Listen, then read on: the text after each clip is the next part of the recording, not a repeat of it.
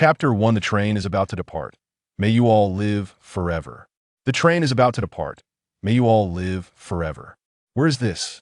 Dong dong dong dong. Yiqian woke up in a train carriage, pressing his somewhat sore head and opening his eyes. Carriage? Yiqian couldn't remember what had happened yesterday. His last memory was of staying up late to watch a show, and then suddenly everything went dark. It seemed like there was a gap in his memories. I can't have died from staying up late and gone to hell, right? At this moment, the voice that had just appeared resounded again. All survivors have awakened. Distributing basic train rules. 1. Do not abandon your train. 2. Every 24 hours after departure, all trains will arrive at a new platform. 3. Upon reaching the platform, you may stop for 3 hours and choose whether to disembark. 4. Please collect resources. Resources can upgrade the train level, and each level increase will trigger upgrade module options. 5. Do not leave the train before reaching the platform. 6. Survive. The rules are as above.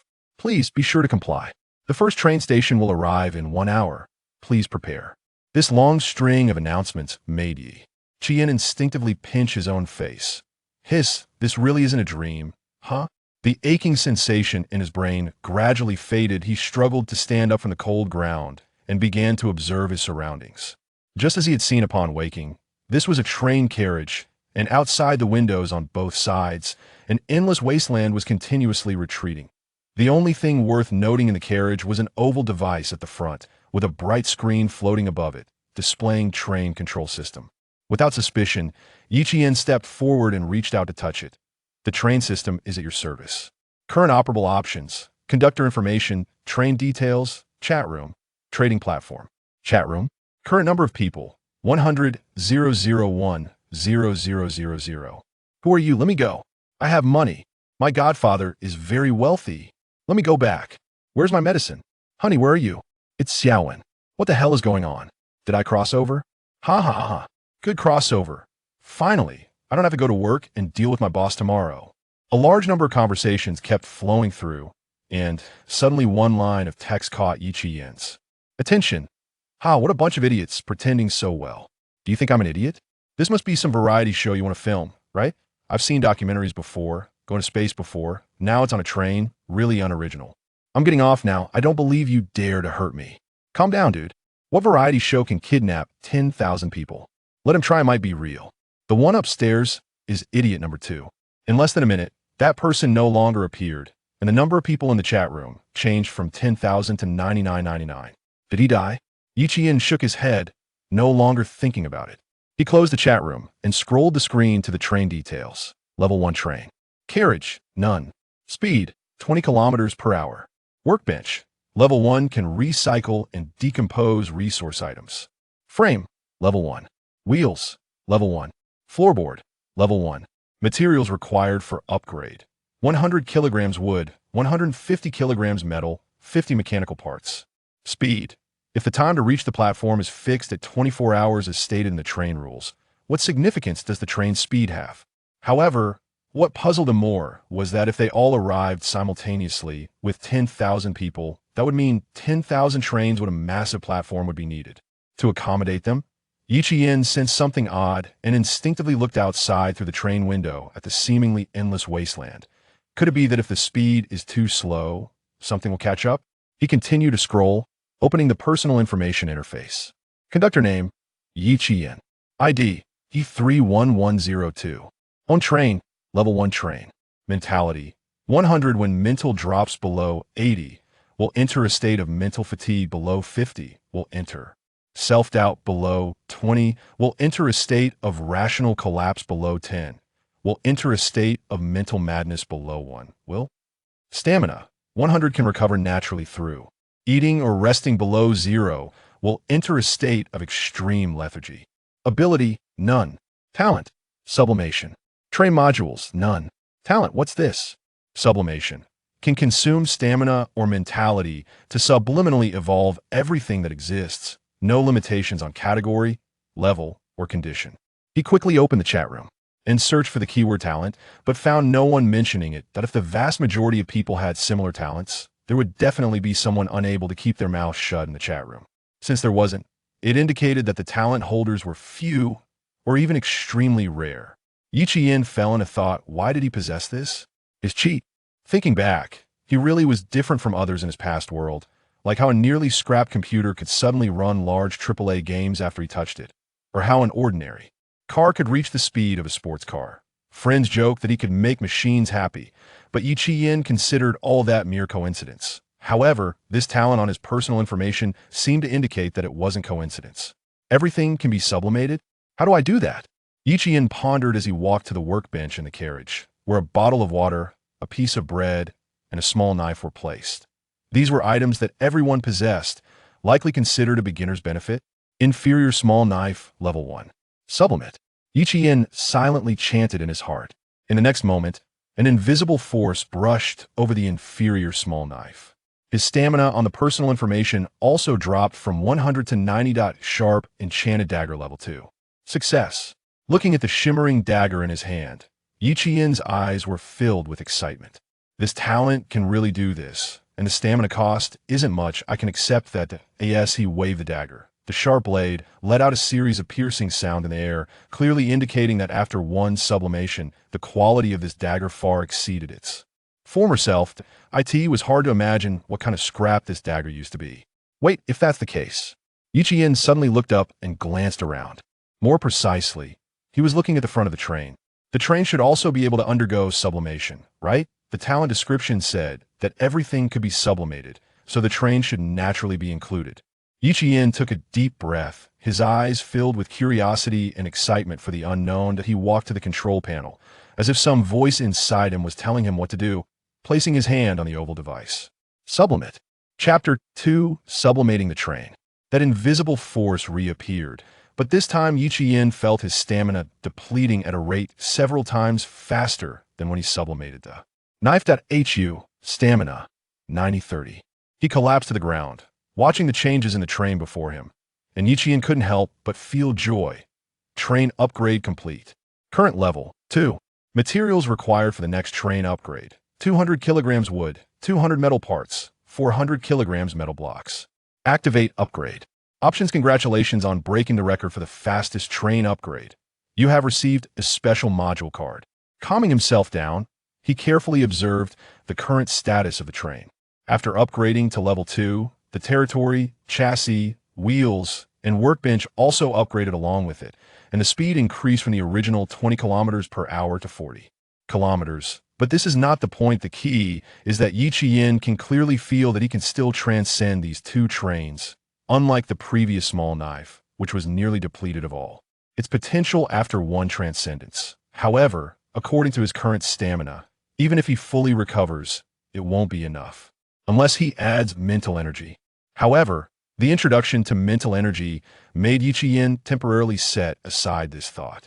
After upgrading the train, two relatively special contents appeared. The upgrade options and the special module card for breaking the record are what truly need attention. Level 2 train upgrade options are as follows. 1. Low-level carriage blueprint 0 train coins. 2. Low-level water reservoir blueprint 1 train coin. 3. Train burst. Acceleration device blueprint 5 train coins. 4. Increase train stop time by 1 hour 2 train coins. Options can be obtained by spending all train coins. Train coins. Is this the currency of this world? I don't have a single one right now. Does that mean I can only choose the first one? Yi Qian frowned slightly. If that's the case, then didn't he lose out by upgrading early this time? Can I reserve the options and choose when I have enough train coins? Yes, options can be reserved for 3 stops. He let out a slight sigh of relief and extracted the blueprint that didn't require spending train coins. Low-level carriage blueprint. Requirements: 100 kilograms of wood, 150 kilograms of metal, 60 mechanical parts. Can additionally submit 20 kilograms of glass, 10 kilograms of fiber for carriage. Modification: the required materials are a lot and not easy to obtain right now. As for transcending this blueprint, let's put that aside for now, that he doesn't even have the resources for the basic blueprint, yet if transcending requires even more materials, then it won't be possible to create it all. How special is the special module? Putting away the blueprint, a diamond card surrounded by light blue particles appeared, hovering in his palm. Special module card. After activation, you can obtain a special module. The brief introduction didn't reveal anything special. Only by using it would he know what kind of module he could obtain. This thing should also be transcendable, right? Once this thought emerged, he could no longer hold back. Although he had consumed a lot of stamina in transcending the train, he still had mental energy left. Moreover, after eating that bread and drinking water, his stamina had miraculously recovered to 50. Let's give it a try, it should be fine, that Yin murmured softly, then silently chanted in his heart. Transcend. An invisible force appeared once again, and the card in his palm instantly emitted countless blue particles like shooting stars. If someone could stand in the sky at this moment, they would see Yin's train resembling a comet traversing the sky, dragging a blue tail as it accelerated continuously. Yin stared at the card in his hand, his brows furrowing slightly. Finally, as the light contracted and the invisible force dissipated, he felt a lightness in his body. Current stamina, 20 points. Current mental energy, 60 points, mentally exhausted. Transcendence, successful. Special module card, exclusive module card. 30 points of stamina and 40 points of mental energy. That's a total of 70 points. That's a lot consumed. But what does this mentally exhausted state mean? I don't feel anything. Yin lay on the ground, looking at the card in his hand, shaking off the doubts in his mind. Perhaps this was just an illusion. The physical exhaustion had overshadowed the mental exhaustion. Amen. Amit Ba. May the Emperor bless. Regardless of whether it was useful or not, he prayed to all the gods and demons. Use the exclusive module card that a stream of azure light enveloped his entire body, and the train control system's light screen appeared before his eyes. Using exclusive module card. Congratulations. You have obtained the train conductor exclusive module. Crossroads of Fate unique. Crossroads of Fate. Your path will always present a second choice. Different choices will lead to different fates. Before Yin could carefully examine it, the train broadcast above his head suddenly made a sound. Ding ding dong. Please everyone sit tight. The train is about to arrive at your first platform. Wish you good luck. Huh? Has an hour already passed? I didn't feel anything at all.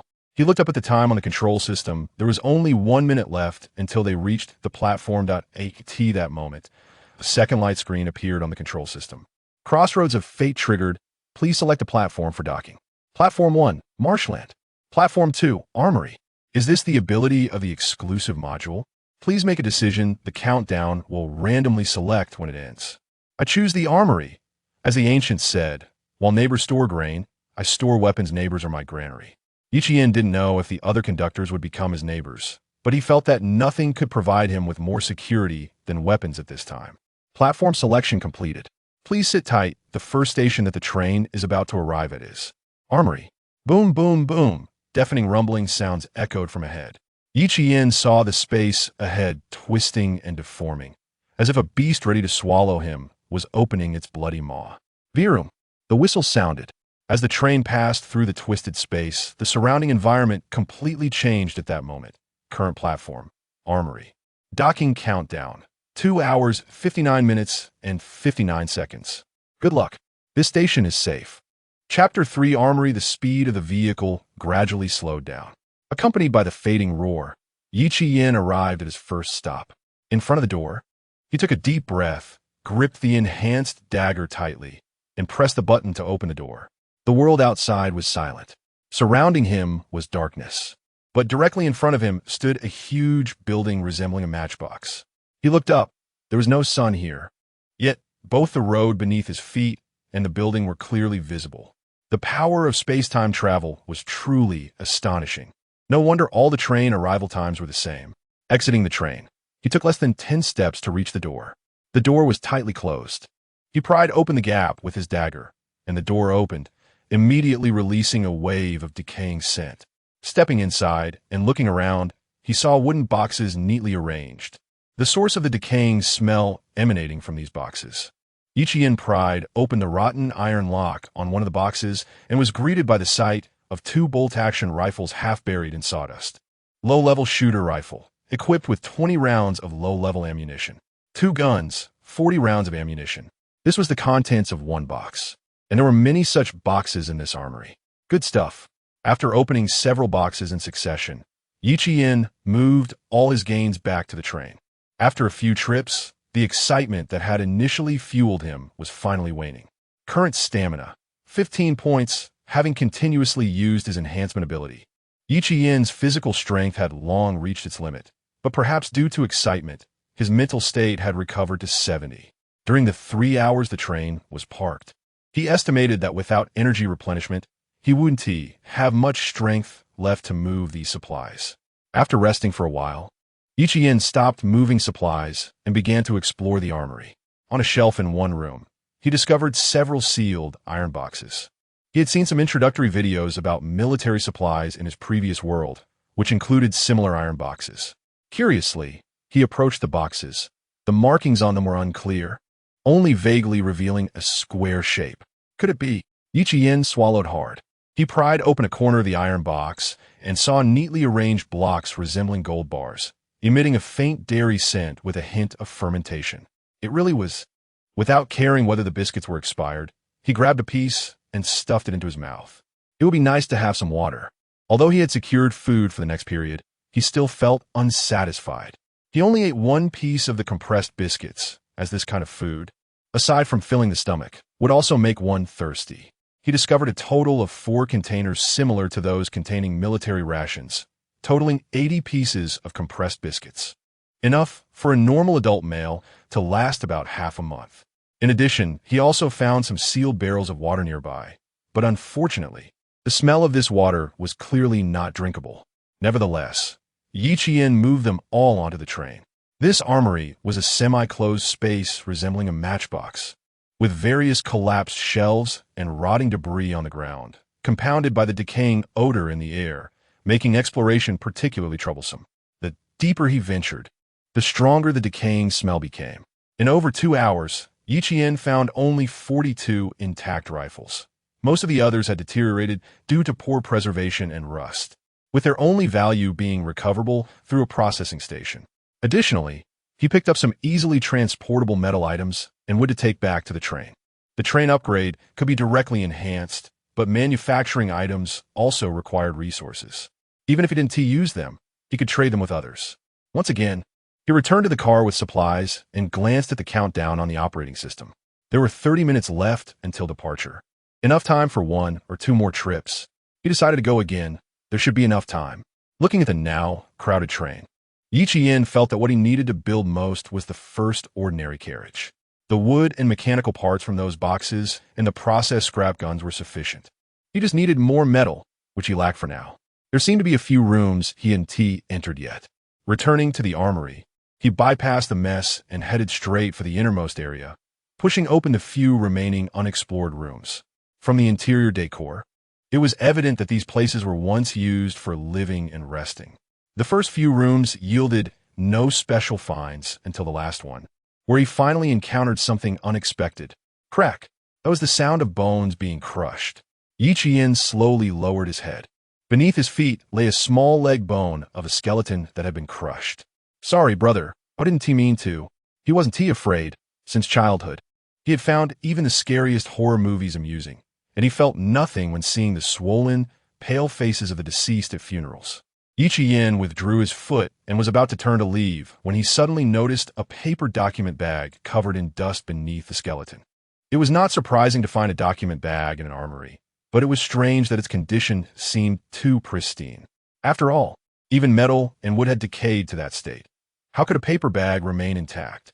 Filled with curiosity, Yi Qian pulled the document bag from under the skeleton. He didn't open it immediately but jogged back to the train. The operating system in the car had a function for item identification. If there were any traps, it should be able to detect them. Level 1 treasure chest can be opened. This is actually a treasure chest? He looked at the thin folder, as fragile as a rice cracker, with surprise and delight written on his face. Hey, thanks, Brother Bone. I'll help you get a proper burial later. Just as he was about to open it, he suddenly stopped his actions. Right, this treasure chest should also be able to enhance, right? Just like when he enhanced the train earlier, once that thought occurred, he couldn't shake it off. He glanced at his current personal information.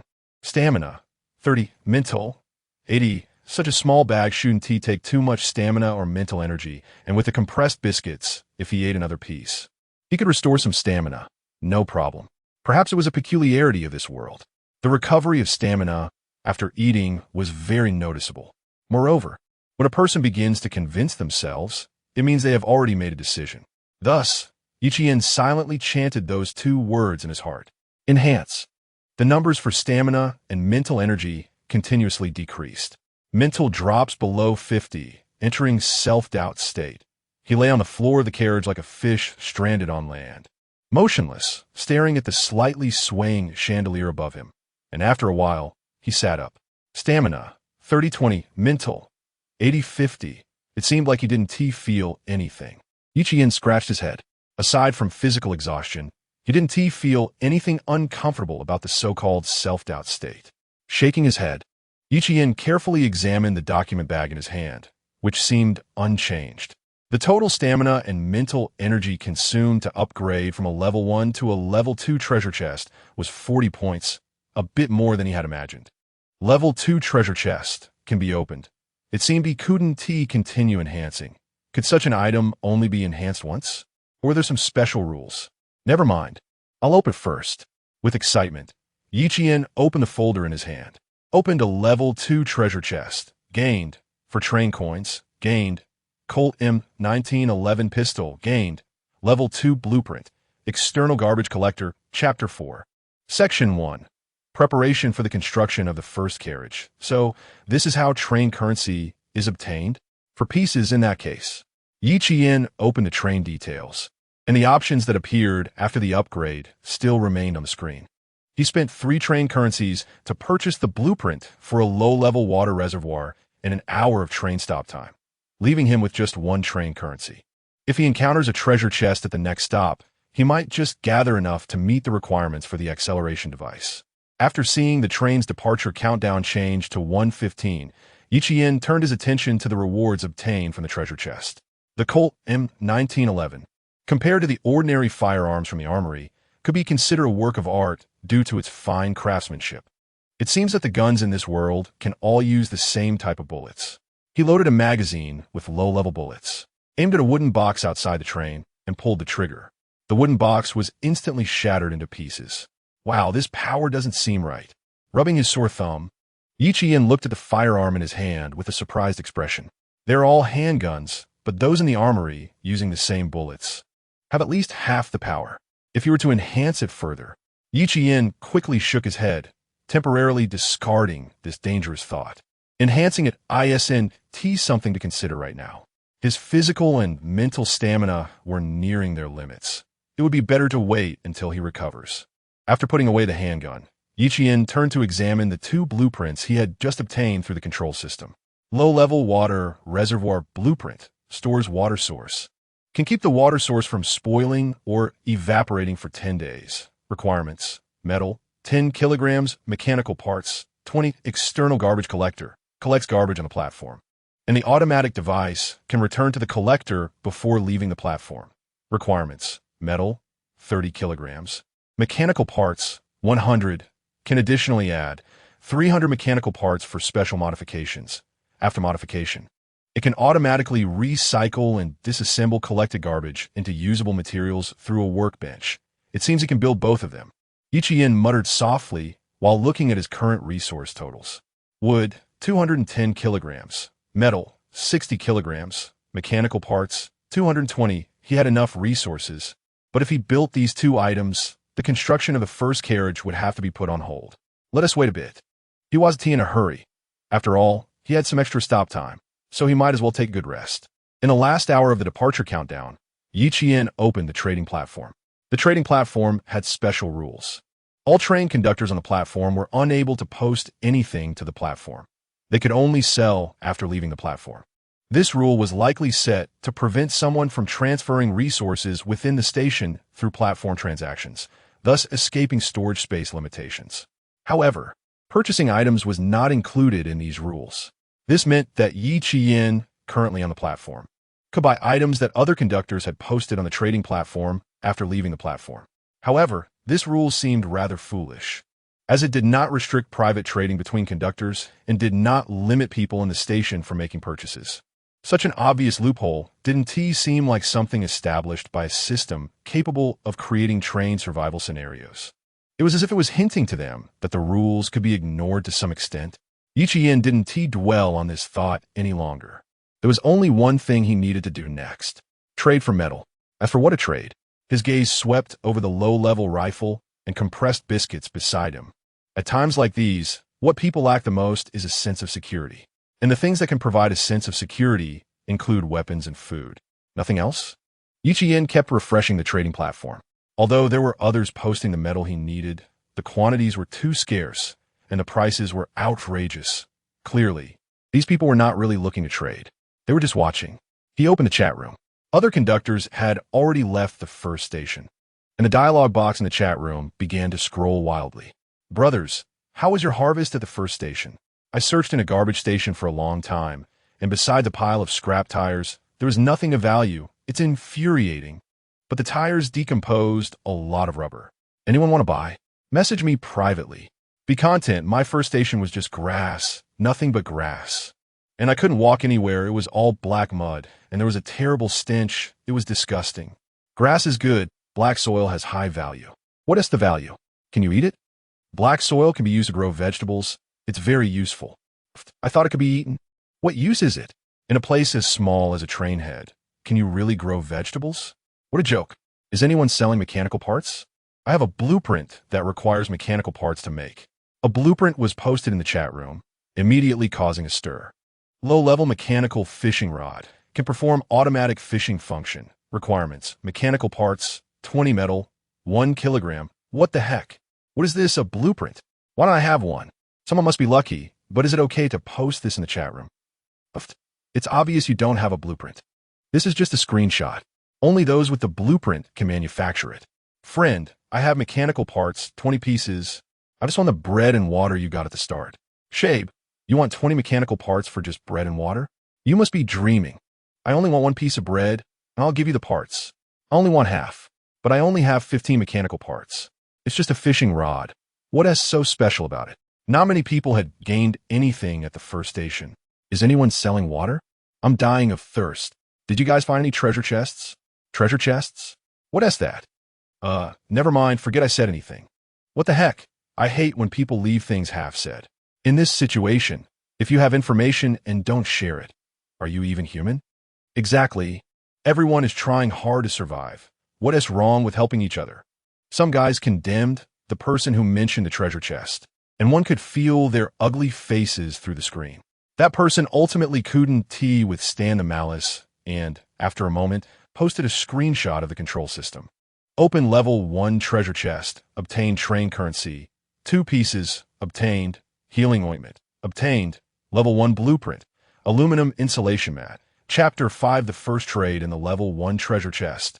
There are 2 train coins. In the level 2 chest, there are 4, so there should be 6 in the level 3 chest, right?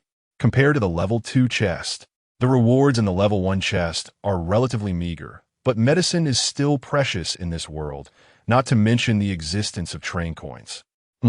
What is this? Suddenly, a message caught Yi Qian's attention.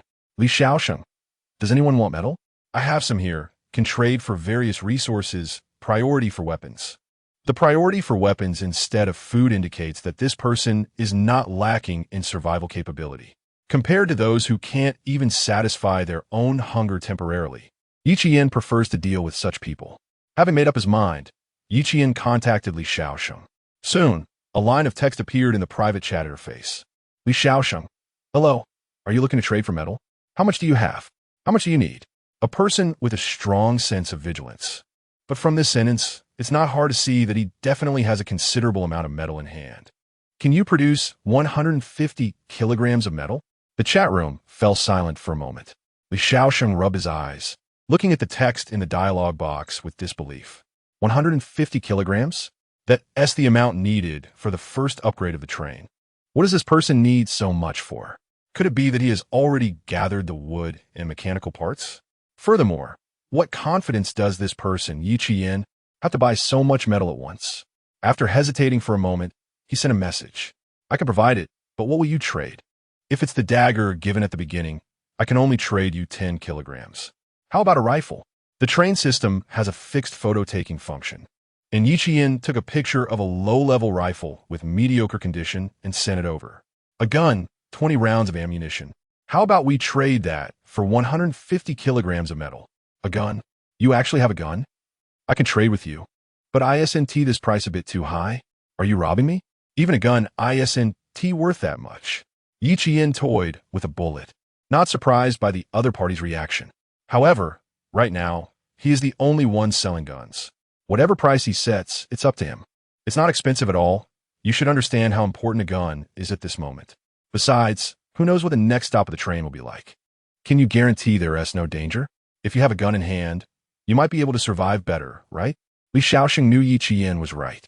He had obtained over 300 kilograms of metal and a treasure chest at the first stop, thinking he was the luckiest among everyone. But compared to the gun in Yi Qian's hands, that was nothing. Can you lower the amount? 150 kilograms. If not, I'll find someone else. Yi Qian stroked his chin, squinting his eyes. This Li Shaoxing must have a significant amount of metal, and he completely exposed his desire to acquire this gun. In that case, I want to lower the price. Looking at the photo on the screen, Li Shaoxing swallowed hard. It was clear he wanted it. Can it be 100 kilograms? Yi Qian toyed with a bullet, the corners of his mouth curling up. I think there are others who want a gun more than you do at this time. Li Shaoxing gritted his teeth, hesitating for a long time before reluctantly replying. Let me think about it. All right, how about 10 seconds? After all, I'm quite busy right now. Li Shaoxing really wanted to ask what you are busy with. Everyone has already left the first stop, and in such a small space of the train, aside from organizing their own supplies, they could only communicate through the chat room. He wouldn't know that at this moment, Yi Qian was still at the first stop. Nor could he guess that Yi Qian's goal was not to upgrade the train, but to build his first carriage. Li Shaoxing took a deep breath, his expression resolute, clearly having made a decision. I've thought it over. I'm willing to trade with you, but I want to know what you need this metal for. Is it to upgrade the train? Or do you have blueprints for such firearms to produce them in bulk? Of course, don't get me wrong. I'm not like those people in the chat room. I don't have the idea of asking you to show me the blueprint. I just want to say that if you want to continue trading, you can keep looking for me. I'm confident that I can elevate the train to level 2 within 3 stops. At that time, I can help promote this firearm. And I'm sure everyone will be inclined to listen to a strong person. Where does this person get his confidence? Yi Qian suddenly thought of a possibility. This Li Shaoxing might be like him, possessing some kind of talent. What exactly it is, Yi Qian has no way of knowing, nor is there need to ask.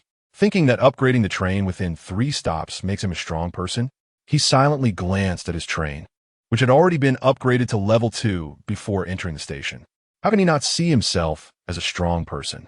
It can only be said that 2 words are best used to deal with such mysteriously confident people. Obedience. Let us trade. This was Yi Qian's first trade, and he was also curious about how to do it. Following the instructions, he placed the low-level rifle along with 20 rounds of ammunition in an empty space. Soon, a wave of virtual light swept over the rifle and ammunition, and in an instant, both disappeared, replaced by a stack of neatly arranged metal ingots appearing in that spot. So that is how it works? Quite convenient. He wasn't too worried that Li Shaoxing would cheat, because all transactions were notarized by the train system. So there wouldn't be any problems. Looking at the resources in his hand, Yi Qian's eyes sparkled with excitement as he took out the low-level carriage blueprint and placed it on the processing table.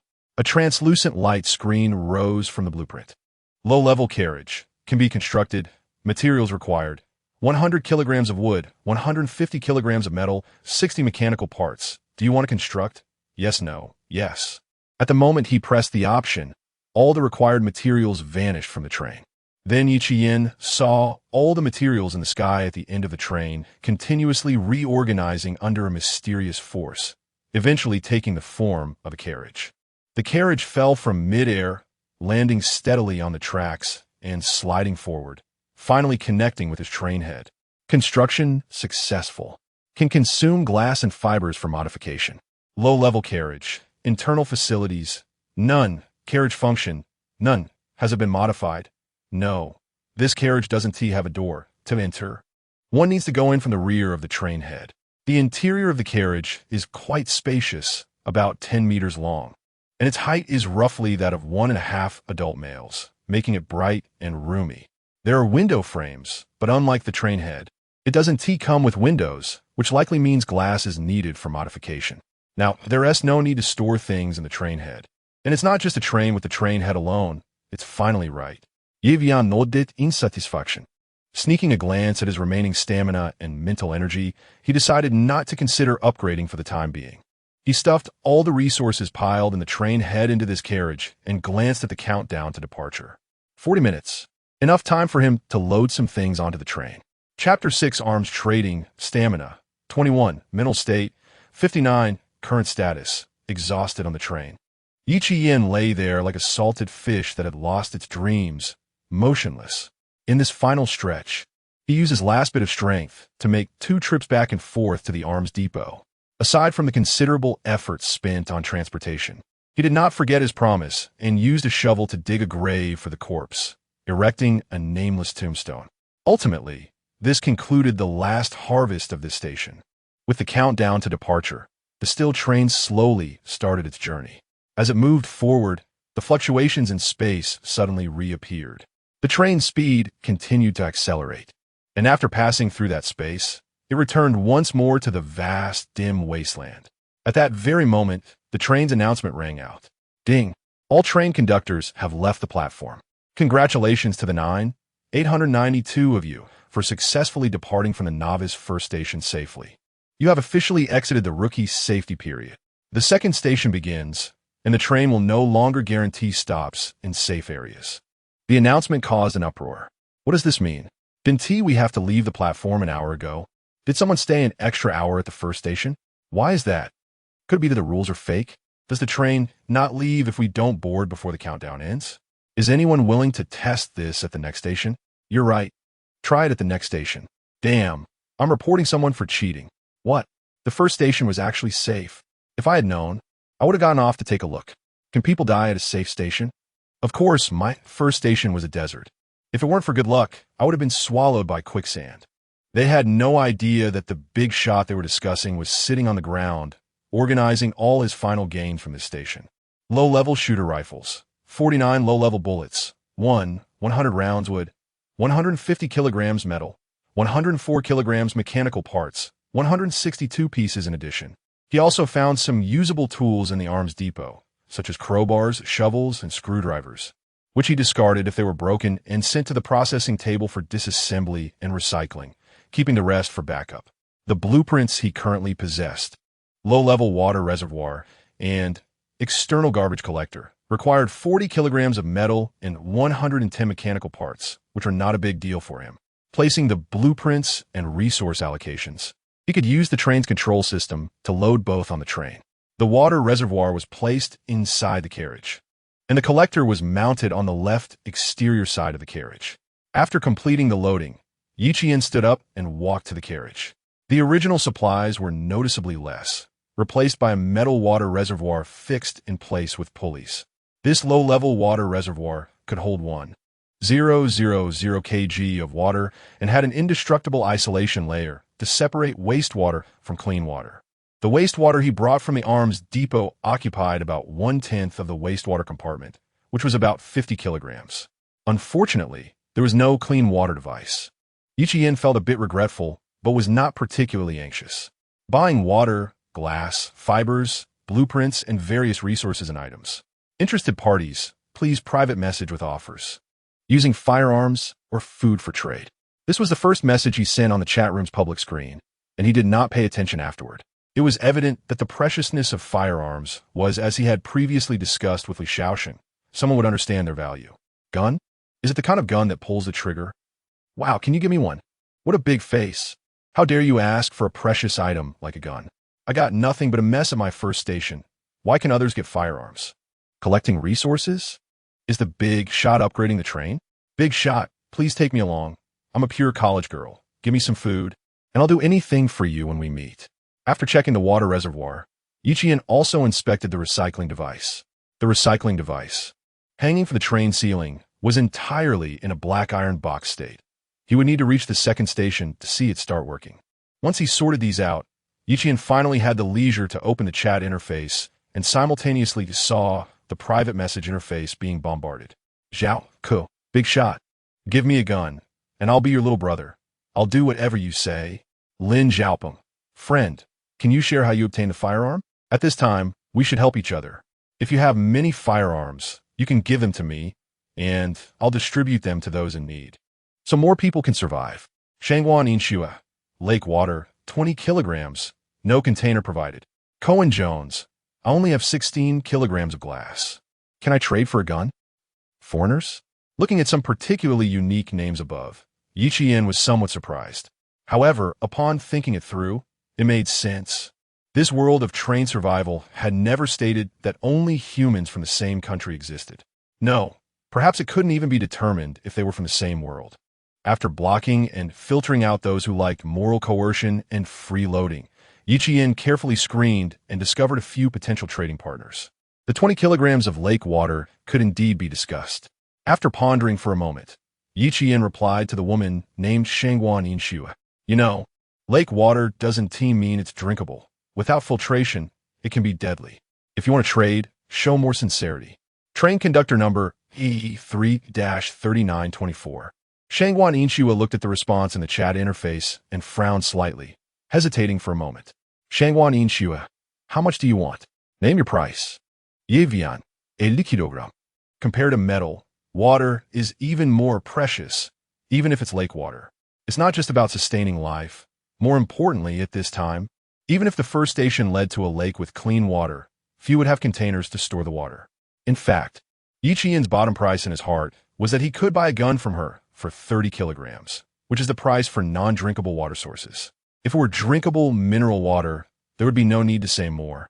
Almost any amount could be traded. After all, he was just one person. No matter how many guns he had, it was more useful to exchange them for resources. Shangguan Inshua, you fine, I can trade. But I want to provide a storage container. You'll have to figure that out yourself. Chapter 7 Blacklight Enchanted Pistol. Did I say too little? Looking at the other party's straightforward response, Yi Qian scratched his head but didn't regret it. All right, let's proceed with the trade. Shangguan Inshua, wait a moment. I need more bullets and food. This woman? Where did she get so much water? No, having a lot of water isn't surprising. After all, she said it was lake water, so it's likely her first stop was a place like a lake. What really made Yi Qian curious was where she got the water containers. Before the average 3-hour stop at the first station ended, the trading platform and chat room were both closed. Did she pick them up? Did she build them using blueprints like he did? He didn't ask. As everyone has their own secrets. Yi Qian, bullets are relatively cheap. 1 kilogram of water exchanges for 5 low-level bullets. You don't need to provide a container. As for food, it's military-grade compressed biscuits. 1 biscuit exchanges for 5 kilograms of water. Shangguan Inshua, okay, I want 100 low-level bullets and 3 biscuits. Plus the gun and 20 bullets from before, a total of 85 kilograms of lake water. Are you prepared for the trade? Do you have enough containers? If not, I can sell you some. Yi Qian, no need, just trade directly. The trading point was set above the water reservoir.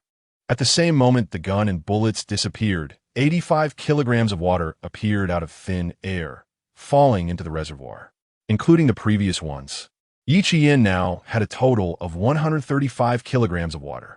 Looking at the clean and clear water in the reservoir, he resisted the urge to drink it all. Although the water looked clean, anyone with a bit of common sense knows that drinking water from a lake without filtration or boiling is essentially asking for death. Pleasure doing business. If there's anything else you want to trade, feel free to find me. Shangguan Inshua didn't respond, just silently sent a friend request to Yi Qian. Seeing the message prompt, Yi Qian didn't refuse. Compared to the pretentiously Xiaosheng, Yi Qian preferred trading with someone like Shangguan Inshua. At least she was concise and straightforward. After finishing the transaction with Shangguan Inshua, he also sold several low-level rifles and bullets to others. He managed to gather the fibers and glass needed to reinforce the carriage. And after reinforcement, windows appeared in the frames, greatly improving the previously drafty environment inside the carriage. The harvest was substantial. After the last transaction, Yi Qian had only 21 rifles left in his hands. He didn't set a specific price. He would sell them to whoever he felt was reasonable. This wasn't a loss-making deal. Yi Qian knew that currently, everyone else's trains were only level 1. And once most people's trains underwent their first upgrade and triggered the upgrade options, who knows if there would be better weapon blueprints than these low-level rifles. Hoarding is not advisable. The value of these low-level items would only decrease over time. Finally, he was free, taking out a bread and a bottle of mineral water from the trade. Yi Qian had his first proper dinner since arriving in this world. He returned to the front of the train, swaying slightly as he found a relatively warm spot to curl up. Forget about survival for now. He was so tired that all he wanted was to sleep, accompanied by the rhythmic sounds of the train traversing the endless wasteland. Yi Qian gazed at the bright moon hanging outside the window and slowly closed his eyes. Thump, thump, thump, thump, hiss. The cold of the deep night made Yi Qian shiver. Rubbing his eyes, he got up from the ground, shook his somewhat stiff neck, and instinctively looked out the train window. The wasteland was still the same wasteland, and the distant horizon was shrouded in a mysterious unease. Looking up, the cold light cast by the huge moon seemed to add a touch of loneliness to the entire world. Stamina, 87. Mentality, 91. How long have I been sleeping?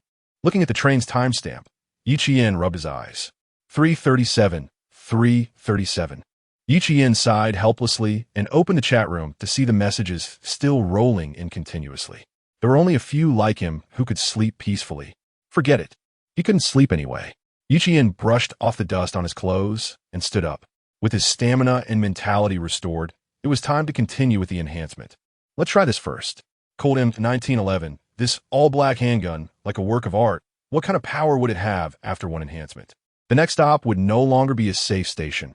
Only powerful weapons would give Yi Qian peace of mind. Enhancement. Stamina continuously drained from his body. The originally pitch-black gun was adorned with faint patterns, and the entire body of the gun became slightly longer and wider, making it somewhat difficult to hold with one hand. Blacklight Enchanted Pistol, Level 3.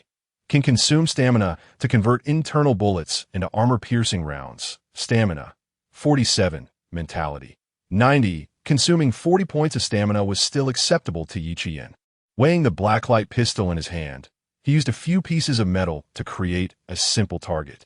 Pulling the trigger, consuming stamina. A single armor-piercing round shot out with a loud bang and a dazzling flash of heat. Bang!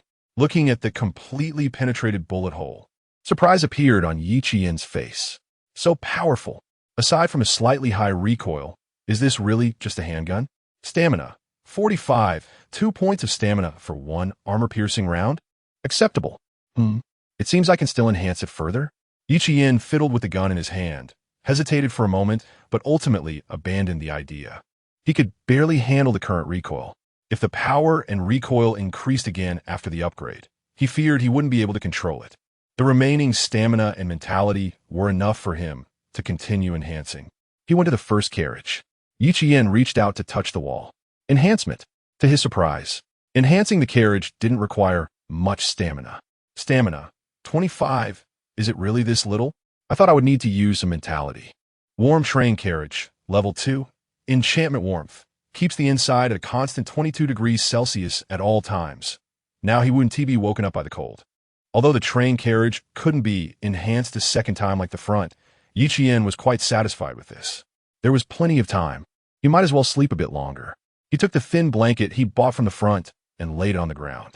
Losing a large amount of stamina was the best remedy for insomnia. He didn't plan to enhance the remaining items.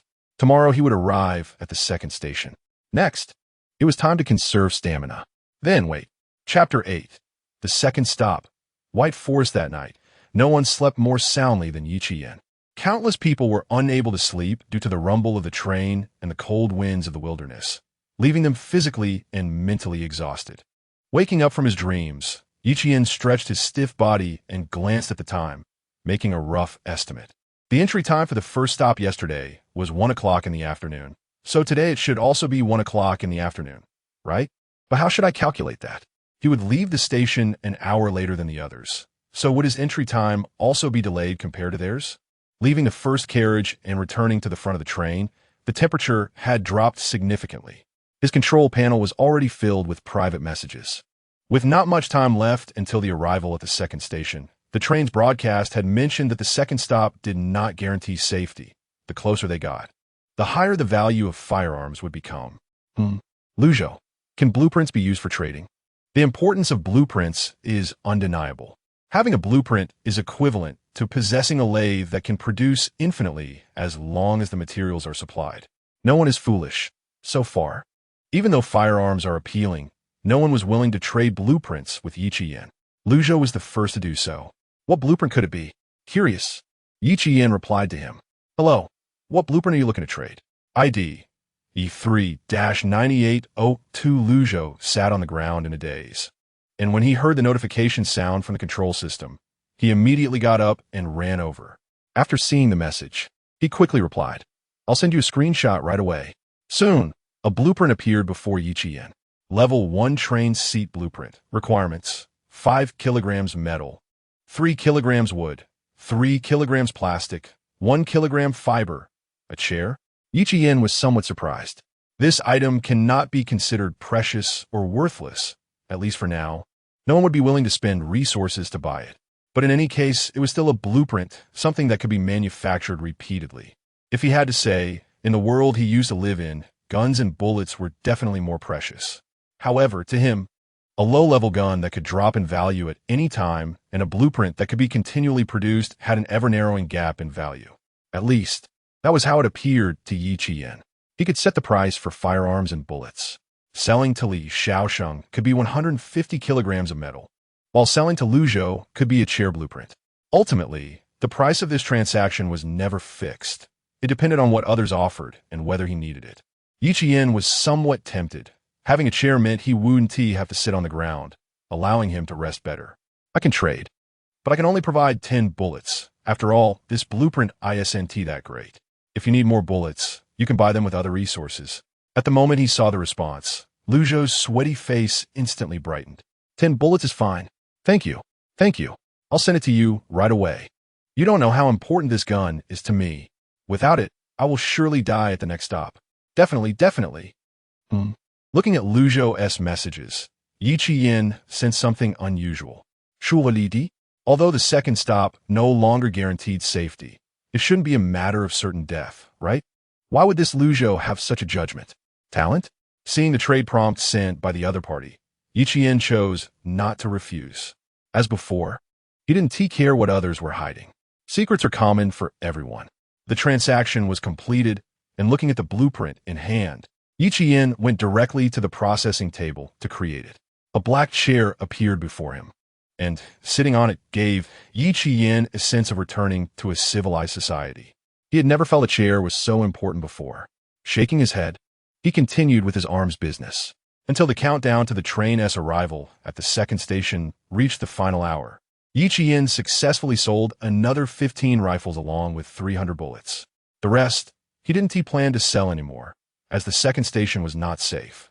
Stamina, 98. Mental, 100. Looking at his stamina and mental state, which had nearly fully recovered, Yi Qian picked up a low-level sharpshooter rifle. Sublimation. The familiar feeling of losing strength, but compared to the Colt pistol before, this rifle consumed less stamina. Stamina, 85. Did it consume 13 points? And the potential has been exhausted, so it cannot be sublimated further. Yi Qian was not disappointed. Looking at the rifle adorned with a layer of golden color, he opened the train system's introduction.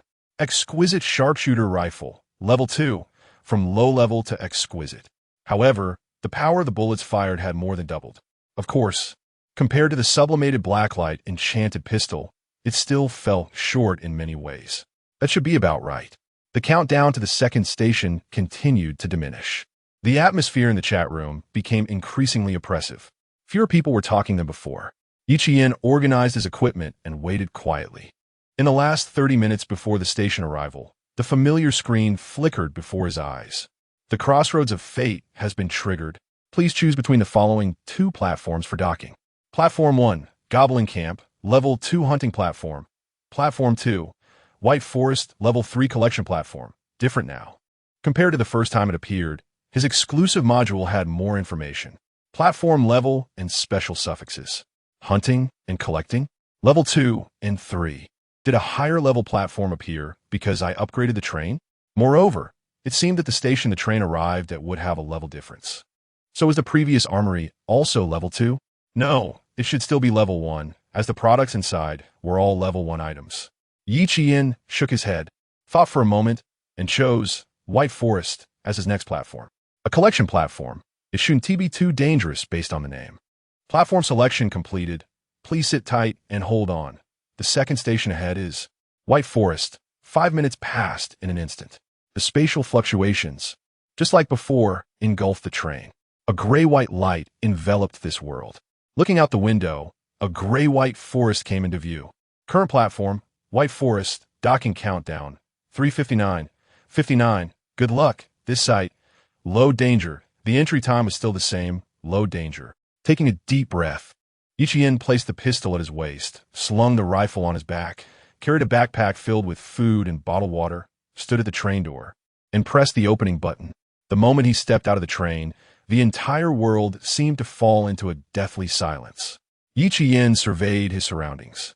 All the trees in this world had gray-white trunks and leaves. If a timid person came here, they would probably have lost the courage to move further inside, because it was too quiet enough to hear a heartbeat. Produce. The last appearance of the word, low danger, only emphasized that this place would not allow him to gather resources as freely as the armory did. However, Ichien did not regret his choice. In fact, he had already mentally prepared himself when he selected this platform. Speaking of which, this danger prompt seemed not to be visible to everyone. He had been peeking at the chat room all day and hadn't seen anyone mention it. Those guys who have already talked until there's nothing left to say cannot simply forget about this. So, is this also the ability at the crossroads of fate? Ichien collected his thoughts and raised his eyes to the deep white forest ahead. It was said to be a collection platform, but I can't see what can be collected here at all. Could it just be simple timber? That seems no different from an ordinary forest. Is there a path? Chapter 9. White forest fruit. He walked along the road deeper into the forest, remaining vigilant for any dangers that might appear at any moment. Fortunately, nothing happened along the way. At the end of the road, deep within this gray-white forest, fruit trees bearing white fruits came into view. Could it be that the collection items for the collection station are these fruits? Approaching the fruit trees, he used his dagger to cut off a stem and plucked a fruit, bringing it close to his nose to smell. A sweet aroma with a hint of bitterness wafted towards him. This type of fruit was unlike anything he had seen in his previous world. Gulp. Looking at the fruit in front of him, Ichien swallowed hard. It smelled so good. Strangely, Ichien felt an overwhelming desire to take a big bite of these fruits.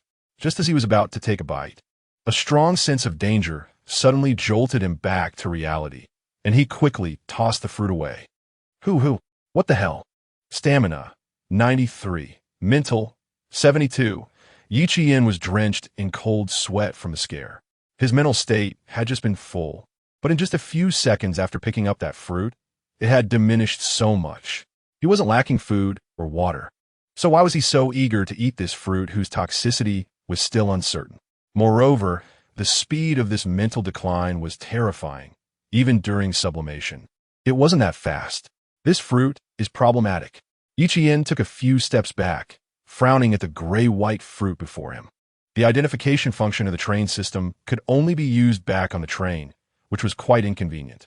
However, it was clear that these fruits were the collection items of this station, and Ichien even felt that the danger of this station lay in the fruits themselves. Did I just experience that illusion because I smelled this fruit? What if I don't smell it? After hesitating for a moment, he decided to bring the fruits back.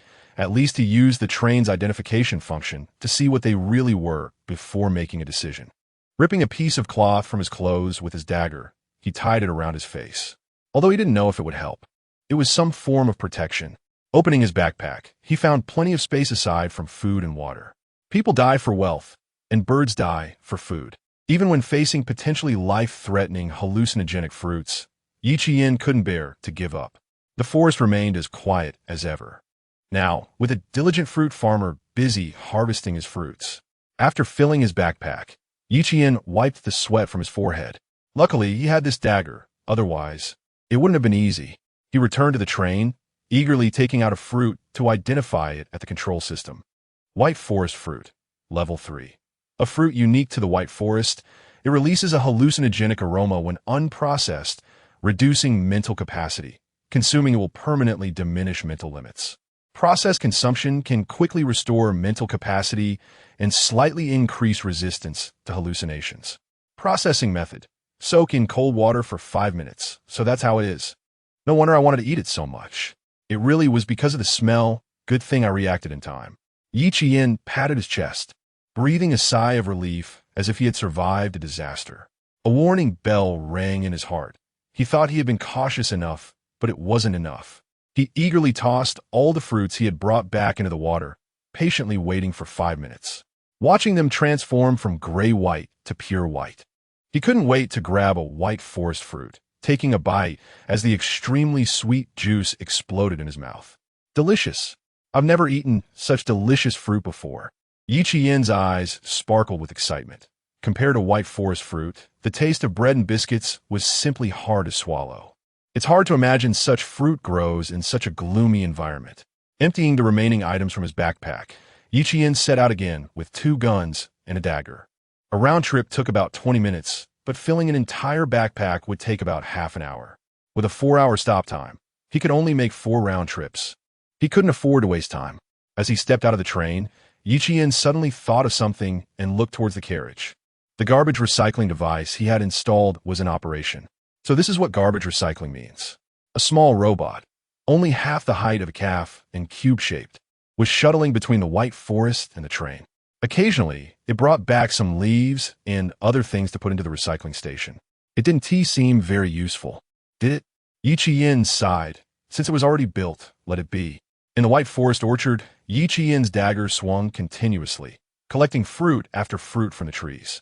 After several trips, the train stop time finally approached its end. 0:32. 16.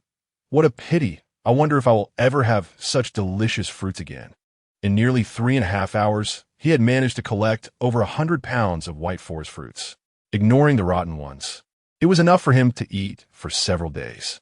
He didn't continue to set out again since the departure time was near. He didn't want to miss the train because of greed. Yi Qian organized the supplies he had on hand. Aside from the white forest fruits, he also had 79 compressed biscuits and 21 bottles of purified water. These food supplies were enough for him to not worry about survival for a while. Leaning back in his chair, Yi Qian ate some fruit and opened the chat room. At this time, everyone except him should have left the second platform. The moment he opened the chat room, his attention was immediately drawn to a line of numbers. 8,721, 10,000. Over 1,000 people have disappeared forever. This is only the second station. Moreover, this number is still decreasing. Why? Who has medicine? I just drank a sip of lake water.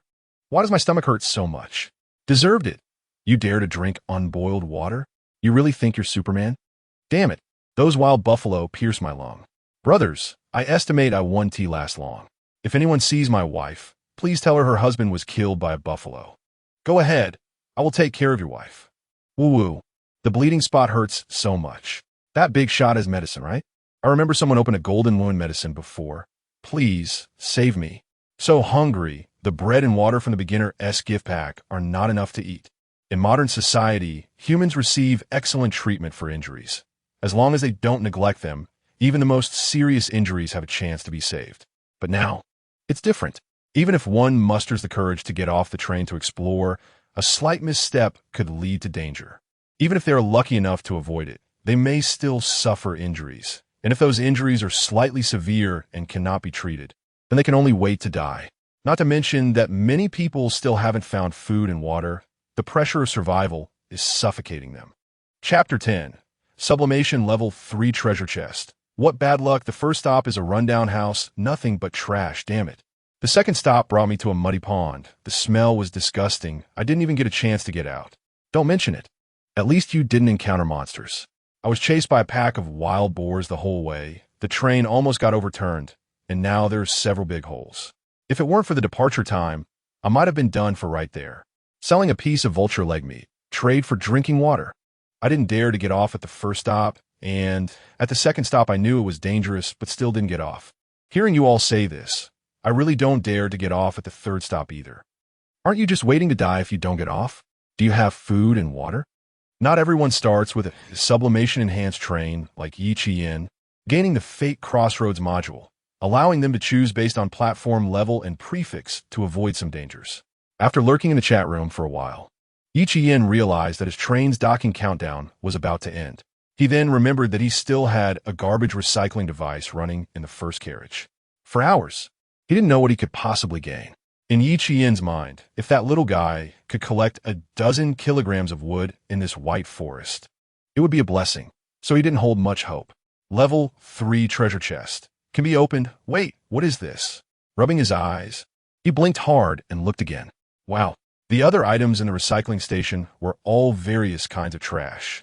But among this trash, a gray-white wooden square box completely overshadowed everything else. A treasure chest, and it's a level 3 one. He had thought about the possibility of treasure chests existing in the White Forest, but it was too vast. Besides the path leading to the orchard, Yichien didn't dare venture too far into the depths of the forest. If he got lost, he might not be able to return to the train. So he simply didn't think about finding a treasure chest. He never expected that this little robot, which he had previously dismissed as garbage, would actually bring back a treasure chest from his forest. Now, Yichien looked at the silly square robot with admiration, and he reached out to pat its head. It was indeed worth it to have spent so many resources building this recycling station. If the little robot had expressions, it would surely look disdainful now. After all, its owner had just openly expressed his disdain for it. People really are the most fickle creatures. Suppressing the urge to open the treasure chest, Yichien reached out and pressed it. A level 3 treasure chest, after sublimation, would become level 4. By the rules, that meant at least 8 train coins plus other level 4 rare items. Stamina, 45, mental, 92, sublimation. Yichien began the sublimation process with a cheerful mood. Stamina drained, and mental energy followed closely. When the invisible power dissipated, just like the previous document bag, this wooden box still showed no changes. Level 4 treasure chest can be opened. Stamina, 20, mental, 62. His body felt very tired, but mentally he was extremely excited. Yichien rubbed his hands together, his eyes bright. Ha, let's see what's inside. Creak, opening level 4 treasure chest. Obtained train coins, 8 coins. Obtained external warning device, level 4. Obtained white forest fruit tree seed. Obtained train gray-white paint. Obtained high-level ceramic plate bulletproof vest, level 4 buildings. If the people in the chat room knew, would they be envious to death? Yichien murmured to himself, not feeling the need to show off. Showing off would only invite jealousy and even hatred from others. He just needed to focus on his own tasks. Why care about others? However, this level 4 building couldn't be sublimated for now, not because of a lack of potential, but simply because his stamina and mental energy combined didn't seem enough to meet the sublimation costs. It seemed level 4 was a watershed. External warning watchtower device can be installed above any carriage, can be equipped with any ranged weapon. After installation, it will activate automatic warning attacks, targeting and attacking hostile threats within a 100-meter visual range, and locking onto targets to break through camouflage, invisibility, illusion, and any visual obfuscation effects. Note, can be repaired using mechanical parts after damage. Good stuff? Indeed worthy of a level 4 treasure chest. It's really different. He placed the warning watchtower above the front of the train. From the outside, it just looked like a circular object with a layer added on top of the train's front. Activating the automatic warning, a red light ball would appear within the layer, rotating 360 degrees. Yichien still had 6 rifles left, and apart from the one he had already sublimated, he equipped the remaining 5 to the watchtower. Can trees really be planted inside the carriage? Looking at the remaining 3 rewards, Yichien scratched his head. White forest fruit tree seed, level 3 plant. Requires the unique gray-white soil of the white forest for planting. Takes 10 days to break ground. 10 days to grow into a tree. 10 days to mature. Daily consumption of half a kilogram of fresh water. A tree seed requires half a kilogram of fresh water. At this time, there should be few people capable of planting it, and Yichien happened to be one of them. However, a full 30 days of growth time seemed a bit long, regardless of whether he could grow it or not. These seeds reminded him that the soil in this white forest could also be considered a special resource, so there was no reason not to take some. Furthermore, he could wait until his stamina recovered to subliminate this seed. Docking countdown 0. 321. He filled several wooden boxes with gray-white soil. In the last few minutes before departure, Yichien closed the garbage recycling station, patted the little robot's head, and threw all the garbage it had collected from the forest into the workbench for recycling. Although there wasn't much, it still provided him with 12 kilograms of wood, along with some leaves and stones. What surprised Ichian a bit was that those leaves were not just completely garbage. White leaves, level 1, can be used to make white paint. White stones, level 1, can be used to make white paint. Everything in this forest is indeed related to white. Good job, little guy. Once I've rested, the next one will be for you to subliminate. He patted the little robot's head. The countdown ended. The train started. A slight push from behind came, and Ichian looked out the window, watching the white forest retreat before his eyes. Until a void appeared, the gray-white disappeared, replaced by endless wilderness. He was back. Only then did Ichian stretch and open the chat room, noticing that his private chat interface was flashing with a soft light. Someone had sent him a message. The private chat reminder between train conductors only appears after adding friends. Ordinary private chats do not trigger reminders. This means that the person sending the message is none other than one. Shangguan Ingxue. Do you still need water? Chapter 11. The deal with Shangguan Ingxue. What do you need? Just to be clear, I have no firearms left to trade with you. Ichian tapped on the holographic screen and sent the message. After a while, without a reply, he thought the other party would not proceed with the trade. Just as he was about to close the private chat, a message came through. Sorry, I was just taking a shower. Taking a shower? Ichian silently glanced in the direction of his own water reservoir. How much water does this woman have that she can waste it like this? He didn't indulge like that. No problem. So what do you want to trade? You should have seen what I just said. In Shangguan Yingxue's train, a girl with waist-length black hair stood up from a wooden tub that occupied most of the train. She tied her long hair up, and her light blue eyes showed no emotion. 32 kilograms of wood, 50 kilograms of metal, and 40 mechanical parts. You should have these things. Ichian raised an eyebrow and didn't answer the question. Instead, he countered, these materials are for upgrading the train, right? How can you be so sure I have them? Moreover, even if I do, why wouldn't I use them to upgrade my own train? Because I hate trouble. Before contacting you, I had already collected some materials, but it takes too much time and I have to communicate with too many people, which I don't like. As for why I'm looking for you, I think you're the only one who can produce different materials in one go. I calculated that you've probably sold over 20 rifles, and aside from food and water, what else have you traded but various materials? This statement was quite accurate, but not entirely correct. Ichian had sold not just 20 rifles, but more than 40. As for the resources she wanted, he indeed had them. However, he wasn't interested in trading them for water, since the water in his reservoir was sufficient for now, and he even had a method to make it drinkable, which he had seen in a chat room, using friction to create fire and then boiling it, no matter how it tasted. Boiled water would cause someone to die from diarrhea. Of course, he would try this method unless he really had no water to drink. Shangguan Ingxue was silent for a moment, dried herself off, and sent a screenshot. This should be enough. Water purification device, level 1, can filter and purify sewage, purifying 1 kilogram per hour. Seeing the content in the screenshot, Ichian rubbed his eyes. A water purification device? It was actually something like this. No wonder this woman was so extravagant that she started taking showers. She probably obtained this device at the first station.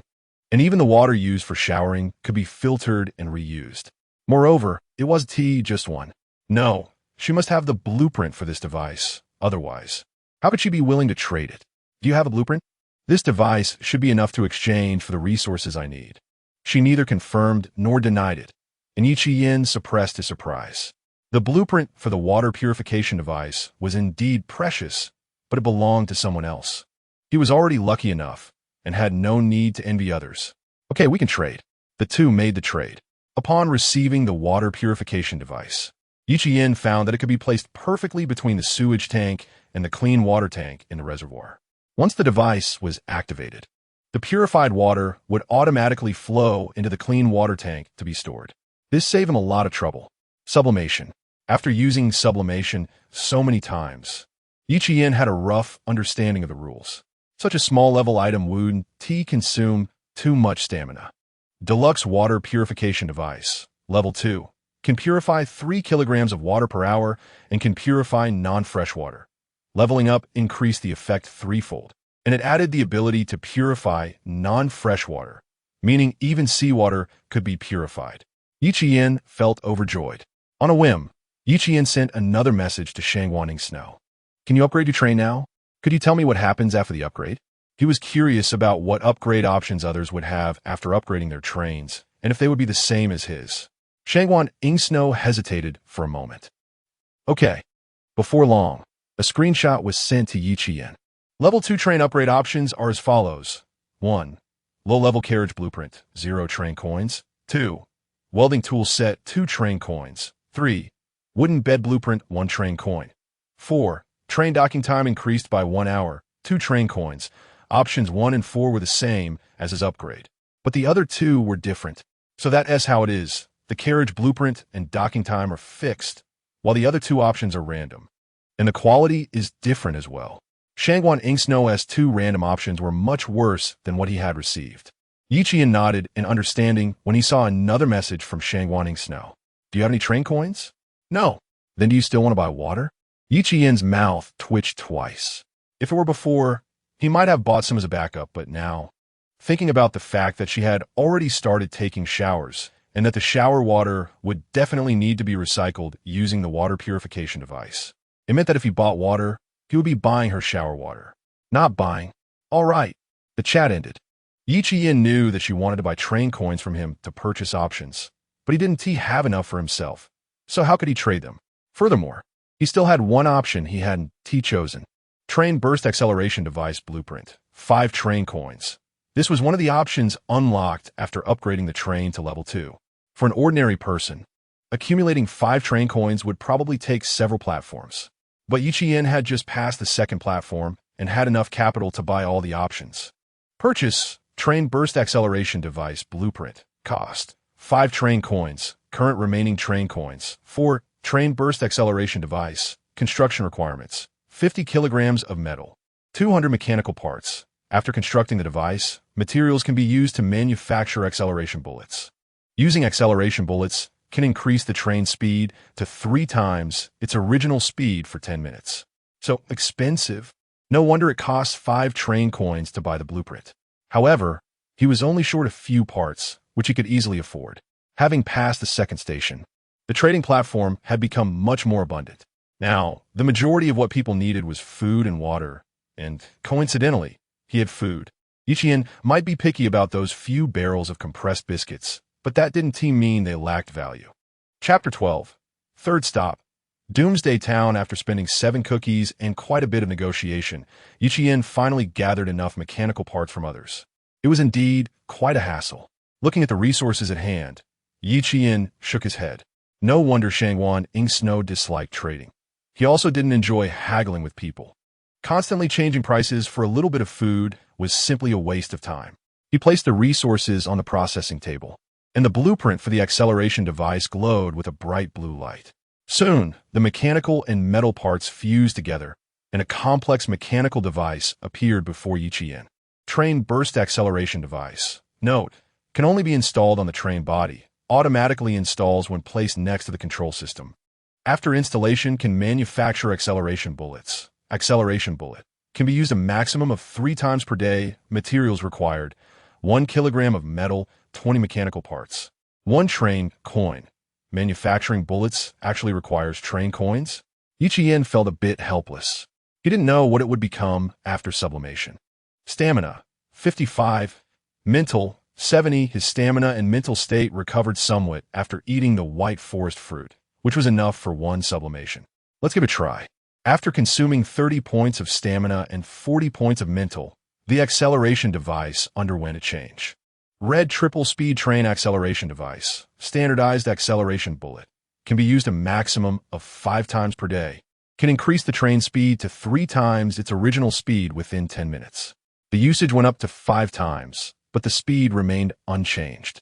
However, it seemed that the potential had been exhausted, meaning no further sublimation was possible.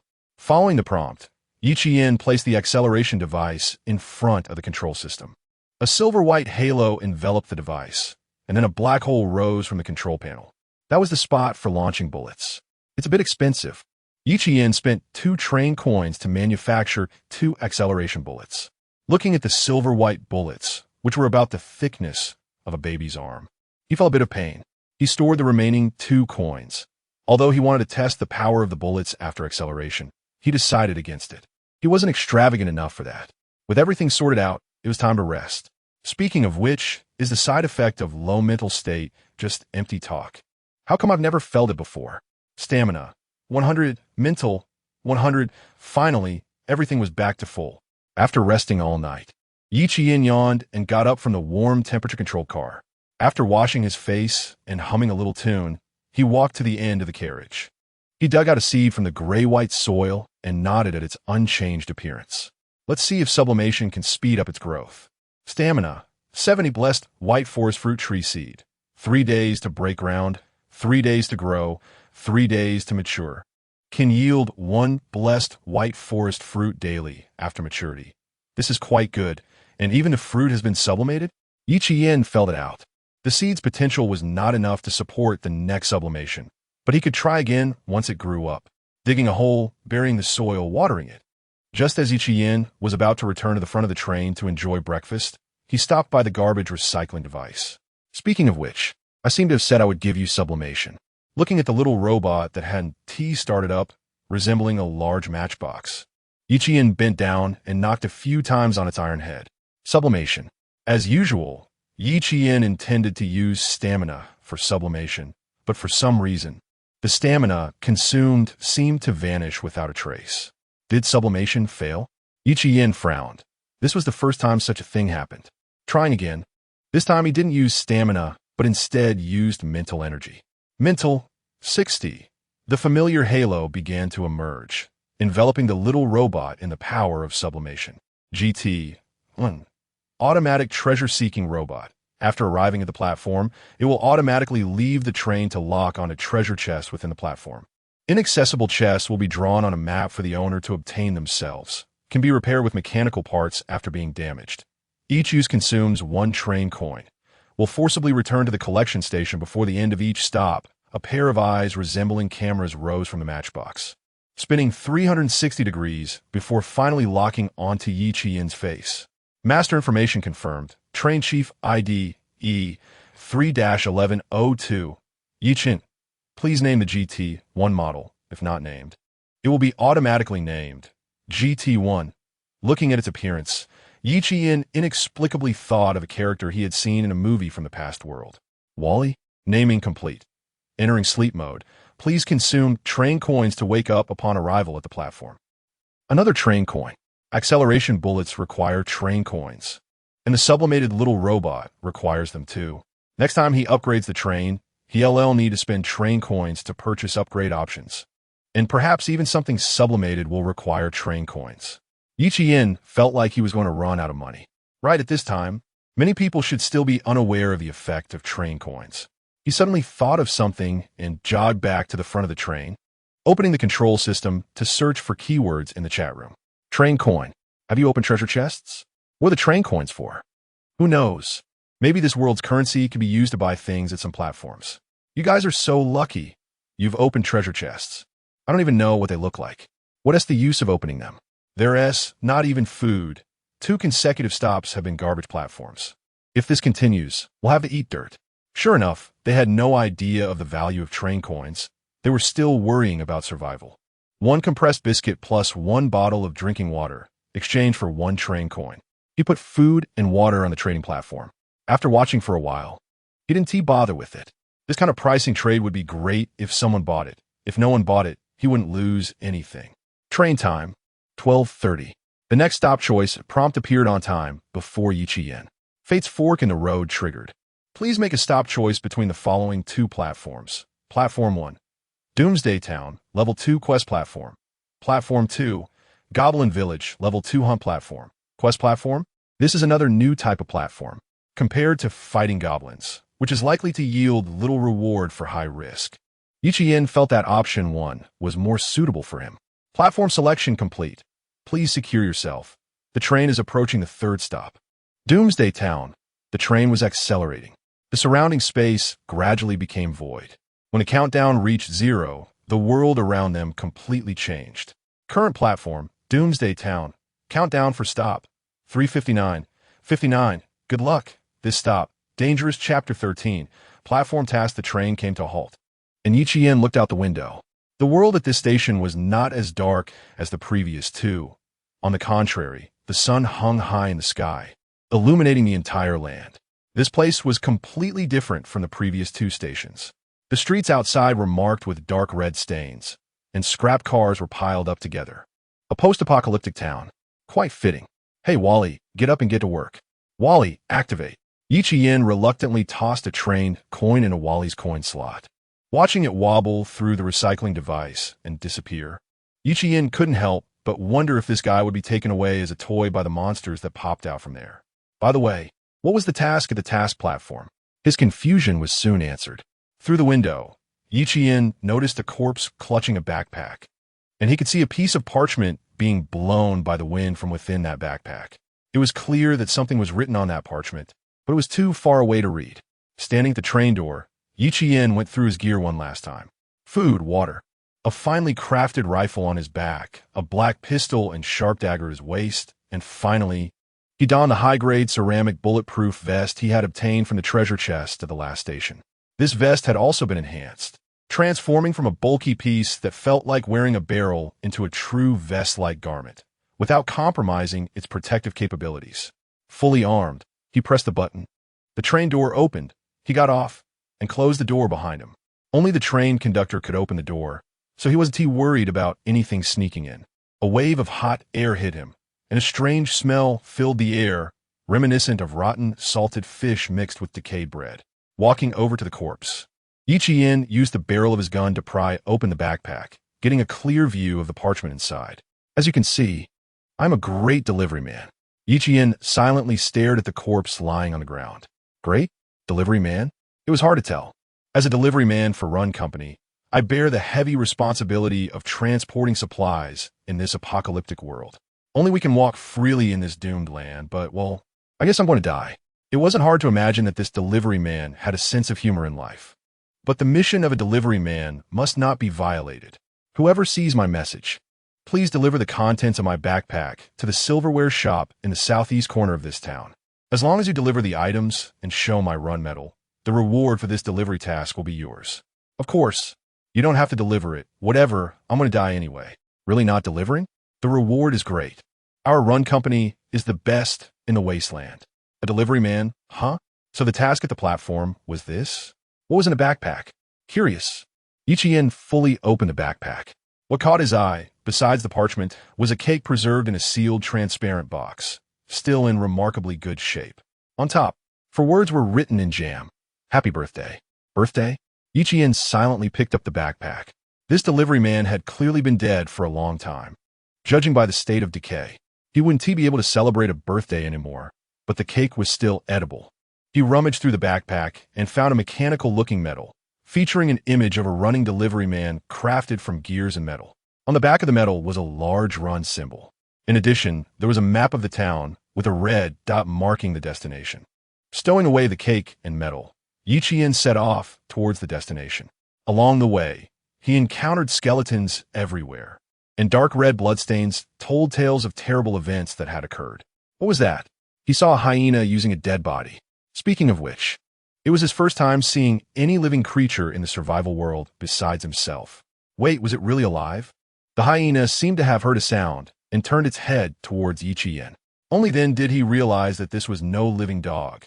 Its head was rotting, with its heart exposed. This was clearly a zombie dog. Grr. The zombie dog let out a strange growl and charged at Yi. Stay calm. Stay calm. Suppressing his fear, he raised his pistol and pulled the trigger. Bang, bang, bang, bang, bang. He wasn't a sharpshooter. Although only one of the 5 bullets hit the zombie dog, the powerful impact was enough to turn it into mush. No, he had to leave quickly. The gunfire was loud. Surely the entire town could hear it. Monsters like this zombie dog might already be surrounding him. Fortunately, the monsters he encountered weren't too smart, and after taking a slight detour, Yi successfully arrived at his destination, the silverware shop. To his surprise, there were no traces of any monsters nearby. This was strange. Was there really someone here? Looking at the tightly shut door of the shop, it was hard not to suspect that the people inside had long been devoured by the monsters outside. Just as he was contemplating whether to pry open the door, the rolling shutter suddenly opened a crack. Yi immediately aimed his rifle at the gap. Don't shoot. I'm human, not a zombie. Seeing the dark muzzle of the gun, The person inside quickly responded in a hoarse voice. Are you the owner of this shop? Unable to see the person inside clearly, Yichien simply pulled out the medal. I'm a delivery man from Run Company. The previous delivery man died midway, and I'm here to take over the delivery. In this strange apocalyptic wasteland, a delivery man seemed to command more respect. The rolling shutter opened a bit more, revealing the face of a scruffy-looking man in his 40s. Hey, I know you're a delivery man. The only ones still daring to be outside are delivery men, madmen, or monsters. Haha, please come in. Yichien didn't move, still aiming his gun at the man's head, and pulled out the well-preserved cake from the backpack. Let us skip the pleasantries. Here, that's the cake. What about the reward? The man stared at the cake for a moment, looking dazed. What a pity, if only it had been earlier. Haha, the reward, right, the reward. I'll get it for you right now. He turned and walked away, and soon a box was extended from behind the rolling shutter, revealing its contents. Yichien was very familiar with that item. Train coins? 3 train coins lay quietly inside. Could it be that train coins were the universal currency in all platform worlds? It was hard to explain why the locals in this world would have such things otherwise. Just as Yichien was about to put away the train coins, the man behind the rolling shutter suddenly reached out and grabbed the barrel of his gun. Chapter 14 Monster's Diary Fierce and Menacing. Feeling the tug from the gun barrel, Yichien unhesitatingly pulled the trigger. Bang! Roar! A severed hand flew out, breaking through the rolling shutter door. It was only then that he could finally see the man inside, his body already grotesquely swollen, with only a human face remaining and the arm he had just shot off vaguely indicating his original appearance. It was too late. Too late. Why didn't you come sooner? My daughter just wanted a piece of cake. Why have you useless delivery men taken so long? Go to hell. Calm down. Yichien took a deep breath, focusing on the monster charging at him as he continued to pull the trigger. Bang, bang, bang. 3 consecutive shots hit. Although his shooting skills were poor, the monster was too large and too close. However, even the upgraded rifle didn't penetrate the monster's tough body. A punch struck Yichien's chest, sending him flying. Yichien gritted his teeth and got up, feeling a storm brewing in his stomach. If it weren't for the upgraded bulletproof vest as a buffer, he feared he would have passed out from that blow. The monster howled and charged at him again. Bang! Another shot. Useless. I'm not afraid of your bullets. More bullets responded to him. Bang, bang, bang. Is that so? Why don't you look down? Yichien chuckled lightly, and the monster instinctively lowered its head, only to see its own body riddled with holes. How is that possible? He blew on the gun muzzle, holding his stomach as he stood up, the black light enchanted pistol in his hand radiating a faint glow. Black light enchanted pistol consumed stamina to convert to armor-piercing rounds. Yichien walked up to the monster, the dart gun barrel aimed at its head, and pulled the trigger. Bang! No wonder there were no traces of monsters here. It's because this is the territory of the big monster. After resting for a moment, Yichien stepped over the monster's corpse and picked up the overturned cake on the ground, shaking his head in regret. Then he also picked up the 3 train coins nearby and put them in his backpack. What a waste. He arrived at the rolling shutter door and fully opened it. The scene inside was surprisingly clean. It really was a silverware shop. Silver crossbow bolts, gun heads, and even crosses were casually placed around. On one of the cabinets, Yichien discovered a diary. March 1st. There are 10 days until my daughter's birthday. I found 3 coins in a broken train engine outside the town. The old folks in town say these coins can make Run Company's delivery men bring us unimaginable delicacies. I want to buy a cake for my daughter. Her illness should be cured as long as she eats cake, right? After all, that is something we can't even imagine. March 5th. My daughter's illness is getting worse. She just wants a piece of cake. Great deliver man, please hurry up. March 9th. My daughter is looking forward to tomorrow's cake. But where are you, deliver man? March 11th. My daughter died. She didn't get to eat that piece of cake. Before she died, she asked me what cake tastes like. I told her it's sweet, sweet. But what does that taste like? Actually, I don't know either. She died, and I could only bury her in the backyard, so she wouldn't turn into a zombie monster. March 15th, why hasn't the deliver man come yet? I really want to see it. If there's cake. The diary stopped here, with the rest filled with blood-red tearing marks. Obviously, after March 15th, this man completely went insane and turned into that kind of monster. Walking to the back door, Yi Qian saw a tombstone erected in the yard. He placed the cake in front of the tombstone. This counts as completing the task, right? The reward for the task was the 3 train coins in his hand. This stop seemed to end here. But one thing made Yi Qian a bit concerned. Outside the town, the broken train engine. Could it be something left behind by a conductor like him? Or perhaps a certain conductor also came to this stop but was forever left here? Could it be that we are not the first batch of survivors? Yi Qian's heart was filled with doubts, but no one could answer these questions for him. These silver items, they wouldn't be used to deal with vampires, would they?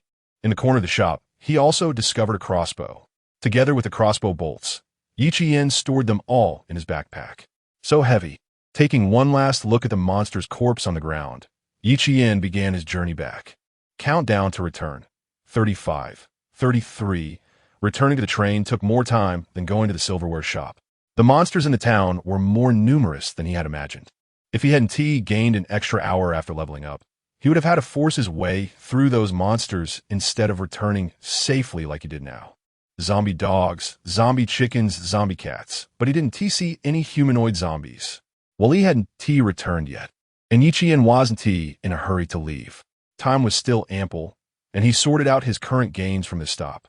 Mithril Crossbow Bolt, Level 2, deals triple damage to Bloodkin. Mithril Cross, Level 2. Pray it might be useful. Mithril Ritual Sword, Level 2, deals irrecoverable damage to Bloodkin. Aside from these 3 items, the rest of the scraps were processed at the workbench, ultimately yielding 10 kilograms of mithril.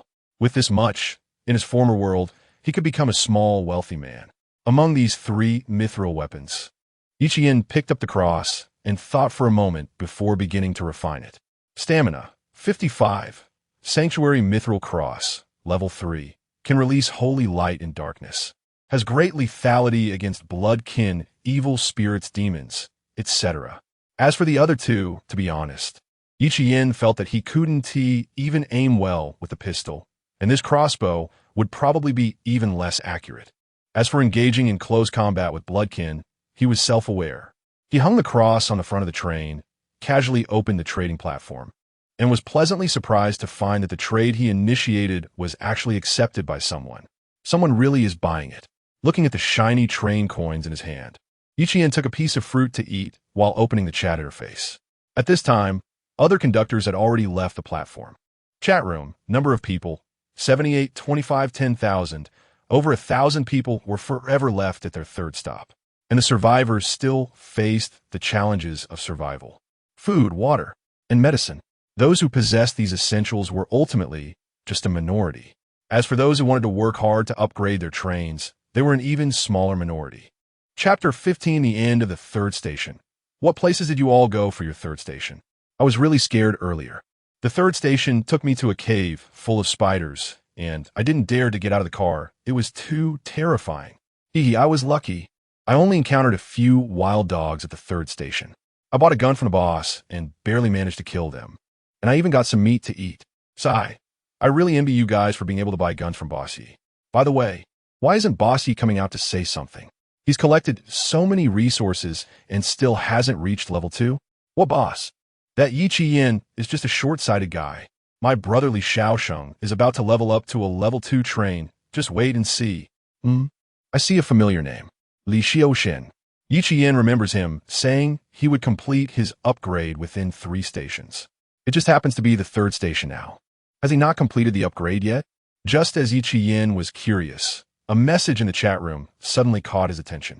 Li Xiaosheng, I have completed the train upgrade.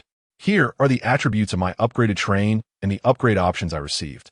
As the first person to upgrade, I now invite companions with train coins to join the alliance I created. For those who join first, I will provide food and water for today. The chat room exploded. Wow, boss, please take me with you. It's over. I spent my train coin on food and water. Whoever made the trade, I'll return your water. Can you give me back my train coin? What is a train coin? Yi Qian didn't pay attention to what Li Xiaosheng was saying. His focus was entirely on the screenshot the other party sent, specifically the upgrade options. 1. Low-level carriage blueprint, 0 train coins. 2. Wooden automatic fishing rod blueprint, 1 train coin. 3. Limited survival rations recipe for 1 day, 2 train coins. 4. Increased train stop time by 1 hour, 2 train coins, sure enough. The first and fourth options after the upgrade were the same, and Yi Qian confirmed this point completely. The fishing rod and survival rations, he was quite lucky. The rations were of no use to him, but the fishing rod might not be. What if one day he went to a platform where fishing was possible, and without a fishing rod, he could only stare? But there was no need to rush. He could wait to buy such things until he needed them. After all, with a fork in fate, he would always know the platform information half an hour earlier than others and make his choice. It was also time to elevate the train. The reason he hadn't continued to enhance the train before was not only that he had to wait for his stamina to recover, but more importantly, he lacked enough train coins to buy the items in the upgrade options. After building the acceleration device, creating 2 acceleration bullets, and inserting coins into Wally to start it, he had only 1 train coin left. Now, having obtained 3 coins from a monster in the silverware shop, he had a total of 4 train coins. If Wally could successfully find the treasure chest at this station, he might even get more. Yi Qian felt he could give it a try. Just as he was about to attempt to elevate the train, the sound of tracks moving outside made him stop. Looking out, he saw Wally wobbling into the recycling device, holding a candy box stained with dark red marks. Injured? Seeing the several bite marks on Wally, the depth was clearly not something an ordinary animal could inflict.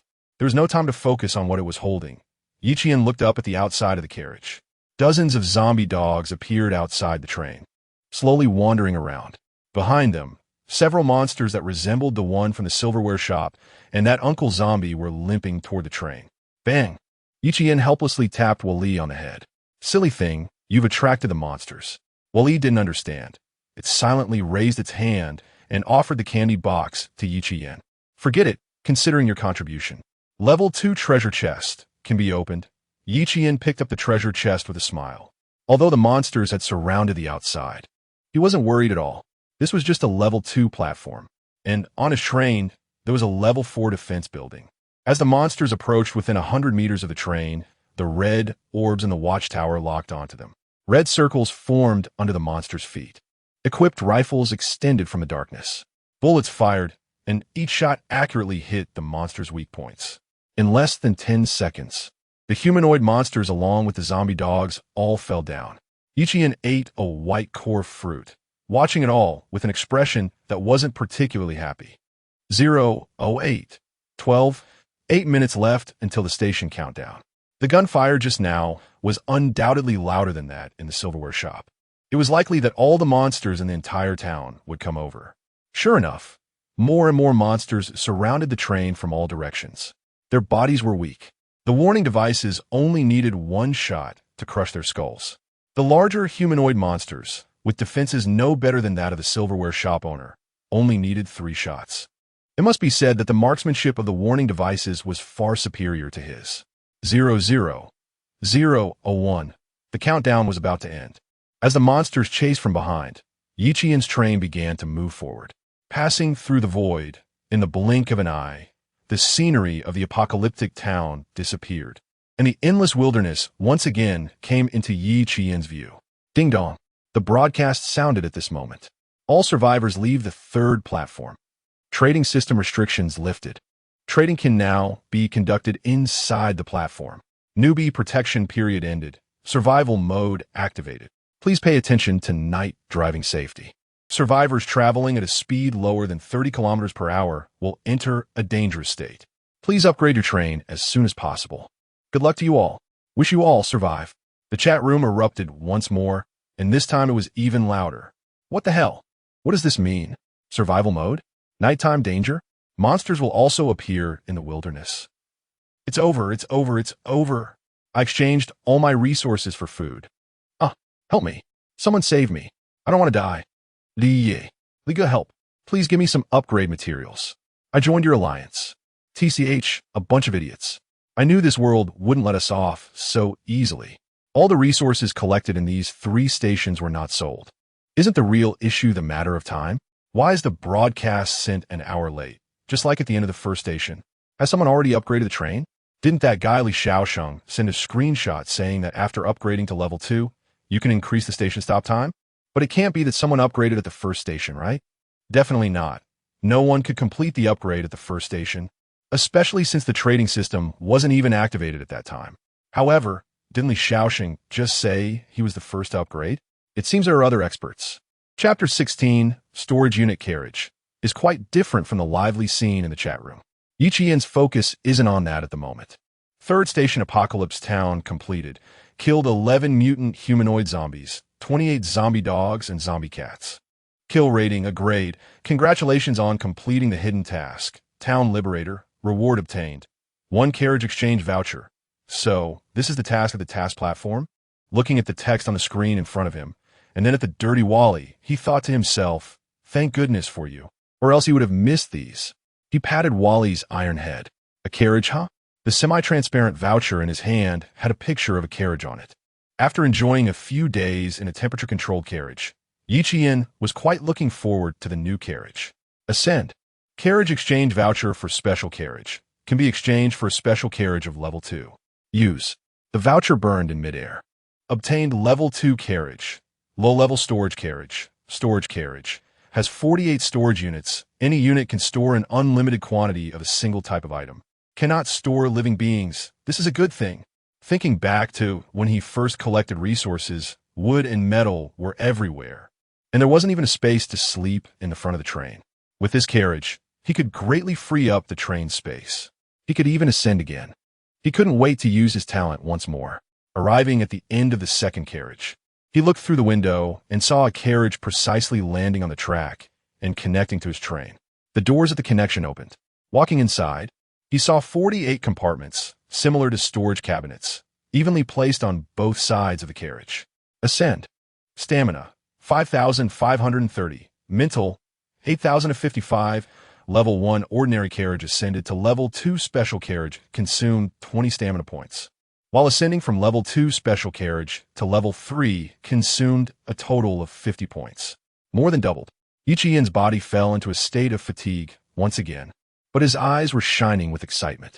Storage unit carriage, level 3, has 51 storage units, unlimited storage in any unit. Items stored will not decay or break. Cannot store living beings. 3 units in the storage carriage can be accessed by the train conductor at any location. The ascended storage carriage seemed to only add 3 units and the property of not decaying. But those 3 units were not just ordinary increases. Accessible by the train conductor? Isn't that just a personal space?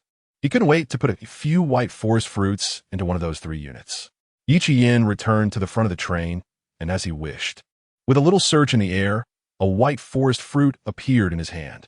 It was obvious that this ascension was a huge gain. Eating the white forest fruit to restore stamina, Yi Qian tossed all the resources in the carriage into the ordinary units. The train space instantly became much cleaner and more spacious. And for those 3 special units, one naturally stored the white forest fruit, while the other 2 only contained some bullets and drinking water. This way, when he left the train to explore the platform, his burden would be greatly reduced. All right, there's also the treasure chest. Taking out the level 2 treasure chest that Wally brought back for him, Yi Qian calculated a bit. Upgrading from level 3 to level 4 required 55 points. Level 1 to level 2 was 37 points.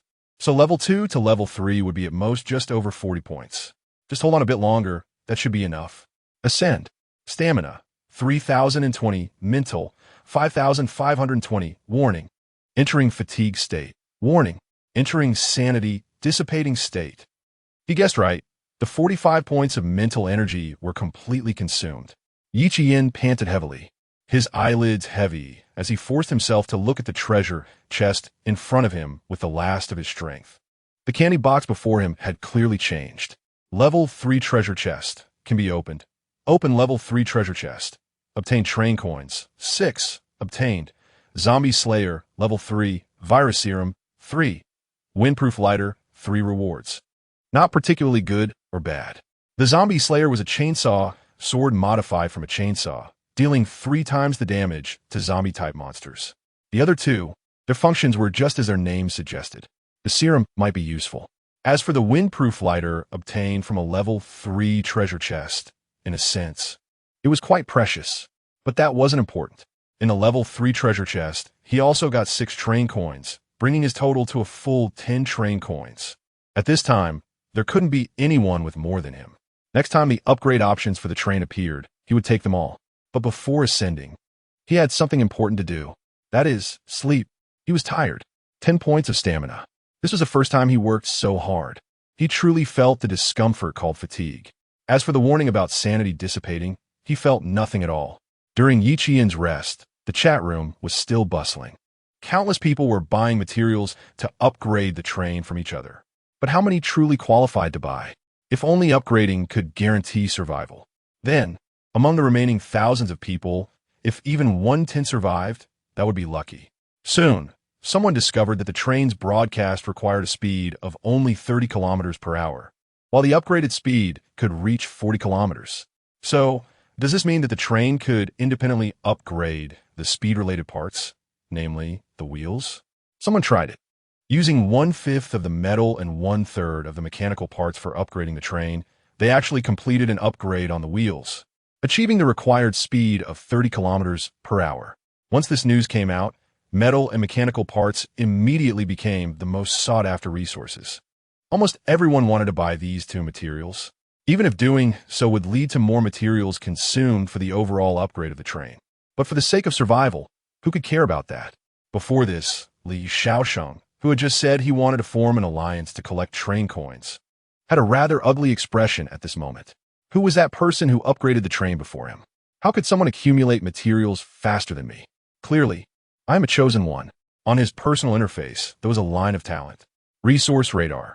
Before arriving at the next station platform, you must choose one type of basic train resource. That type of resource will likely appear at the next station. Metal, mechanical parts, wood.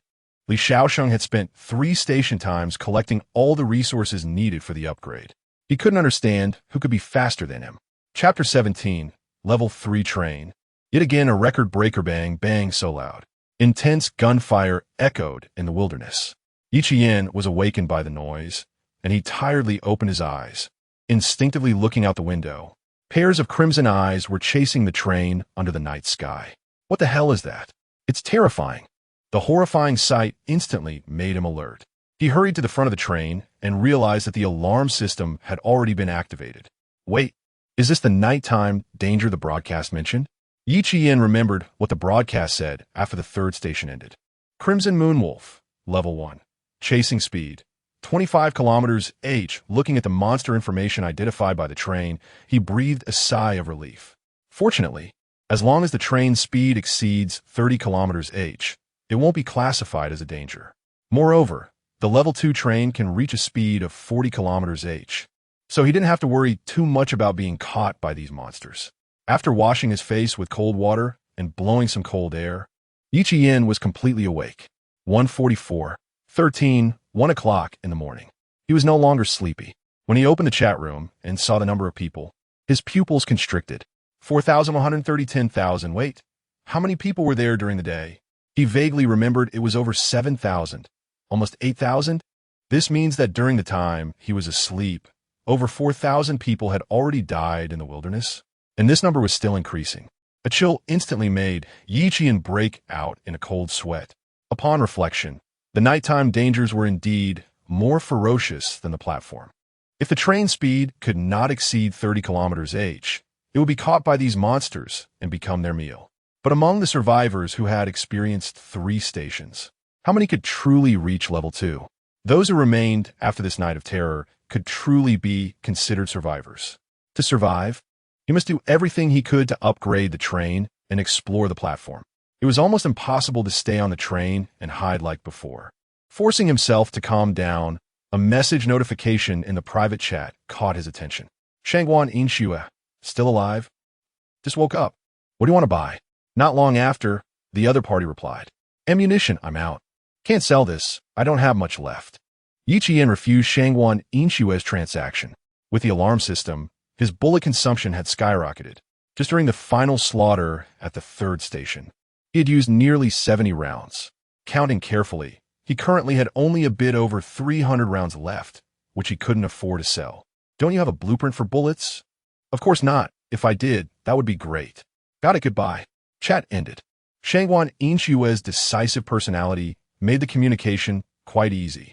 Yi Qian sat in a chair and opened his personal information. Stamina, 82, spirit, 110 recovered. Wait, His hand that closed the personal information hovered in the air. He rubbed his eyes, looking at the two crucial pieces of information, stamina and spirit, and pinched himself. The spirit cap increased? What happened? Did I do something? He tried to recall what happened before he fell asleep.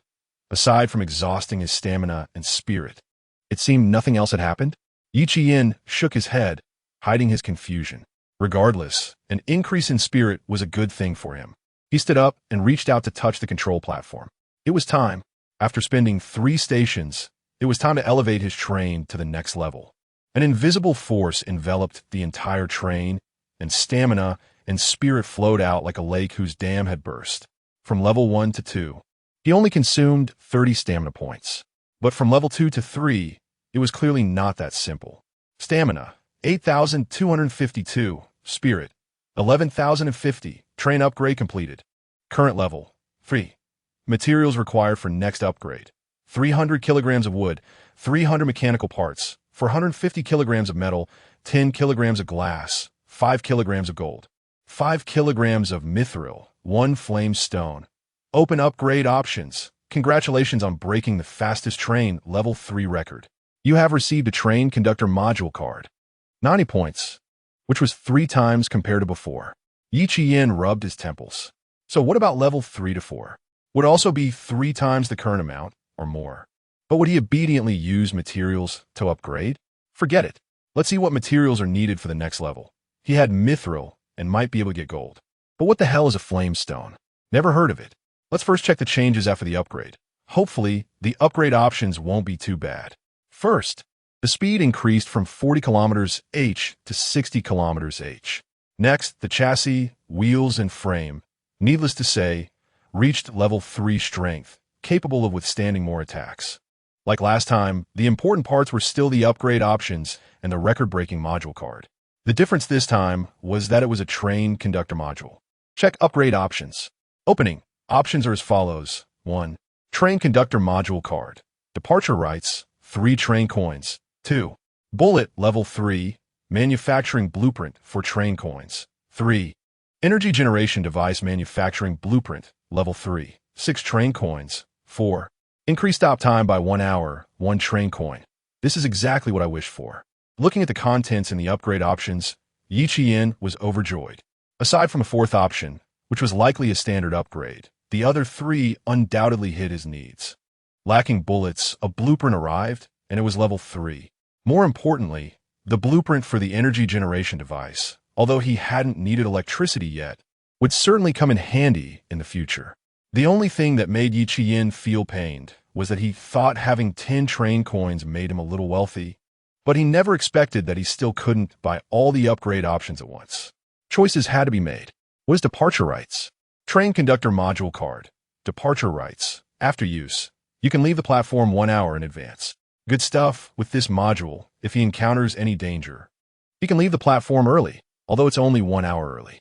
After thinking for a moment, he took out 8 train coins and bought options 1, 2, and 4. Although he really wanted the generator, the other 3 were equally important, especially that module. Bullet blueprint, level 3. Each group requires 3 kilograms of metal, 500 G of gunpowder. Each group produces 100 rounds. The materials needed to make bullets weren't much, but where to get gunpowder? It's available for sale on the trading platform, but the quantity is very limited, not even enough to make a group. Should I buy in the chat room? Yi Qian shook his head. Even if he were to buy, now wasn't the time. He had more important things to do. Module, departure rights. Elevate. Stamina, 32. Spirit, 30. Train conductor module card. Departure VIP rights. The train can be started at any time after 3 hours of stop countdown, leaving the platform. Chapter 18 Advanced Module. Gunfire Judgment. The benefits have been upgraded to VIP, and the time away from the station has become more flexible. Finally, there's the record-breaking reward of the train conductor module card. Red? Unlike the special module cards, the conductor module card is a blood red color.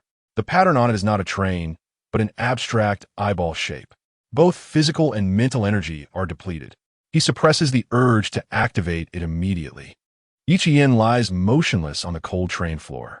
So tired. It seems that since he came to this world, he has been in a constant state of exhaustion. However, Because of this, even in this terrifying wilderness, he can still sleep soundly.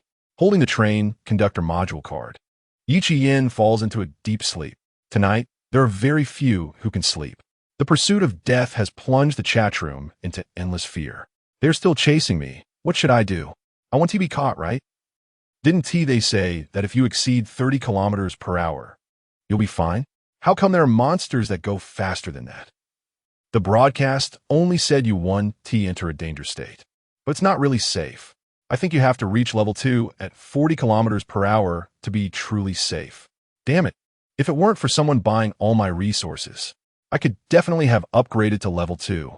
I think those monsters shouldn't be able to catch up. Only a few that are fast enough, thank goodness. I bought a gun from a big shot that saved my life. But I only have 3 bullets left now. Stop chatting, save your strength. There's still the 4th station tomorrow side. This is only the first night. Will there be even more monsters tomorrow? This world doesn't want us to live. Rest early. There's still the 4th station tomorrow. Hope it's a safe platform.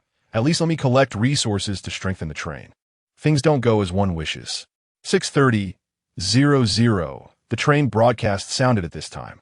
3 domain block. First night, survival ends. Number of survivors, 3,825 people. The second night survival will begin in 3 days. Those whose train speed falls below 40 kilometers per hour will enter a danger state. Please increase your speed as soon as possible. Friendly reminder, please take precautions. The broadcast voice was so gentle, but the words made people feel like they had fallen into an ice cave. 3 days until the second night, survival requires the train speed to reach 40 kilometers. This means that in the next 3 stations, if they can't upgrade the train to level 2, all they have to look forward to is elimination. The survivors, who were already struggling to sleep, were now thrown into madness. They really don't want us to live. Where can we find materials? I only encountered a forest in one of the first 3 stations, and the other 2 stations were difficult to even get off. It's unfair. It's over. It's really over. I used all my resources to exchange for wheel upgrade materials. No wood, no parts. How could I gather enough in 3 stations? Right. Ligue, help me. I'm a member of your alliance. You can't just watch me die. Yes, Ligue, I have train coins. I'll give them to you now. Help me think of a way. Looking at the chat interface filled with pleading messages, Li Shaosheng's mouth curled up. He wasn't short on supplies. As long as he followed the steps to improve the resource drop rate with his talent, it would only take about 3 stations to upgrade again. As long as the train's upgrade still required the most basic metals, wood, and mechanical parts. Each of his upgrade times would exceed 3 stations. Although he didn't know who had upgraded before him, Li Shaosheng considered it just a stroke of luck for the other party. He was methodically working hard with his unique abilities. With this thought in mind, Li Shaosheng sent a message in the chat interface. Everyone, don't panic. For those who have joined my alliance, I will definitely find a way to help you complete the first upgrade. After saying this, he suddenly thought of someone. Right, that guy named Yin. He should still be alive, right? He sold so many guns. Logically, he should be close to upgrading too. Could it be that the one who got ahead of him was him? The more he thought about it, the more likely it seemed. And Li Shaosheng immediately sent a private chat invitation to Yin. However, after sending it, he suddenly realized that he didn't have Yin as a friend. This guy, didn't he am me proactively? Forget it, considering he has guns, I'll give him another chance. Friend request, sent. Then it sank like a stone. On my back. After sleeping on the floor for most of the night, Yin felt quite uncomfortable. He groggily took out a white forest fruit from the storage unit, washed his face, and watered the sapling. He glanced at the time. 8:34. 44. I actually slept for so long. Eating the fruit, his mind gradually cleared. 3 days until the next night's survival. 40 kilometers, anyway, it has nothing to do with me. Why is it so cold today? Yin yawned and opened the train window. A bone-chilling cold rushed in. Is the weather a bit strange today? For the past few days in the wilderness, it had been sunny and clear. But today, the sun was shrouded by dark clouds, and the oppressive atmosphere seemed to crush the entire world. Yin looked for a while, then withdrew his gaze, turning it to his right hand. To be precise, it was the card he was holding in his right hand. Conductor module card, the second module from breaking the record reward. If it weren't for his physical and mental energy being low last night, Ichi and Wu Ti have waited until now to activate it. Physical, 82. Mental, 110. Is my physical energy not fully restored? Did I consume too much? Forget it. Having mental energy is enough. Talent triggered. An invisible force enveloped the red card. Sublimation, he silently chanted. A sense of time, flowing away, surged from within. Sublimation complete. Conductor module card upgraded to Advanced Conductor module card. Mental, 11,080. Activating Advanced Conductor module card. Gained Advanced Conductor module. Gunfire judgment. Gunfire judgment. Mastery of any firearm. Shooting proficiency greatly increased. Can consume mental energy to enhance a bullet. The next shot will judge the target and increase power based on their crimes. A strange feeling surged into his mind. Ichien drew the black light pistol from his waist. The previous awkwardness vanished, and holding the gun, he felt as if he had become a seasoned gunslinger. Even a seemingly casual shot could hit the target he aimed for. Chapter 19. The fourth stop, I actually got the ability of a sharpshooter. With this ability, Yichien felt that if he encountered the zombie monsters from last time, there would be no need to hide anymore.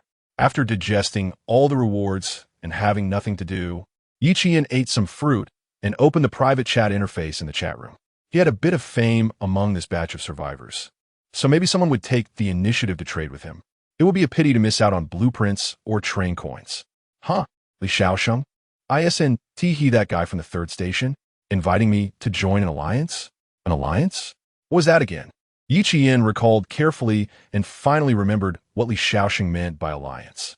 An alliance. It just felt unreliable. After hesitating for a moment, Yi Qian chose to accept Li Xiaosheng's friend request. Although this guy was not on the same path as him, he should have some train coins. Trading with him was fine, just don't get too involved. On the other side, Li Xiaosheng, who was competing with others for fishing rod business, saw the notification that his friend request had been accepted. He remembered that he had only added one person. Finally, he decided to contact me. Yi Qian, have you made the fishing rod yet? Huh? Seeing Yi Qian's message, Li Xiaosheng frowned. Brother Yi, long time no see. Did you complete your first train upgrade? Are you selling the fishing rod? How much material? Yi Qian was too lazy to answer this question and continued expressing his needs. Haha, of course I'm selling it, but I can also give it to you for free. There is no such thing as a free lunch in this world. Yi Qian was waiting for the but that would follow. You just need to join my alliance. All members of my alliance only need to contribute 5 kilograms of wood or 1 train coin, and I will give you a day's worth of rations and a fishing rod. You should have seen it before. After I leveled up to level 2, I can make survival rations. I know you've accumulated a lot of food and water from selling guns, and you even took over 100 kilograms of metal from me, presumably to make firearms. But food will eventually run out, and firearms can be hard to sell. Join my alliance, cooperate with me, arm our alliance members with firearms, and when we can meet in the future, we can immediately become the largest force. Yi Qian calmly read through this long message, chewing on the white fruit, and typed a response. So are you selling the fishing rod? If not, forget it. He was not the only one selling fishing rods. In the beginning, there was someone who got the blueprint for a mechanical fishing rod at the first station, and that person was still alive and also selling fishing rods, but there were very few buyers. Seeing that Li Xiaosheng did not continue to reply, Yi Qian was too lazy to look further. He directly searched for the keyword fishing rod in the chat room and quickly found that person. Are you selling the fishing rod? Yes. See, this is the kind of seller people like. Yi Qian traded 20 mechanical parts plus a biscuit to get a mechanical fishing rod. Hey, it's even automatic, which is better than a wooden fishing rod. Yi Qian nodded in satisfaction and began to enhance it. Low-level mechanical fishing rod, low-level tempting mechanical fishing rod. Does not require bait. Will attract fish more easily when placed in water. Yi Qian set the fishing rod aside and happened to notice a new friend request. It was from a person who sold him the fishing rod, named Zhao Lin. He chose to accept it. Boom. Time, 12:30:00. A loud noise echoed in the gloomy sky. In the temperature-controlled carriage, Yi Qian looked out the window at the sky. The dark clouds were so oppressive that it was hard to breathe. A drop of rain fell from the sky and quickly turned into a torrential downpour. Ding dong. The broadcast sounded. Today is a thunderstorm day. All train conductors, please note The next station will likely enter a thunderstorm weather platform. It is recommended to wear rain gear. There is such a thing. The weather in the wilderness world can actually affect the platforms. It really doesn't seem like the same world at all. Yi Qian looked at the fork in the road of his next station's fate. The fork of fate has been triggered. Please make a stopping choice between the following two platforms. Platform 1, Lightning Goblin Tribe, Level 3 Hunting Platform. Platform 2, Misty Rain Manor, Level 3 Task Platform. Sure enough, the platform level has increased again. Train upgrades also upgrade the platforms. And why is it goblins again? Yi Qian felt that he seemed to have a lot of fate with goblins. He was only going through the 4th station, yet there were 3 instances related to goblins. At this rate, it felt like there would be a time when he had to choose the goblin platform. Even so, he didn't plan to choose it. One must have self-awareness. At least he didn't plan to enter a hunting platform that looked quite dangerous at this moment. As for the second option, it didn't seem to reveal much from the name, but that didn't mean it was without danger. Let us not forget that the last Doomsday Town, as a task platform, also contained quite a lot of dangers. If it weren't for his excellent equipment and warning devices, it would have been impossible for others to clear it, let alone complete the hidden mission. Choosing Platform 2. Platform selection complete. Please sit tight. The 4th station ahead is Misty Rain Manor. The train accelerated. The space ahead became void. The raindrops falling from the sky formed a thin film covering the front of the train, accompanied by thunder and darkness. The surrounding space suddenly underwent a huge change. Current station, Misty Rain Manor, docking countdown, 4:59. 59, good luck. This station, dangerous. Through the window, Yi Qian saw the outside scene. The place he docked was a broken, winding mountain road. In a dark environment, he could only hear the sound of raindrops continuously falling outside. A flash of lightning allowed Yi Qian to see a police car not far away, emitting smoke, along with several corpses dressed in police uniforms. Is it going to be like before with zombies? Forget it. Let us wake up Wally first. Wally, activate. He tossed one of the last 2 train coins into Wally's body. Watching the little robot wobble away from the train, Yi Qian began to make his final preparations for going out. First, 3 special storage units, besides the white fruit and bullets, contained 3 virus serums that he obtained from the last station and had enhanced. Blessed Virus Serum. Can cure zombie virus vampire transformation, ghost corrosion disease infection. Can restore injuries when damaged. The serum that could originally only cure the zombie virus transformed into an alternative health potion after enhancement. Next, a pistol, rifle, dagger, bulletproof vest, plus a mithril cross. Fully armed, wearing a raincoat obtained from trading, Yi Qian pressed the door button. Chapter 20. Stormy Hill Manor? Reasoning? Eerie. Against the wind and rain, Yi Qian walked straight to the wrecked police car. After observing for a while and finding that the bodies on the ground showed no signs of decomposition, he began searching. Eventually, he found a voice recorder next to a police officer's body. We received a report about a murder at Yuyun Manor on Dyer Mountain, where the local tycoon Ravi was found dead. Sigh, I really don't understand these rich people. How many have died in this manor over the years? And yet people still want to live here? This broken place takes 2 or 3 days to drive to from my town. It's really frustratingly far. However, this tycoon is one of our police department's investors. No matter how unwilling I am, I must find the murderer. Once we find the killer, his daughter will surely provide more funding for our department. As for the real murderer, it's probably Ravi's maid. Who knows? If we can't catch the real culprit, we could just pin it on her. It's not the first time we've done this. Haha. Is this the mission? No. Or rather, this is the surface-level mission. Yi Qian searched a bit longer and ultimately found 2 handguns for magazines filled with low-grade bullets and a police taser in the police car. If anyone else had discovered these items, they would have been thrilled. Unfortunately, they were of little use to him. After tossing them back into the car, he took the police badge and the sheriff's identity information and walked up the winding mountain road. Yuyun Manor was not far from where the train had stopped. In less than 15 minutes, Yi Qian stood before the iron gate of a massive black manor.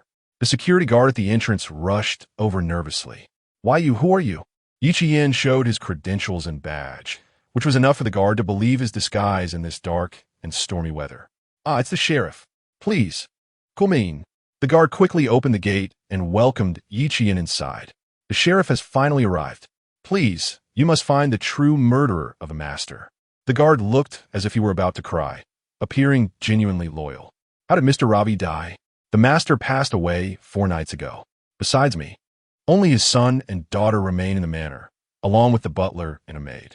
Sheriff, I believe it was that maid who killed the master. You must arrest her. Ichian paused and looked at the guard beside him. 4 nights ago? So, you reported the murder a day after Mr. Ravi died. What? The guard hurriedly explained, because it has been raining all week, the phone lines and internet in the manor were affected. It was only 3 days ago that we managed to make a call to bring you here. After that, we waited in the manor. No one dared to leave. Well, isn't this just Stormy Hill Manor? Ichian thought to himself, recalling many similar setups in the murder mystery games he had played before. However, if it were really that simple, why was this rated as a level 3 mission platform? You should know that even level 2 mission platforms already have monsters like zombies. Level 3. Could it be so ordinary? Ichian didn't believe it would be that simple. The more ordinary the situation seemed, the more likely it was to hide some invisible danger. Just as the two were about to enter the manor, a piercing scream suddenly echoed from above. Looking up, a flash of lightning illuminated the scene. A female body fell from the sky, crashing onto the adjacent lawn. Blood mixed with the murky rainwater flowed out, pooling into a blood-red stream on the ground. Yet, Ichien's gaze remained fixed on the spot where the body had fallen. He saw a shadow, one that clearly did not belong to a human. Moreover, he felt it. The holy silver cross hanging on his chest was radiating heat.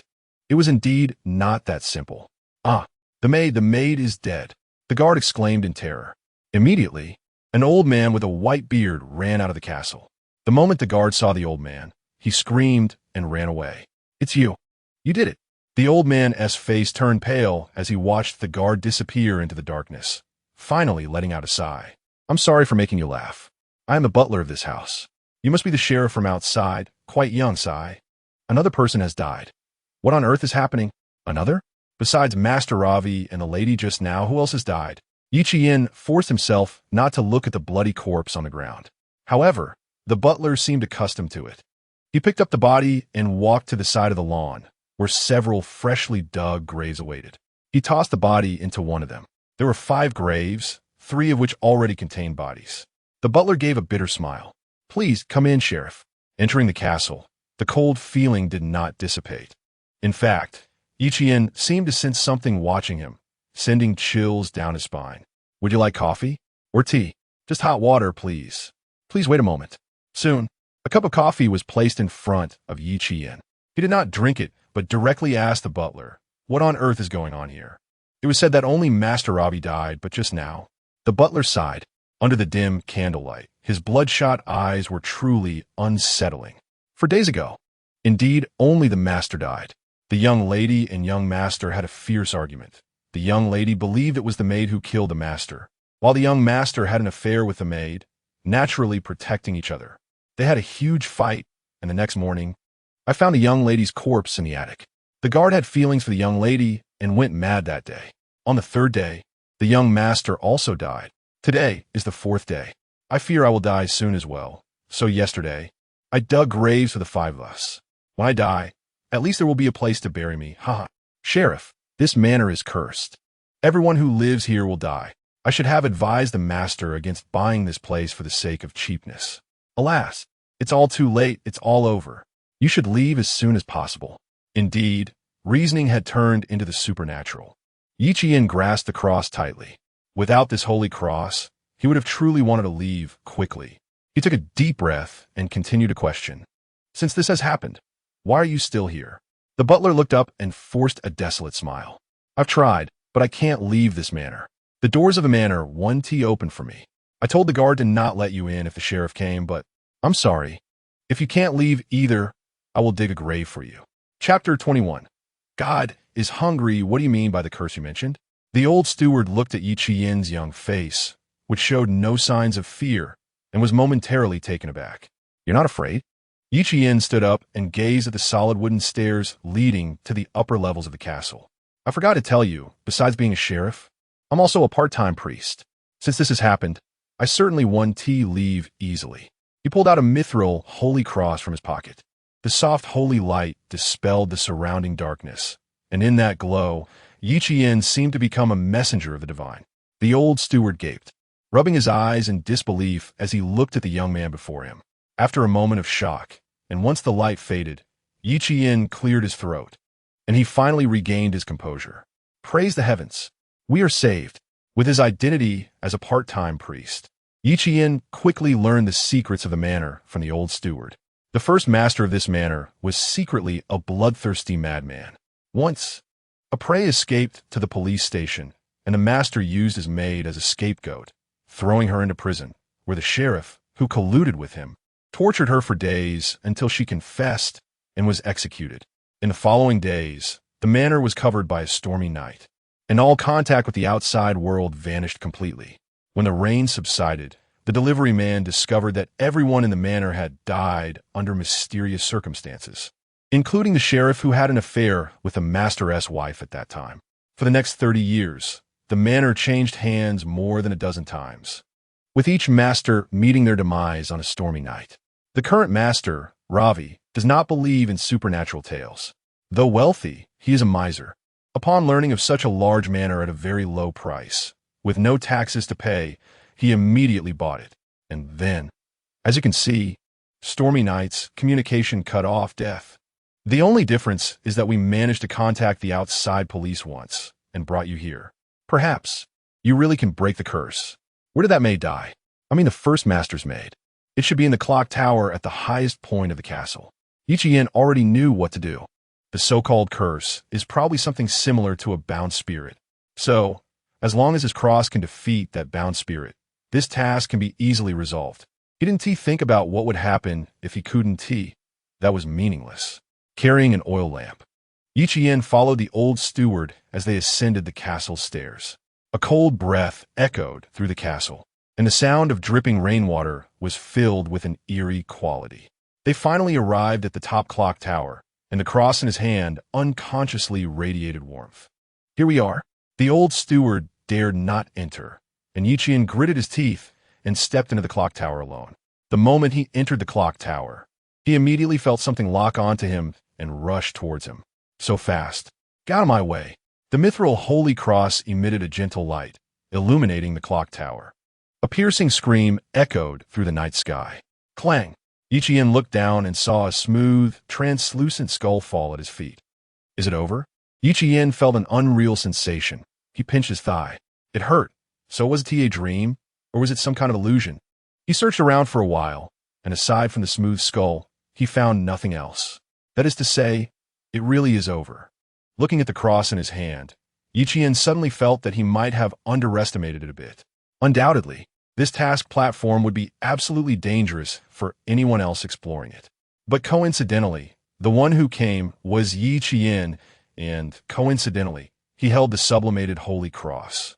Just think if he didn't have the ability to sublimate, if he hadn't transformed the level 2 mithril cross into the current holy cross, then in the face of such weirdness, he would have had no ability to resist at all. Phew! Yi let out a deep breath. In any case, although this task seemed to end so hastily, what is wrong with that? Picking up the smooth skull from the ground, though he didn't know what it was for. Since it had appeared, he had no reason not to take it. You came out? The old steward waiting outside wiped the cold sweat from his forehead. He heard the sound from the clock tower and, seeing the skull in Yi hand, was so frightened that he took several steps back. No need to be afraid. The curse of this manor has been resolved by me, and this skull is the essence of the curse. God bless. God bless. Thank you for coming to save us. Leaving the top floor with the old steward, the rain and thunder outside showed no signs of letting up, which was normal. A bound spirit that could be instantly killed wasn't the cause of the stormy weather. On the contrary, it was precisely because of such weather that the bound spirit was created. The manor's seal was lifted, but Yi had no immediate plans to leave. How long has it been? Not even an hour. Where's this place? A wealthy man's manor. Although there were no weapons and no train tokens, there were important items here that other platforms lacked. Food, not compressed biscuits, but real vegetables and meat. Although the white forest fruit is delicious, eating it every day would eventually become monotonous. As a normal human being, Yi Qian also longed for normal meals. Mr. Priest, this is your reward for saving us.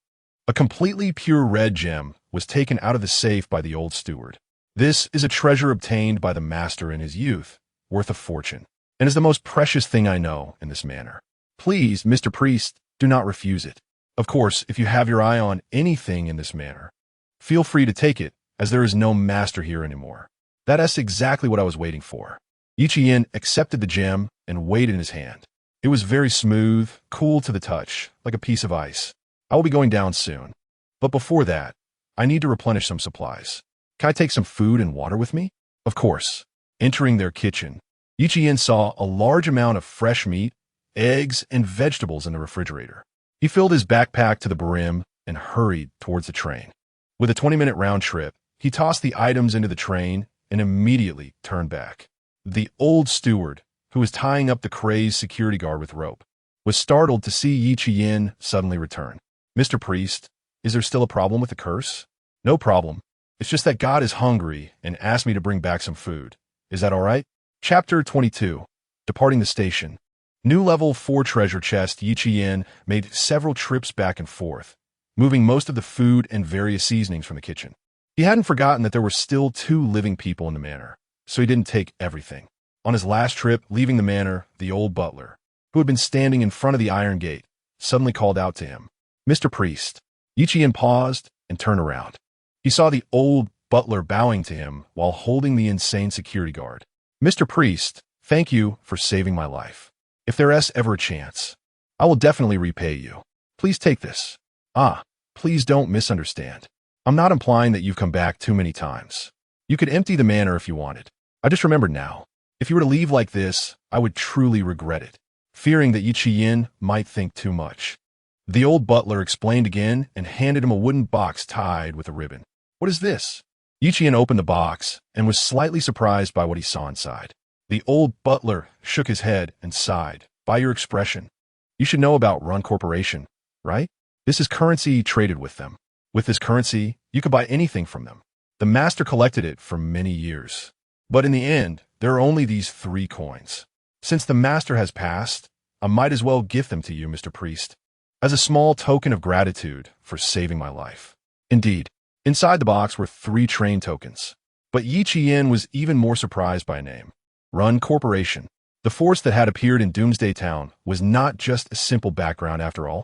Could it be that he would see this company at other stations in the future? What kind of massive force was this? He couldn't figure it out. There was no more information to support his speculations. Yi Qian returned to the train one last time, discarded his raincoat, and looked at the piled-up food and some pots and pans, smiling. There was no point in thinking too much. It was better to focus on living well. He stored these items in the storage unit, without worrying about them spoiling for being placed for too long.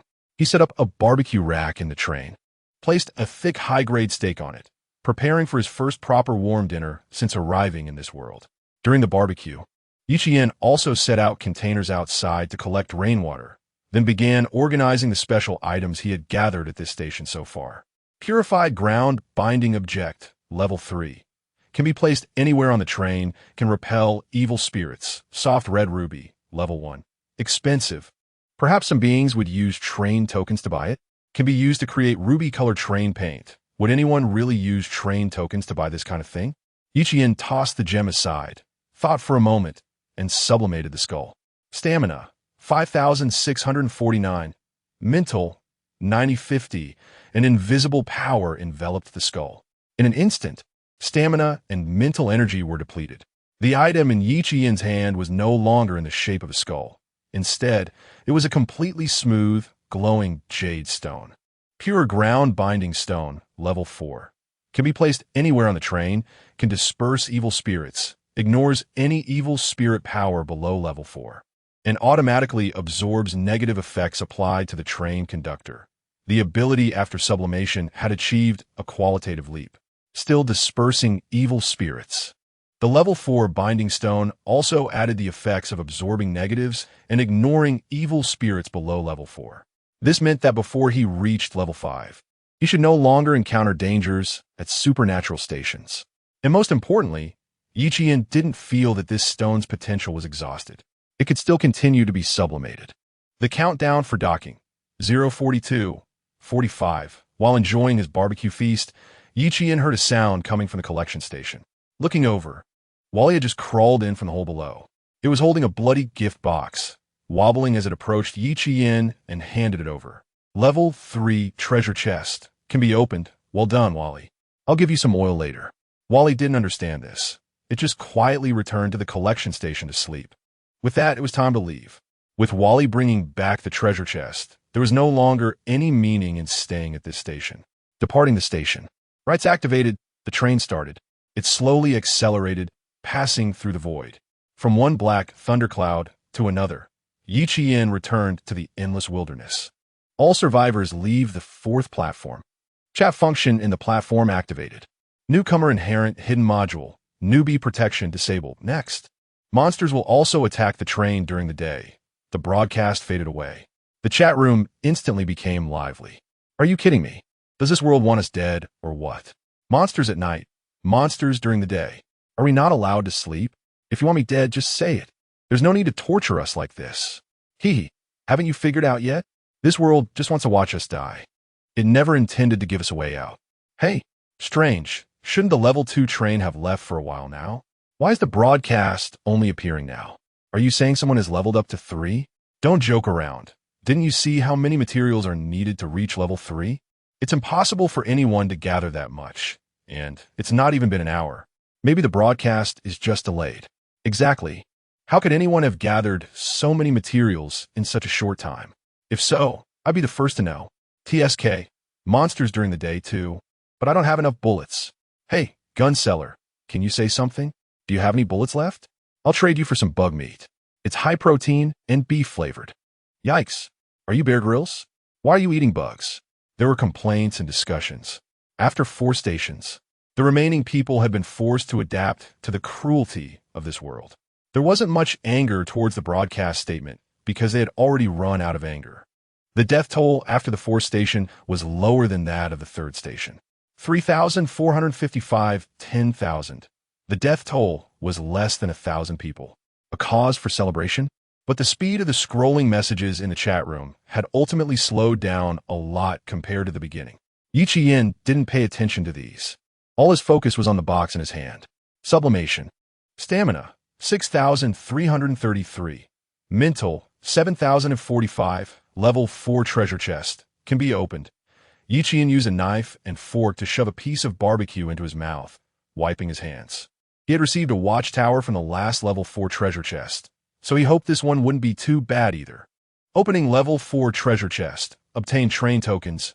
8 coins. Chapter 23 rewards from the new level 4 treasure chest. Open level 4 treasure chest. Earn train coins. 8. Earn. Watcher blueprint. Level 4. Earn. Safety bracelet. Level 4. Earn. Wind up monkey doll bomb blueprint. Level 4. Earn. Blasphemy card fragment. 3 items marked as level 4, including 2 blueprints. Undoubtedly, this opening is luckier than the last one. Yi Qian eagerly extracted everything to check. Watcher blueprint requires 100 kilograms of metal, 80 kilograms of wood, 150 mechanical parts, 30 electronic components, can be assembled in any carriage to monitor any part of the train. Will sound an alarm in case of foreign intrusion, a nice train construction, but he currently lacks the electronic components and needs to look for them on the trading platform. Safety bracelet can block 1 fatal damage, shatters after blocking, an extremely brief introduction yet quite practical. Staying alive is undoubtedly the most important thing in this world. Yi Qian put the bracelet on his right wrist and felt inexplicably at ease. Wind up monkey doll bomb blueprint requires 3 kilograms of metal, 40 mechanical parts, 400 G of gunpowder, 1 kilogram of fiber. Once wound up, the doll monkey will go to a designated location to self-destruct 400 grams of gunpowder. I remember that 100 rounds of bullets consume a total of 500 grams, but where can I get some gunpowder? Yi Qian shook his head. Having blueprints without materials is indeed frustrating. He can only buy them. Having made up his mind, he turned his gaze to the last reward, something he had never opened before. A 1/3 black gold card. Blasphemy card fragment. Collect 3 fragments to synthesize a blasphemy card. Blasphemy card? So mysterious? 3 in 1. Meaning, I need to guarantee 3 level 4 treasure chests? No, even a level 4 chest doesn't necessarily guarantee I can open one. Yi Qian toyed with this uniquely textured card for a while. Although he still doesn't know what will happen after synthesis, it shouldn't be something simple. Trading platform. The acquisition on the platform wasn't smooth. It's not that no one was selling, but the quantity was too small and the prices were uneven and overly inflated. Even though he was relatively wealthy now, he didn't want to be that fool. Moreover, in the current situation, those truly capable people had long since passed the initial tough times. Things like gunpowder wouldn't be easily sold. If he wanted to acquire it, he would have to post a message in the chat room. Looking to buy gunpowder, willing to trade 200 G for 1 compressed biscuit and 1 bottle of drinking water or 1 fresh tomato. Interested parties, please search on the trading platform or private message with your offer. After sending the message, Yi Qian also spent 1 train coin to pin it, ensuring that everyone still alive would see it. At the same time, he also posted a trade request for electronic components, offering 10 components in exchange for 1 bottle of mineral water plus 1 compressed biscuit. Even though he had experienced a thunderstorm platform, anyone a little smart should not be too short on water sources now. Regardless of cleanliness, heating it up and drinking it would at least prevent death by thirst. Moreover, with Shangguan being a major water seller, Yi Qian often saw her water listed on the trading platform. He just didn't know if it was leftover from her bath. Therefore, Yi Qian added 1 compressed biscuit to the trade. Although he looked down on these biscuits, that was him, not others. 1 bottle of water and 1 military compressed biscuit would be enough to last a whole day without needing to eat. Furthermore, the sweetness of the biscuit could provide some comfort in this life and death situation. As for the tomatoes, the most abundant vegetable and fruit in the kitchen of the 4th station castle was tomatoes. He had brought back 3 large boxes. In ancient times, sailors would develop scurvy due to a lack of fresh fruits and vegetables. Although they were now surviving on a train, how different was it from being on a ship? What the heck? What's this message? Why is it suddenly pinned? Amazing. Pinning a message costs 1 train coin. Wow, this is impressive. I only have 1 train coin saved for upgrading train speed resources. I can't believe someone is willing to spend it on this. What a waste. What a big deal. How they want to do things is none of your business. Look at the name, Yi Qian. This is the guy who sold guns right after the 1st station ended. He might not even need train coins. Is this really what you're focusing on? Didn't you see? He offered a tomato. Damn, I haven't eaten a normal fruit in days. My mouth is dry as hell. 200 G of gunpowder.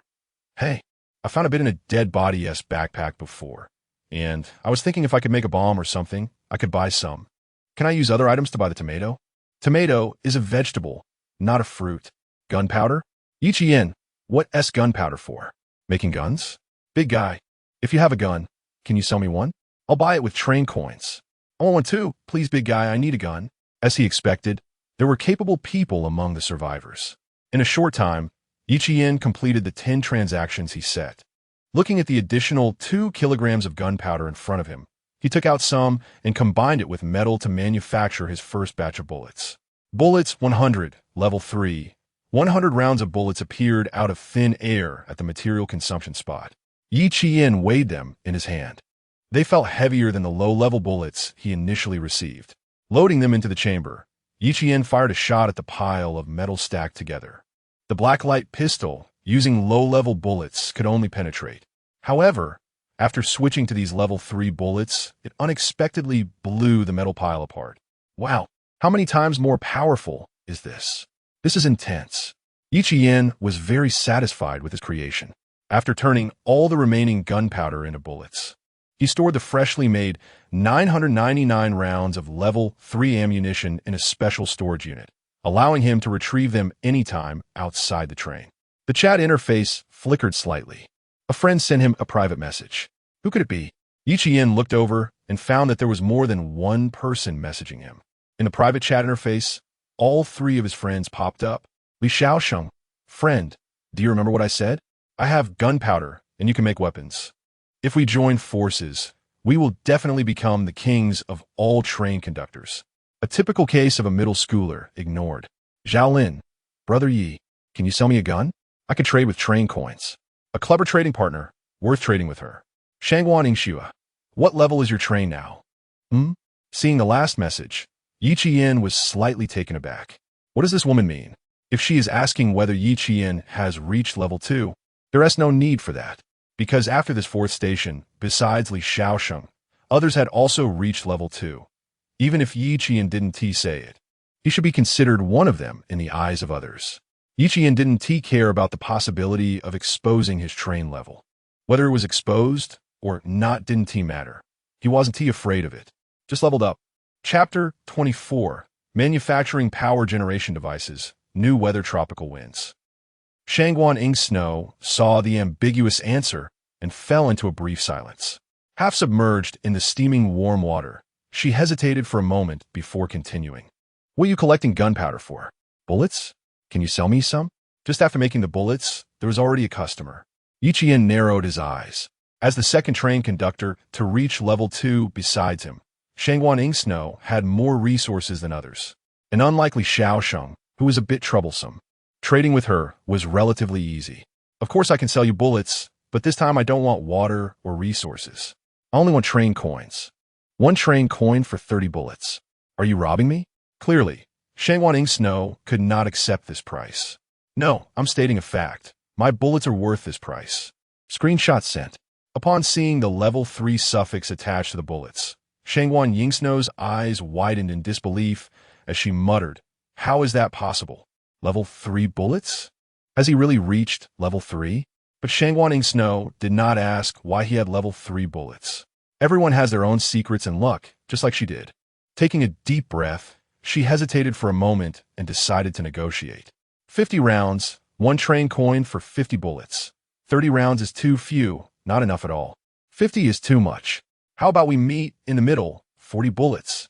When negotiating, people often leave a central value. Once someone mentions this central value, both sides are likely to accept it. Shangguan Ingsnow sighed inwardly, took out a pouch from the side, and retrieved her only 3 train coins, feeling a bit pained. Deal. But you have to give me a gun. The previous one was a bit damaged. I can't just give you one, but I can sell you a new one. Don't be too quick to refuse. Take a look at the new gun before making a decision. Exquisite Marksman Rifle, Level 2. Looking at the screenshot of the gun, which was obviously more luxurious and powerful than the low-level rifle, Shangguan Ingsnow instinctively felt a desire. How much? Not much, 2 train coins. I'll throw in 10 bullets for free, so including the previous ones, that's a total of 50 bullets, just right for your needs. Quite generous, right? Looking at her 3 train coins, Shangguan Ingsnow inexplicably felt as if she was being monitored by this person. How could he know so precisely everything she currently had? After hesitating for a long time, Shangguan Ingsnow gritted her teeth. Let's trade. Of course, by the way, I remember you have a blueprint for a wooden bed. Can you help me make one? Of course, I'll provide the materials. Just consider it a return gift for those 10 bullets. 10 kilograms of wood. Shangguan Ingsnow no longer wanted to talk. After the trade was completed, she looked at the extra wood sent by the other party and merely sighed, making the wooden bed and sending it over. Having received 3 train coins and a bed to sleep on, this time Yi Qian made a substantial profit. The exquisite marksman rifle was not very useful to him. After obtaining the gunfire judgment module, he could hit targets at a distance even with just a pistol, so keeping it was of no use. It was better to sell it for train coins. Lying on the bedboard for the first time in a long while, his mood improved significantly. 14 train coins. This was the wealth he currently possessed. Trading with this kind of person was enjoyable. They wouldn't waste words. Oh, and there was also her. Yi Qian unloaded the low-level rifles from the alert platform, selling them all at the same price of 2 train coins, each to Zhaolin, and exchanged 100 low-level bullets for 5 freshwater fish. This brought his total to 16 train coins. Soon after, electronic components were successfully acquired. After consuming the materials, Yi Qian directly built the observer and installed it in the 3rd carriage. Just like the alert device, he temporarily couldn't upgrade it. The level 4 threshold needed to be crossed somehow. Oh, right, I could take out the generator now. Yi Qian didn't forget about the option opened after reaching level 3. The generator blueprint worth 6 train coins. Exchange. Energy generation device manufacturing blueprint, level 3. Requires 50 mechanical parts, 40 kilograms of metal. The required materials were less than he had imagined. That's good. No need for additional trading. Yiqian directly manufactured the power generation device. Energy generation device generates power using diesel. Diesel was available on the trading platform, but there was only one barrel and the quantity was very small. Even if he bought it, it wouldn't last long. Acquiring more would probably be difficult too. Yiqian was not satisfied with this. Patting the power generation device that was as tall as his calf, he began to upgrade it. Energy generation device, power generation device, enchanted omnivorous, level 3, consumable resources, metal, wood, coal, oil. For power generation, now I don't need to buy oil anymore. He casually threw a piece of wood into the device, and the power storage tank showed a slight increase. He bought some light bulbs and hung them in the carriage. Now that there was electricity, he no longer had to endure darkness at night. On the 4th day after arriving in this world, he could finally lie in bed like an ordinary human, counting stars as he drifted off to sleep. Of course, there were no stars tonight, only the oppressive rolling black clouds above. The wilderness at night was particularly desolate. Tonight, there were no monsters attacking, accompanied by the increasingly faint thunder and gradually fading raindrops. The thunderstorm weather quietly passed. The next morning, dazzling sunlight streamed through the window onto Yiqian's face. Groggily waking up, he stretched and casually grabbed a white fruit as breakfast, habitually heading towards the front of the train. But as he stepped into the front, the overwhelming heat wave hit him like a ton of bricks, instantly waking him up. Damn, it's so hot. What's going on? Ding, the broadcast sounded. Today's weather is a hot wind day. All train conductors, please pay attention. Maintain your body temperature and avoid heat stroke. The weather has changed again, but this time it didn't mention changing the platform too. Yiqian returned to the temperature-controlled carriage to wash his face, gritted his teeth, and returned to the front position. It was really inconvenient that the control system could only be used in the front. Opening the chat room, it was already bustling with activity. In fact, everyone except Yiqian had been awakened by the heat since the weather changed. Being able to sleep until now, he was the only one.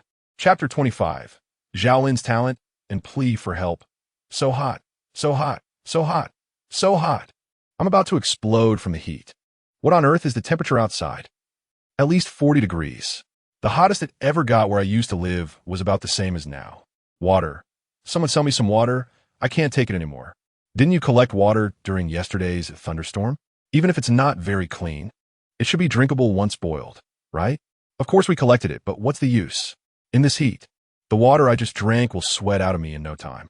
Besides, this train is just a metal box, with the sun beating down outside. What's the difference between here and an oven? Just hang in there, we'll be at the next stop in a few hours. The broadcast didn't say the next stop would have this kind of terrible weather, right? Hang in there? Heh, look at my mental state. Don't you all realize? Since the temperature hit this level, my mental and physical attributes have been dropping steadily. I can only slightly slow that down by splashing some cool water on myself. At this rate, even if I don't die from the heat, I'm afraid I might go crazy. Wiping the sweat from his forehead, Yiqian gulped down a bottle of mineral water and opened his personal interface to check his information. Stamina, 98. Mental state, 110. His stamina was indeed decreasing. But his mental state hadn't changed like the others had said. Is my mental state different from theirs? Could be because I ate too many white forest fruits? Bang! A gunshot disrupted his thoughts. He looked toward the sound. The warning device was firing. Outside the train, a group of emaciated wolves had gathered, seemingly chasing after the train. Their speed was not fast compared to the train, which had already leveled up 3 times. But what was concerning was that these monsters didn't follow the nighttime survival alerts like before. They just appeared outside and started chasing the train. This might become a norm in the future. It's not like they appeared together. It really is completely random.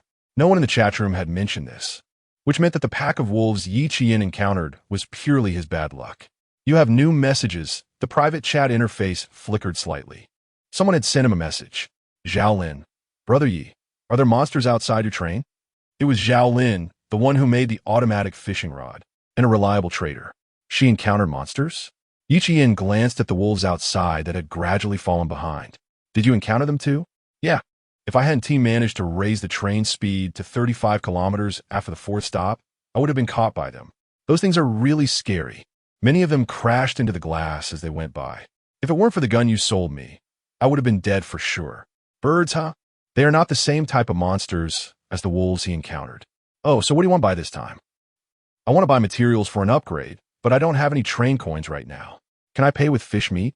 IDE 3-7741 Zhao Lin, dressed very lightly, nervously watched the private chat interface. Sweat trickled down her tan skin. She was afraid Yi Qian would refuse her purchase, but she really couldn't think of anyone else to buy upgrade materials from. After all, speed equals life. And with only 2 days left until the next nighttime survival phase, all the surviving players were working hard to upgrade their trains. No one was willing to sell upgrade materials. What if Brother Yi doesn't sell to me? Sigh, my talent is really a pain. Zhao Lin also had talent. Luck conservation. Good luck is followed by bad luck, and bad luck is followed by good luck. In the third stop, her luck was terrible. She entered a dark, damp bat cave and didn't dare to leave the train, toughing it out inside for 3 hours. Her fourth stop was a fish pond, where she managed to catch over 100 fish in a level 1 treasure chest in just 3 hours using the fishing rod she had been crafting all along. It's worth noting that she didn't have any bait. The fish seemed to be blind and kept crashing into her hooks. Without a doubt, that was a stroke of good luck. But what about the next time? The next time would surely be unlucky, and she was unlikely to upgrade her train, leaving only one opportunity before the next nighttime survival. Zhao Lin didn't dare to gamble on getting upgrade resources in one stop. She could only pray in her heart that she could buy resources from Yi Qian, the only one who might sell to her. Seeing Zhao Lin's message, Yi Qian didn't think twice before choosing to refuse. He didn't lack food now. The reason he sold her 100 rounds of bullets before was just that he happened to want to eat, and the low-level bullets were of little use to him anymore. Sorry, not interested. Zhao Lin panicked, as if her last lifeline was about to snap. No, please, Brother Yi. Just consider a rescue. I beg you to sell me some resources. The only person I can think of who might have upgrade resources is you. If I don't upgrade, I definitely want to survive the next nighttime survival. There are still 2 stops left. It's not like you have no chance to reach level 2. Others might, but I can't. Brother Yi, I have a talent. Zhao Lin gritted her teeth and revealed the secret of her talent. Looking at the screenshot she sent, it was the first time Yi Qian saw someone else's talent besides his own. Good luck and bad luck intertwined. Such an abstract talent. My sublimation is better, but it's no wonder she is anxious. If the next stop is bad luck, even if the next one is good luck, it might not guarantee an upgrade. Yi Qian thought for a moment. How much do you still need? 38 kilograms of wood, 22 kilograms of metal, and 14 mechanical parts. You should have opened a treasure chest before this, right? Give me the items from the treasure chest, plus 10 fish, and after the upgrade, I want to see your upgrade options. Oh, forget about the fishing rod blueprint. I want the treasure chest you opened in the last stop. Don't get it wrong. He indeed had the items. After all, he was the first among the train crew to use firearms to trade for materials. Even now, it would be hard to trade for such fundamental materials related to train upgrades. However, Yi Qian was not a philanthropist. Helping her was just because he saw her talent and hoped to have better trades with her in the future. Okay, thank you. You're really a good person. I will repay you. The trade was completed, and within a circle of light, several items and 10 freshwater fish appeared before him. Chapter 26, 5th stop. Mystery Bell Town, waterproof boots, level 1, tough fishing line, level 1, plant nutrient, level 1. So this is a level 1 treasure chest. Yi Qian had never opened a level 1 treasure chest before, but getting it from Zhao Lin was quite fulfilling. This nutrient. The first 2 items are of little use, but the third one caught his attention. Plant nutrient can accelerate plant growth. Isn't this exactly what he needs right now? The white forest fruit tree, even after a sublimation, takes 9 days to bear fruit, and only 2 days have passed since it was planted. So what if he uses this nutrient on it? Let's try sublimating first. Stamina 95-85, plant nutrient, high efficiency plant nutrient, can accelerate plant growth. The effect hasn't changed much, just an added high efficiency prefix, but it hasn't consumed all its potential, meaning it can still be sublimated. Stamina 85-65, high efficiency plant nutrient, bless plant medicine, accelerates plant growth. The potential is exhausted, and this time not only has the suffix changed, but the entire name of the nutrient has changed as well. However, the effect remains unchanged.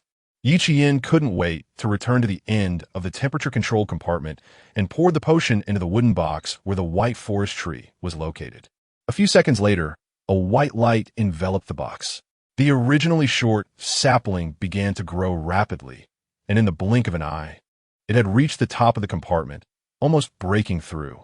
Soon, white forest fruits began to grow on the branches at a visible speed. 1, 2, an endless stream of fruits appeared at the top. Until the milky light faded, the growth of the fruits finally stopped. Rubbing his eyes and pinching himself, he thought, "Am I dreaming? Has it really grown to this extent?" He picked a fruit, and the familiar fragrance brought him back to reality. Just as he was about to take a bite, he suddenly remembered the side effects of the white forest fruit. Blessed white forest tree, level 4, can bear 3 blessed white forest fruits daily. Blessed white forest fruit, level 4, no processing needed. Can accelerate recovery of stamina and spirit when consumed, and increases resistance to hallucinations. The side effects have disappeared, even without soaking in clean water. It can be safely consumed. Yi Qian took a bite, and a rich, sweet aroma filled his nostrils. The indescribably delicious taste made him want to eat more.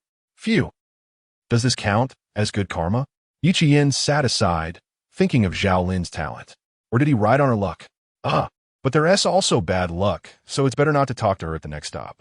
He picked a total of 55 fruits and stored them in a special storage unit to replace the ordinary white forest fruits for carrying.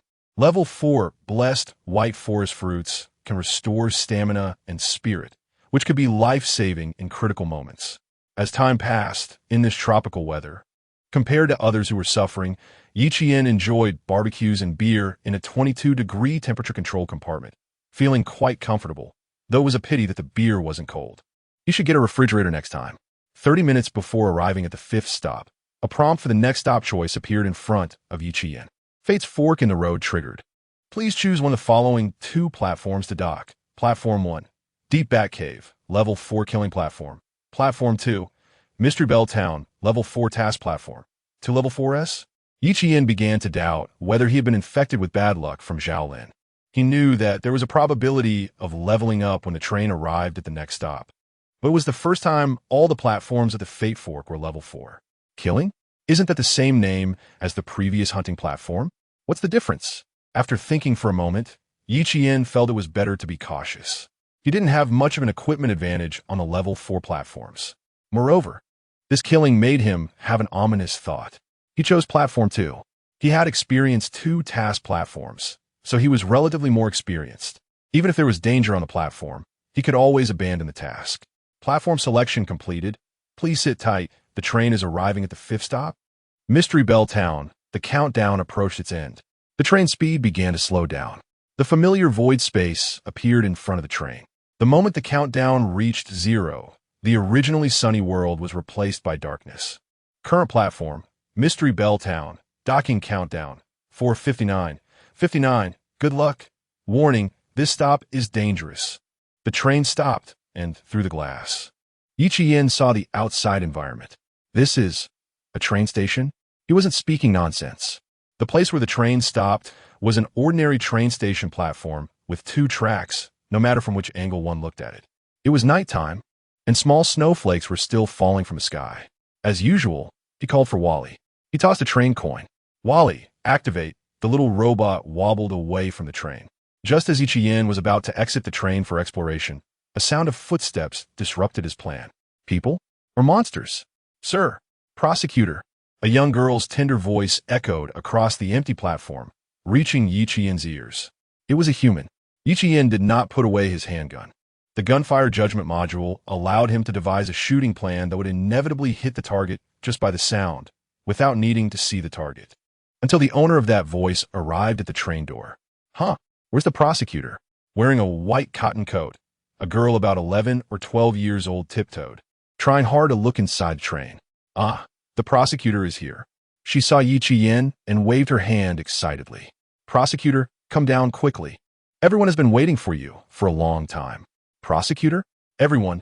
Yi Qian hesitated slightly and opened the train door. If this little girl really had a problem, the alarm device or the purity binding stone would surely react. Little girl, what's your name? The girl blinked her bright blue eyes and replied cheerfully in in an innocent tone. Prosecutor, my name is Tina. The nun's sister said that a prosecutor riding the train would come to save us, and everyone has been waiting for a long time. Hee. The sister didn't lie. The prosecutor really came. Chapter 27. The blonde nun in the town. Mr. Prosecutor, you are the prosecutor, right? Everyone has been waiting for a long time. Is it really you? Tina blinked her eyes, and the pleading and anticipation in her gaze seemed to solidify. Yiqian looked at her, revealing a kind smile, and nodded. Yes, you said that the person who came by train is the prosecutor, and besides me, there's no one else, right? So, I'm the prosecutor you mentioned. Yay! Mr. Prosecutor, come with me quickly. Everyone has really been waiting for a long time. Okay, wait for me a moment. By the way, here, have this. Yiqian handed a regular white fruit to Tina. The little girl looked at the fruit without any fear or hesitation and took a bite. Wow, this is so delicious. Thank you, Mr. Prosecutor.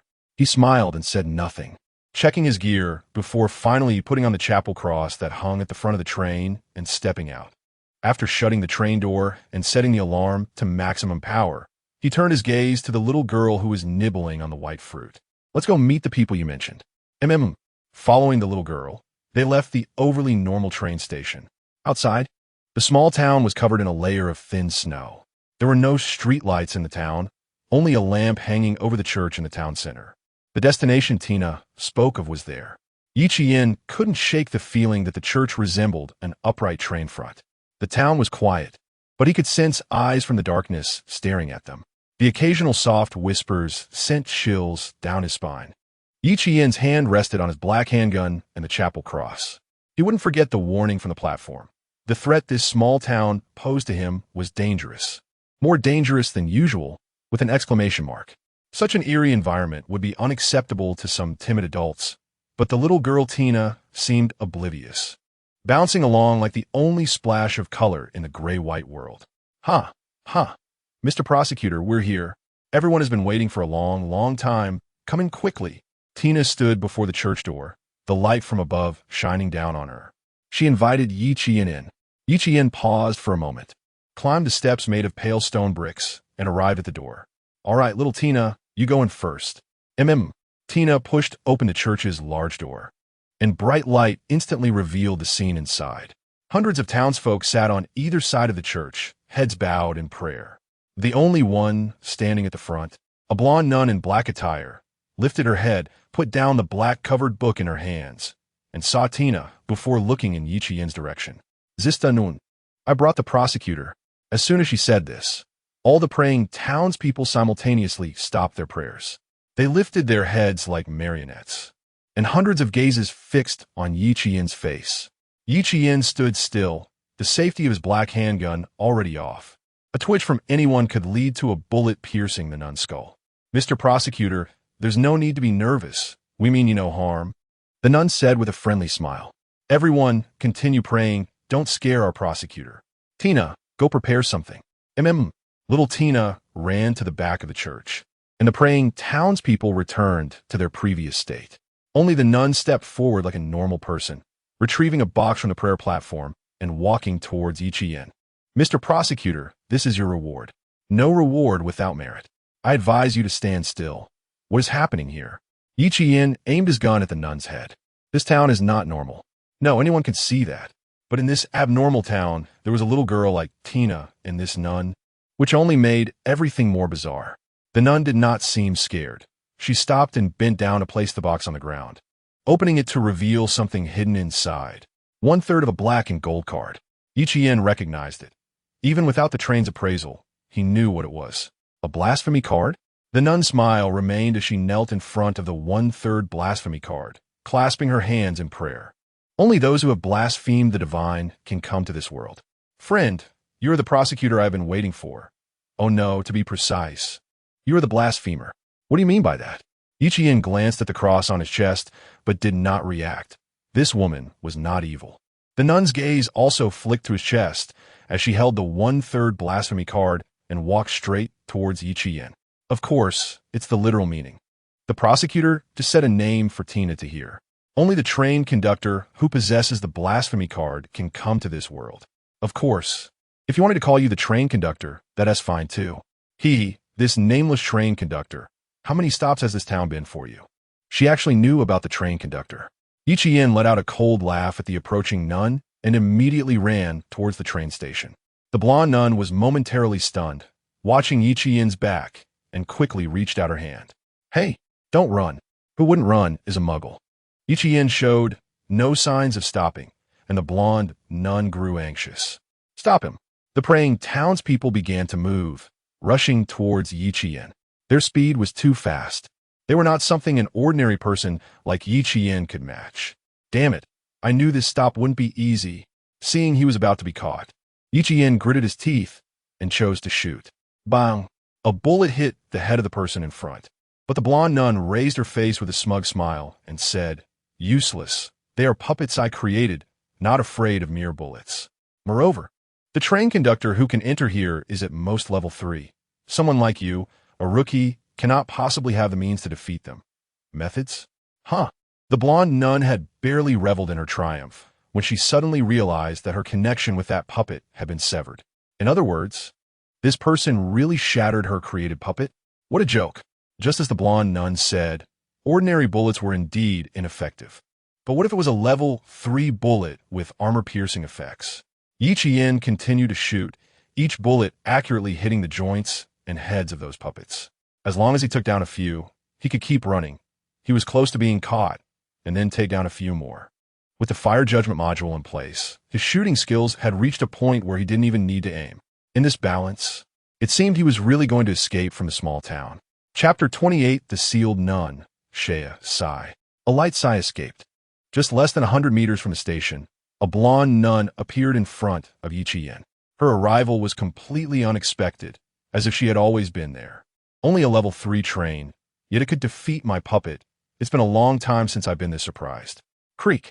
The alarm device was triggered. However, before it could fire a bullet, several black chains blocked the gun's muzzle. An alarm sentry device? You have such a thing? What good luck. Seeing the alarm device being so easily neutralized, Yi mouth twitched. Sister, I've had no grievances with you in the past, nor any grudges recently. There's no need to target me like this. Why not take what you want yourself? I won't take your things. Don't worry. I'm not here to harm you. Otherwise, you would have been dead long ago. The blonde nun walked up to Yi and scrutinized him from head to toe. Not running this time? Can't escape. Yi helplessly sat down on the ground. Teleportation, controlling chains, puppets. This woman was clearly not someone he could handle right now. Actually, he still had his last trump card, the judgment of fire. However, she didn't seem to intend to kill him. Otherwise, there was no need to just block him and say so much. Moreover, Yi felt that even if he used the judgment of fire, he probably wouldn't win. Good to know. Come back with me. By the way, my name is Shea. You can call me Sister Priest. I don't mind. Shea grabbed Yi hand and pulled him up, her ample figure fully displayed. Under the exquisite black and white nun's attire, her long, fair legs clacked against the cobblestone path in small black boots. Back in the church, Shea brought over a third of the blasphemy token. Here you go. For me? Yi pointed at himself. Never mind. Such a precious item is better kept by you. The more she insisted on giving it to him, the less he wanted it. This so-called blasphemy token was clearly not an ordinary item. Otherwise, she wouldn't be holding it with both hands. Seeing Yi expression, Shea chuckled and patted his shoulder, reassuring him, Don't be afraid. Look at me. I'm a nun. How could a kind nun harm anyone? Sigh. Looking at the card that had been forcibly shoved into his hand, Yi could only reluctantly accept it, thinking that he could always find an opportunity to throw it away after escaping. Don't think about secretly throwing it away, okay? Shea's hand grabbed the head of the townsfolk puppet, and with a crunch, the head that required a level 3 bullet plus blacklight, piercing enchantment to penetrate was crushed. Gulp. Yi swallowed, looking at her delicate, fair hand. It was hard to imagine she possessed such great strength. All right, Sister Shea, I definitely won't throw it away. After crushing the puppet's head, Shea turned and walked to the prayer platform to pick up a book with a black cover. Now tell me, what is your talent? Don't want to say? Then forget it. I'm not the type of woman who likes to be curious about others' secrets. Really not going to say? All right then, I won't ask you anymore. This woman is really strangely peculiar. However, one thing Yi was sure of, he wouldn't die here, and the judgment of fire probably wouldn't be of much use. The atmosphere fell into silence, and when he looked up, he happened to meet Shea's gaze. Silence. Don't you want to ask me something? In the end, it was Shea who broke the awkward silence. Aren't you curious? Why I know the train conductor. Why I know about train survival. Why I know about talents. Why I know. Not curious. Curiosity killed the cat. I'm not the type of man who likes to pry into others' secrets. You. Shea's expression became somewhat frantic. She no longer wore the smile from earlier, teleporting in front of Yichi-yen and staring at him discontentedly. Stare. Shea's hand crushed another puppet's head. Yichi-yen swallowed again, because they were too close. He could smell a faint floral fragrance emanating from Shea, and he leaned back, hurriedly waving his hands. No need, Sister Shea. Who exactly are you? And what is this place? Why are you here? And what was that card about? What do you want to do with me? Stop. Seeing Yichi-yen open his mouth to speak incessantly, Shea reached out and covered his mouth. With all this talking, which one do you want me to answer first? Yichi-yen quickly shook his head, indicating he hadn't meant to. Damn, this woman turns hostile faster than flipping a book. Clearly, she was the one who prompted him to ask, and he had just said a little more than usual. Was it necessary to resort to violence? And a kind none? More like a violent woman. Shea released her hand, casually kicking a townsfolk puppet aside, crossing her legs on the bench, taking a deep breath, and once again displaying that pure and kind demeanor, smiling. Speaking of which, I am your senior. I came to this world 20 years ago and survived on the train. 20 years, just as he had guessed earlier. He indeed was not among the first batch of survivors to arrive in this world. So that means Shea's age should be. Are you thinking something very impolite? No, how could that be? I was just thinking how a beautiful and kind person like you, Sister Shea, could end up here. Upon hearing this question, Shea seemed momentarily lost in thought. I was sealed in this world. At this point, her gaze returned to Yichi-yen's face. Logically speaking, no one should be able to enter this platform because the bastard who sealed me erased this station entirely. The higher the train's level, the less likely it is to find this place, so my former companions would not be able to come to rescue me. And low-level trains do not have the qualification to enter this station, but you, however, entered. Why? Is it because of your talent? Yichi-yen's gaze slightly evaded. If he hadn't encountered a crossroads of fate, his destination for this station should have been that slaughter platform. And the appearance of the crossroads of fate was also due to his talent. So Shea was right. It was all indeed because of his sublimation talent. Seeing Yichi-yen's expression, Shea's mouth curled up a little more. I won't force you to tell me your secret, but you shouldn't casually disclose your talent and abilities to others. After all, there are no good people in this world. Talent is something that only a very few survivors possess, and once you have it, it cannot be changed. But even the most useless talent can provoke jealousy in those without talent. Of course, if you want to tell me, that's fine. I won't leak it out. And that card too, make sure no one knows you have the blasphemy token, not even your closest people.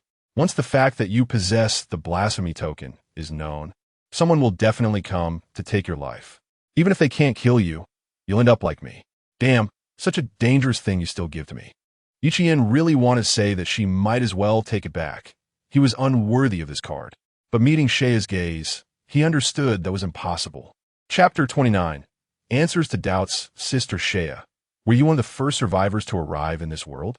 Anyway, she probably wouldn't kill herself. So Yichi-yen wasn't that scared anymore. Since that's the case, it would be better to be bolder and clarify some things he wanted to know. This senior from over 20 years ago must know a lot that he didn't. No, there were quite a few batches of survivors before me, but they are rarely seen. Shea replied. Why?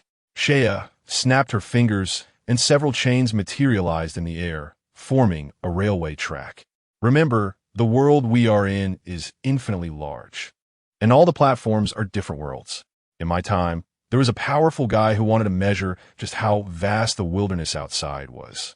So he gathered all the powerful train conductors at that time to collect resources and increase the speed of his train to a level that even I find hard to imagine. Shea clicked her tongue as if recalling a terrifying number. That guy had a module. Oh, you know what a module is, right? My chains are also a module. You can think of it as magic or a sci-fi weapon.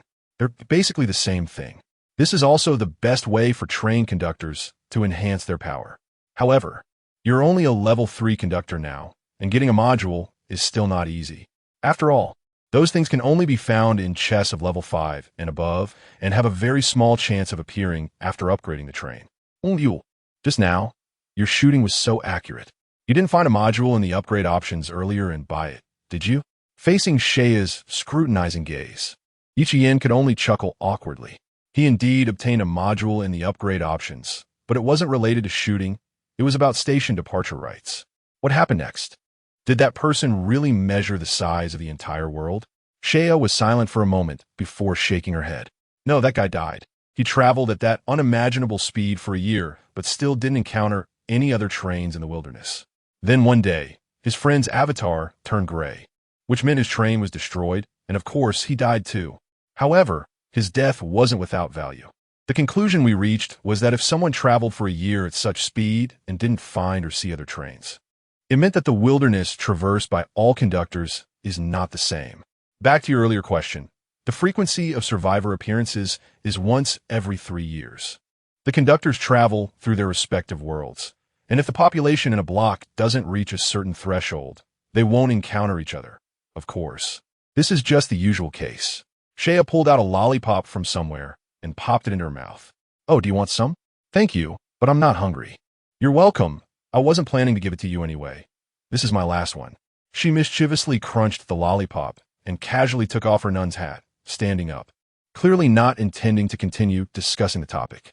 All right, that's about it for the questions. I'll answer one last question, and the rest you can seek out yourself. Your level is too low, and telling you too much will only lead to overthinking, which isn't good. Also, do you want some candy? She produced another lollipop from somewhere, and before Ichien could respond, she unwrapped it and stuffed it into his mouth. It's very sweet, but it has a slightly bitter aftertaste. The cold sensation made him inexplicably relaxed, and the lingering fatigue from just running was swept away. How is it? Tastes good, right? Weren't you just saying there was only one? Of course, I was lying to you. The prettier the woman, the better she can lie. That's absolutely true. Crunching the candy, Ichien thought of one last question. Do you know about Run Corporation? He shared his experiences in the Doomsday Town and the Yoyu Manor with Shea. Is there something wrong with this company? Seeing Shea's puzzled expression, Ichien wondered if he had said something wrong. Nothing much. I don't know this company. But judging by your reaction, it seems you've seen such forces in multiple platforms, right? Don't pay too much attention. There are many similar forces. After all, this train survival game has been going on for who knows how many years, and inevitably, some people don't want to continue taking risks and want to stop. The organizations and forces they establish will naturally affect some stations. All right, that question doesn't count, but you don't need to ask anymore. It's almost time. Cool, me. Let me show you my train. Clapping her hands, Shea called out. Tina, who had been missing, came running from behind the church. Sister Nun, it's ready. It's the prosecutor. Thank you, prosecutor, for helping us. Everyone will thank you. Tina happily took Yichien's hand and shook it. Tina is also my doll. How about that? Cute, right? Doll? What, don't believe me? Little Tina is my best work. Yichien rubbed his eyes, looking at Tina, who moved just like a real little girl, and poked her cheek. Can this really be a doll? She looks exactly like a real person. Oh no, she can't have been made from a real person, right? Scenes of Shea capturing and refining a little girl flashed through his mind. Could it be that Shea was actually a female demon sealed here by some righteous person, and he accidentally released her? Better not make her angry. I'm so handsome. What if she turns me into a doll? A rumble echoed as the church trembled. Shea took Tina's little hand and walked to the front of the altar. System prepared to depart. Familiar light screens surged wildly. This church was actually the front of Shea's train. Hey, Yichien, take these things. Consider it a small reward for helping me open this world. While Yichien was still in shock at the church, transforming into a train, a black box was tossed to him. Don't worry, this time it's not dangerous. As for what it is, you'll find out when you go back. It's definitely suitable for you now. So that card is really dangerous. Ahem, stop thinking about it. Let me show you what a high-level train looks like. The church continued to change until it finally formed the shape of a train's front. The black tracks appear beneath the wheels, and in an instant, they appeared at the station outside the town. Wow, so fast. Compared to Shea's train, Yichien felt that his own was as slow as a snail. Chapter 30 Departure 15 years later. Is the entire church a train space? How many upgrades would it take to achieve that? You must be envious. I'm a level 57 train conductor, which was quite impressive in my time, let me tell you. Yiqian didn't hear what Shea said next. He was astonished by the number 57, considering that the platform level required for each train level increases accordingly. Could there really be platforms over level 50? Shea answered him. It's not really a problem. The highest platform level is only 12. Buildings, items, treasure chests, and so on are all level 12, except for the conductor's level, which can go higher. Of course, I'm referring to the situation 15 years ago. I'm not sure about now, but it probably won't be too high, right? All right, I have to go. Shea set up the train operations and walked over to poke Yiqian's face. No matter what, don't let the blasphemous card leave you. That's yours. So absolutely don't lose it. She meant no harm. Yiqian could tell she was just teasing him. Hey, Sister Shea, don't worry. I definitely want to lose the one you gave me. You can't lose your own either. Synthesize it as soon as possible. Although it's dangerous, it will be very beneficial for you. A huge benefit. Shea's voice carried a hint of melancholy. I'm leaving now, although I could take your train with me. Staying on the train all the time is quite boring. Enjoy your time on land. Wait for the countdown to end. The houses in this town are all carriages I once casually created. You can reclaim them as you like. It doesn't matter how many you take. When you leave, remember to set this place on fire for me. I will never come back here again. Shea's gaze seemed to pierce through the church, taking one last look at the small town that had sealed her for 15 years. The door of the church, no, it should be said the door of the train, slowly opened. Tina took Yiqian's hand. Inspector, we're leaving, and you should get off too. Tina, so cute. So cute that it's hard to believe she's just a puppet. Yiqian patted her head, recalling how he first met her, remembering that she seemed to like eating white forest fruits. So he took out 10 blessed white forest fruits from the storage unit. Here you go. Wow, it's delicious fruit. Thank you, Inspector. Tina picked up one white forest fruit and started eating it, while Shea, who was still doing some operations, also caught a whiff of the fragrance and glanced at the white forest fruit in Tina's hand, pondering slightly. This fruit, what a lucky fellow. No wonder he could find that third. And why is there a blessing or two? So strange. Is it the ability of the storage unit carriage? Can such a rare carriage really appear on a mere level 3 train? Could it be that I've fallen behind the times after being sealed for 15 years? Are today's conductors this impressive? What exactly is his talent? It's really intriguing. Yiqian was unaware that Shea was currently suppressing her desire to explore as she walked out of the train door with that box, saying her final goodbye to Tina. Once outside, he finally saw the full appearance of Shea's level 57 train and understood why this station had 2 tracks. The main body was black, interspersed with pure white lines and angelic patterns. Each of the 18 carriages was different, but no matter which one, they all appeared extremely high-end and luxurious. Moreover, from the outside, it was unimaginable that the interior space could be as large as a church. Space compression? Can I also make the carriage like that in the future? No kidding, he was envious. Looking back at his own shabby train, which only had 2 carriages in total, he sighed. A golden nest or a silver nest is not as good as my own doghouse. It's all right. In the future, ours will definitely be bigger and better than hers. Yiqian encouraged himself. Just as he returned to his own train, he saw that Shea had sent him a friend request. I really want to refuse. It just feels like getting too involved with this woman won't lead to anything good. Then he saw a force message pop up on the screen. You wouldn't want to refuse, would you? The chat box had a cute Shea emoji with a smile. How could I refuse? It's an honor to have you as a friend, Sister Shea. Faced with the choice of being turned into a puppet or preserving his life, Yiqian unhesitatingly chose the latter. However, he still secretly wrote a name in the friend note. Big Golden Retriever. But soon he paid the price for this mischievousness. Very good. Now I can find you no matter where you run off to. Learn from this. In the future, even if someone adds you as a friend, be careful and don't add just anyone. The note now had an additional prefix, Evil Woman, Big Golden Retriever, boom boom boom. The sound of the train roared through this town of Mystery Bell. The ground trembled. 15 years of stagnation had made this train eager to move forward. Fireworks bloomed in the sky.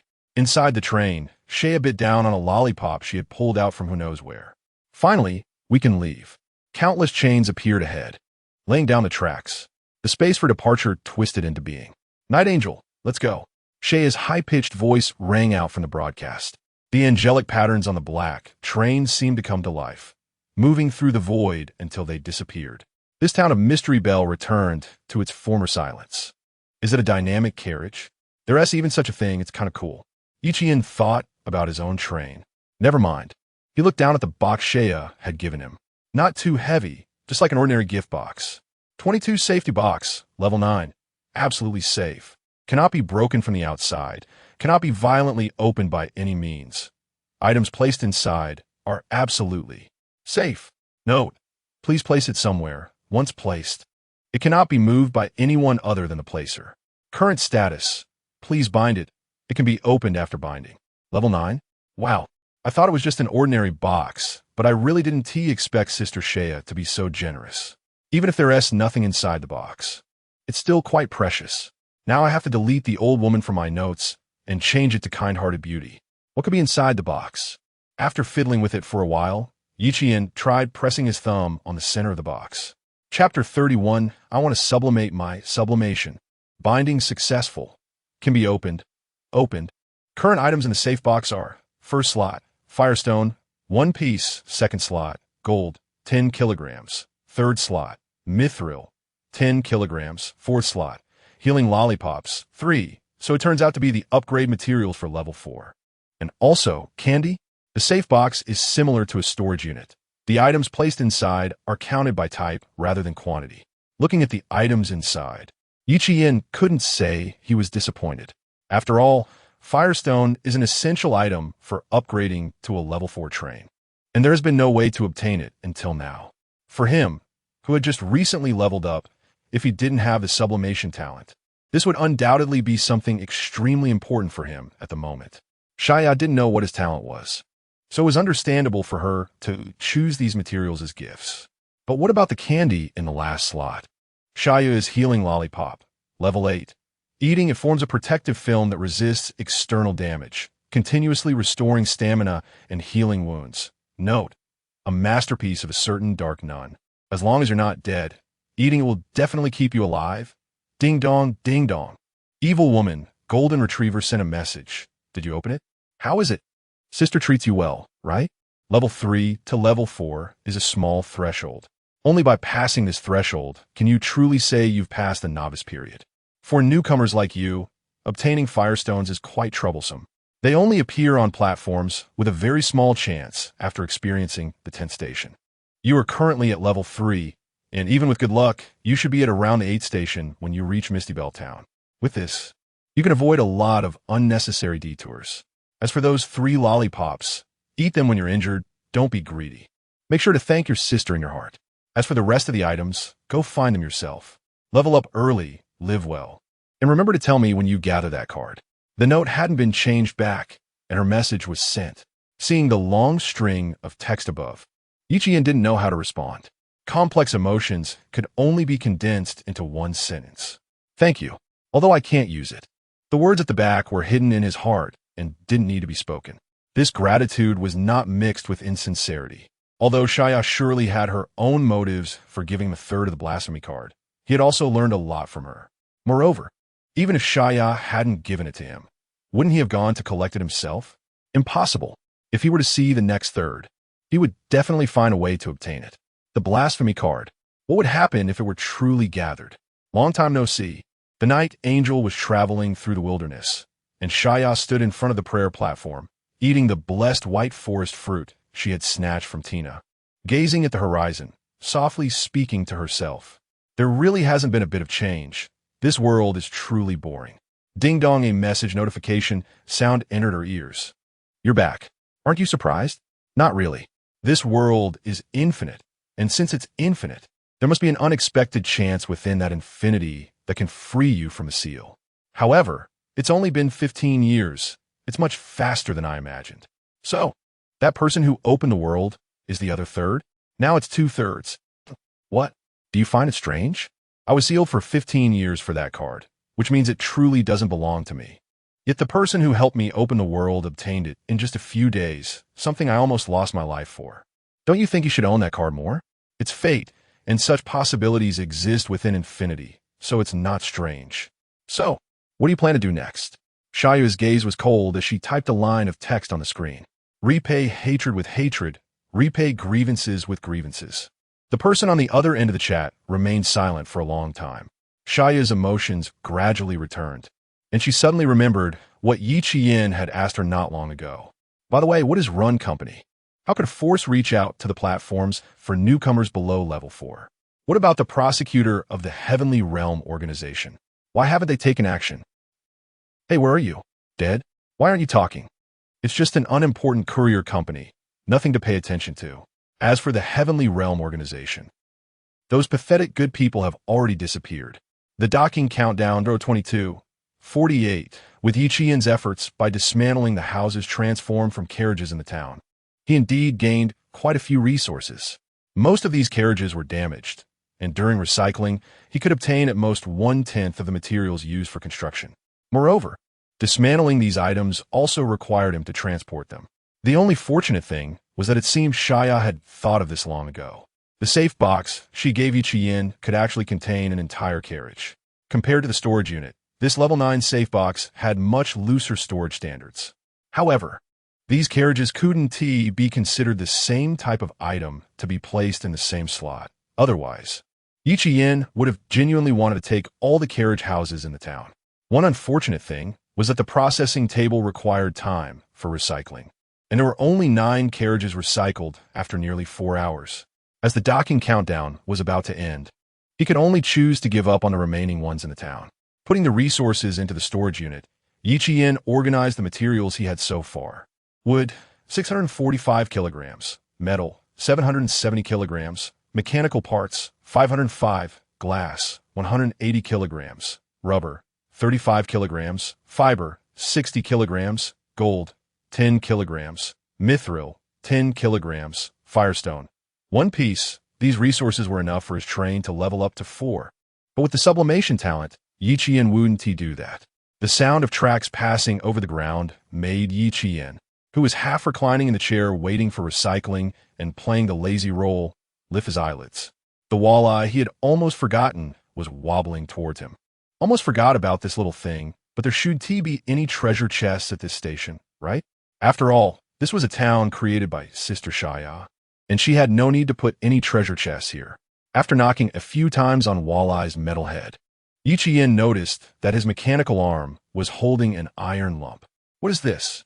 Yi Qian took the iron block and examined it for a moment, unable to tell if it was anything special. It didn't look like ordinary iron. What is it? Curiosity overcame laziness, and Yi Qian returned to the train and used the control system to identify the iron lump in his hand.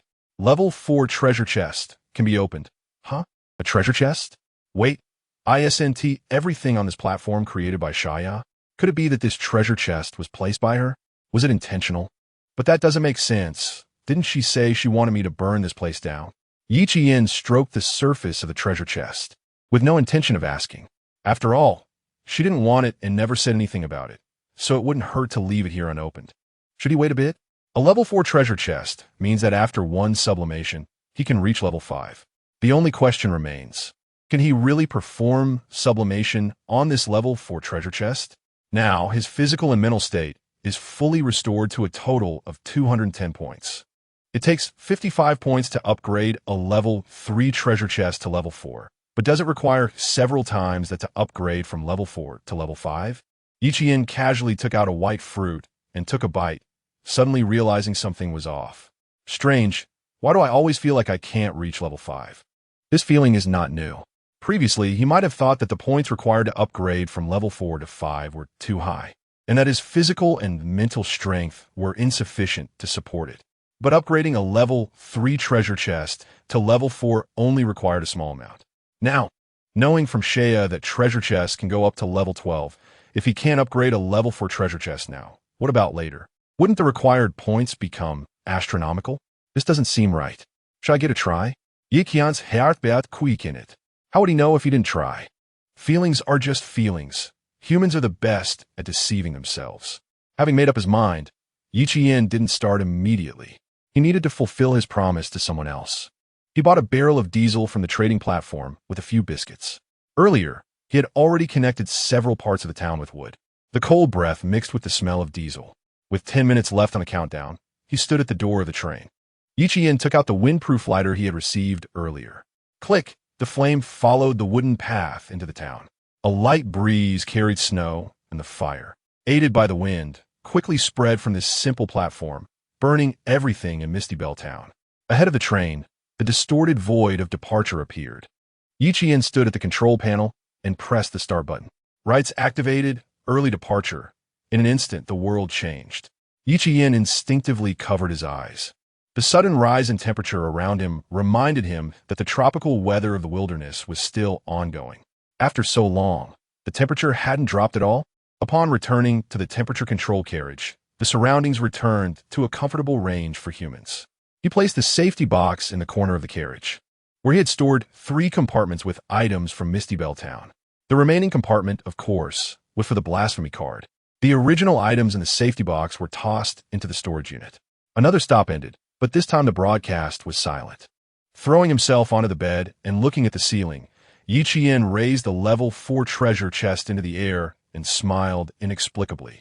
He didn't expect that the first level 4 treasure chest he failed to upgrade would not be the greatest gain of this stop. If others knew, they would probably be envious. In this stop, Yiqian learned a lot about this world, although not much. It would prevent him from acting like a headless fly in the future. And then there was the blasphemy card. Shea never told him what this card was, but Yiqian could roughly guess that she would be sealed in Misty Bell Town, probably related to the blasphemy card. With more things known, there were even more things he wanted to know. He felt a bit tired. In fact, from the moment he chose to escape until now. Even though Shea had shown her goodwill, the tension deep within Yiqian had never dissipated. Only now, back on his train, did that tension finally fade away. With both body and mind relaxing, Yiqian wanted to treat himself like a salted fish, no longer worrying about the next stop, just letting it be. Unfortunately, he couldn't. The upgrading had to continue. The platform wouldn't stop and wait for him. Tossing the level 4 treasure chest in his hand, Yiqian gazed at the box. Even though there was an inexplicable feeling in his body telling him that his upgrade would not succeed, he still wanted to give it a try. Stamina, 89, mental, 110. His stamina was not full, but that was okay. Yiqian took out the healing lollipop that Shea had given him and put it in his mouth. The sweet aroma filled his nostrils, and his stamina rapidly recovered. In just a second, it went from 89 to 100. At this speed, it could at least restore 10 points of stamina per second. Without wasting time, Yiqian pressed his hand on the level 4 treasure chest. Upgrade. In an instant, his stamina and mental strength surged forth like a dam breaking. The power of the healing lollipop continuously replenished him, but it was still just a drop in the bucket. It seemed that the upgrade talent was not meant to reach the height of level 5. At that moment, Yiqian finally understood what he had been feeling all along. It wasn't that his stamina and mental strength were insufficient, but that above level 4, whether it was treasure chests, buildings, or anything else, there was a resistance to upgrading. If that's the case, should I give up? It's still not too late to give up now. Otherwise, his stamina and mental strength might be completely drained. But correspondingly, if he really gave up, wouldn't that mean the end of his upgrade talent? Shea had said that once a talent is possessed, it cannot be changed. If he stopped here, the upgrade would stagnate at the threshold of level 4. He was unwilling to accept that. Can it be changed? Je viens s'immédiat. Placing his other hand on his chest, over his heart. Then I will try it. I want to upgrade my upgrade talent. This crazy action seemed to trigger some switch. Countless dazzling red screens appeared, and if viewed from the outside, his train was now enveloped in red. At that moment, everyone in the train world felt an indescribable fear. And the initiator of all this, at this moment, was surrounded by the red screens, unconscious.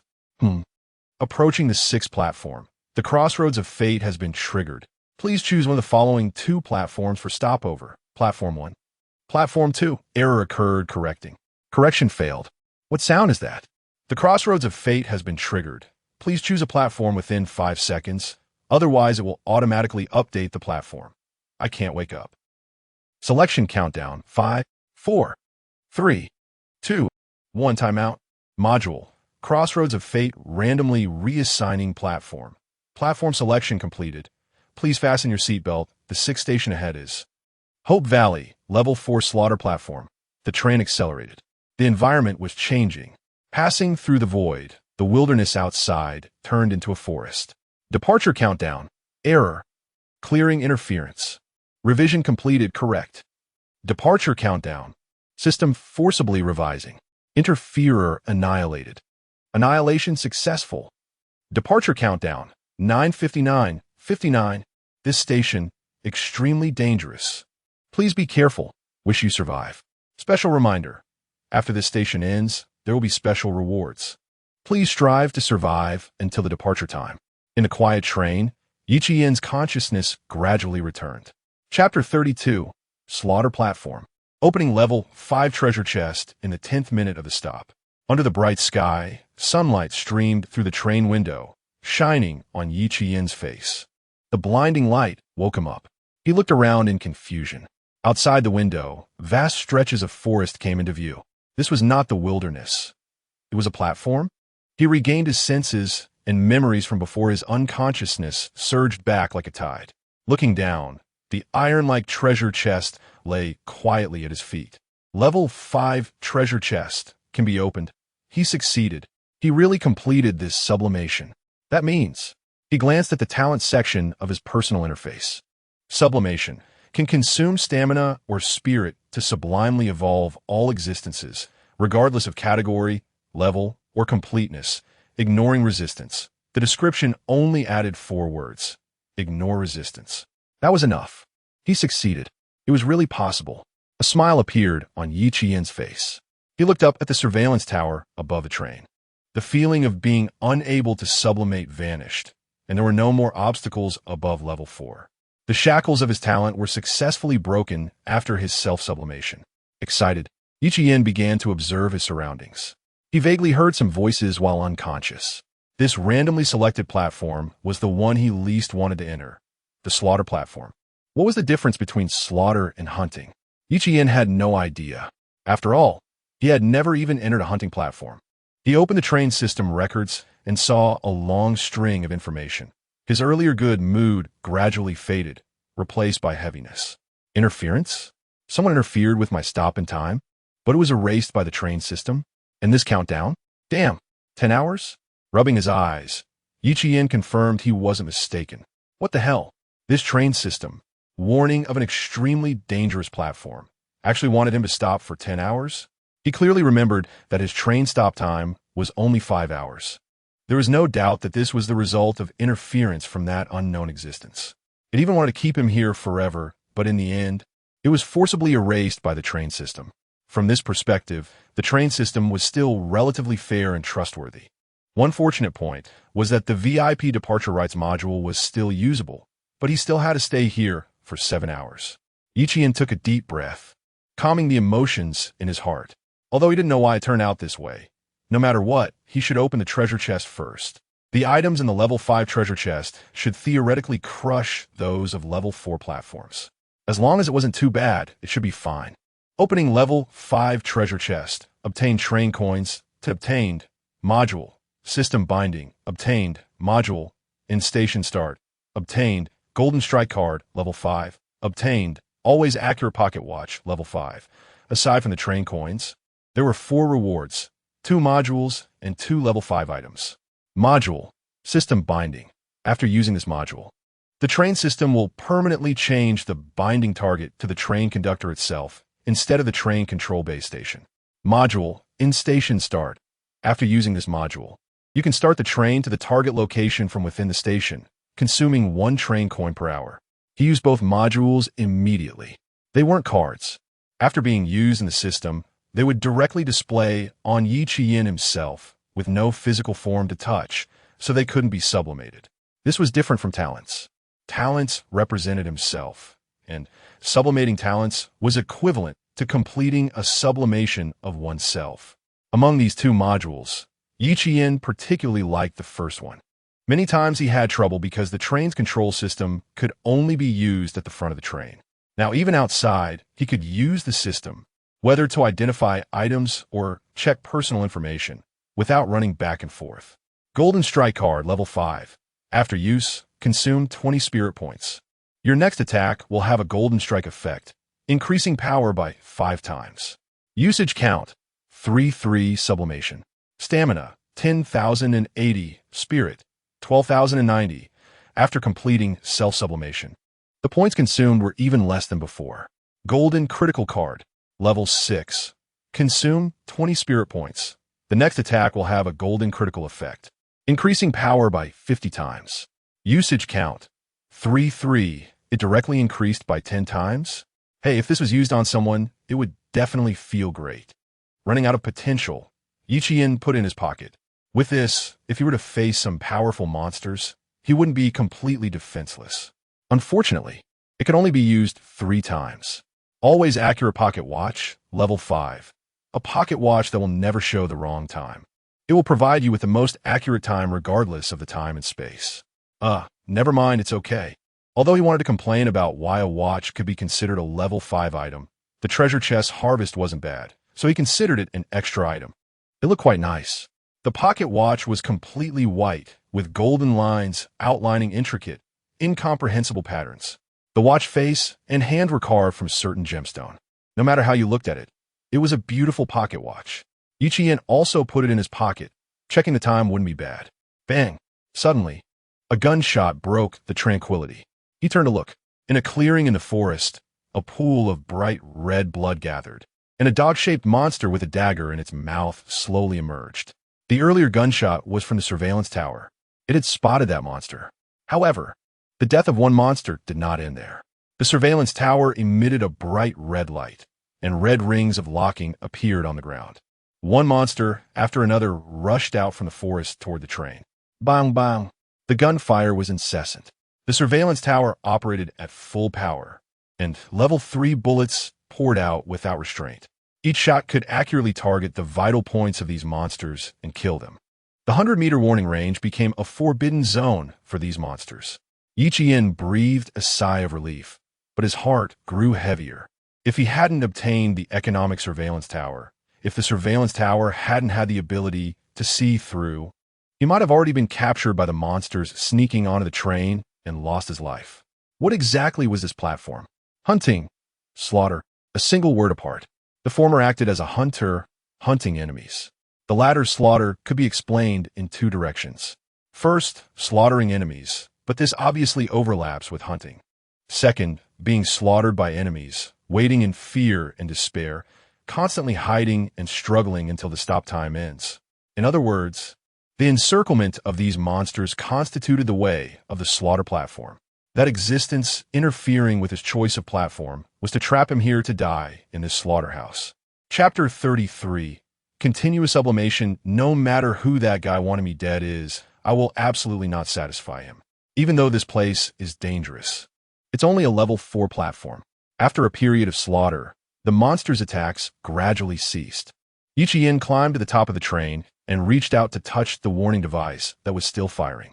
A level 5 warning device should be quite effective against a level 4 platform. Sublimation. Mental, 9,040. Sublimation successful. Warning Sentinel, level 5.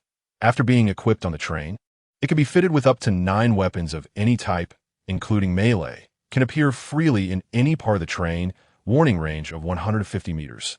Within this range, all hostile targets are automatically locked for attack. Locked targets can break through visual concealment effects, such as invisibility, sneaking illusion.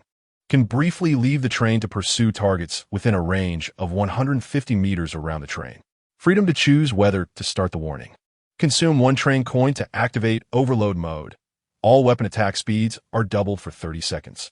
The warning device transformed directly into a warning sentinel after sublimation. And just from a description, its strength was evident.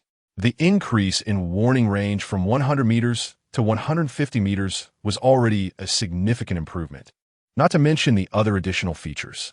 Yiqian's sublimation wasn't over yet. The level 4 structures he equipped on the train weren't limited to just the warning sentinel. Coming to the 3rd carriage, the watcher that had been of little use quietly stayed here. As another level 4 structure, the watcher had almost no space to function. The external threats could be handled by the warning sentinel, but one could never be too cautious. The warning sentinel's warning range does not cover the interior of the train. If a certain monster could bypass the Sentinel's detection and enter the train, it would be time for the Watcher to take action. Sublimation. Stamina. 8,040. Mental. 4,030. Sublimation successful. Enchantment. Illusionary Watcher. Level 5. Equipped in any carriage, can monitor any part of the train. Will sound an alarm if foreign objects invade and release an illusion effect on the intruders. The effect of the Watcher after sublimation wasn't as powerful as the Sentinel. It just gained an illusion enchantment, and it was still uncertain how effective that would be. After 3 consecutive sublimations, Yi Qian still felt fatigued. But now was not the time to stop. Returning to the front carriage, he brought the Mithril Cross and the pure Binding Stone to the front. With the Watcher and Sentinel to handle physical invasions, the eerie threats could only rely on these two. Moreover, the potential of the pure Binding Stone had not been fully consumed, meaning Yi Qian could still perform one more sublimation on it. However, he needed some time to recover from the excessive stamina and mental consumption. Putting on a bulletproof vest and gripping the blacklight pistol, he made the best preparations possible. He would never let that existence wanting his life succeed. This station he was determined. Oh, and one more thing. Wally, activate. Since he was already here, it would be a shame not to take something away. After finishing all this, Yi Qian had one very important thing to do. I'm so hungry. It's time to eat. Taking some meat and vegetables from the storage unit, he set up a barbecue grill outside the train and, accompanied by the occasional gunfire, prepared his lunch. After being unconscious for a day, one couldn't just skip meals. By the way, speaking of which, is there anything new after the 5th station ended? Opening the system's message log, Yi Qian scrolled up and indeed found something new. All train conductors have left the 5th station. Restrictions on private trading within the station lifted. Restrictions on placing items on the trading platform lifted. Current number of items all train conductors can place on the trading platform. 5 types. Has the trading platform been liberated? That's good news. Because he missed a chance to trade due to being unconscious, he regretted not being able to acquire some good items from those who experienced the 5th station. The private chat interface flickered slightly, indicating a friend had sent him a message. Shangguan Inshua. Did you feel the tremor over there? Sorry to disturb you. The message from Shangguan Inshua left him puzzled. Tremor? What is that? Was it something that happened while he was unconscious? The subsequent strange apology was even more baffling. Zhaolin, Brother Yi, thank you for helping me level up. I've entered the 6th station, which is a snack shop. If you need any food, attached was a photo of various snacks, drinks, and even alcoholic beverages. After bad luck comes good fortune. Although Yi Qian envied her 6th station, he wasn't particularly impressed by Zhaolin's talent. Luck is conserved. After good luck comes bad luck. And he didn't know what her next station would be like. It might be like him entering a slaughter platform. Li Shaosheng, have you considered what I talked about? To be honest, after the 6th station, I will be the first conductor to reach a level 3 train. Join my alliance, provide weapons, and survive together. In the future, I can also help you upgrade your train. Using empty promises to lure him into an alliance, he would gain nothing in return. This guy must have been some garbage company boss before coming to this world, able to paint such pretty pictures. He had previously wanted to trade with him, but after the last fishing rod incident, Yi Qian felt there was no need for any transactions with this guy. Friend deleted, continuing to scroll down. Yi Qian noticed some names had turned gray. He remembered Shea saying that gray names indicate train destruction or death. Clearing all private chats in the background, Yi Qian sent a message in the public chat room. 2,453 10,000. Buying large quantities of gunpowder. Interested parties, please PM me with prices. The message didn't receive as many responses as usual. Besides the reduced number of people, most were exploring the station and they had no modules. The system interface could only stay at the front of the train. This was fine. His message could stay up for a while without being pushed down. After an hour of docking, under the slaughter of the Sentinel, the area within 100 meters around the train became the only clean land nearby. Yi Qian ate grilled meat, paired with white forest fruits, and ice beer bought from Zhaolin, feeling as if he were not in a slaughter platform, but on vacation in a picturesque forest. Of course, this was assuming he ignored the faint smell of rust in the air. Chapter 34, Collecting Corpses. Harvesting train coins after a hearty meal, Yi Qian's mind became active again. This slaughter platform seemed to be only able to passively defend, but that didn't mean there was nothing that could be done. The corpses left by the monsters that the sentry soldiers had called out one by one could be collected and recycled at the processing station, which would also count as a gain. Without hesitation, Yiqian bought a large bamboo basket on the trading platform and strung on his back with several ropes. He also tied a dagger to the top of a wooden stick, creating a makeshift hook sickle. During the intervals when the monsters were dealt with, Yiqian quickly dashed to the corpses of the monsters and dragged them back. Black Horned Hound, Level 2, Swift Viper, Level 3, Assassin Lizard, Level 3 one by one. The monster corpses were placed on the train's processing station for recycling. Obtained: Black Horned Hound Meat 10, Swift Viper Meat 5, Lizard Meat 10. Obtain Assassin Lizard Skin 1. Carrying this will slightly reduce presence. Obtain Black Horned Hound Dagger 1. Dog Dagger, a dagger used by black-toothed hounds. It has corrosive properties. In addition to various meat chunks, recycling the monster corpses also yielded special materials related to their characteristics.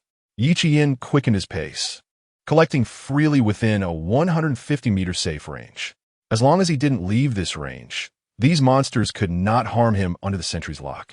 So far, this slaughter platform had not caused Yiqian much trouble. On the contrary, he had gained a lot. The Level 5 sentry dealt with monsters that were at most Level 4, essentially a dimensional suppression. Even if occasionally a particularly large beast wave broke through the 150-meter safe distance, he could activate the sentry's overload mode to repel them. Moreover, Yiqian's gunfire judgment module made him a sharpshooter.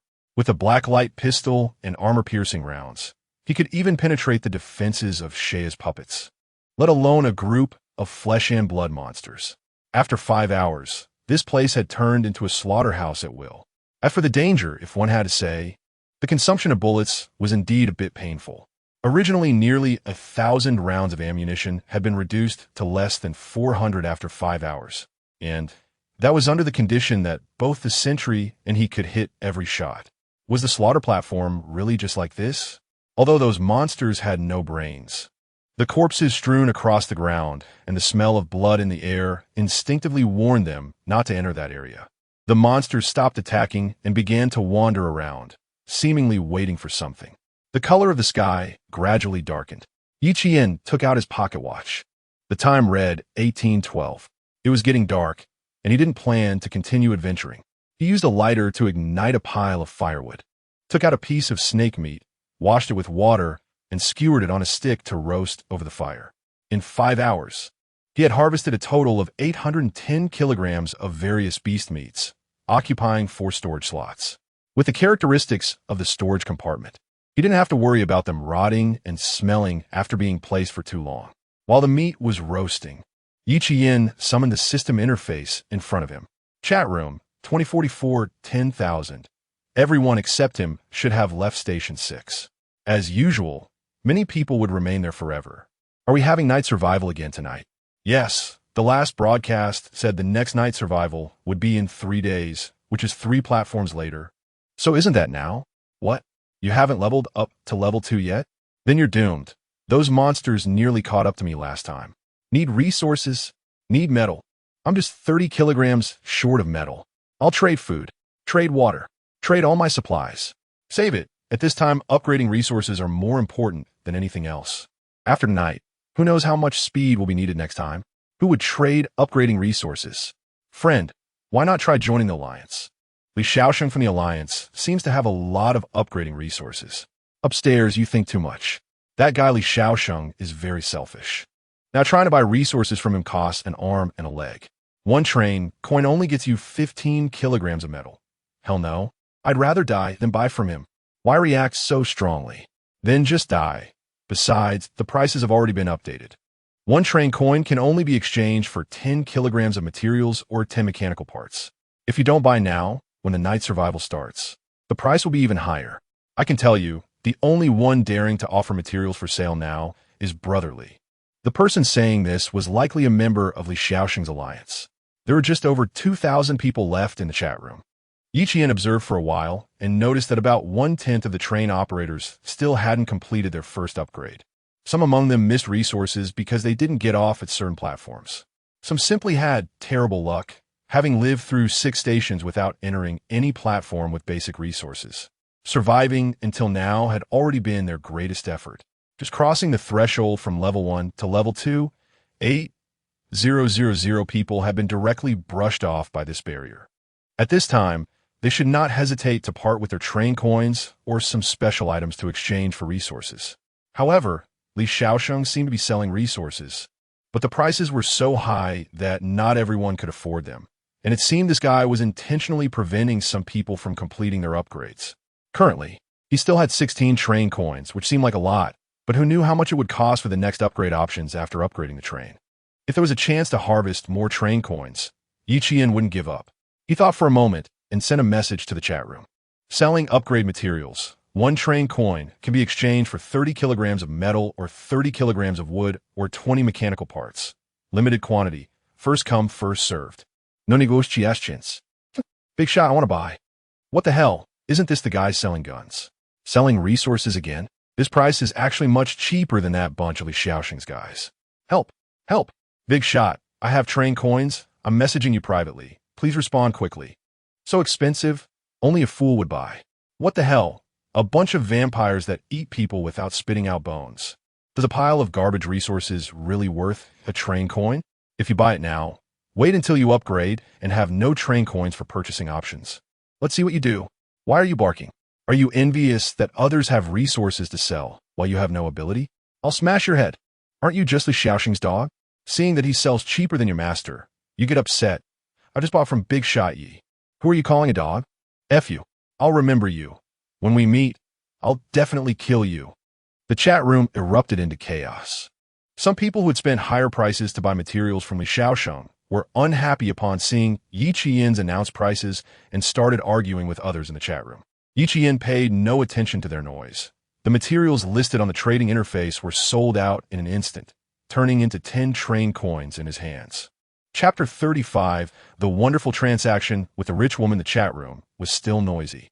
There were still many voices everywhere begging others to list materials on the trading platform, and more private messages were sent to Yi Qian's backend. Yi Qian listed another batch, but this time he only earned 3 train coins. It wasn't that the market was saturated, but that there were really very few people who had train coins. Treasure chests weren't that easy to find. Upon reflection, if it weren't for Wally's existence, wouldn't Yi Qian have only found that one from the initial armory? Without treasure chests, there would be no train coins. Without train coins, he couldn't buy resources for upgrades, and by the next night's survival, he would just have to wait for death. But that had nothing to do with Yi Qian. He couldn't help everyone. He was willing to list items just to harvest a wave of train coins. Moreover, if someone couldn't even manage to upgrade in 6 stations, they really weren't suited for this world. Scanning through the private messages where people hoped to exchange supplies for resources, they didn't even consider that while begging for help, they needed to prove themselves worthy of assistance. Pang Wenxuan, please, I only have this one blueprint left. I need 30 kilograms of metal to upgrade the train. Please help me. Among the private messages, only one caught Yi Qian's attention. A blueprint? It was worth a look. However, a single blueprint should be able to exchange for more resources from others, right? After all, no matter how terrible the blueprint was, it was still a blueprint. Strange. What blueprint? Upon receiving a reply, Pang Wenxuan, curled up and shivering in the corner of the train, was suddenly overjoyed. This one.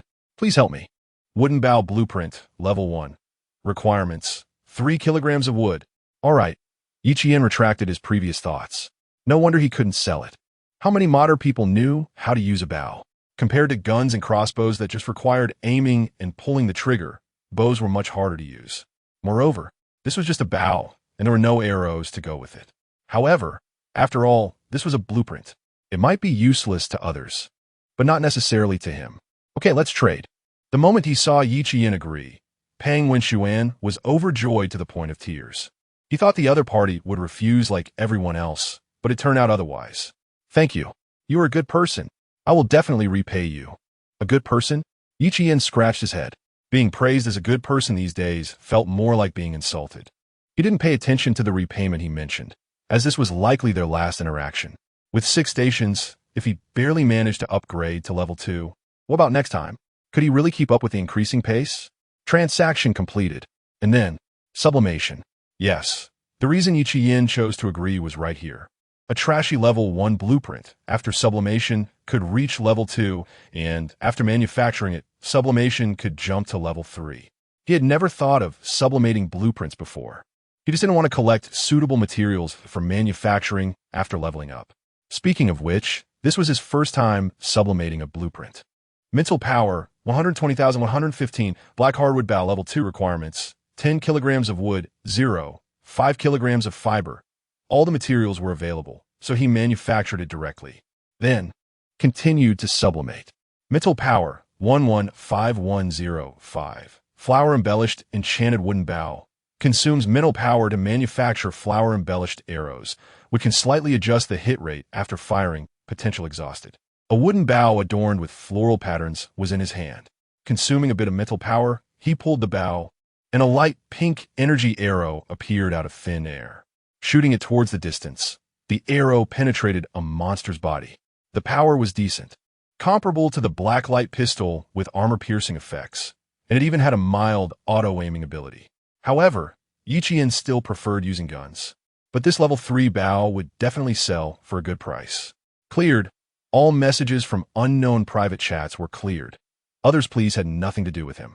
After all, the price of 30 kilograms of resources for one train coin already indicated that he wasn't a good person. There was still one message left in the private chat, sent by a friend, which wouldn't be cleared. Shangguan Ingxue, do you have any bullets for sale? I can exchange with gunpowder. It was her, a very good trading partner with a lot of water and a nice personality. Gunpowder, that was exactly what he needed, and the timing couldn't be better. Yi Yin, 500 G of gunpowder for 10 level 3 bullets. I won't charge you extra processing fees for the metal used in manufacturing. Deal, I want 100 pieces. Question mark. Is there a problem? No. I'm just curious how you got so much gunpowder. A smile couldn't help but spread across Yi Yin's face.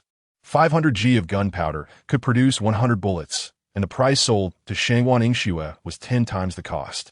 Moreover, this rich woman wanted 100 bullets at once, which meant she would provide enough gunpowder to manufacture 1,000 bullets. Trading with her was quite pleasant. The transaction was quickly completed. 100 bullets were exchanged for the materials to make 1,000 bullets, and Yi Yin immediately pulled out the blueprint to manufacture at the processing table. Initially worried about whether the bullets would be enough for him to leave this platform, Yi Yin was now completely reassured, distributing all the freshly made bullets to the sentry. His sense of security skyrocketing. Snake meat sizzled and oozed oil over the flames, sprinkled with a bit of salt, and turned over. His fingers tapped on the light screen. By the way, I was unconscious all day yesterday. What was that vibration you mentioned? Can you tell me? Unconscious.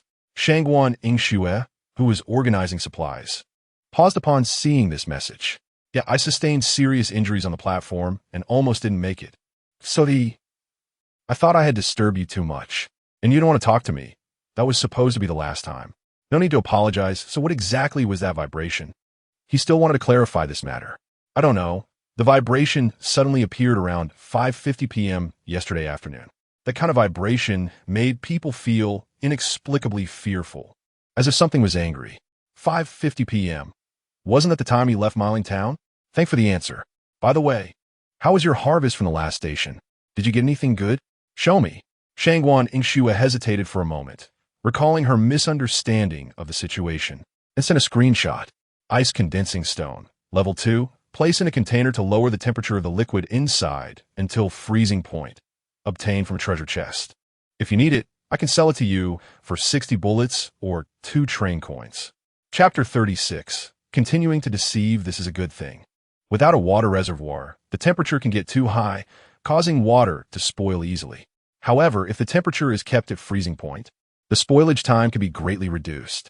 Besides, this thing becomes even more useful in hot weather. After all, no one can refuse a cold beer on a hot day. Almost forgot about this. Yi Yin thought of something, returned to the carriage, and found his target in the place where the blueprints were stored. Low-level water reservoir blueprint. This blueprint was obtained as an upgrade option after upgrading the train for the first time, although he had only built it once. The usefulness of the water reservoir in this world is undoubtedly quite practical, and that inexplicably water-faded woman, Shangguan Ingxue, should like this very much. This Do you want to buy it? A description of the low-level water reservoir was sent over. How many train coins? She was interested. 2 coins. I don't have that much. Can I buy it on credit? Also, it's just a low-level water reservoir. Why is it so expensive? You could trade other things for it, or buy on credit. What do you think? Shangwan Inxue knew this was unlikely, hesitated for a moment, and made a decision. Ice condensation pearl. Is that okay? She agreed, so easily. No bargaining at all. Yi Qian patted the low-level water reservoir. To put it bluntly, this thing is just a special ability metal lump. The blueprint was only 1 train coin, and he didn't expect to sell it for 3. Truly, things cannot be judged by their appearance. Do you disagree? We can trade, just wait a moment. She agreed, and Yi Qian wouldn't refuse. Holding the blueprint, he took out the materials and began crafting at the processing table. A brand new low-level water reservoir appeared, and Shangwan Inxue had already sent a trade request early on. Except, the trade was completed. Yi Qian picked up the ice condensation pearl. This thing is good. You should buy a few bottles of beer and drinks from Zhao Lin later, in case she hangs out at the next stop and can't buy them. Also, there's sublimation. Mental, 10,484, ice pulse pearl, level 3. Can condense water into ice and can manipulate its shape. Oh, could it be? Ahem, come forth. Ice pulse sword. Yi Qian coughed lightly and assumed a pose he thought was very cool, aiming the ice pulse pearl at the water reservoir. The fresh water in the reservoir slowly condensed into a long sword made of ice. He reached out to grab it. Then, it shattered at a touch. This is too rubbish. I thought it would work like casting a spell. Disappointed, but it's not too bad. After all, it was almost free, so he didn't lose out. He looked at the chat interface, and then at the enchanted wooden bow in his hand. Shangwan Inxue probably didn't have anything else to trade with him, but after hesitating for a moment, he sent over a screenshot along with a message. Do you want this? I'll sell it to you for 4 train coins. Or something else. Shangwan Inxue, who was about to take a shower, was stunned when she saw this message. I don't have money now, and it's too expensive. It's not expensive at all, okay? This is a level 3 weapon. It can completely crush the monsters we can encounter now. As for train coins, I said, you can trade equivalent value items. Why didn't you say that earlier? Shangwan Inxue's words carried a hint of resentment. If Yi Qian had brought out this bow from the start, why would she buy bullets? I just remembered, and didn't you say you wanted to buy bullets? Yi Qian continued to deceive without missing a beat. If we can't trade, then forget it. This bow can only be sold to someone else. He was still testing the waters. Shangwan Inxue seemed luckier than Zhao Lin. After all, besides him, she was the first to complete the train upgrade among everyone, and she might still have some other items. By the way, I remember you said you opened a treasure chest at the last stop. Besides the Ice Pulse Pearl, what else did you get? Don't worry, I'm not hinting that you should trade those items. Shangwan Inxue felt an inexplicable urge to close the chat interface and delete him as a friend. Not hinting? Then what does that mean? Did he really guess that she would want to buy it? It's just a level 3 weapon. Shangwan Inxue, ISNT. A screenshot was sent to Yi Qian. Sunny Doll, level 2. Consumes 2 mental points, will predict the weather for the next day at noon. Only this, plus 100 kilograms of fresh water and 1 train coin. If you don't want to sell, then forget it. She really took out everything she could. It's not that Shangwan Inxue wanted to buy it, but this level 3 weapon was too attractive for her, who only had a level 2 train. If he didn't agree this time, she definitely wouldn't increase the price. Thinking secretly, Yi Qian replied, all right, considering we've traded so many times, I'll sell it to you as a personal favor. Let's trade. That said, his face was already filled with smiles. He hit the jackpot. With just 30 kilograms of supplies, he got a blueprint that eventually sold for 3 train coins. He really is a business genius. The trade was completed. All the fresh water was put into the water reservoir, and a white sunny doll also appeared in his hand. It's quite cute. Sublimation. Mental, 8,469. Relax sunny doll, level 3. Consumes 1 mental point, can predict today's and tomorrow's weather at any time. From only being able to predict at noon to being usable anytime, and the mental consumption reduced to 1 point. Not bad. The appearance didn't change much. Yi Qian hung it in his temperature-controlled carriage where he usually rests. This transaction brought him a lot of gains, though it didn't reach a qualitative change. But now he already had a total of 30 train coins. It's worth considering the next sublimation for the train. Better wait until after leaving the station. After all, this place isn't very safe.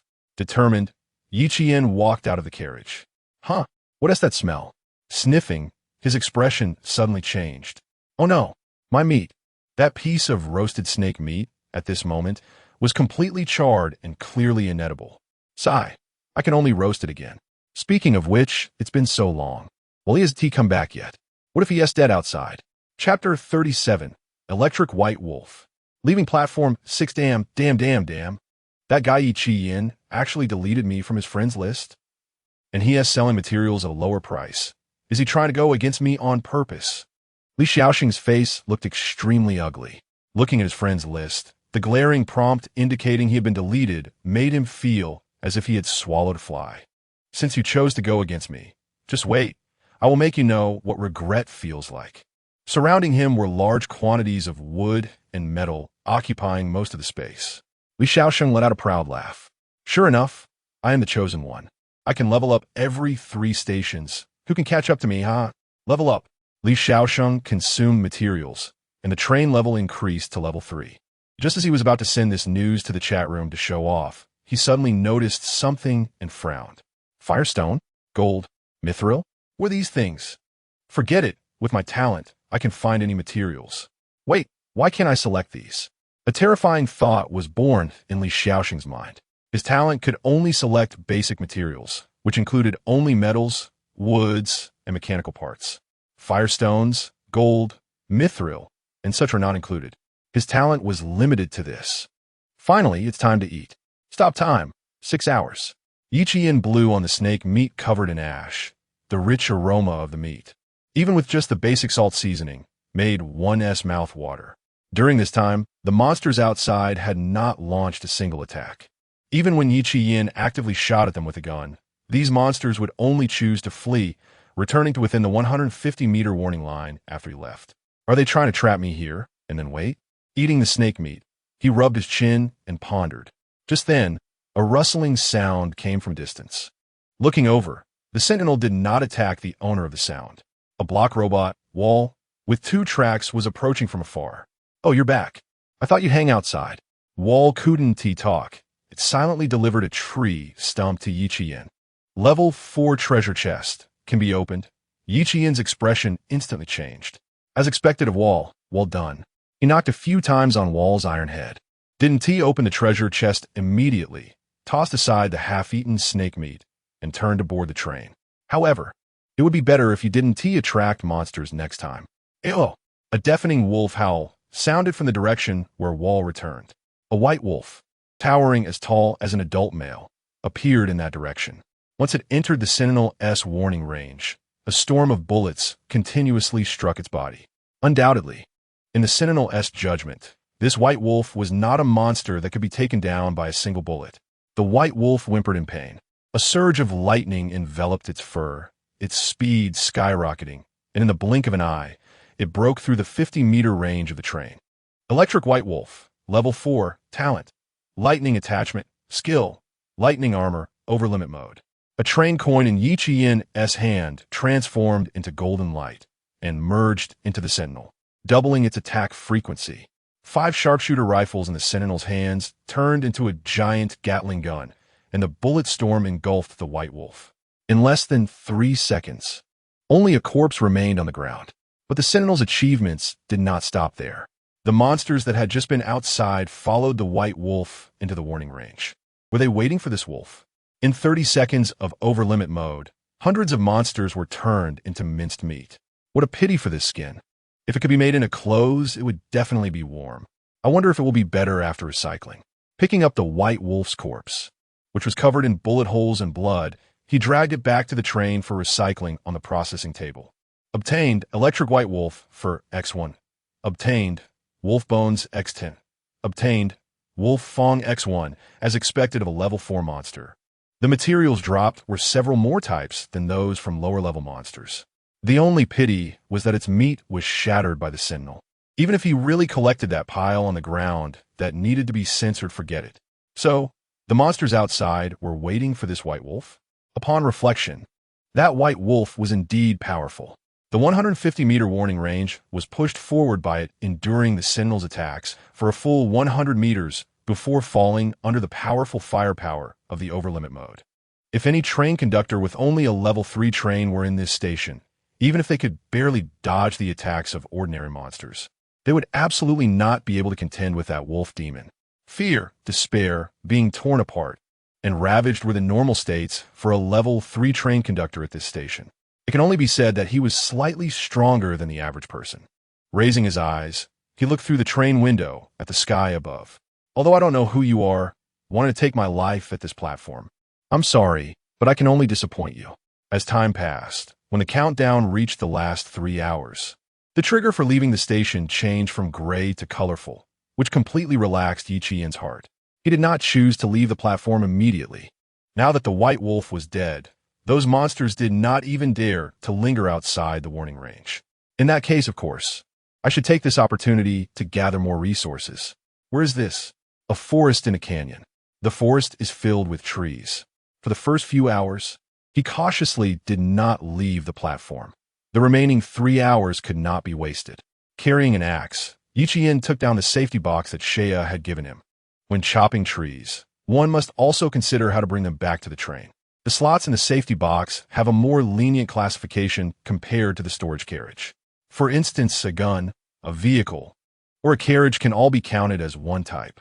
Therefore, a tree can naturally be counted among them. Chop, collect in the safety box, bring back to the train. Recycle. After more than 2 hours, he had gathered a total of 500 kilograms of wood. The last 30 minutes of a stop countdown. VIP leave station, rights activated. Please start the train. Conductor. A huge button appeared before Yi Qian on the light screen. He took one last glance at the dark forest. It's time to go. He slapped the button with one hand. The train began to reveal that familiar void distortion. The tracks extended forward. The train gradually accelerated. Passing through the void, through the darkness, bright moonlight streamed through the windows into the train. 22:30:05. The train's broadcast sounded the moment he returned. All conductors leave platform 6. Chapter 38 Weapon Conversion Card, Ebony Wood. All conductors leave platform 6. The loud announcement made the remaining 2,000 conductors stop their actions, looking up in astonishment at the broadcast. After tonight, conductors with a train level below 2 will die during the night survival. The remaining conductors will enter the trading platform at Station 7. On the trading platform, you can purchase items corresponding to your current train level. Please keep enough train currency. Due to the number of conductors in the E3 block approaching 2,000 after Station 7, a block will be conducted and, friendly reminder, night survival will begin at midnight, lasting for 2 hours and 30 minutes. Special reminder, if the train is attacked and damaged, the train speed will decrease. Please use materials to repair the train in a timely manner. A long string of words struck the hearts of many conductors. The chat room was filled with wails. They begged everywhere for resources to upgrade. However, no one would lend a hand at this moment. The broadcast said that if the train was damaged, it would slow down. So even conductors who reached level 2 were not absolutely safe during this night. But none of this mattered to Yi Qian. Returning to the endless wilderness. Aside from the broadcast above his head, a light screen automatically appeared before him. Congratulations. You have left the level 4 slaughter platform under interference. The train system expresses its apologies for your interference. Therefore, you will receive the following rewards. Ding. Congratulations. You have obtained the module. Random processing. Random processing. After equipping this module, you can summon a processing platform at any location and use it. Why couldn't it come earlier? Seriously. He slid his fingers across the light screen to receive the module. If he had this module at the last station, he wouldn't have to work so hard to move both corpses and wood.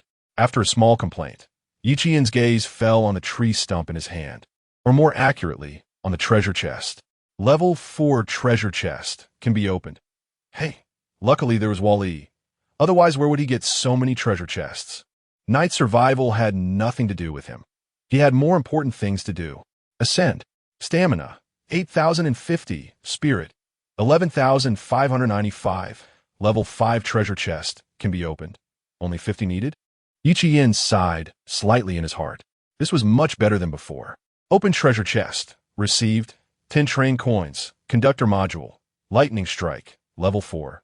Weapon conversion card, level 5, blueprint, lightning wolfskin boots, level 4, apart from the train coins. There were a total of 3 items, with only one being a level 5 item. Yi Qian started to check them one by one from the first. Lightning strike, consumes 30 stamina, envelopes the body in lightning, forcibly accelerates for a short distance high-speed movement. Weapon conversion card, level 5. After using on any weapon, it can use that weapon as a template to transform into a same type level 5 weapon. Blueprint, lightning wolfskin boots, requires 1 lightning white wolf fur. After equipping, can consume 20 spirit to summon lightning possession, increasing attack release movement speed by 50 for 10 seconds, can be continuously released, with each release doubling the spirit consumed. Although there was only one level 5 item, the other 2 rewards were also excellent. The first module could be seen as a forced displacement in the game, which was a good ability for dodging attacks or making a getaway. The third blueprint was even more impressive, as the abilities of that white wolf were still fresh in his memory. As for the second, Yi Qian thought slightly, playing with the card in his hand. Who should it be given to? Actually, there was not much to think about.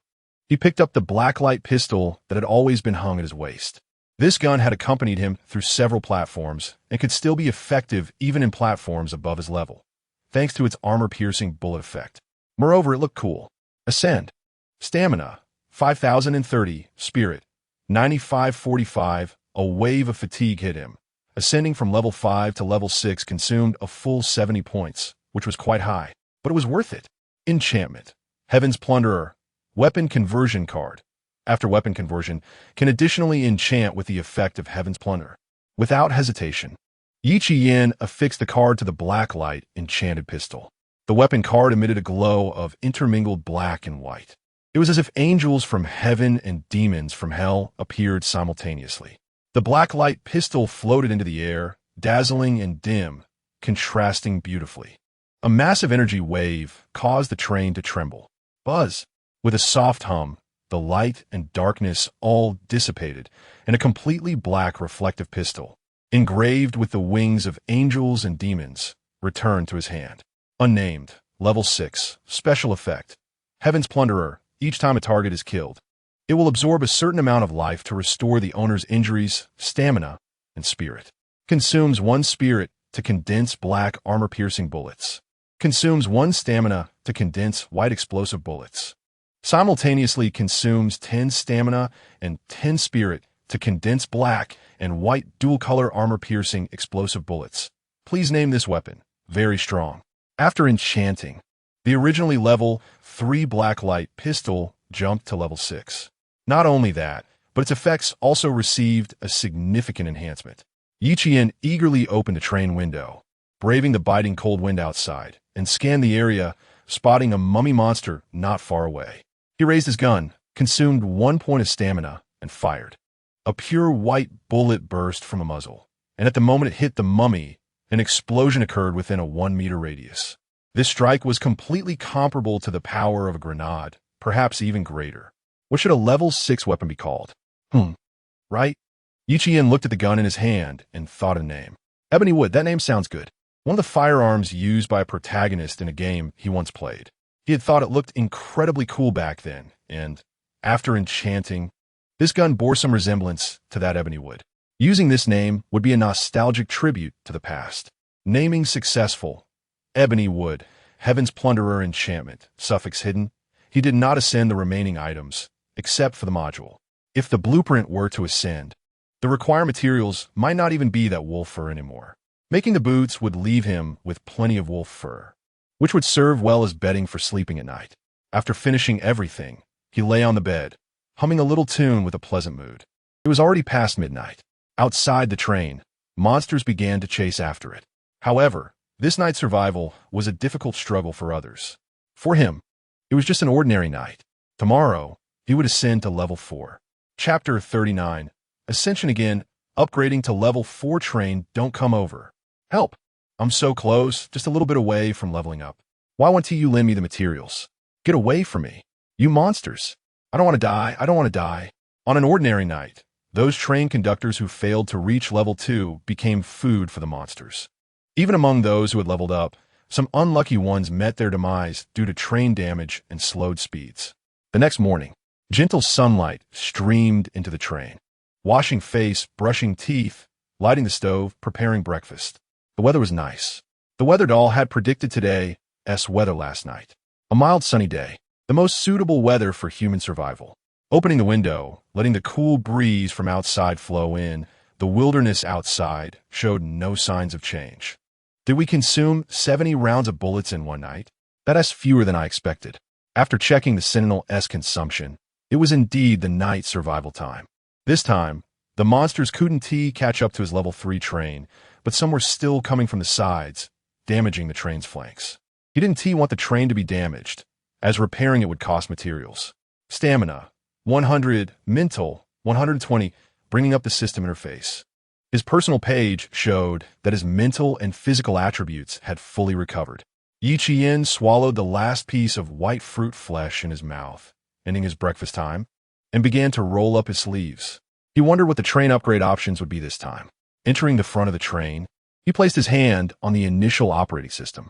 Although he didn't need to do this after binding the system module, he liked this sense of ritual.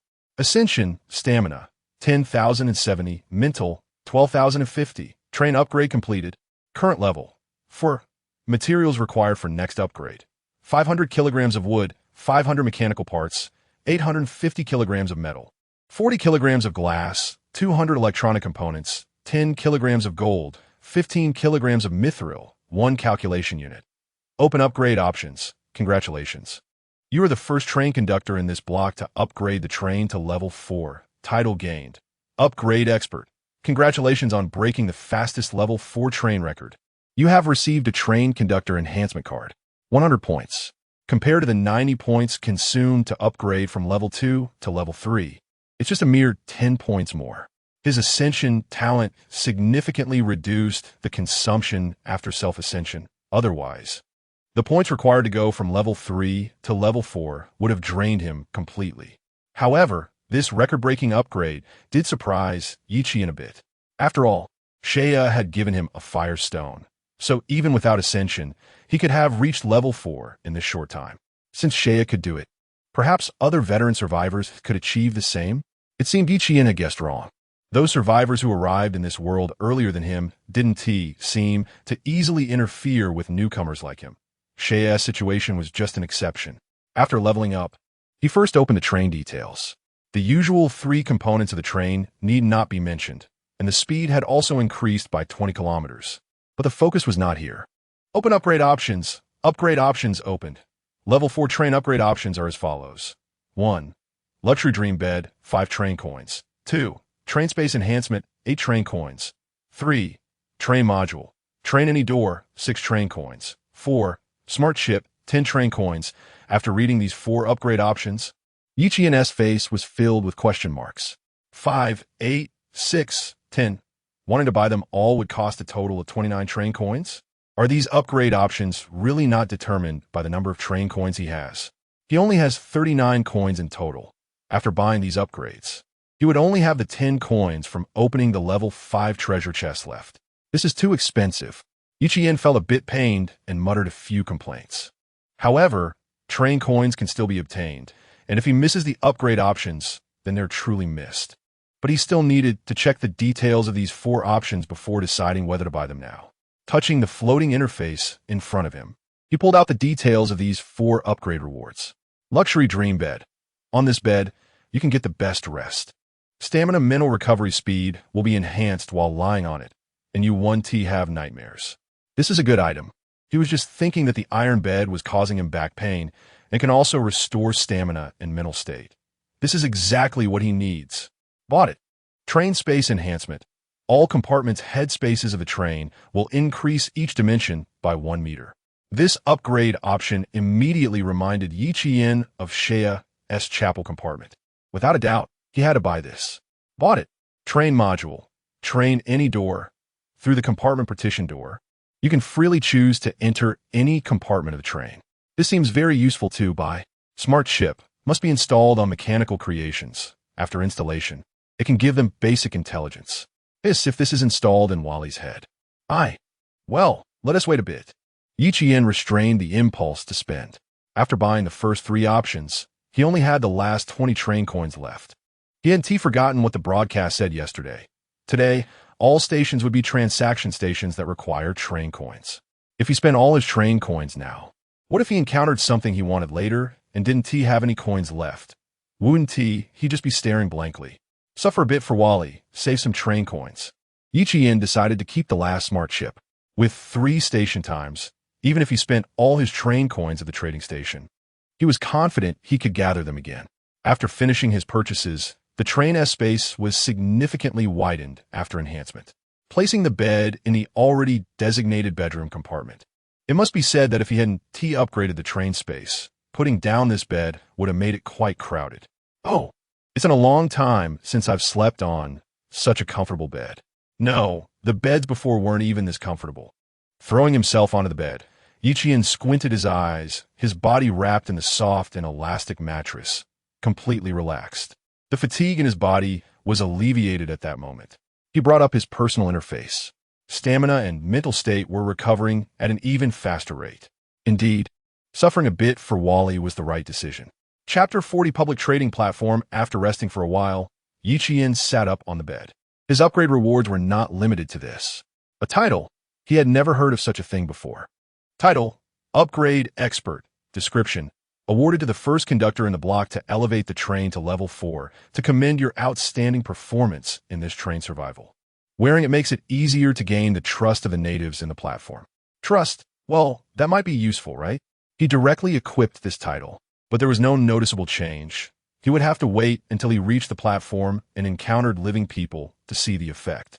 Lastly, there was the reward for breaking the level 4 record. Conductor Enhancement Card. Enhances the conductor's spirit stamina by 10 points. Upon seeing the description of this enhancement card, Yi Qian's face lit up with joy. As I guessed, stamina and spirit can indeed be enhanced, and he didn't expect to encounter this so soon. For someone like him, who needed to consume a lot of stamina and spirit, the effect of this enhancement card was simply perfect. Moreover, there was one more thing that excited him. The enhancement card had a physical form. Unlike some modules that could be used directly without an enhancement medium, it could also undergo one enhancement. Enhancement Spirit 7,540. Advanced Conductor Enhancement Card. Conductor Enhancement Card enhances the train's spirit stamina by 20 points. 10 points turned into 20 points. It might not seem like much, but this enhancement was indeed a cap. He held the card between 2 fingers close to his heart. Enhanced Stamina. The enhancement card transformed into tiny red particles of light and fused into his body. An indescribable sense of comfort filled him. This feeling lasted for several minutes. Enhancement successful. Stamina limit 100,120. It seemed like it wasn't just an increase in stamina. Yi Qian clenched his fist, picked up a piece of wood, and with a little force, he actually broke it with his bare hands. If this were in modern society, he could easily be called a little Superman. So that's how it is. No wonder the attributes only included spirit and stamina. It seems they encompass strength and speed altogether. What other attributes are included in spirit? He didn't think too much about it. He would find out sooner or later. Now it was rest time. Before reaching the next station, he needed to recover to his best state. 1300 hours. 00. The time that should have entered the platform. But the familiar spatial distortion did not appear in front of the train. Yi Qian leaned against the window. His fingers moved in the air, bringing up the public chat window. 1735, 10,000. More than 200 people died again last night. This number had dropped below 2,000. According to the broadcast, after the 7th station, it would merge with other blocks. Would it then be exactly 10,000 people? What the hell? We don't need to enter the station today? It's a nice thought, but the broadcast said today we would reach some trading platform, right? There must be special rules. Sigh. What does it matter what platform it is? I just hope there's no danger. Trading. Haha. I've used all my train coins to buy materials to upgrade the train. How can I afford to buy anything? In the chat room, everyone was in a heated discussion. At that moment, the familiar cold mechanical female voice echoed from the broadcast. The train is about to arrive at the 7th station. This station is a public trading platform. All conductors will stop at this station. As this station is a public platform, the stop time will start from the conductor's current location, and it will take 300 kilometers to reach the trading platform. This station has only 20 tracks for stopping. First come, first served. Trains that arrive later will queue outside until the train in front leaves before they can enter the station. Attention! You will encounter monster attacks when heading to the 7th station, which will slow down the train speed. The broadcast ended. The people in the chat room began to argue again. Damn, unfair. A level 2 train speed is only 40. That Li Shaosheng has already upgraded to level 3. He'll definitely be the first to arrive at 60 speed. That is, just Li Ge being amazing. What does it have to do with you? What are you barking about? Li Shaosheng. Hey, Li Ge. After you arrive at the station, remember to send a screenshot to let the brothers see. Li Xiaoshen. He has already upgraded to level 3. That was really fast. This guy must have good talent. Li Shaosheng. Huh. No problem. Don't worry, brothers. As the first level 3 conductor in this block, I will naturally arrive first. Once I get there, I'll inform my alliance members about the situation there. Below were compliments from Li Shaosheng's alliance members. The first one, huh? Yi Qian's mouth curved into a smile. A level 2 train has a speed of 40. Reaching the trading platform would take 7.5 hours. A level 3 train has a speed of 60 kilometers per hour. Covering a distance of 300 kilometers would take 5 hours. And level 4 is 80 kilometers. Reaching that station would only take 3 hours and 45 minutes. But Yi Qian's speed was not limited to that. Red triple speed train acceleration device, standardized acceleration bullet. Since he first obtained this device, he hadn't encountered a situation that required extra acceleration. Now, he finally had the opportunity to use it. He took an acceleration bullet from the storage unit, passed through the train door, triggering the train's arbitrary door module, crossed the second carriage, and directly arrived at the front of the train. The acceleration device slowly rose. A silver-white bullet, the thickness of a baby's arm, was inserted into it. Acceleration began. The train started to accelerate. A powerful thrust hit him. The endless wilderness outside the window rushed backward in acceleration. Ahead appeared the monsters that the broadcast mentioned would obstruct the train. But at this speed of 240 kilometers per hour, these monsters were directly turned into meat patties. In just 10 minutes, the distance to the station displayed on the system screen was only 260 kilometers left. Continue. Another acceleration bullet was stuffed into the device. Acceleration continued. With the help of 2 acceleration bullets, it only took Yi Qian 3 hours to see a massive platform that truly stood in this wilderness. Just then, the long silent crossroads of fate appeared before Yi Qian. Fate Crossroads triggered. The platform ahead is a public trading platform. Please choose the entry route. 1. Novice trading area, level 1 to 3 trading station. 2. Normal trading area, level 4 to 6 trading station. There is such a distinction? I choose 2. Normal trading area. Another 5 minutes. The train began to decelerate, suddenly changing tracks after passing through a translucent cover, diverting from the 20 tracks of the platform ahead to a larger station. Welcome E3-1102 number conductor, Yi Qian, to the trading platform. Current platform, transiting station, stop time countdown, infinite. Good luck, this station. No danger. Stop time, infinite. Chapter 41. The Guiding Smiling Person and the Great Mercy Heavy Machine Gun Trading Platform. After the train stopped, Yi Qian was astonished by the station information displayed on the system screen, particularly the unlimited stop section. Unlimited stops? Does this world truly offer the choice to stop? Yi Qian did not believe it.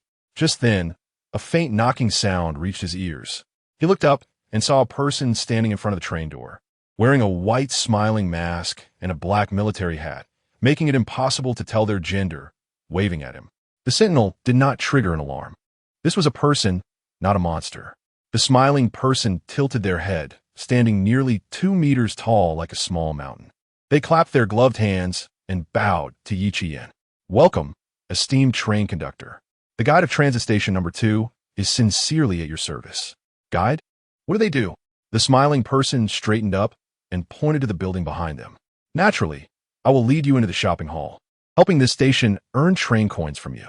Of course, I can also answer some of your questions. You're quite honest. Thank you for the compliment. Getting off the train and closing the door with the sentinel present, there was no fear of anyone attacking his train. You just said you could answer my questions? What is the cost? No cost. As a guide, It is reasonable to answer your questions about this station. Of course, it would be even better if you were willing to spend more train coins. On the way to shopping, Yi Qian raised his most concerned question. Why does this station exist in the wilderness? And the stop time of this platform? Is it really unlimited? What does that mean? Can I stay here and not have to continue taking the train to the next station? Hearing this question, the smiling person paused, and even with the mask on, Yi Qian felt the playful gaze directed at him. This look vanished in an instant, and the smiling person replied, Transit station has always existed in this world. There is no reason for it. As for the stop time you mentioned, yes, you can stay here, abandon the train, and remain forever. Do you want to stay? Naked malice seemed to engulf Yi Qian, and the smiling person appeared eager for someone to remain. Forget it.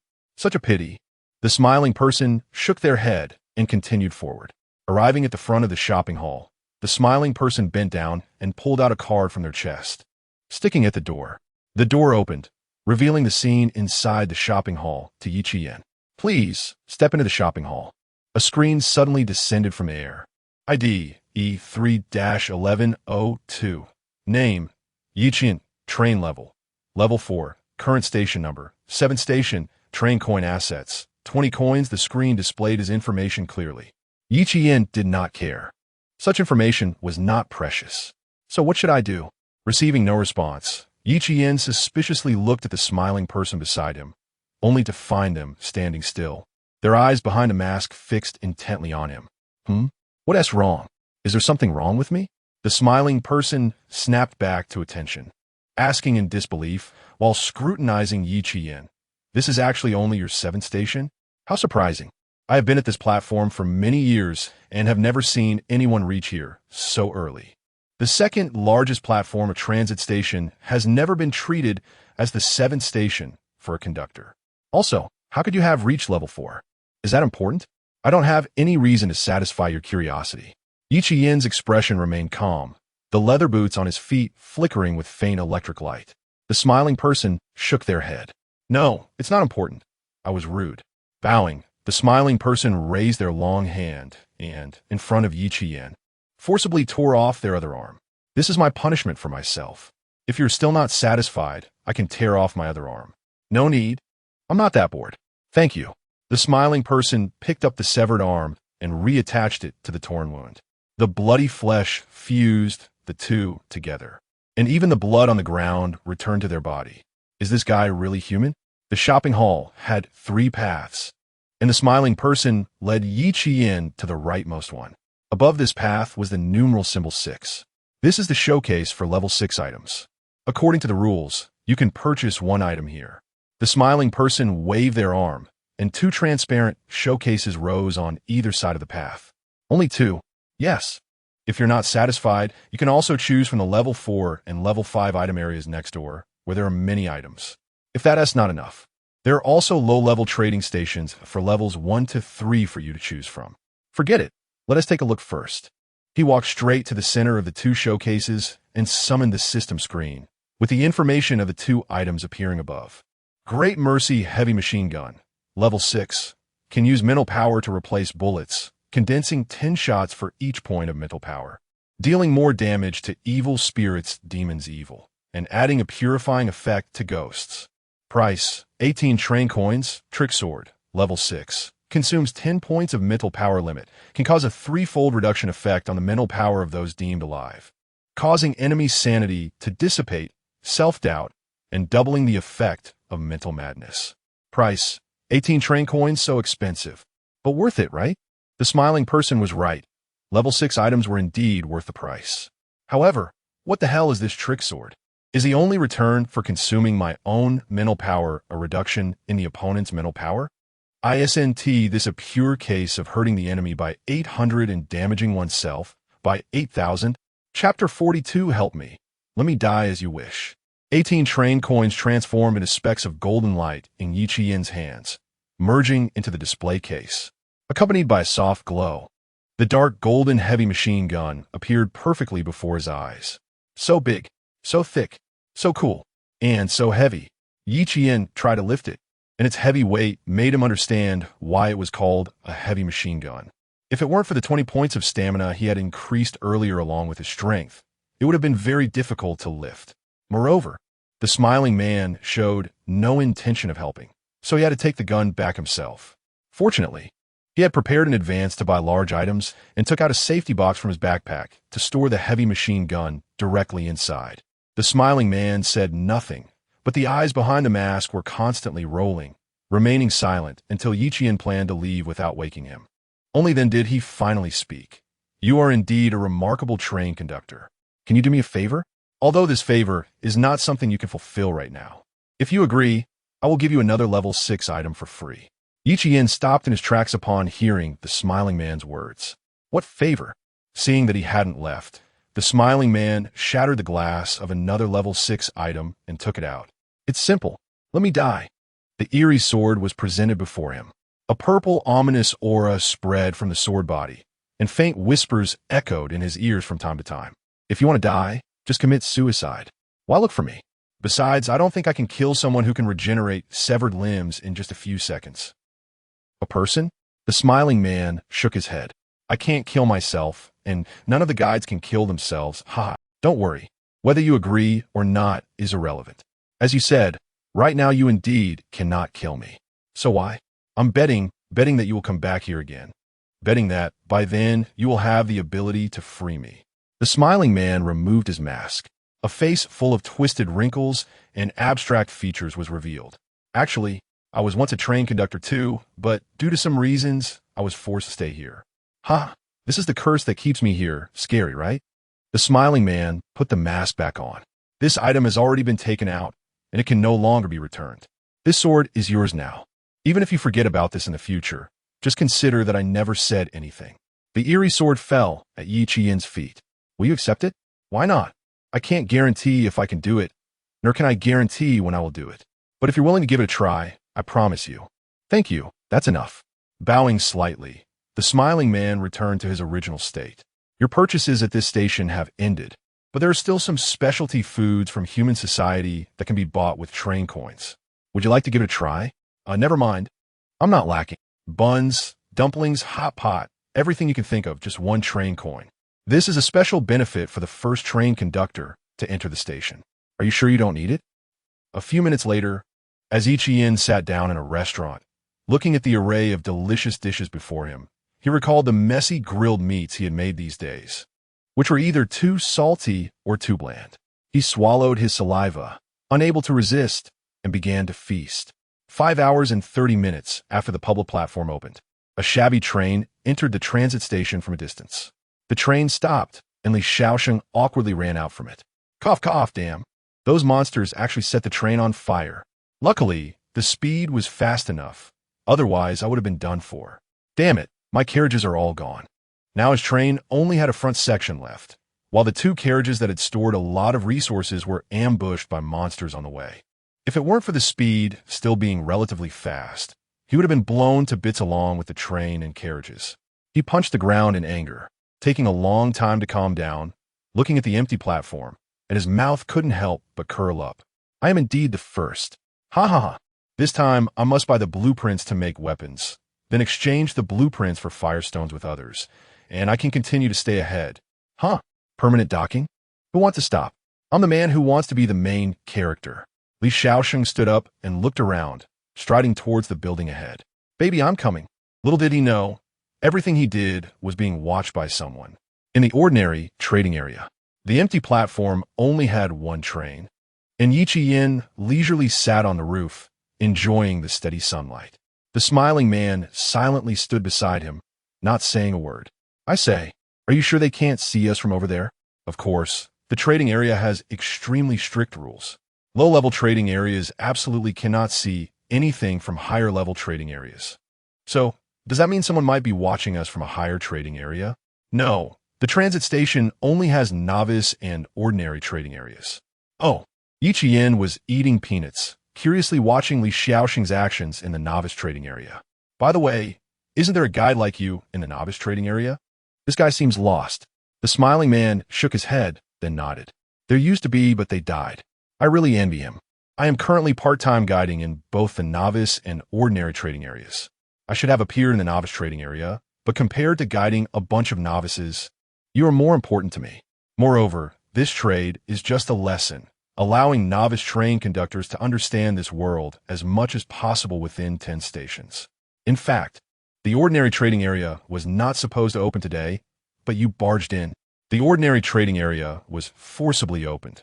This situation has only happened once in decades. The smiling man's gaze towards Yi Qian was strange. To be honest, he didn't understand how one person could upgrade a train to level 4 before 10 stations. Nor did he understand how Yi Qian managed to enter the ordinary trading area. Moreover, he was sure he had seen a level 9 safety box before. That was something a novice train conductor could not obtain. This was very unreasonable. But it was precisely because of this unreasonableness that he had expectations that Yi Qian could kill him. Oh, I should be a bit proud then. By the way, do you want to eat? Yi Qian handed over the last peanut, and the smiling man said nothing, just silently turned his head away. Sorry, I forgot you can't eat. Throwing the last peanut into his mouth, Yi Qian clapped his hands, called up the light screen, and raised his eyes to look at the smiling man. So, the infinite docking time displayed by the system really has a problem? The smiling man chose to remain silent. Got it. Yi Qian nodded, no longer asking, because he had already gotten the answer. In the chat backend, there was a message prompt from Xiaolin. If you remember correctly, this woman's luck was conserved, and she should be in a state of bad luck now. However, her avatar was not gray yet, so she was still alive. But according to her good luck in the last station and her bad luck in this station, could she really survive to arrive at this station? 40 minutes ago, Brother Yi, do you want to meet up when we reach the station? How about I bring you some snacks and drinks? 9 minutes ago, oh no, there are so many mummies blocking my train. But they are moving so slowly, like snails, haha. It seems my bad luck isn't that serious after all, just that the drinks I prepared for you got smashed. I'm sorry. Now, all right, Brother Yi, I'm really starting to have bad luck. The wheels got caught in a mummy's body, and the train speed has dropped a lot. Can you sell me some repair materials? You know about the stuff I had on the trading platform at the last stop for some reason? Nobody bought it except you. Sure enough, she's starting to have bad luck. Chapter 43. Docking Trap, Caught by the Mummy's Wheel, as expected of you. Xiaolin, who was nervously hiding in a corner with her gun, occasionally peeking outside to check if there were any monsters blocking her path, saw this message and immediately felt like she had grabbed onto a lifeline. I don't want this either, Brother Yi. You know my talent. The things I got at the last station were supposed to be sold for resources, but nobody is buying. I really don't understand why. It seemed her bad luck didn't just start at the station. It began the moment her good fortune ended. As for why no one wanted to buy her snacks, it was not hard to understand. Among the few survivors who could spare extra resources just to satisfy their hunger. Just have them cold. I can't just have them cold. I'll give you the snacks. Sell me the materials for repairs. The dialogue box was accompanied by a Q version character kneeling with a crying emoji, which was quite amusing. Although it was funny, Yi Qian had no intention of being her savior. You must have opened a treasure chest at the last station, right? I want the train coins from your chest to exchange for materials. The chat room fell silent. Yi Qian wasn't in a hurry. Less than a minute later, Xiaolin responded.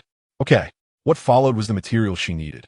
It wasn't much, just 42 mechanical parts. Under normal circumstances, Xiaolin would never be willing to part with 2 train coins for a trade. But now she had no choice. Scammer. Even if she reached the trading platform, she wouldn't be able to buy anything. Such a bully. After receiving the materials from Yi Qian, Xiaolin hurriedly repaired the train before the monsters caught up. She looked despondent, patting her empty wallet. She had given him so many snacks for free, and he didn't even show any pity for her, sob. My money is all gone. Ding dong, you have a new friend message. By the way, let me tell you something. Do you want to hear it? Trying to scam me again? This big merchant, I won't fall for it. That said, I want to hear it. Brother Yi, please tell me. The docking time at this trading platform is unlimited. Huh? Really? Does that mean? At the moment Xiaolin saw the message, she stood up excitedly, only to bump her head against a nearby wooden cabinet, causing its contents to fall and hit her head. Ouch, that hurts. She didn't care much and continued typing on a light screen. If we can stay here forever, doesn't that mean we don't have to keep risking it? Indeed, if she hadn't been reminded, Xiaolin might have chosen to stay here. Her talent kept her in a cycle between danger and happiness. Especially when faced with great good fortune, she wouldn't feel surprised, but rather more fearful of the next bout of bad luck. This was terrifying. But this is a trap, right? Otherwise, you wouldn't have told me in advance. I would have certainly discovered this on my own when I arrived. Zhao Lin took a deep breath, her excitement gradually fading, replaced by a sense of helplessness and fear. That's right. How could this world let us off? Even if we really stayed here, we would definitely face something scarier than in the train, especially since my station is bad luck. How could anything good happen? Thank you, I understand now. She was smart. She figured out the answer from just one sentence. Yi Qian didn't say anything further. He reminded Zhao Lin only because this little hen occasionally laid golden eggs, and her living a little longer wouldn't hurt him. As for whether Zhao Lin would die during some misfortune, that was just a bit of pity. Rumbling, the second train entered the platform. A woman with waist-length smooth black hair stepped off the train. She looked around and frowned slightly when she saw that there was only one train on the platform besides her. She pulled out a light blue Japanese flip phone. Haven't you arrived yet? You're already level 3, right? This train can't be yours, can it? Yi Qian, who was playing Go with the smiling man, heard the system prompt and looked over in confusion. That unlucky girl ran into trouble again? He thought it was Zhao Lin, but when he pulled up the light screen, the person messaging him was actually Shangwan Ingxue. Huh, this train is hers? She arrived pretty quickly, but how is she talking to me from outside, on her phone? Yi Qian noticed the extra train in the novice trading area and realized that the woman was Shangwan Ingxue, who traded with him regularly. It made sense, after all. Besides him and Li Xiaosheng, she was the best among the remaining train conductors, so it wasn't strange for her to be the third to arrive here. I'm not there. Question mark. Shangwan Ingxue thought she must still be half asleep. Seeing the dialogue box on the light screen, she rubbed her eyes. You've already left this station? How could that be? Li Xiaosheng said in the public chat room that he was the fastest, and he hasn't seen anyone else unless. You're already level 4? Guess. Boring. Shangwan Ingxue sulkily closed the chat interface, taking a deep breath, unable to suppress her confusion and shock. How'd he do it? Why did he level up so quickly? Unable to understand, she could only accept it. Switching the screen, the system's platform introduction popped up. Unlimited docking time. A boring trap. Shangwan Ingxue had no intention of staying here, following the station signboard to find the shopping hall. There are also 3 paths here. Roman numerals 1 to 3. She chose the third without hesitation. Just as she was about to enter, she happened to see Li Xiaosheng coming out from inside, a delicate sharpshooter rifle appearing from her phone. The dark muzzle aimed directly at the top of Li Xiaosheng's head. You? Don't shoot. Yime Li Xiaosheng. Here it's prohibited to kill.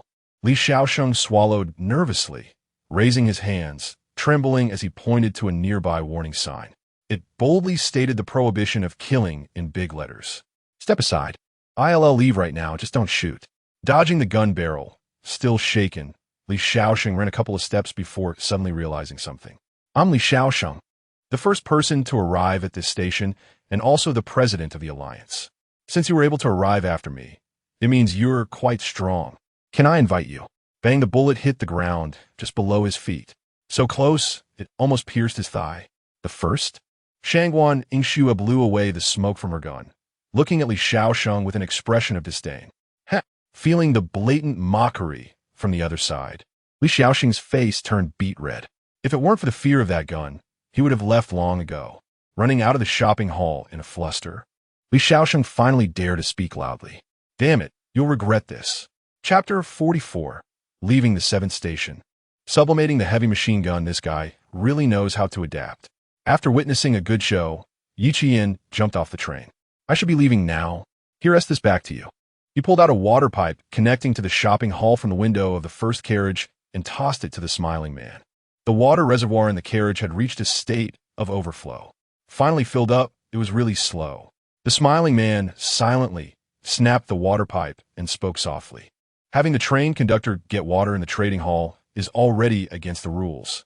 Finding this water pipe is already quite fortunate. Yi Qian smiled slightly, saying, that may be true, but in the end, didn't we agree? He boarded the train and closed the door. The smiling man took off his mask once more. Please remember, no matter when or where, do not trust infinity.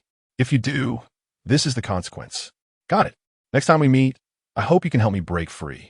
If you can't, it's fine. I've been disappointed many times before, so this one doesn't matter. Looking at the smiling man's distorted features, Yichien felt neither disgust nor fear. He shook his head and took out a blessed white forest fruit from the storage unit, handing it out the window. Don't worry, I will remember this matter. Next time we meet, I will definitely help you break free. The smiling man accepted the white forest fruit, and Yichien pressed the activation button. This stop had completely free departure time. The train moved on, passing through a curtain of nothingness ahead. Looking back, the platform that had existed behind him had disappeared. Although it was a station in the wilderness, wasn't it still a bit different? This world's secrets were too many for him to understand at this moment.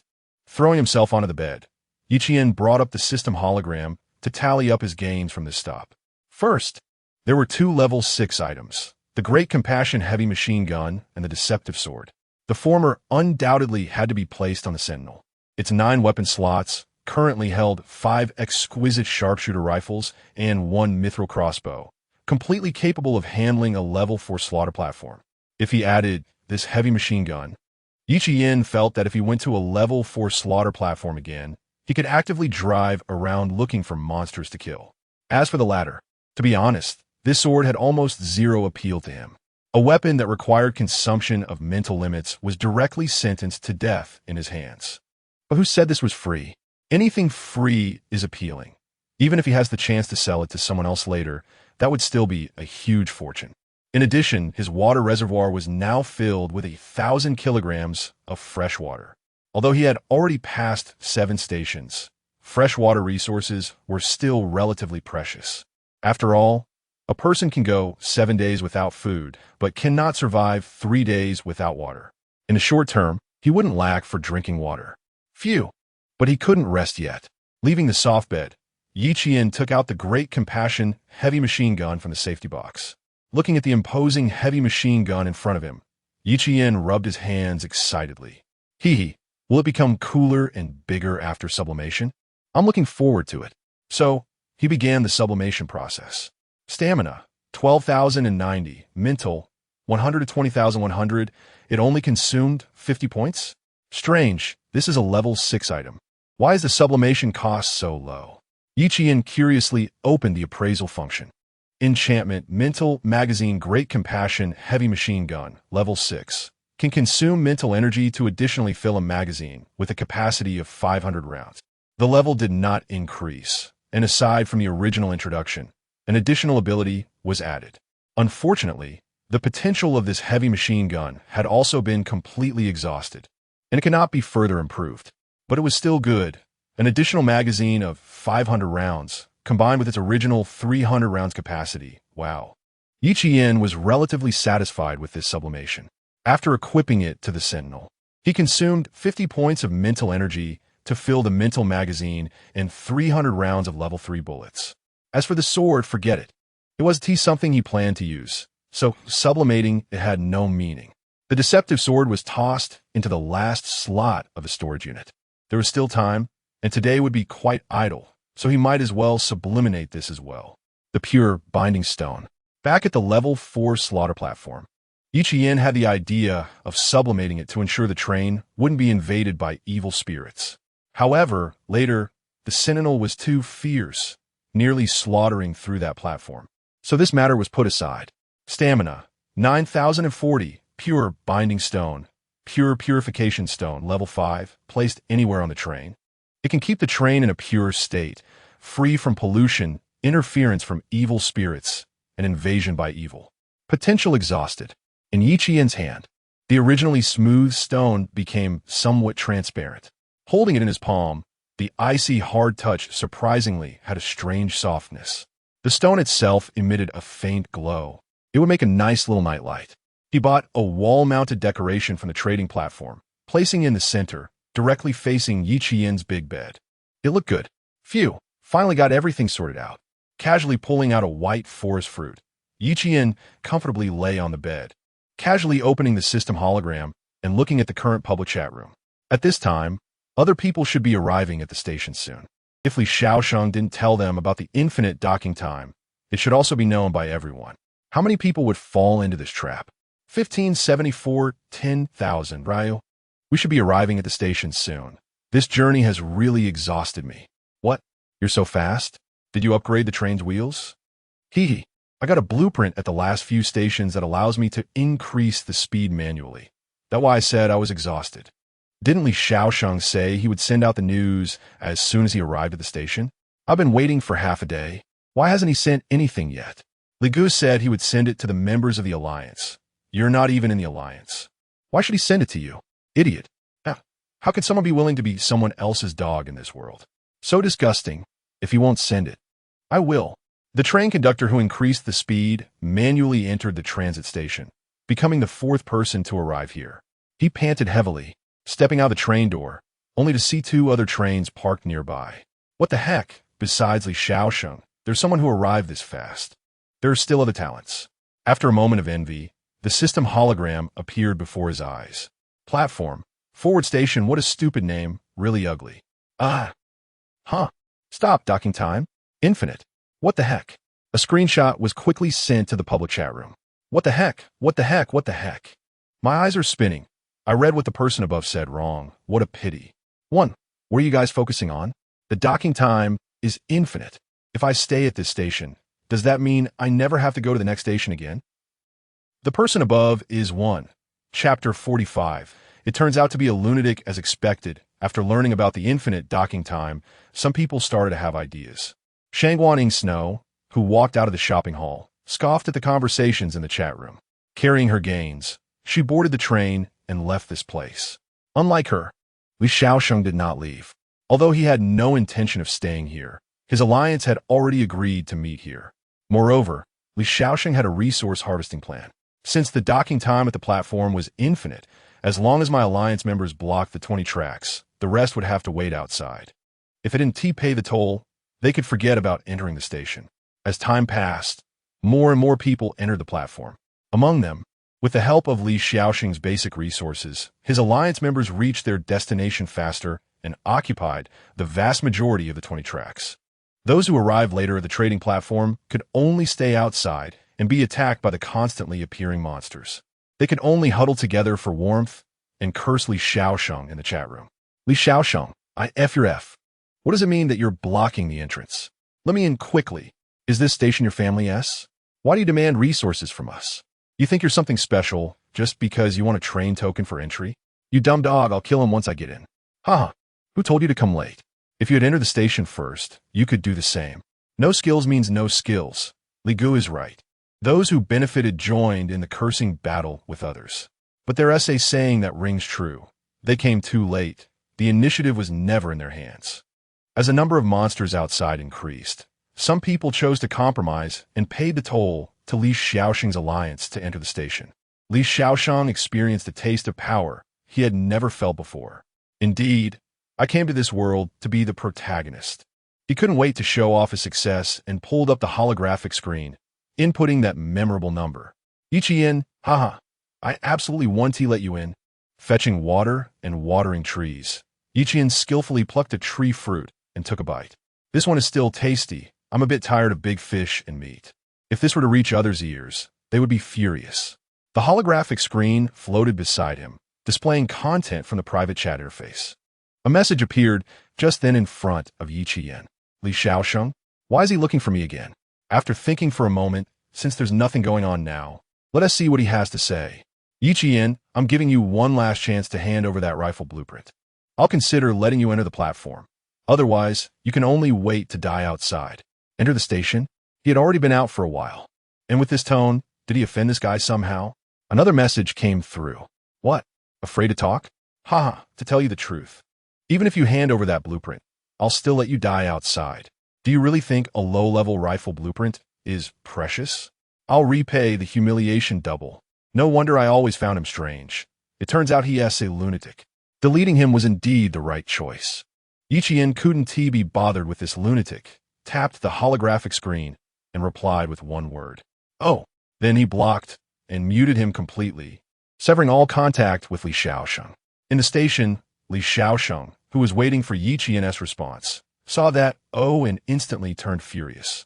Frantically tapping the holographic screen, sending a long string of messages, only to find that the send option had turned gray. Blocked? He dared to block me. Li Xiaosheng's face turned red, looking ugly like a clown about to burst. As time passed, even without paying the toll to Li Xiaoxing's alliance. More people were still entering the station. Because Li Xiaoxing's plan had a huge and obvious flaw. There are 20 tracks. To prevent outsiders from entering, they must occupy these 20 tracks completely. Once outsiders paid the fee, they would need to let one of the occupying trains leave the station first and notify that person to follow immediately. But this way, the alliance members occupying the tracks kept leaving, and once the outsiders entered, they wouldn't listen to Li Xiaoxing at all. They would stay if they wanted and leave if they wanted. If it weren't for some who learned about the infinite docking time and wanted to try staying, these 20 tracks would have long been unoccupied. Among these people, many were also Li Xiaoxing's alliance members, who had no intention of leaving. The alliance's gains were minimal. This made Li Xiaoxing's face grow increasingly grim, having spent a lot of materials to upgrade the wheels for other alliance members to increase speed. The so-called alliance was never a solid organization. Everyone joined just to freeload materials. When it came down to needing to do something, even being two-faced could be considered noble. Moreover, he could form an alliance, and others could plot in secret to rob resources from him. After all, he boasted about his supplies all day. Everyone knew this guy was wealthy. If this continued, he would become the most eye-catching fat sheep. The way alliance members looked at him was gradually changing. He had no choice but to leave the station in disgrace, having not even recouped the capital he spent on other alliance members. Time continued to flow. Li Xiaoxing's departure did not mean that everyone could freely enter the station. The 20 tracks were firmly controlled by others, and even train conductors from the outside wishing to pay resources to enter were ignored. Those who remained there had no intention of leaving. They thought that regardless of how long they could stay here, whether they had food and supplies, as long as they didn't board the train and didn't contact a new station, they could survive a few more days. Zhao Lin, still in her streak of bad luck, was among those unable to enter the station. She had a forlorn look on her face, tightly clutching the gun she bought from Yi Qiyan, as it was the only thing that gave her a bit of security. Not dying inside the station. Would she die outside the station? Ugh! Why am I so unlucky? Outside the train, in the dark wilderness, the sounds of monsters could be vaguely heard. Zhao Lin curled up in a corner, covering her ears, trying to block out the noise. As long as she didn't hear it, she could pretend the monsters didn't exist. 2400 hours. 00. A strange bell suddenly rang. All the monsters gathered outside the station seemed to sense something terrifying and scattered in fear. Zhao Lin raised her head in confusion, looking out the train window. The enormous station ahead was being engulfed by a mass of black sludge, illuminated by the moonlight, as if it were alive. Inside the station, the smiling man, having removed his mask, was slowly nibbling on the white fruit gifted to him by Yi Qiyan. He stood high above, coldly watching the 20 people gather below. Foolish, pathetic. Haha, weaklings, not even qualified to be cursed. Stay? Infinite? This world has no option to stop. Waves of black sludge swirled beneath their feet. They desperately tried to escape. But within that sludge, even their train was being constantly devoured. Help! Save me! The shrill screams echoed beneath the night sky. The smiling man continued to nibble on the white fruit. So delicious. Chapter 46 New Life Survival Encouragement Fund. Hurry, hurry, hurry. Oh my god, I almost got eaten. A noisy notification sound woke Yi Qiyan up. He opened his eyes and saw a message from Zhao Lin that left him speechless. Do you want to check what time it is? I was sleeping. Sleeping? I can't sleep at all. Brother Yi, you have to see this. That station is actually alive. A photo was sent over, and seeing the station wrapped in black sludge, Yi Qiyan felt more alert. Oh, you even brought a camera. That's not important, Brother Yi. Look at the picture I sent. It scared me to death. Luckily, I didn't go in. Didn't go in? Don't tell me you didn't enter the station at all. He picked up a pocket watch next to him and checked the time. You know, my luck has been terrible lately, so it's normal that I couldn't get in. But thanks to you telling me that the stop time was a trap. Otherwise, I would have used my last item to exchange for a ticket to enter the station. So where are you now? Zhao Lin blinked and looked around. The station that once stood in the wilderness had disappeared, and the road ahead was clear. The trains that were originally gathered together had also vanished without a trace. It was as if they had suddenly disappeared from each other's worlds. The station is gone, and all the other trains are gone too. There's only one track left on the ground, and the trains have restarted as if this stop never existed. Brother Yi, what on earth is going on in this world? What do they want by bringing us here? Is it really as Shea said? Each train conductor's world is independent from one another. Huh. How many worlds are there? It's truly unimaginable. After a small sigh, Ichien turned over and found a more comfortable position. Don't think too much. It's better to sleep a little longer with this time. Don't forget we will arrive at the next stop at 1 p.m. tomorrow. All right, good night. The chat immediately ended. In the wilderness, under the night sky, only the rumble of the train echoed. Who knows what will happen next? Morning 6:30. The cold broadcast woke up all those still in slumber. Today we will arrive at the 8th stop, with 2 stops left to exit the novice period. After completing the 7th stop, new life survival encouragement funds will be distributed. Different amounts will be distributed according to the order of arrival at the public trading platform after the 7th stop. The first person to reach the public trading platform will receive 4 train coins. The second will receive 3 coins, the third 2 coins. The remaining arrivals will receive 1 train coin each. Those who failed to enter the station will receive no rewards. Today's weather, clear skies. Remaining number of people in the current block, 1204. A block merge will occur in 3 hours. Yi Qian couldn't shake the feeling that this broadcast sounded more dynamic than before. Hearing about the train coins being distributed, his sleepiness faded away. He cheerfully opened the system. The mail notification flickered with a faint light. 4 train coins landed in his palm, weighing them for a moment. He realized he now had a total of 7 train coins, just 3 coins short of buying a chip. He walked over to the sleeping Wally and patted its iron head. Come on, Wally. As long as we find a treasure at the next stop, it will be enough to get you a brain. Unlike his good mood, on the other side, Li Xiaoxing's face looked terrible. Why? Why only 3 coins? I was clearly the first. System, this is unreasonable. He angrily sent a complaint to the system. The only reply he got was a cold response. No error in ranking. Conductor number E3-4409, Li Xiaoxing, detected questioning of the train system. Warning issued once. If there's another instance, you will enter the penalty platform. Damn. Who could it be? Who could be faster than me? Compared to Li Xiaoxing's reaction, Shangguan Yingxue, after receiving 2 train coins, fell into contemplation. What that guy said was true. He was indeed the first to reach that platform. But why didn't he buy anything? Recalling the 2 level 3 item cabinets she saw in the shopping hall. One was taken by Li Xiaoxing, and the other she had bought. So what did Yi Qian buy? She didn't believe Yi Qian didn't have train coins. That merchant was definitely the richest among everyone. It was really curious what kind of talent he had. The girl murmured softly, casually pulling up the light curtain, revealing her personal information, which included something called talent. Mirror Moon. Consumes mental power, randomly obtains an item lower than the train level. Shangguan Yingxue rubbed her forehead.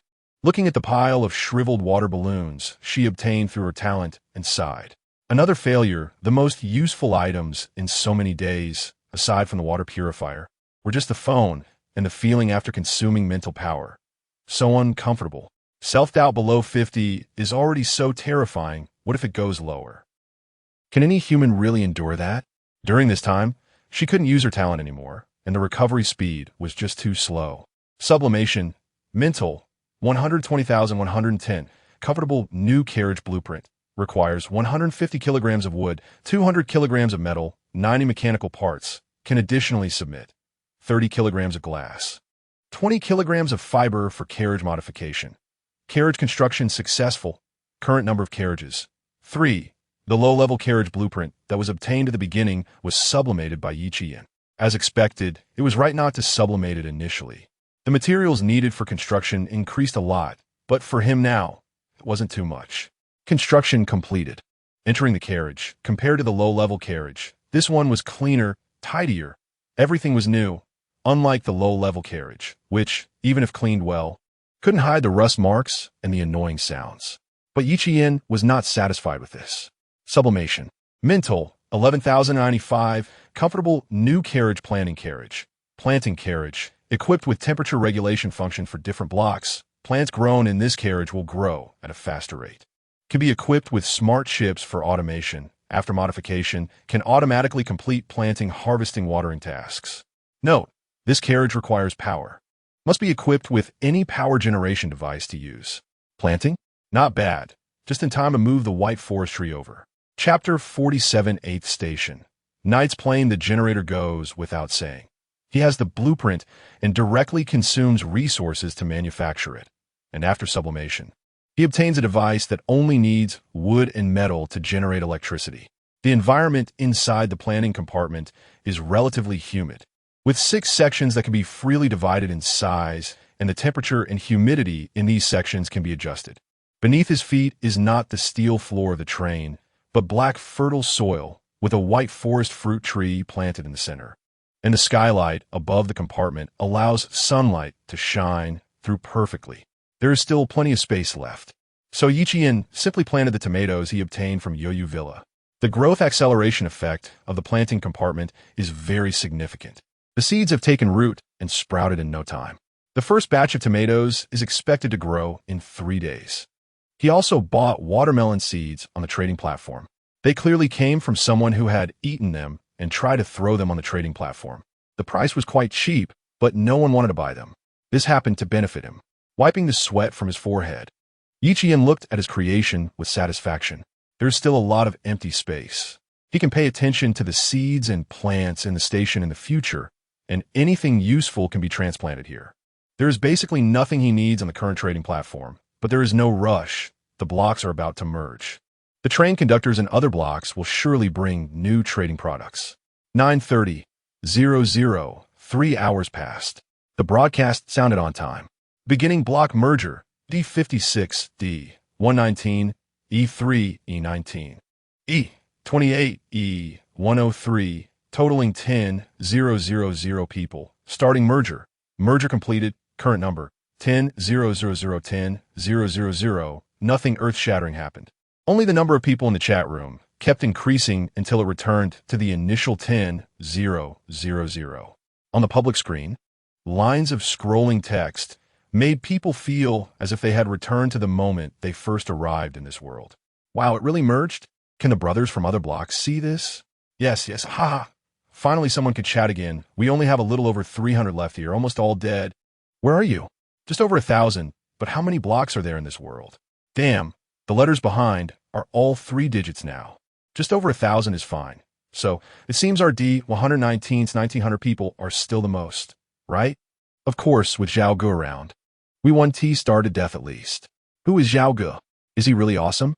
Of course, Zhao Ge is the most awesome god in our D119. He started planting vegetables at the first station, and a lot of what we eat now is bought from him. And Zhao Ge is a level 3 train conductor. So what if he is level 3? So what if he plants vegetables as if we don't have that here? Arlie Ge will definitely be the first to reach level 3. Exactly, our block even has guns for sale. Do you have that? Arguments, laughter, boasting. People from different blocks continuously merged while also attaching different labels to themselves, even if the survivors within the blocks had no emotions. The line of letters and numbers before their identification would still bring an extremely small sense of self-identity. Clearly unrelated to themselves, they flaunted others' excellence, as if the blocks shared both honor and loss. Starting to plant vegetables at the first station, there are indeed capable people among the survivors. Sick. I am still too weak. It's already the 8th station, and I'm just starting to plant vegetables. I'm too far behind. Yichian shook his head with a sigh, took a bite of the white forest fruit, and opened the trading platform, which he was most concerned about. Since the blocks have merged, the trading platform should have merged as well. Sure enough, within the trading platform, there were various items and resources that had never been seen before. Each block had its own situation. For instance, the D119 seemed more inclined to sell food, but there were completely no seeds. This is very normal.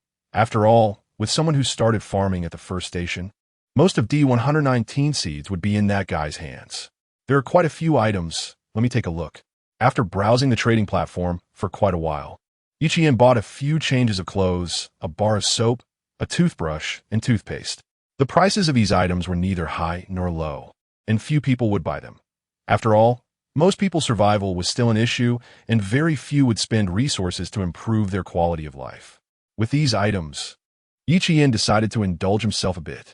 He bought a large wooden tub and filled it with clean water, stripped off his clothes, and jumped in.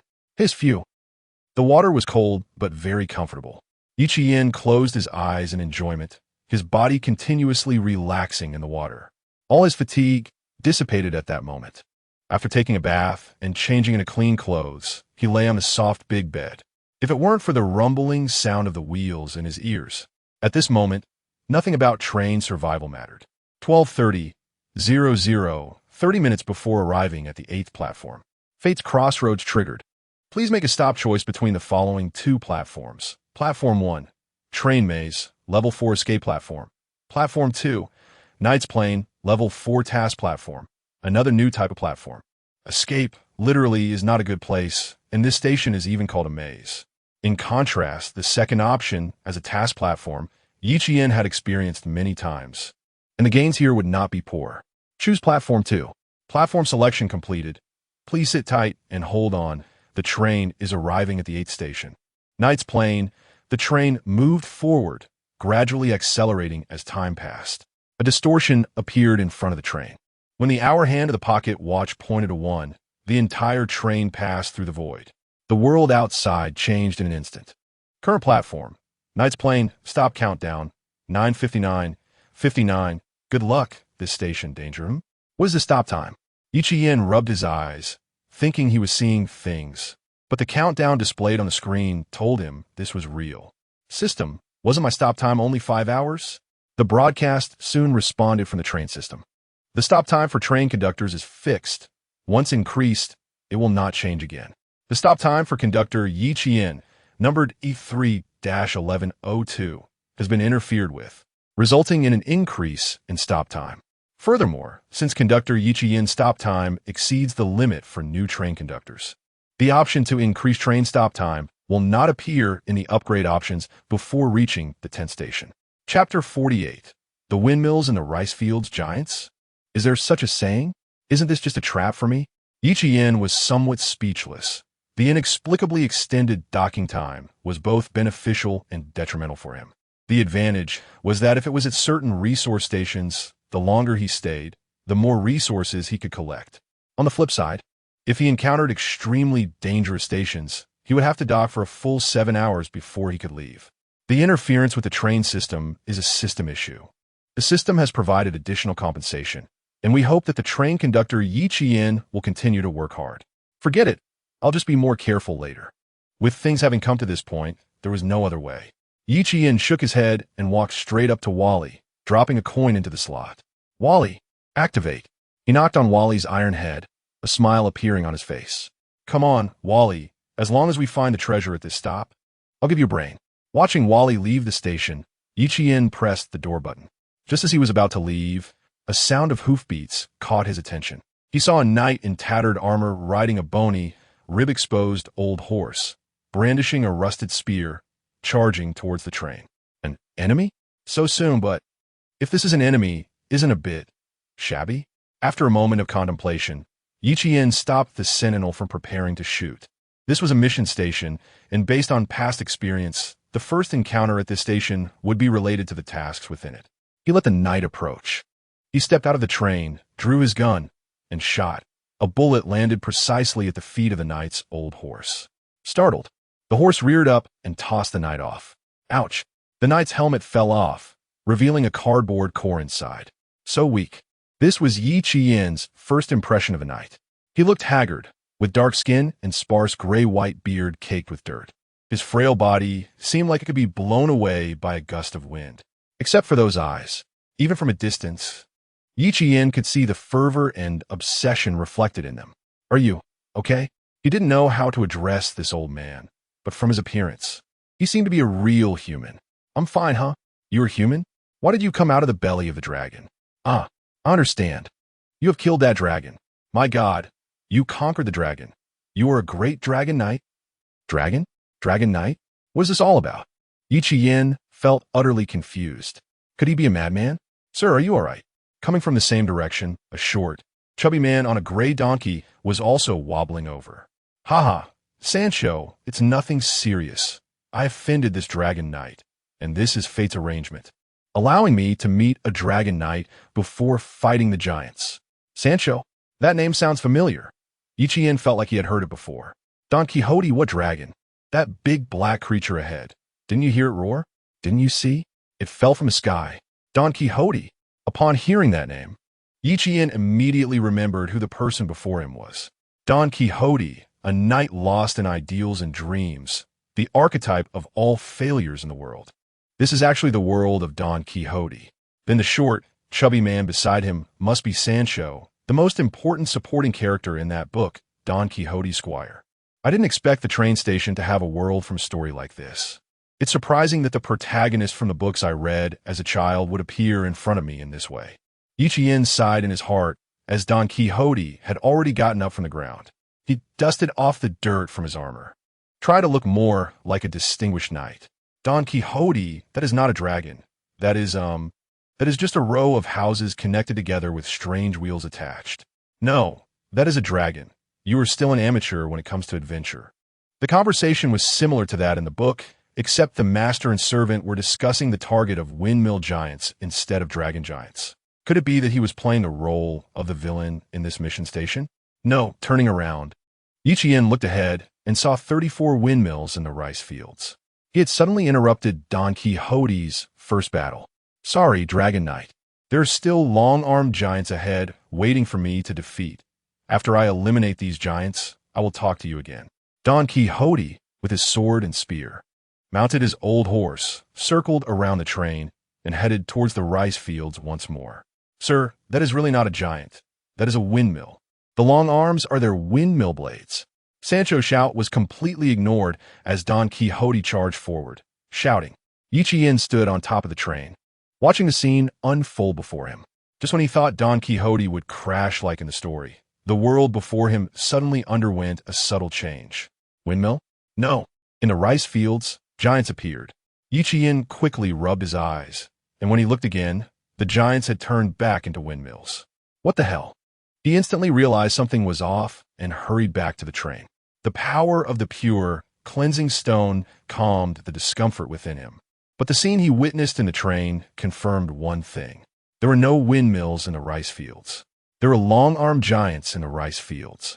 Was Don Quixote correct? Why was this happening? This world seemed more complicated than it appeared. He pulled up his personal information and saw an unexpected line of text in the mental section. Mental, 120, witnessing truth and falsehood. An unprecedented mental state. What is the mission of this task station? It seems I can no longer underestimate task stations. Is it over? In the rice fields, Don Quixote was casually tossed aside by a giant. Just as he fell, the giant transformed back into a windmill. God bless. Didn't I tell you? That is a windmill. Unless someone has a windmill in their head, how could they not acknowledge that it is a windmill? Shut up, Sancho. The two were bickering while Sancho helped Don Quixote stand up and get back on his horse. They retraced their steps, preparing to continue toward their goal. As they passed the train, Yi Qian, who had been merely a spectator, suddenly spoke up. Don Quixote, are you planning to run away? The giants are still there. Don't you want to become a true knight? Chapter 49. Believing makes it true. A real knight. One phrase made Don Quixote's eyes widen, while Sancho beside him gaped. Indeed, a real knight. Did you not see? Don Quixote, those giants are ravaging the peasants' fields of wheat. How can you, as a knight, choose to turn away? Yi Qian pointed at the wheat field, observing between Don Quixote and the field. Sure enough, after he spoke these words, Don Quixote looked again at the wheat field. And at that very moment, the windmills in the field, no, those giants began their rampage. Giants. Giants. That's right, Sancho, do you see? Those are giants. Great Dragon Knight. Thank you for your reminder. Sancho looked back and forth between Don Quixote and Yi Qian in confusion. He even doubted if he was going crazy. There were only windmills in the wheat field. Where were the giants? Sir Don Quixote, those are really just. Enough, Sancho. Are you questioning the Dragon Knight? Don Quixote excitedly put on his cracked helmet again. Lord Dragon Knight, you are right. How can a knight flee from battle? I will fight them. He turned his horse and charged toward the wheat field once more. From Yi Qian's perspective, the giants in the wheat field became increasingly solid. They raised their arms, reaching out to grab Don Quixote. Giants. Faced with monsters dozens of times larger than himself, Don Quixote showed no fear, raising his tattered lance and thrusting it forward. Bang! The moment the tip of the lance touched the giant's arm, a gunshot rang out. A bullet fired from the blackened wood struck the giant's palm. Don Quixote's lance also pierced the bullet hole. The giant let out a painful howl and then fell to the ground. Don Quixote rubbed his eyes, looking at the giant's corpse in excitement, and shouted, "Ha ha! Sancho, do you see? I did it. I killed the giant." Sancho said nothing, as he was still in shock, staring at Yi Qian beside him. In his eyes, the windmills were penetrated by a black flute-like object fired by this strange young man. Magic, a magician? Every bullet from Yi Qian landed at the spot where Don Quixote's lance struck. 34 windmills, 34 giants, 34 charges. Don Quixote showed no fear, his face filled with excitement. As one giant after another fell, the space in that rice field twisted even more. Even Sancho rubbed his eyes, for he too vaguely saw that those windmills had transformed into long-armed giants. Giants? Are they really giants like the windmills? The world was changing, and leading this change was Don Quixote. As the giants kept decreasing, even without Yi Qian's help, Don Quixote could pierce the bodies of the giants with his tattered lance. Why? Because he had already convinced himself that he could do it, just as he had convinced himself that the creatures in the wheat field were giants and not windmills. The perception of this world was changing along with Don Quixote. Yi Qian watched all of this, understanding that this station's task was just that. When the last giant fell, Don Quixote, covered in blood, excitedly waved toward Yi Qian and Sancho. "Ha ha! Lord Dragon Knight, Sancho my friend, did you see? I succeeded. I killed all the giants. I'm a true knight." He raised his lance high, and the old horse appeared unexpectedly tall and mighty. "Sancho my friend, I didn't lie to you. Those are giants. I am a knight who vanquished giants. From now on, call me the Giant Knight. Oh, and Lord Dragon Knight, the Giant Knight thanks you for your help. You did not let me disgrace the name of a knight. I still don't know your name. My name is Yi Qian. No need to thank me. I just did what a knight should do." Yi Qian's gaze remained fixed on the wheat field, not noticing Don Quixote's actions. To commemorate the friendship between knights, please accept this. A wooden round shield was offered, which surprised Yi Qian enough to turn back. "For me? Then what will you use afterward?" Don Quixote patted his chest. "I will go make another shield for our friendship. Please accept it, my friend Yi Qian. From now on, we are knight allies. If you encounter something you cannot handle, I will definitely come to help you." Yi Qian initially did not want to accept it, but after seeing the information about the shield, he changed his mind. Don Quixote's round shield. Use it, and when you are in danger, your ally Don Quixote will come and help you. Let him believe he is facing a powerful monster. As a knight, he will not back down. In witness of the friendship between the giant knight, Don Quixote, and the dragon knight Yi Qian, Don Quixote and Sancho left, continuing their journey. Yi Qian silently thought as he watched their figures fade. After experiencing a real battle, would Don Quixote still become the failure in the story? Perhaps the flock of sheep would really turn into enemy troops, and the White Moon Knight is truly a knight. As long as he believes, then Don Quixote will charge forward. What a terrifying ability to make belief come true. I guess I have changed the plot, right? If Don Quixote really possessed those powers, perhaps he wouldn't become that failure? TSK, I suppose I did a good deed?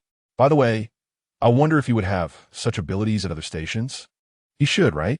Hey, if he does, then that'll be a good thing. It wouldn't be a waste of my performance. Yi Qian stroked the unranked wooden shield. If he could really do the same in other worlds, then as long as he drags it out and gives Don Quixote the confidence to believe he can win, wouldn't that make him invincible? Putting the wooden shield back on the train, he immediately rushed towards the wheat field. Because the 34 giant corpses in this field were slowly returning to the appearance of windmills. The power of belief is time-limited. Yi Qian realized this after Don Quixote left the wheat field, which is why he kept his gaze there. Come out, processing table. It would be a pity to let these fantasy monsters just disappear. Why not try to see if he could recover something? Just right, after equipping the random processing module. It would be much easier to recycle such large objects. Successfully recycled the long-armed giant, fantasy, corpse obtained. Huge skeleton 1, dream crystal 1. Meat chunk 1. Yi Qian could understand the skeleton and meat chunk, but what was this dream crystal? Illusory crystal, after consumption, can awaken in dreams.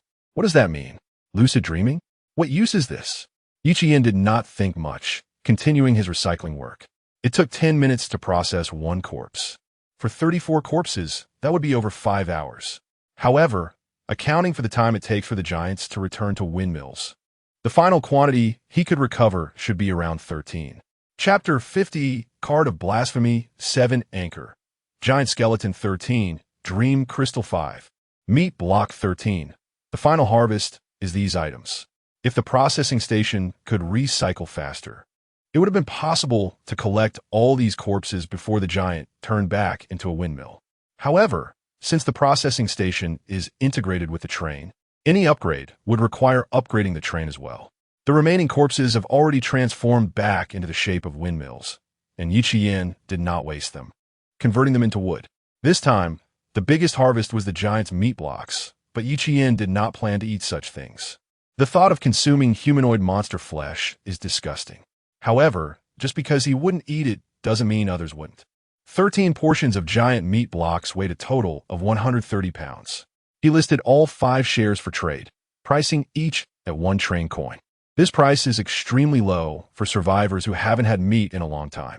Even though Yi Qian marked it as meat from a giant, it did not stop some people from wanting to buy it. Someone is selling meat on the trading platform. You can get 10 pounds for just 1 train coin. Damn, I spent 1 train coin yesterday for just 1 pound of chicken. I'm so mad. Really? No way, there really is. I haven't had meat in ages. I need to buy 10 pounds to grill. Anyway, I got a train coin at the last trading station. Don't buy it. Didn't you see it says it's giant meat? Can you really stomach humanoid monster flesh? Exactly, are you even human? I despise you. So what? Giants aren't human either. I'm so craving meat. Don't say giants if I get really hungry. I'd even eat a person. Just wait until the next public trading station. I'll kill you all. Is the person upstairs a bit crazy? Still got 33 points, what's wrong? Did I eat your rice? Identification complete. The person upstairs is going crazy. It didn't take long for the meat on the trading platform to be sold out. After all 10,000 people here are survivors who have passed the 7th station. Their trains are all level 2 or above, and they all have at least some train coins. Moreover, Yi Qian's price is the lowest on the market, so they didn't care if it was giant meat, they just bought it. Yi Qian filled the links again, selling out once more, and in a short time, he earned 10 train coins. He didn't sell the remaining 3 portions, keeping them just in case they might be useful. Furthermore, through the conversations among these people, he discovered something. It seemed that once other people's mental state dropped, it was very hard to recover. And once it fell below a certain threshold, they would gradually descend into madness, experiencing what was referred to as mental exhaustion, self-doubt, dissipation of reason. But what about him? After using sublimation so many times, his mental state had dropped below 20 points at its lowest, yet he still felt nothing, and his recovery speed was quite fast. From the conversations in the chat room, it was evident that mental consumption was extremely difficult to recover, but his mental recovery speed was even faster than his physical recovery. Could it be that I have some special ability that I don't even know about? Something the train system can't detect? Yi Qian scratched his head, unable to think it through, and decided not to dwell on it any longer. When the train reaches the mountain, there will naturally be a way. When the boat gets to the bridge, it will go straight. Overthinking would only add to his worries without any benefit. After resting for a while, he continued working. Let's not forget where Don Quixote fought the giant. This is a wheat field full of ripe wheat. He moved some of the intact ones to the planting compartment and filled up as much as he could with the rest. Countdown to stop, 3:41:08. There are still 41 minutes until departure. While harvesting wheat, Yi Qian found Wally, who had not returned beneath the ruins of a windmill. You weren't stuck under there the whole time, were you? I was wondering why you took so long to come back.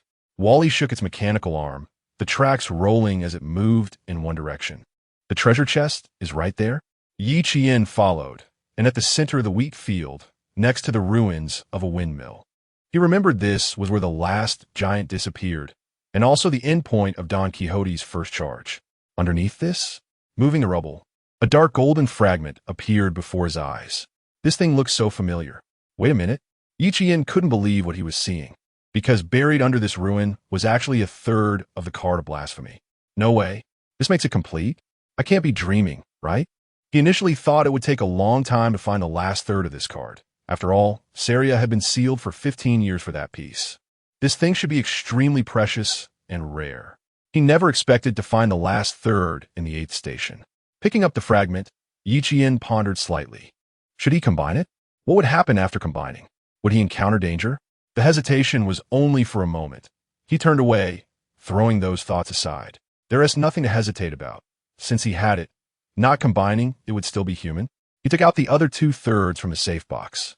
The 3 card fragments fit together seamlessly, as if they had never been apart. Dark, golden light flowed from the card of blasphemy, transforming into an infinite stream of light that enveloped the entire world. The card of blasphemy floated in midair, and faint whispers suddenly rang in Yi Qian's ears. He couldn't understand it, but the sound grew louder and sharper, as if 100 sopranos were shouting, singing, and proclaiming something. Even covering his ears had no effect. The unbearable sound made Yi Qian pull out his gun, ready to shoot the card, when the sound abruptly stopped at that moment. The radiance dissipated, and the dark golden card fell into his palm. Creepy. This thing is definitely not good. I'll just take a look at the effect if it doesn't work. I'll toss it away. That said, his gaze towards the card of blasphemy was filled with anticipation. Card of blasphemy 7 Anchor. Anchor consumes mental power to set anchor points. Up to 3 can be set. Cooldown time of 1 day. Voyage consumes mental power to teleport to the location of the anchor point. Exile removes all anchor points. Forcibly exiles enemies to the wilderness. Return consumes all mental power. Gulp. On the screen, the introduction of this card of blasphemy made Yi Qian swallow hard. So powerful, undoubtedly strong. If the introduction is correct, then as long as he drops an anchor point at any platform, even if he goes to other platforms, he can teleport back through the anchor point. Not only that, it also has the ability to exile enemies. Although this would consume all anchor points, leading to an inability to continue teleporting if he encounters a situation he can't escape from. This will undoubtedly be a trump card of epic proportions. And finally, what happens when he consumes all his mental power? Chapter 51, Leaving the 8th Station. The bitter smile of Shea, although his mental state had decreased, it had never dropped to 0 until now. Yi Qian had no intention of trying recklessly without assurance. However, he could still test out some of his other abilities. The anchor point could be set once a day. Without a doubt, the first one had to be placed on the train, specifically in front of the operating system at the front of the train. Setting an anchor point consumed 50 mental points, which was manageable, not too much. After setting it, Yi Qian ran outside, took out the blasphemy card, and silently recited in his heart. Sailing it consumed another 30 mental points. On the surface of the blasphemy card, a dark golden, hooded humanoid figure began to move. Yi Qian felt his body sink, as if he were in an extremely dark, abyssal sea. Whispers echoed in his ears, but this feeling lasted only a moment. When he opened his eyes, he had already appeared at the front of the train, while the little figure on the blasphemy card gradually turned gray. A cooldown period of 1 hour? Not bad, it's not too long. Ding ding, the train's system hologram suddenly appeared beside him. In the private chat interface, a dialogue box with a blonde-haired avatar popped up. Shea, why is she contacting me at this time? Could it be that she already knows about the synthesis of the blasphemy card? That's too quick. With doubts, Yi Qian opened the dialogue box. What? You've already found the 3rd fragment of the blasphemy card and synthesized it? She really knows. Yi Qian felt a bit speechless. He had originally planned not to tell anyone about this matter, but it seemed he had underestimated Shea. It appeared that something had been left for him on the blasphemy card fragment she gave him. Thinking of this, Yi Qian had no intention of hiding. Just synthesized it. How did you know, Sister Shea? Oh, what's wrong? Is there a problem? No problem. Of course I have my own means. Don't underestimate your senior. Just learn well. That said, Shea's heart was mixed with emotions. She contacted Yi Qian simply because someone told her that a new blasphemy card had appeared. However, no one knew where it appeared or who obtained it. Shea just suddenly thought of Yi Qian and casually asked. She never expected it would really be him.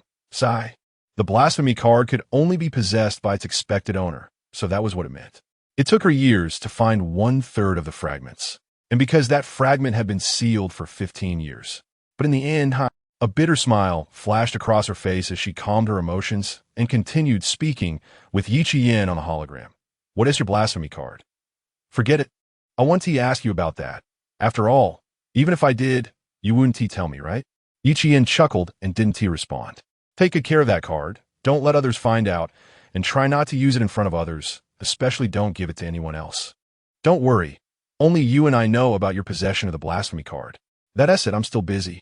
The chat box was followed by a playful, sticking-out tongue Q version emoji, and then Shea casually closed the system hologram, sitting down and gazing at the white light above the church. God, why is it that those who are qualified to blaspheme you are not me? The conversation ended.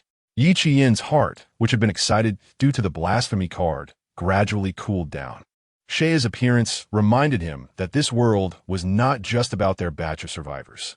In front of him, there were countless others whose powers, resources, and talents were absolutely beyond his current capabilities. He couldn't let himself get carried away. Thinking of this, Yi Qian wanted to put the blasphemy card into the safe box.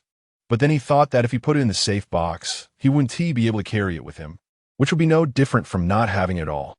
If only the items in the safe box could be taken out freely like those in the special storage unit. Suddenly, a wonderful idea popped into his mind. The safe box is also a type of item, right? Could it also be placed in the storage unit? As soon as this thought arose, he eagerly took the safe box to the storage car to try it out. Placing it, wow, it really works? The safe box was indeed placed into the special storage unit. After attempting it, he could also take out items from the safe box at will. This meant that he had effectively gained 4 additional slots in the special storage unit that could be accessed freely from the outside. Haha, I'm really a genius. Today's gains are abundant. Yi Qian tossed the compartment stored in the safe box outside, leaving only one, besides placing the blasphemy card in the remaining 3 slots. He also put the blessed virus serum that he obtained and upgraded in the Doomsday Town into one of them. The last remaining slot was reserved for the pure purification stone. Now, he could freely take out 7 types of items from the outside. Blessed white force fruit, bullets, level 3, virus serum, a train compartment, pure purification stone, as well as the blasphemy card in the safe box itself. Undoubtedly, if he encountered danger outside, these items would provide him with a lot of help. 3 o'clock, 00, 3 hours left until the train finally departs. Yi Qian's VIP departure rights turned from gray to green. The time had come. It was time to leave. He pressed the departure option, and at the front of the train, the familiar spatial passage appeared once again. The tracks moved forward, and the sound of the train roared through the heavens and earth, accompanied by the train beginning to accelerate. Passing through the passage, the emerald green plains outside the window transformed back into the endless wilderness. 2000 hours, 00 at this moment. The train's broadcast sounded. All train masters leave the 8th platform. Tomorrow there will be extreme weather, and monsters adapted to that weather will chase the train in the wilderness. A train traveling at a speed below 50 kilometers per hour will fall into a dangerous state. Please prepare for defense and upgrade the train as soon as possible. This broadcast only contained this information, but it caused many to emit cries of despair. 9,641, 10,000, what? How long has it been? And the speed is about to be increased again. 50? So that means I either have to upgrade the train to level 3 or upgrade the wheels individually to barely pass. TCH, I knew it would be like this. Thankfully, even if I starved to death during this time, I didn't want to sell my materials. I'm still a bit short for level 3, but upgrading a wheel is definitely enough. That speed isn't fast. It's been this upgrade frequency across so many stations. Don't blindly slander the broadcast sister. Those who can't upgrade should reflect on themselves. Have you collected resources properly over so many stations? Have you exchanged resources for food? I was originally planning to save some resources to exchange for train coins. Now it seems I can only upgrade in advance. Chapter 52, Wise Emotional Treasure-Seeking Robot Wally. From these conversations, it is not hard to see that after experiencing a block merge, the quality of the train conductors has improved significantly compared to before. At least, they are not too fearful when facing the matters mentioned in the broadcast. Most people have long been prepared for the need to increase speed again. Moreover, it is not only by upgrading the wheels or the train itself that speed can be increased. At the 7th station, a conductor who accelerated manually put his blueprint-made, human-powered energy device on the trading platform, which could increase the train speed by 10 kilometers per hour just by pedaling. For some who cannot upgrade their trains but want to survive, spending one train coin to buy such a device is the best choice. Of course, the consequence of doing so is overextending the future, making it harder to increase speed next time. Yiqian is not worried about this. After hearing the broadcast, he consumed a bit of spirit to check the weather for tomorrow through the weather doll. A snowstorm? Does that mean there will also be elements of a snowstorm at the 9th station tomorrow? Ding ding, another message came in, and Yiqian looked up to check. Shangwan Inxue, tell me the weather for tomorrow. The weather doll is a transaction between Shangwan Inxue and him, so it's normal for her to ask him about tomorrow's weather. Yiqian, one train coin. Shangwan Inxue cursed scammer in her heart, but still traded one train coin over. Happy trading. Tomorrow's weather is a snowstorm. Remember to keep warm. Oh, after the conversation ended, Yiqian suddenly thought of another friend of his. Right? Zhao Lin's last station was the lucky station, right? What valuable things would that unlucky yet lucky woman get at her last station? Are you there? How was the last station? The message was quickly responded to. It's Brother Yi. It was okay. Hey, anyway, I have upgraded to a level 3 train. Congratulations. Yiqian was a bit surprised. After all, Zhao Lin's level 2 train had just upgraded not long ago. It seemed she had gained a lot at her 8th station. But correspondingly, her 9th station would likely have a higher level of bad luck. Just a stroke of luck. By the way, Brother Yi, I was also going to find you, do you want to buy this? Ice shaver, a machine for shaving ice. On such a hot day, don't you want to have a delicious bowl of shaved ice? Just one train coin. And I can also give you a big block of ice for free. This girl, unexpectedly taking the initiative to sell to him to make money. Yiqian's mouth curled into a smile. It seems you really gained a lot at your last station. The ice shaver is nice, but I'll pass on buying it. How about I sell you a piece of information for one train coin? Want to buy? Buy. Can I use this ice shaver as payment? Of course, with the ice block included. Zhao Lin did not hesitate at all. In her mind, Yiqian is a capable person. She had been lurking in the public chat room for a long time, and even some seemingly powerful conductors did not seem as impressive as Brother Yi. Sure, the ice shaver and a head-sized block of ice were sent over, and Yiqian also informed Zhao Lin about tomorrow's snowstorm weather. It's actually a snowstorm? Thank you, Brother Yi. I'm glad you told me. Otherwise, I would really freeze to death tomorrow. I won't disturb you anymore. I'm going to buy warm clothes now. Brother Yi, you should also pay attention to keeping warm. It's very cold in the train. Chat ended. After getting the ice shaver, Yiqian made himself a big cup of ice smoothie. He crushed the white forest fruit to use as jam on top and took a spoonful to put in his mouth. The sweet taste combined with the icy texture is simply unbeatable. All right, I almost forgot about this. Walking to the temperature-controlled carriage, Yiqian pulled up the train details interface on the system screen. On it, the upgrade option for the level 4 train still retained its last item. Smart chip, 10 train coins. Although Wally did not bring him a treasure chest at the last station, after selling the giant meat chunks and trading with Shangwan Inxue. His train coin count returned to 17. Enough to buy the smart chip. Purchase. 10 train coins turned into points of light and disappeared in his hand. A baby palm-sized chip, glowing blue and full of technological feel, appeared in his hand. Now, he has 2 mechanical creations that need train chips for enhancement.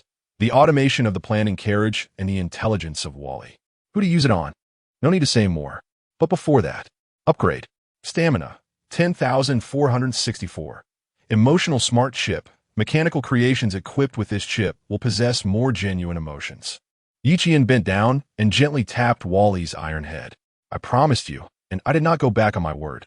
The chip adhered to Wally's head, turning into a flowing blue light that merged into Wally's body.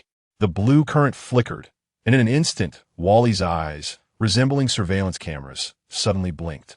Wise emotional treasure-seeking robot Wally, a smart treasure-seeking robot that can consume 1 train coin to automatically seek precious items in the platform and bring them back to you. In normal time, it does not consume train coins, can self-charge for long periods, and can follow any instructions given by the owner. Originally a garbage collection robot, it may prefer to collect useless items. Now, Wally no longer falls asleep. It only needs electricity to maintain its basic state. Yiqian skillfully tapped its iron head. Go, give me a cup of water. Unlike before, after being tapped, Wally was no longer a cold machine, but rather pitifully covered its head with its two mechanical claws, looking like a bullied little guy who had to obediently listen.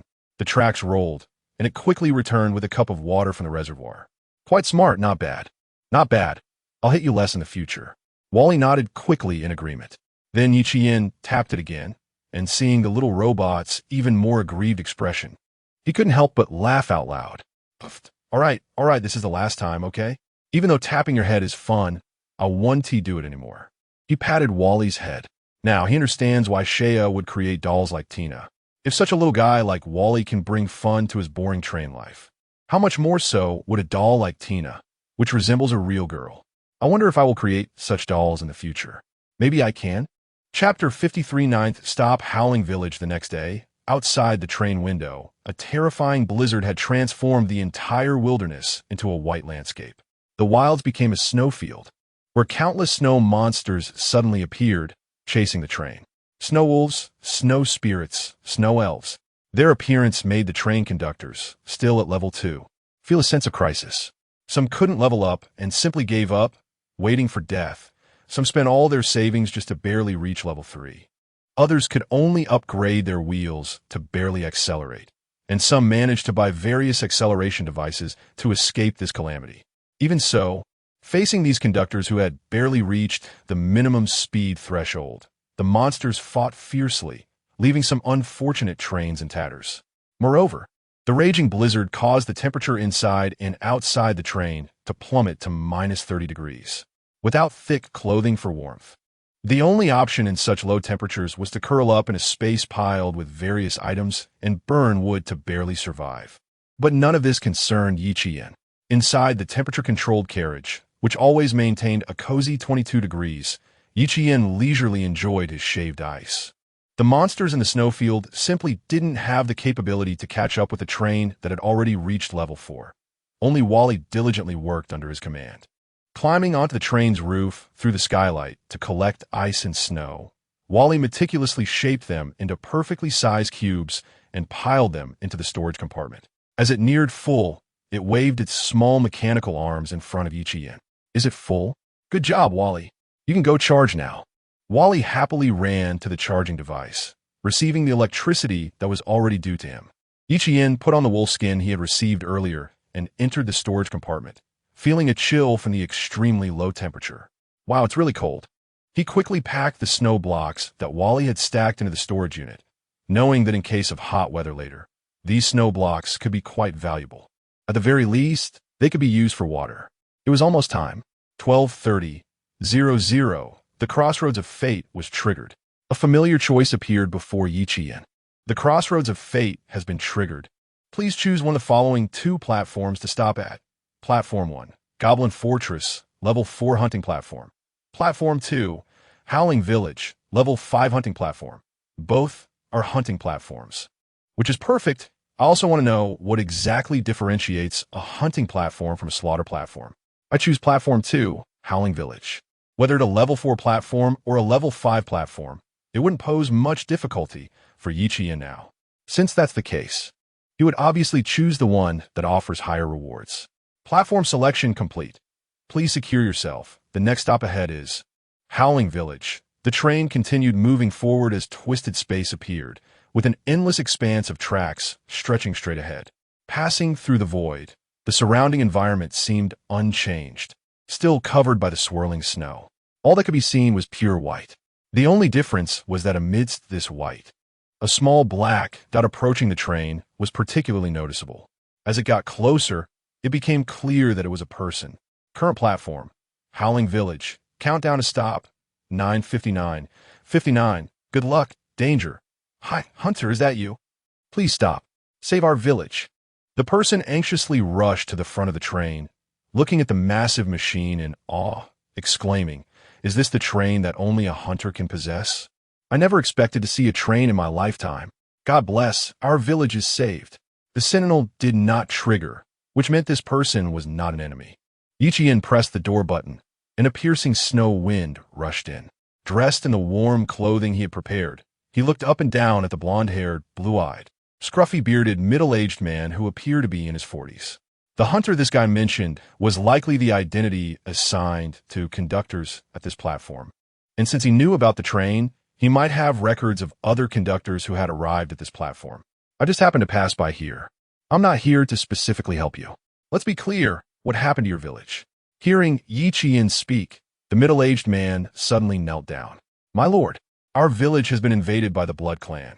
Those damn Blood Clan have taken over the village, capturing everyone to use as blood bags, sucking their blood day and night. At this rate, in just a few days, everyone in the village will die. My lord, please save us. The Blood Clan. Is that the hunting target at this stop? Yi Qian did not immediately agree, but continued to ask, since your village has been captured by the Blood Clan, how did you manage to escape? It was my father. He took advantage of the Blood Clan's blood collection to knock one out, then let me go.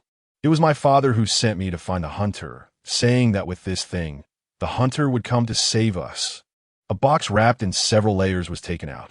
Trembling hands unwrapped the outer cloth and opened the box, revealing what was inside. A well-preserved train coin. Just one. This is a level 5 platform. And is this all the reward after the hunt? No. Yi Qian shook his head inwardly. This was not a reward, but merely the payment offered by the natives at this platform. The real rewards would come after hunting down those Blood Clan. And, I'll take this, wait outside. Yes, my lord. Thank you for your help. Yi Qian turned and closed the door, returning to the train. Since the target of the hunt was the Blood Clan, he naturally needed to prepare accordingly. The mithril weapons he had obtained in the Apocalypse town would finally come in handy now. The holy mithril cross didn't need further mention. The remaining mithril crossbow and mithril ritual sword had not yet undergone sublimation. They were both level 2 items and had been upgraded to level 3 without consuming too much spirit. Of course, these mithril weapons were merely to help Yi Qian better fit the identity of a hunter, since this was a level 5 platform. If he were to encounter formidable Blood Clan, a gun would be far more useful. Furthermore, since it was the Blood Clan, it would be a shame not to bring this along. Enchant Mental Clip Great Compassion Heavy Machine Gun. Now this was the real killing machine. Swapping out the virus serum and placing it in a special storage unit, Yi Qian organized his equipment, while he gently bumped against his ankle, blinking its monitor-like big eyes. All right, I know you want to go out. Wally, activate. A train coin fell on top of Wally's head, and it happily drilled out of the recycling device's opening, leaving a trail of tracks in the snow before quickly disappearing without a trace. Opening the train door again, Yi Qian looked at the blonde man, still kneeling there, hands clenched in an unknown prayer, and said, "It's time for us to set off." Chapter 54. Blood Clan Hunt on the way to the village. Yi Qian learned the name of the disheveled uncle, Otanli. This guy also had a special identity, the village chief of that village. Otanli's escape was not only due to the opportunity his father fought for, but also because there was a secret passageway beneath his house. This passage was dubbed by Otanli to secretly meet with several young widows in the village. The young widows were now gone, but the secret passage had become a life-saving route. After crossing a hill, Yi Qian saw a village not far away. Dark red and snow white complemented each other. Under the low eaves, a large number of bats hung there, quietly sleeping. Faintly, he could hear bursts of wailing and wild laughter coming from some houses. Otanli gritted his teeth, tears streaming down his face. He knelt down before Yi Qian once again, pleading, "Hunter, please, please save them." Yi Qian did not respond to Otanli's plea. His goal was to hunt the Blood Clan, not to save anyone. Where's the secret passage out of the village? Take me there. This way. Otanli led Yi Qian to a hidden cave nearby, where he had concealed the secret passage. Looking at the passage wide enough for a person to walk upright, Yi Qian cast a skeptical glance at Otanli. "Did you dig this by yourself?" Otanli smiled avardly. "I was with my brothers helping to find those widows. Or it was something your villagers played with." "What did you say?" "Nothing. You go in first." "Huh." Before Otanli could react, Yi Qian kicked him in the butt. Otanli, frightened, entered the passage and led the way. Yi Qian followed closely behind, carefully observing his surroundings. After his physical strength was raised to the limit of 120 points, his physical quality and observational skills improved as well. He could see everything within 10 meters, even in complete darkness. Whoosh! A secret silver crossbow bolt whizzed past Otanli's head. Eek! He let out a terrified scream as a bat with blood-red eyes was struck by the bolt and instantly turned to ashes. Otanli looked back in horror, only to see Yi Qian silently walking over to pick up the crossbow bolt. There are bats, which means this place has already been discovered. So, this is indeed a trap. A sudden cackling laughter echoed. Countless bats flapped their wings, blocking the path Yi Qian had taken. In the darkness, more than a dozen pale-skinned, hideously ugly humanoid monsters wrapped in black cloaks slowly emerged. A hunter, there's really a hunter. The true ancestor was right. As long as someone escapes with that kind of coin, a so-called hunter will definitely appear. I didn't expect you to come so quickly. Human. You don't really think you can escape, do you? The disgusting laughter, combined with that repulsive voice, was even more irritating than nails scratching on a blackboard. Hunter, I didn't mean to bring you here, Otanli was almost on the verge of collapse. He never expected that his escape was actually allowed by the Blood Clan. I know it has nothing to do with you. Yi Qian interrupted Otanli's words, glancing around and shaking his head in dissatisfaction. Only 13 Blood Clan members? I thought there would be more. The leading Blood Clan member let out a cold laugh. Human, you don't still think your secret silver weapon can kill us, do you? Let me tell you, in this dark environment, our speed is not something mere humans can keep up with. The Blood Clan in the dark is invincible. Charge. Drain this hunter's blood. Invincible in the dark? Huh? Then let's make it bright. Snap! A sound echoed as a stone emitting a soft glow appeared in Yi Qian's palm. The moment the stone appeared, the dozen or so Blood Clan members surrounding Yi Qian felt an immense sense of crisis, instinctively turning to flee. But it was too late. Close your eyes. Yes. The pure purification stone erupted with brilliant light, illuminating the entire secret passage. Bloodthirsty bats and evil Blood Clan members alike turned to ashes in the brilliance, unable to make even the slightest sound.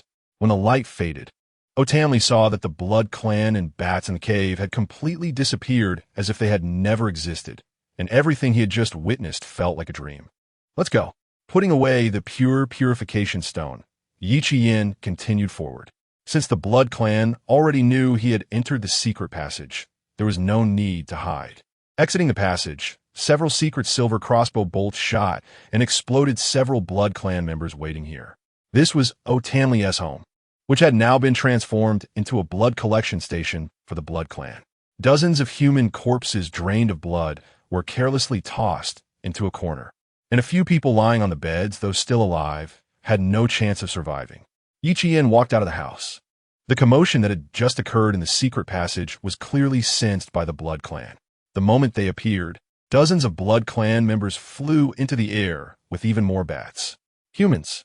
The leader's words were not finished. Yi Qian directly pulled out the pure purification stone. A burst of light illuminated the area, instantly turning the Blood Clan and bats into ashes wherever the light passed. Holding the pure purification stone, he continuously spread its light. More and more Blood Clan members were eliminated, and even if they tried to evade, a single secret silver crossbow bolt could easily take their lives. After spending a full 2 hours traversing the village, Yi Qian did not let a single Blood Clan member escape. By the time he circled back to Otanli's house, it seemed the village was completely clean. Is the hunt complete? Isn't this a bit too easy? After all, this was a level 5 station. Yet most of the Blood Clan members were only slightly above level 2, with a few level 3 members being insignificant. So where are the level 5 Blood Clan members? Otanli. What is the name of this village? Otanli, sitting blankly in front of his brother's corpse, came back to his senses. It's called Tez Village, Hunter. Thank you for saving the village and exterminating all the Blood Clan members. Although everyone is dead. But, Tez Village? That doesn't match the name of the station. Feeling the pure purification stone still glowing in his pocket, Yi Qian looked outside. In the sky, a blood-red spiral vortex was slowly forming, and an even more hideous, old Blood Clan member than usual descended from it, opening its gaping maw. Then, a shriek. Yi Qian put on the earplugs he had purchased from the trading platform after selecting the station, a playful smile curling at the corners of his mouth. Now this is more like it. I said, since it's called a hunting station, how could there not be a boss to fight? Information about the monster appeared on the system screen before his eyes. Screeching Blood Ancestor, level 5. Immune to holy attacks below level 5, upon emitting a screech. Resurrects all corpses to fight for it, continuously lowering the mental state of the living and applying a maddening mental debuff. Chapter 55. The frog at the bottom of the well, the pure, cleansing stone, once again emitted a glow, but as the information displayed on the light screen indicated, the level 5 pure cleansing stone could not affect the screaming blood ancestor. The blood ancestor in the sky landed on a bat, looking mockingly at Yi Qian. Hunter, your kind truly astonishes me. Haha, 300 years ago, my ancestor was killed by a hunter on a train. Today, I will avenge my ancestor. Now I give you a chance. Kneel before me and become the first hunter subordinate of the great Screaming Blood Clan. And from now on, you shall be eternally indestructible. Eternally indestructible? An old bat like him? Does a level 5 platform boss dare to say such things? Yivian Chaklit Sidenti, casually tossing the pure, cleansing stone back into the storage unit. Huh, Hunter you. Otanli, who was hiding beside him, was shocked by Yi Qian's actions. He thought Yi Qian was really going to surrender. Don't worry, Yi Qian waved his hand. I'm not interested in surrendering to a frog that can only see the sky from the bottom of a well. What do you mean? It means he's doomed. Snap. A golden heavy machine gun appeared in front of him. The screaming blood ancestor sneered in disdain. What foolish humans. The weapons you pride yourselves on are completely. Bang. A bullet shot out from the gun's muzzle, instantly shattering the palm of the old rotting flesh.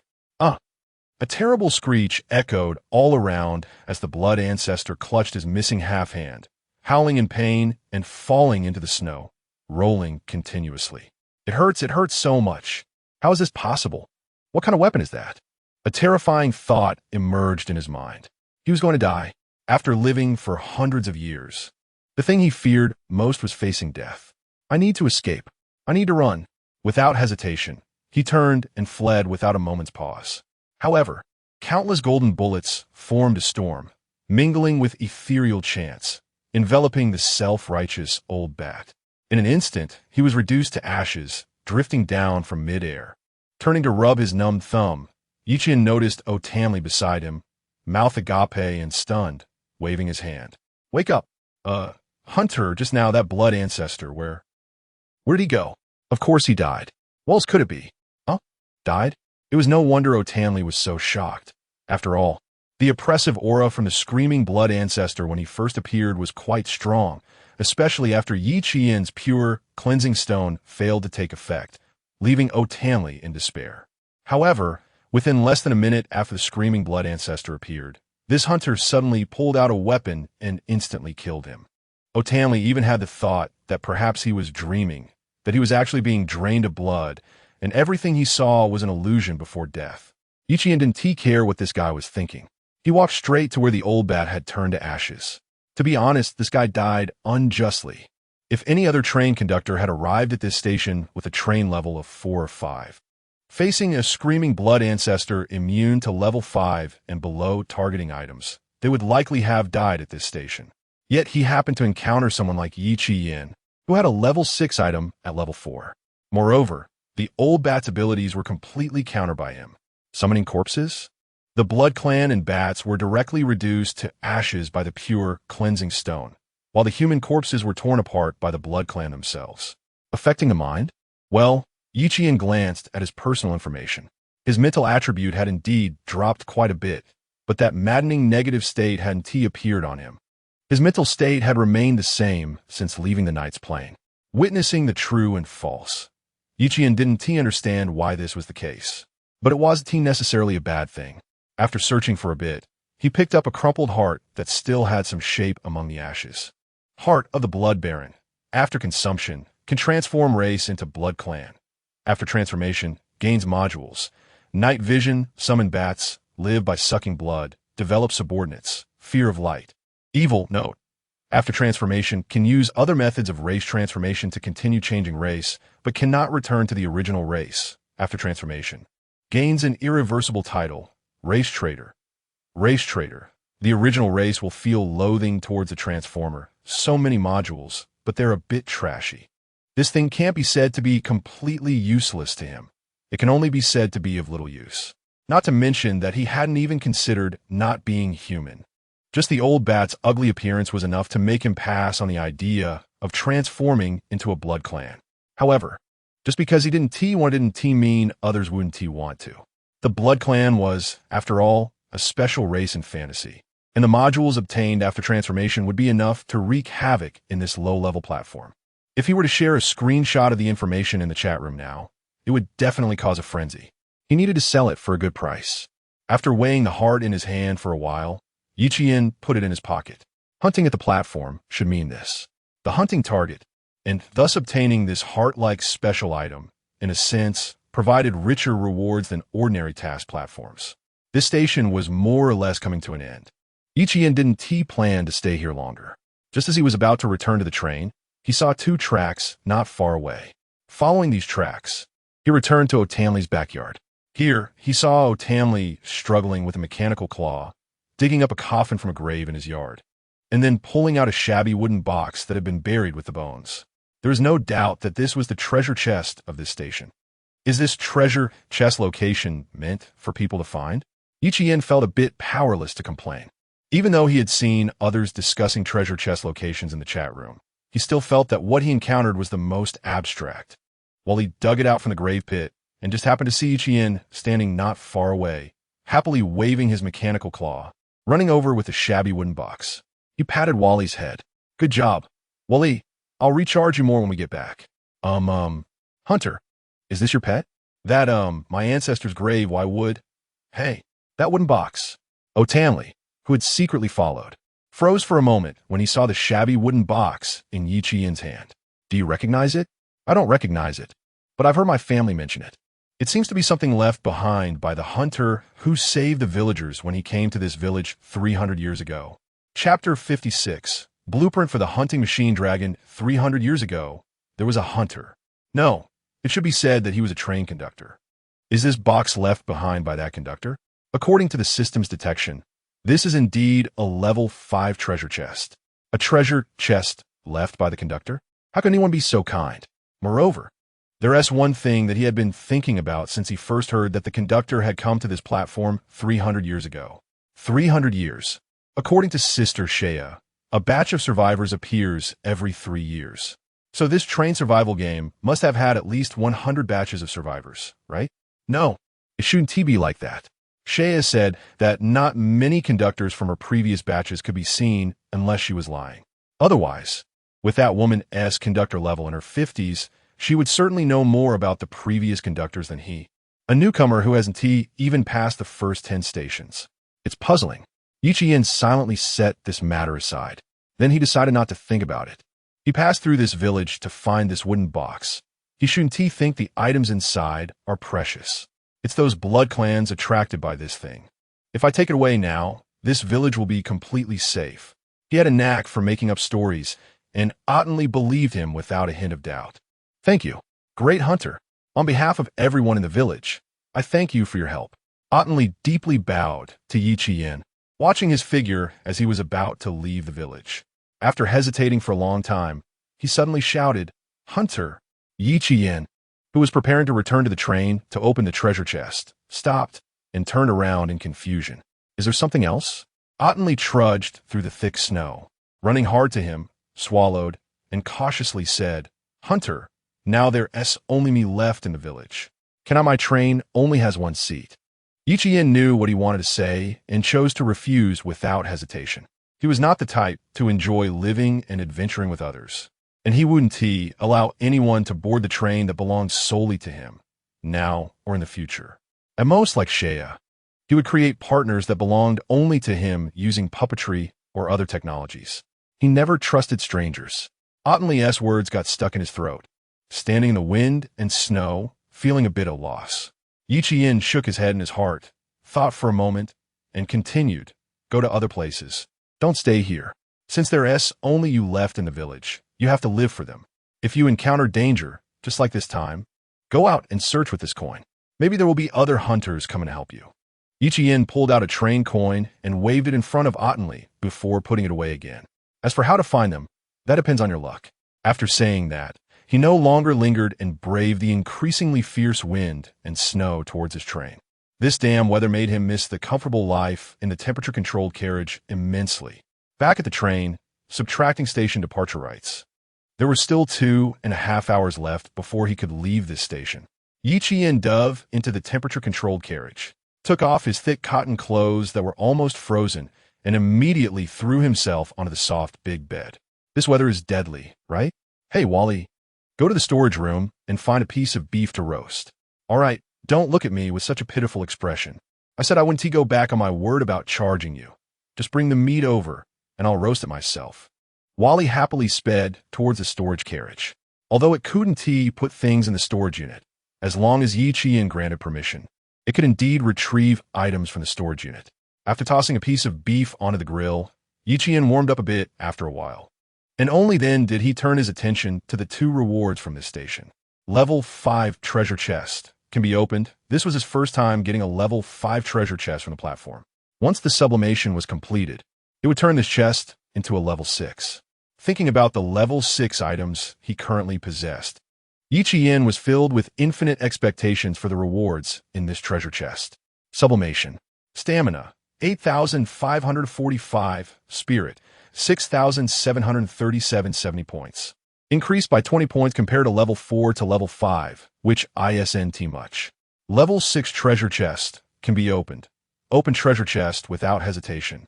Yi Qian opened the treasure chest, but to his surprise, apart from the train coins that should have been there was only one item, a blueprint. Obtained, 24 train coins. Obtained, Hunting Machine Dragon Manufacturing Blueprint, no level. Hunting Machine Dragon Manufacturing Blueprint, no level. Phase 1. Manufacturing times, 1-2. Requires, Mine Cube X1. Metal, 1,000 kilograms. Mechanical parts, 800. Emotional Intelligence Chip X1. Note, this is a blueprint made by A. Before their fall. Note 2. This is something a conductor seized who, before dying, broke into a low-level station. And in accordance with the principle that what they cannot have should not be obtained by others, threw it into a low-level platform, forming a treasure chest at this station. Note 3. This treasure chest was originally a level 5 treasure chest, which was promoted to level 6 due to some talent. Since the contents of the treasure chest cannot be changed, the reward of train coins was increased to 24. Seeing the introduction of this blueprint, Yi Qian thought he hadn't woken up yet, rubbed his eyes hard, and after confirming he hadn't read it wrong, he opened his mouth wide. 1,000 kilograms of metal and 800 mechanical parts are needed to create something? Moreover, so many annotations. System, when did you become so diligent? The train system adheres to the philosophy of serving the conductor above all else. In the face of items that exceed your current level, more annotations will appear to make it easier for novice conductors to understand. A blueprint made by 3 question marks, seized by a high-level conductor? That's really interesting. Hey, I want to see what it looks like when it's made, but where do I get this mine cube? Rubbing his chin. This thing is likely not something the conductors in his area can understand. To figure out what the mine cube is, the best way to get information is still from Shea. However, he temporarily suppressed this thought. The next station is the 10th station. After passing the 10th station, the novice period will end, and who knows what will happen then. It wouldn't be too late to ask after observing the situation.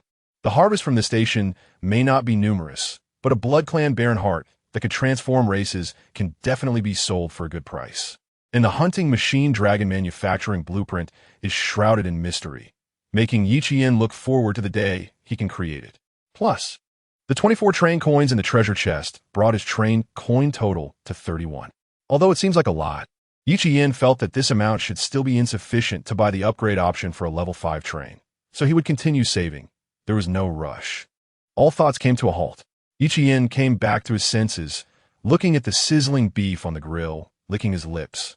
Nothing makes him happier than eating roasted meat in a snowstorm, except maybe hot pot. Chapter 57. Bidding for the heart station rights triggered. The hour hand of the pocket watch stopped at 8 o'clock. The train's whistle was still loud, even amidst the blizzard. The void manifested, and the tracks moved forward. returning from one expanse of white to another. The weather in the wilderness remained unchanged as it was before entering the station. Open the public chat room. 8,683, 10,000. When will this damn weather end? I really can't take it anymore. Isn't it usually over by midnight? Just hold on. It's only 4 more hours. We can burn some wood to get through. By the way, that guy Li Shaosheng has put a lot of materials on the trading platform again. Where did he get so much? Really envious of his luck. Who knows? But Zhaoan from our block isn't bad either. Look at the vegetables on the trading platform. Most of them are put up by him. Those two must have a lot of train coins by now, huh? I wonder when the next public station will appear. You want to compete with them? Idiot. That Li Shaosheng bought a level 3 strong attack crossbow blueprint at the public trading station and sold one to each member of his alliance. When the public station appears, it's better to stay away from those guys, or you won't even know how you died. A crossbow? Is that thing even better than a gun? How has the person above survived this long? A level 3 weapon, even if it's a crossbow, is much stronger than low-level firearms. Didn't you notice the guy who sold guns? What was his name again? Yi Qian? He hasn't shown up for a while, right? Yi Qian's low-level rifle is outdated. That guy refuses to join the alliance, and Brotherly has already said that next time he sees him, he will definitely take his life. That's right, Brotherly also said that no one is allowed to buy his stuff, otherwise it would be against the alliance. Li Shouxin's lacais amarja. Watching the conversation in the chat room, Yi Qian calmly typed out a line of text on the screen and attached a screenshot. Spending 1 train coin to pin it. Selling Heart of the Blood Baron. Now listed for auction on the trading platform. Only accepting train coins. Highest bidder wins. The trading platform had an auction feature. However, this feature was rarely used. When the introduction of the Heart of the Blood Baron appeared in the chat room, the scrolling dialog box stopped for a moment. It began to scroll rapidly again. What is this? Transform into a blood clan? And what is this module? I've never seen any of this before. How many train coins does this thing cost? If I have it, I wouldn't have to fear those monsters chasing the train anymore. Even in the station, I could do whatever I wanted. The bid has already reached 15 train coins. Where did you all get so much money? Were we all supposed to be struggling? A bunch of liars. The appearance of this heart immediately attracted a lot of attention. Among them, many were tempted by the various modules and began bidding before anyone else. Li Shaosheng was one of them. Damn Yi Qian. How did he get such luck to obtain this thing? But this guy is really stupid, actually selling it instead of using it for himself. Doesn't he want to abandon his human identity? He scoffed. Ignorant. What does it matter if one is human? As long as one becomes stronger, who cares about your race? With this heart, becoming a blood clan, who could be my opponent? Li Shaosheng took out a train coin and, imitating Yi Qian, pinned a message in the chat room. This thing, my alliance wants it. Then, another message pushed it up. Didn't your little brothers say that no one is allowed to buy things from Yi Qian? What is this? As the leader, you are the first to go back on your word. The person who pushed his message up was Zhao, and the train conductor who had been growing various vegetable plants since the first station, and he was quite esteemed in his block. The two of them sold basic resources and various vegetables, and they should have kept to themselves, but Li Shaosheng's alliance lackeys flaunted their power in the chat room, mocking the train conductors from other blocks, which led to the alliance's terrible reputation. Li Shaosheng's face turned a mix of red and green. He gritted his teeth. Watching the price on the trading platform continue to climb. The auction price soared, eventually stopping at the number 23. The one who made this price was none other than Li Shaosheng himself.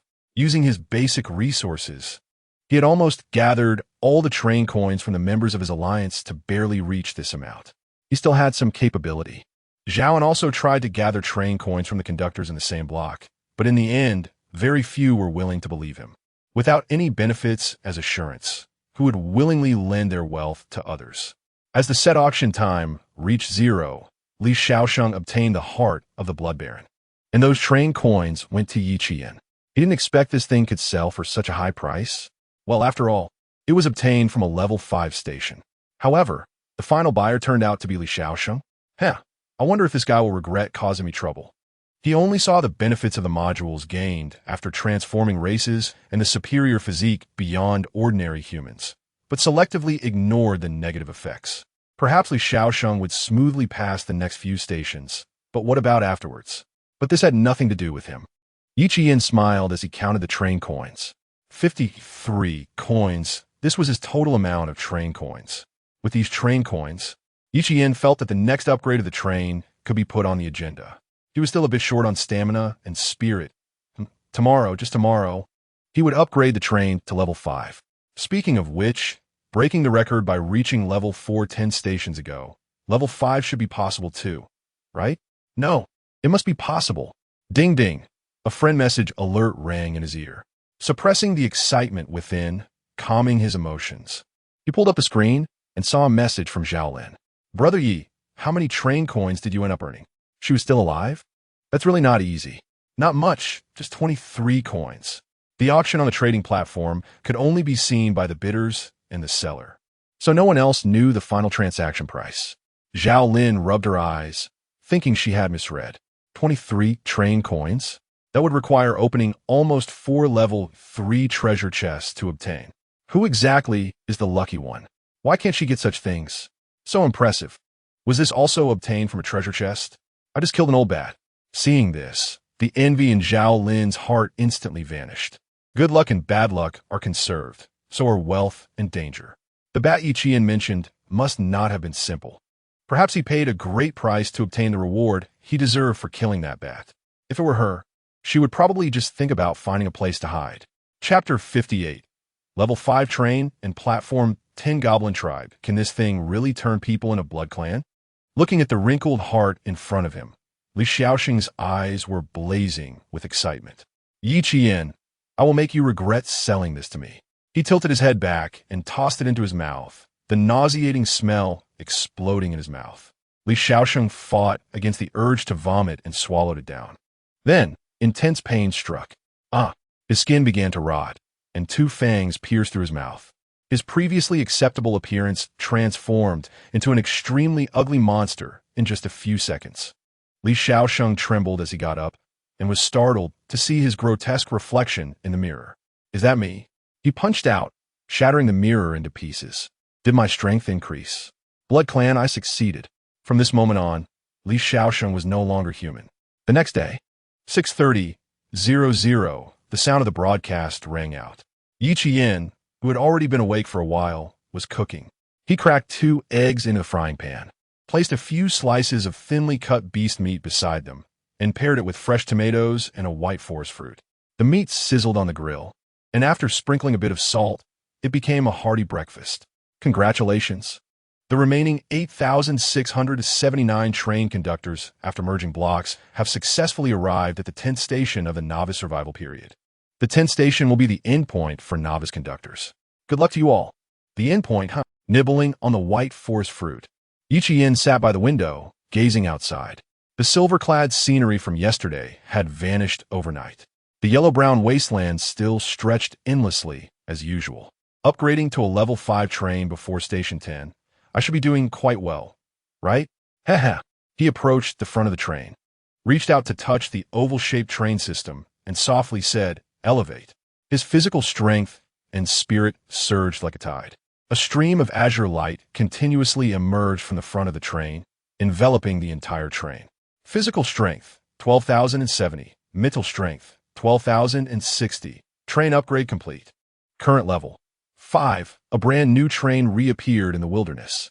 Opening the train details, the familiar old 3 items were still there.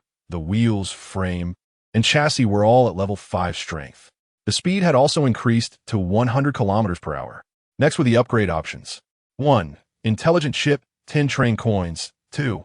Heavy turret carriage, 20 train coins. 3. CVO road ruler, 10 train coins. 4.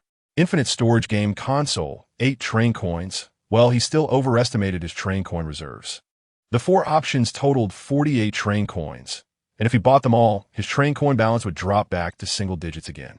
Just became a rich person for a day, and now I'll be broke again. Shaking his head helplessly, he decided to check what these rewards were. The intelligent chip goes without saying. He had already upgraded Wally with 1, and the automated planning carriage also needed 1. This one must be bought. The focus was on the last 3, especially the most expensive carriage. Heavy turret carriage, equipped with 2 fixed heavy cannons. 1 fixed top machine gun, can be remotely controlled for attacks through the train control system. Cannon? Hiss, that sounds pretty good, I'll buy it. A pure black carriage, much larger than a normal carriage, appeared out of thin air and connected to Yi Qian's train. Entering the carriage, he couldn't help but touch the huge cannon barrels aimed at both sides of the carriage. This is the romance of a man. If it weren't for the fact that the accompanying ammunition was only 6 rounds, he would have wanted to fire a shot right now to see the power. The next option, CVO Road Ruler, was a silver-gray motorcycle. With it, Yi Qian would no longer need to walk long distances on his 2 legs at the station.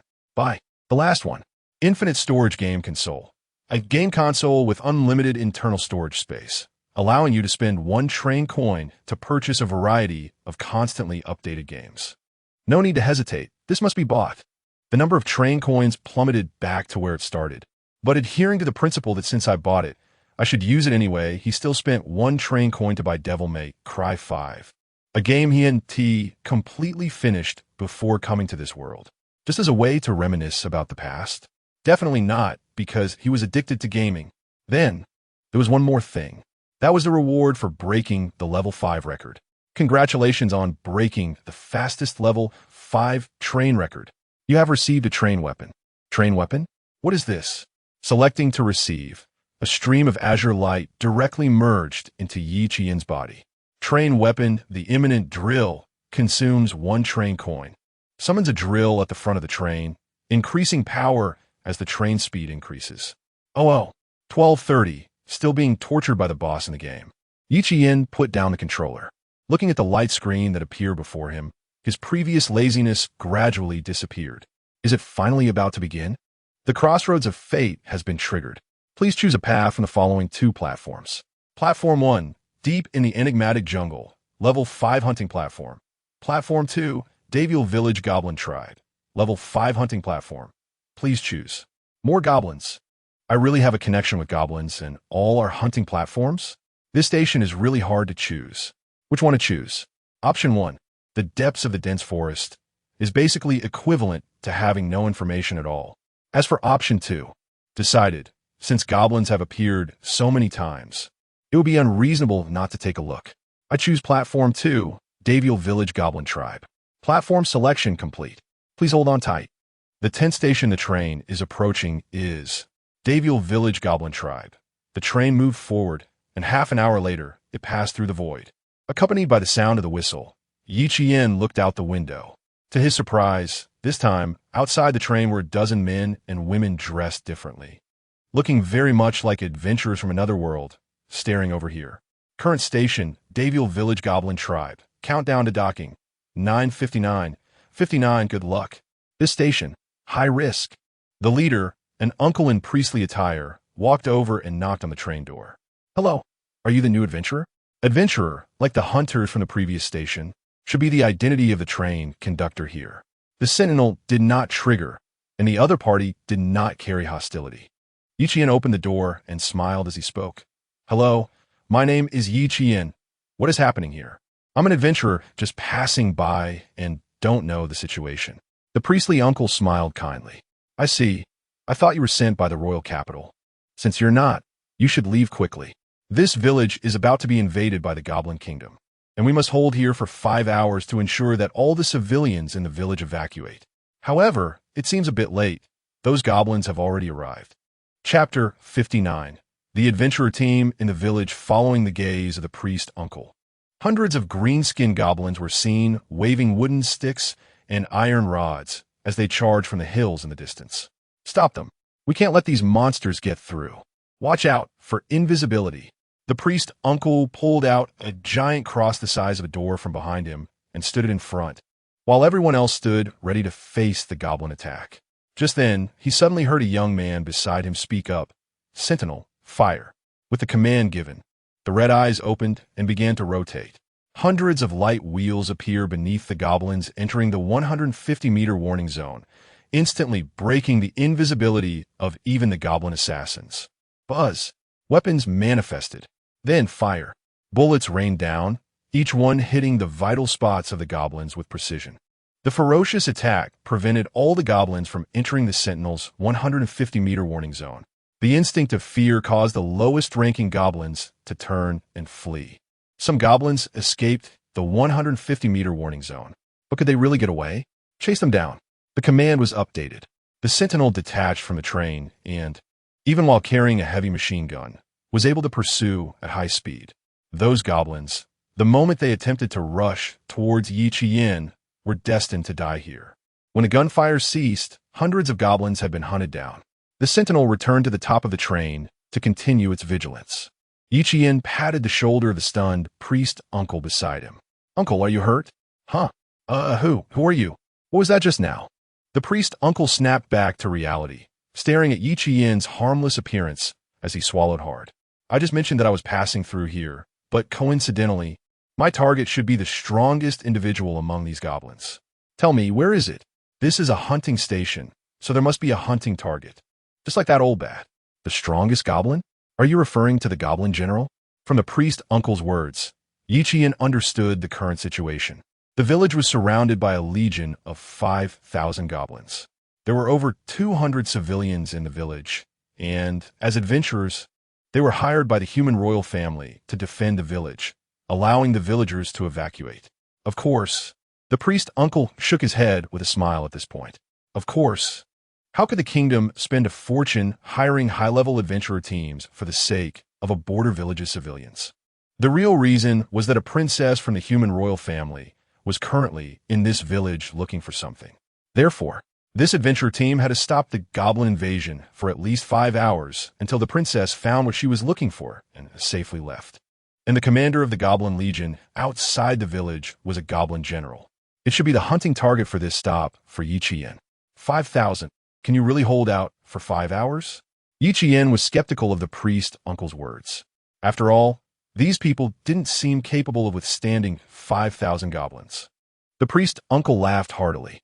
"We are a renowned adventurer team in the kingdom. While defeating the Goblin Legion may be unlikely, we can still hold them off." He pointed to the sky. "Look there, we've set up a barrier. As long as the goblin army arrives, we can activate the barrier, and they won't be able to break through." Seeing the confident look on his face, Yi Qian quietly glanced at the translucent light membrane in the sky that had yet to fall. It didn't seem as reliable as he claimed. "Will that goblin general come too?" "Of course. By the way, I haven't introduced myself. My name is Donald, and I'm a priest. If your target is that goblin general, you can stay here. It's dangerous outside, and the train tracks further ahead have already been destroyed by the goblins." Donald glanced at the sentinel with a bit of enthusiasm in his eyes. With the target confirmed, Yi Qian agreed to Donald's invitation to stay for the time being. The members of this adventurer team were quite decent, and Yi Qian gained their trust after exchanging a few bottles of beer. Compared to the goblin general he was hunting, Yi Qian was actually more curious about what was worth a princess coming to search for in the village. Donald had a moderate tolerance for alcohol, and after drinking a bit too much, he revealed everything he knew. What it specifically was, they didn't know, but it was said that an ancient relic had been discovered beneath this village, and there might be some treasures inside. Haha. However, it was also strange. They had wandered around the village a few times, but had not noticed any entrance to the relic. They also didn't know where the princess and her entourage had gone in. An ancient relic with no entrance? What treasures could be hidden there? Could be a treasure chest for this stop, or something else. Yi Qian's interest was piqued, taking advantage of the opportunity to fetch more drinks. He returned to the train. Seeing Wally amusing itself by spinning around, he patted its metal head. "It's your turn now. Go get the most precious thing from this stop. Don't let me down." A train coin transformed into dark golden light dots and merged into Wally's body. It tapped its square body with its mechanical claw, looking ready to take on the task. "Be careful, don't get caught. If things get tough, come back to find me. There's no need to take risks." Watching Wally's departing back, Yi Qian reminded it. Hearing his concern, Wally's camera-like eyes even showed a touched expression, nodding in response. It rubbed against Yi Qian's calf, rolled its tracks, and entered the village without being noticed by anyone. Near a mud house, it found the entrance leading underground. "Yi Qian, why are you so slow? I thought you got drunk and fell asleep in the train, huh?" "Hey, I'm a top adventurer with my own train. How could I get drunk so easily?" "I'm really envious that you have a train. How much did you spend to buy it from Run Company?" "We've been saving for over 10 years and only managed to gather 18 coins. We're still 3 coins short of buying our own train. Sigh, I wonder where we can find the remaining 3 coins. Once we complete this kingdom's mission, we'll get 1 coin. right? Boss, we'll have our train soon. Then we won't have to ride those bumpy carts anymore. Ha, yes. We'll have it soon. Run company? Stepping out of the train, hearing that somewhat familiar name in their conversation made Yi Qian pause for a moment. He had heard this company's name once before. Where was it? In the Doomsday Town. A monster in the silver shop used 3 train coins to buy a cake from Run Company, believing it could heal his daughter. But the company's courier died at the edge of the town. This was the second time. They were trying to buy a train? Chapter 60. Meeting Run again, Yi Qian squinted his eyes slightly as he sat next to Donald, opened a bottle of beer, and handed it to him, displaying a curious expression as he asked with a smile, "What is this RNU company you guys are talking about?" Upon hearing this, Donald and the others looked at him in confusion. Donald scratched his head. "Brother Yi Qian, how can you not know about Run Company? You own a train. This train wasn't bought by me." "I see." Donald shook his head with a bitter smile. "I thought, being so young, how could you gather enough coins to buy a train? And you don't look like an adventurer either. Sigh, being a noble is good. You can get what you want without fighting outside. By the way, you mentioned your goal is the Goblin General. Are you trying to kill that monster to make a name for yourself?" Donald had already imagined that Yi Qian was the offspring of some noble, adventuring at the border with the train provided by his family. Yi Qian pretended to be embarrassed and smiled, further convincing Donald of his thoughts. Then he continued to ask curiously, "So what is Run Company? What are the coins? What do they have to do with the train?" Donald took a sip of beer, leaned back against his huge cross, and pulled out a cloth bag from his pocket. He took out a coin that Yi Qian was quite familiar with. Train coin. Run Company appeared suddenly on the continent over 200 years ago. Those called couriers brought many magical things. At that time, countries on the continent wanted to buy those things, but were told they only accepted transactions with this mysterious coin. This coin is hard to find and cannot be forged. It can only be obtained from chests in dangerous places or mysterious ruins. An empire at that time wanted to seize those magical items by force. But in just one night, the capital of that empire was instantly erased, as if it had never existed. A high-level adventurer team, like ours, has only managed to find a dozen coins after collecting for over 10 years. We still need 3 more to buy a train. At this point, Donald looked at Yi Qian's train with envy, lamenting the unfairness of fate. Yi Qian gently stroked his chin.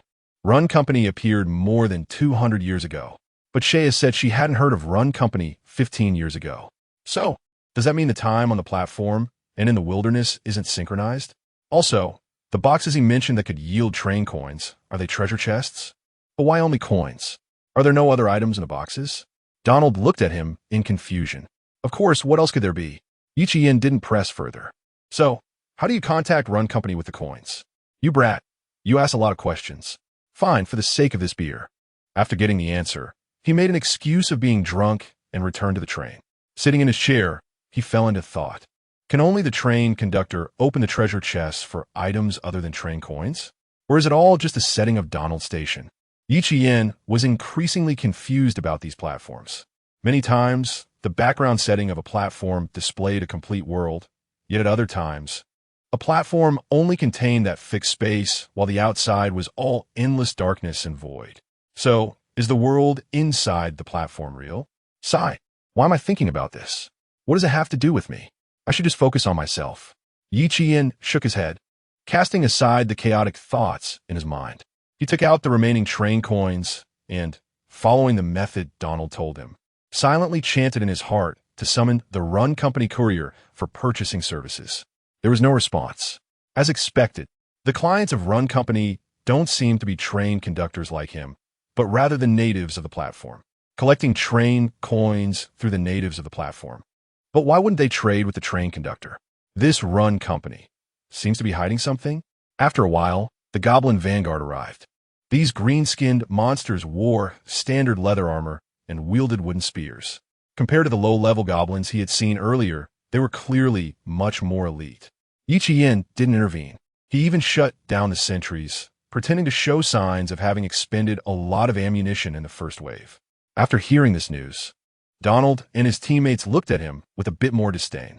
They completely regarded him as a rich kid going on adventures, having no abilities aside from the train and the sentries on it. Is this magic? It looks cool, but too bad I can't learn it. Staying inside the train. Looking through the window while eating the sunflower seeds he bought from Zhao Lin, Yi Qian watched the team fight. No wonder they needed such a large cross. It was used for smashing people? A violent cleric? Huh, just smashing in a pulp?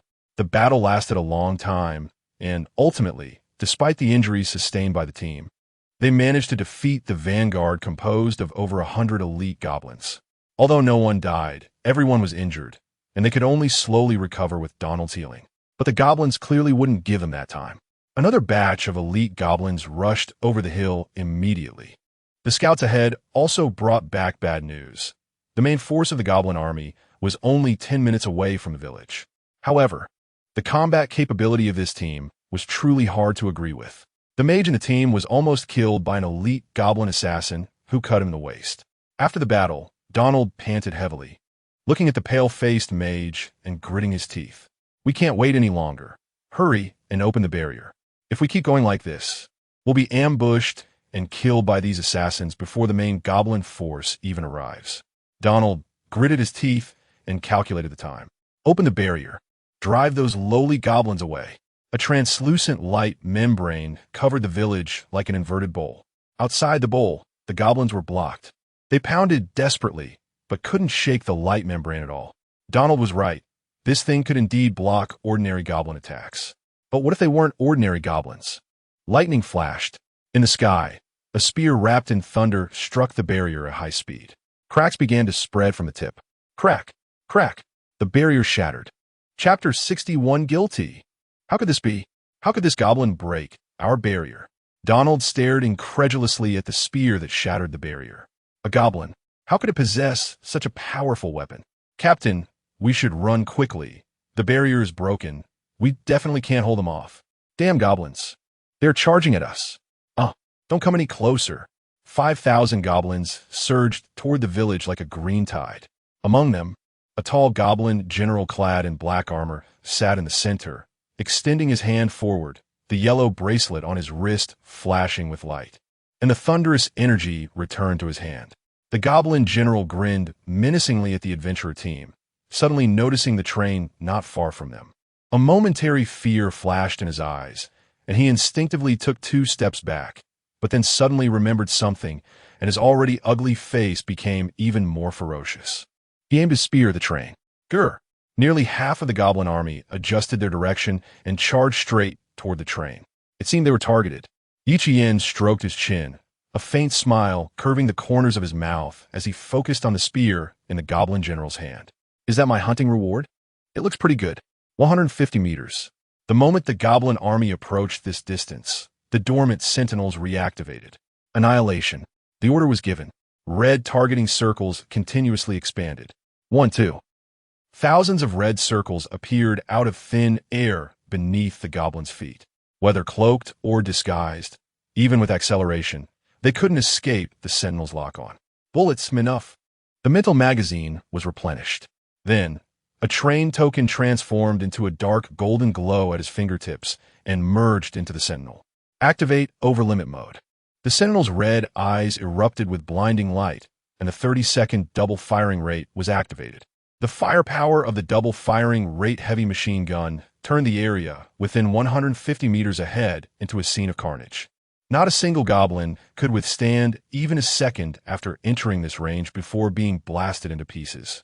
The goblin general watched in disbelief as everything unfolded before him. Not just him, but the adventurers behind the train felt the same. Is this war? No, this is a one-sided slaughter. The goblin wanted to flee. But the goblin general roared a few times, and the fleeing goblins were influenced by him, their eyes turning blood red as they howled and continued to charge. Are these goblins insane? How could they possibly charge forward? An adventurer muttered, voicing everyone's doubts. Oh, pretty smart, knowing to consume my bullets. If it were someone else, they might actually have to consider the bullet issue, but well creak. The sweet aroma of white forest fruit masked the bloody scent brought by the breeze. When the 2 magazines ran dry, the gunfire slowly faded into the air. The goblin general showed a pleased expression, waving his spear to continue directing the charge. No, out of bullets? Captain, let's go. Yes, out of bullets. Yes, Captain, we should have left earlier, damn it. How could I believe that a nobleman's son could take down 5,000 goblins? I must be crazy. Donald gritted his teeth, staring at the train before him, caught in hesitation. Yichien helped us. Go call him back so we can leave together. Captain, there's no time. That kid has a train. Let him figure out how to escape on his own. What does it have to do with us? Idiot.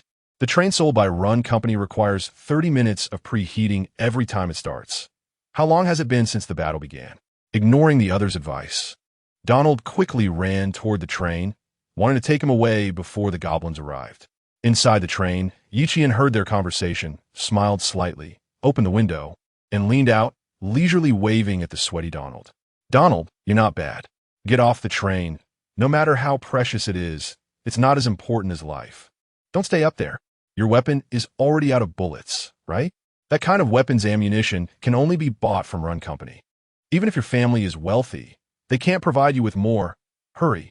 There's still time. Crunch, crunch, crunch. Yichien smiled at him, swallowing the white forest fruit in his mouth. Don't worry, there are plenty of bullets left. 80 meters. Snap. A sound of fingers snapping. The empty mental magazine was directly filled. 50 meters. Another train token transformed into golden light. Overlimit mode reactivated. Fire. On the battlefield, goblins were hit by bullets, exploding into clouds of blood mist. The level 6 heavy machine gun, combined with special metal bullets, could achieve multiple kills in densely packed areas against overwhelming opponents. The forced frenzy of the goblins also forced them to awaken. They dropped their helmets and armor, instinctively driven to ignore the goblin general's orders and turn to flee. Chase them. A comical scene unfolded on the battlefield. The sentinel floated in midair, wielding the heavy machine gun, single-handedly hunting down the remaining less than 2,000 goblins. It wasn't until those 2 magazines ran dry again that the sentinel stopped the pursuit and returned to the train. Sitting on the train's window frame, Yichien continued to eat the white forest fruit, ignoring the still dumbfounded Donald for what seemed like the umpteenth time, and walked straight outside the train. Within a radius of 300 meters in front of the train, the lush green grass was stained crimson. The goblin army had completely collapsed in this slaughterhouse. Only the goblin general remained angrily in place, and no matter how it roared, it couldn't reverse the shattered spirit of the goblin army. Of course, even it felt fear under the sentinel's attack. Just as it was about to flee with the army, it suddenly noticed a defenseless, seemingly delicious human stepping out of the train. Gur? Gur! It instantly showed a joyful expression. Even its underdeveloped brain could tell that this delicious human was likely the owner of the train. As long as it killed it, the train would belong to the great goblin General Tuluolo. Greed made it abandon its fear. At this distance, it could definitely pierce through this delicious human's heart, and then it would shatter just like the previous barrier. Gurgle! The goblin general raised its spear, bright yellow lightning crackling on it. But before it could throw bang, a bullet pierced through its forehead. Judgment of gunfire triggered. Sin judgment. Guilty. Chapter 62. Rampage Thunder Spear with a single shot. The world fell silent. After blowing out the blue smoke from the muzzle of the black ebony spear and humming a cheerful tune, Yichien walked straight to the corpse of the goblin general, whose head had completely exploded, and kicked it aside. This was his first time using the active ability of the fire judgment. Indeed, it was very powerful. He picked up the long spear that had rolled to the ground and brought up the light screen to identify it. Thunder Spear, level 5. Consume stamina to throw the powerful lightning attack. Compatible equipment. Spear recovery device. The spear recovery device must be the one that the goblin general used before. Taking it off from its wrist and examining this exceptionally high-tech item, Yichien fell into thought. Could this really be something a goblin could obtain? Or did it open a treasure chest somewhere else? No, Donald had no reason to deceive me. The natives in this platform world should only be able to obtain train coins from treasure chests and wouldn't get other rewards. Then, Run Corporation? Whether it was this spear recovery device or the spear itself, Yichien felt that all these items must have been purchased from Run Corporation. It was not hard to see from the goblin general's targeting of him. This monster had clearly picked up other trains, and not the kind purchased by natives, but those truly owned by train conductors. Run Corporation must also be a force formed by train conductors, right? They sell items to the natives. And then the things these natives do become new platforms? Without seeing Run Corporation itself, none of Yi Qian's speculations could be confirmed. However, it should be soon. According to the announcement, after completing the 10th platform, this batch of train conductors would pass the rookie period. At that time, there would definitely be a chance to meet earlier batches of train conductors. Their understanding of Run Corporation would definitely be greater than his, and perhaps he could encounter people from Run Corporation at some station. After putting away the spear, Yi Qian hesitated for a moment before stripping the iron armor off the goblin general. This guy hadn't bathed in who knows how many years. The stench from the iron armor was unbearable. However, it would be a pity to throw it away, and recycling it wouldn't yield much material. Instead, it would be better to put it on the trading platform. There would definitely be someone willing to buy it despite the smell. It would be too troublesome to take it back. So Yi Qian directly marked it at a price of 8 train coins and put the iron armor on the trading platform.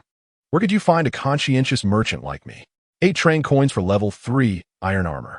This seemed completely unrelated to conscience. Returning to the train with his gains, he noticed that Donald and the adventurers around him were looking at him with awe and fear. If the Sentinel's attack could still make these adventurers think it was just because of the weapon's power, then Yi Qian's instant kill of the Goblin General with a single shot had completely dispelled all doubts. Lord Yi, thank you for your help. Your feat of repelling 5,000 goblins single-handedly will definitely be spread. In the name of the Holy Lord, I, Donald, will not hide this achievement. That's fine, but your task is also complete, right? I still need to stay here for a while. How about you? We're leaving right now. Hearing the implied expulsion in his words, Donald didn't hesitate to lead his team of adventurers away. Just as they were about to leave, he suddenly thought of something and pulled out a silver statue of a female prayer figure with a hood covering her face from his backpack and handed it over. Lord Yi, you've helped us so much and saved all our lives. We have nothing precious. Please take this. With it, the Holy Lord will bless you. The adventurer team's figures gradually faded away. Yi Qian looked at the statue in his hand and pondered slightly. Is there really a god in this world? No. What am I thinking? It would be strange if there were no gods. Saint statue, pray and be full of hope. Perhaps the Holy Lord will cast a glance upon you. Not necessarily useful. Who else but a god could make so many people risk their lives exploring this train survival world? No. Or to put it another way, whoever could do such a thing must only be called a god. Yi Qian suddenly thought of Shea. That woman looked just like a nun. What god does she believe in? I should ask her when I get the chance. Putting down the statue, his gaze fell on the hunting rewards for this station. Sublimation.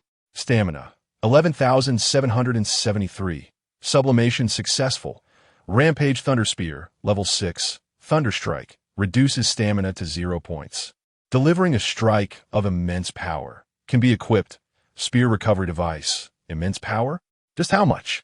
Yi Qian didn't easily try it out. After all, this negative effect seemed a bit too severe. It's important to know that when stamina is reduced to 0, it will enter an extremely lethargic state. He usually felt quite uncomfortable when there were still 20 or 30 points left. It was hard to imagine what it would be like at 0. However, he didn't want to consume stamina to use it. But what about the Sentinel? The Sentinel doesn't have stamina. After all, thinking of this, Yi Qian couldn't wait to climb to the top of the train and directly equipped the throwing spear along with the recovery device onto the Sentinel. He then gave the order. Switch weapon. Rampage Thunder Spear. Activate Thunder Strike. Order given. The Sentinel activated. On the spear body, golden lightning continuously gathered, forming a spiraling thunder tip that kept rotating.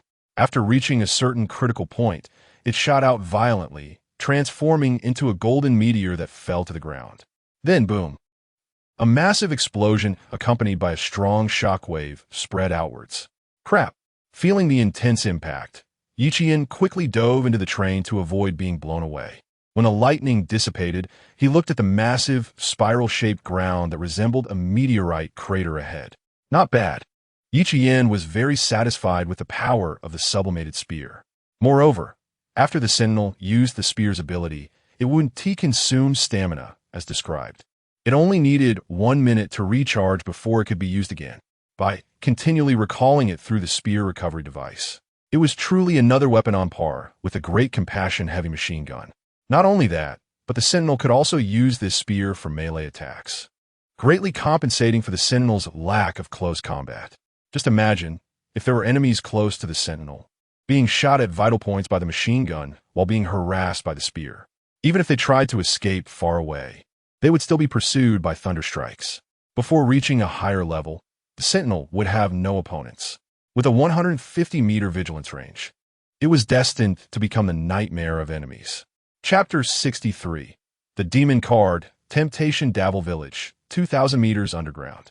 Soldiers in exquisite armor surrounded a woman in her 30s as they waited in this underground world. In front of them, a semi-transparent light screen displayed a reverse cross-shaped structure. The woman held a semi-cylindrical key and forcefully inserted it into the stone platform in front of the light screen, her steps unsteady, as if she had been standing for a long time. "Your Highness, why don't you take a break and let us take over? It's almost been a day. If this continues, your health." A soldier stepped forward to offer his concern. "Get lost." The woman fiercely kicked the soldier away. "This is mine. None of you peasants can touch it." Her words made the others exchange glances, helping the bloodied soldier to the side, where he fell silent. Feeling the oppressive atmosphere around her, the woman snorted disdainfully, her fiery gaze fixated on the reverse cross altar within the light screen. "Almost there, almost there." In the darkness, no one noticed a small, square robot hiding nearby, observing everything. Wally stealthily circled around, stopping on the other side of the light screen, extending its mechanical arm to poke at it, feeling it was soft. So, Wally bumped into it directly. Bang! Holding its iron head, the little robot displayed an injured expression. It was certain that it couldn't get in here.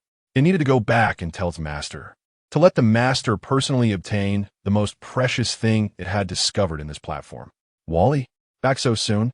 Didn't get the item? That's fine. I'm not you papaya. If you can't get it, you can't get it. You'll still have your power to recharge." "Huh? You drew a map? Does that mean there's treasure down here?"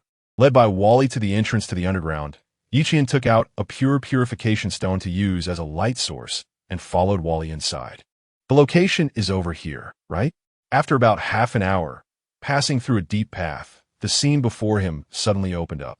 Emerald green crystals were embedded everywhere, emitting a soft glow that illuminated this vast underground world. Continuing forward, Yichian soon heard voices nearby. "Are you okay? That kick from a princess was no joke. Your ribs must be broken. Why did you have to go up there to court death?" She looks down on soldiers from the lower class. "I just want to rise in rank. I don't want to just be a guard." "That can't be now. Once the princess gets the item from that ruin, we can think of a way to deal with her." "Are we really going to make a move?" "What else? Once that woman gets the item from the ruin, how could she allow us to know?" "She will definitely silence us." The conversation gradually faded away. After about 10 more minutes, Yichian saw the ruins mentioned by the two guards. Observing the princess, who was in her 30s and looked quite plain, Yichian's fantasy of a fairy tale princess was completely shattered. So ugly.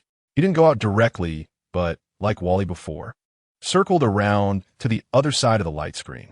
Reaching out to touch it, the soft texture made it hard to believe there was anything difficult to break through. How to get in? Yichian fell into thought. What if I wait until that princess opens it, then shoot and grab it? That was indeed a method. If there were no better options, it might be worth a try. Wait, I have an idea.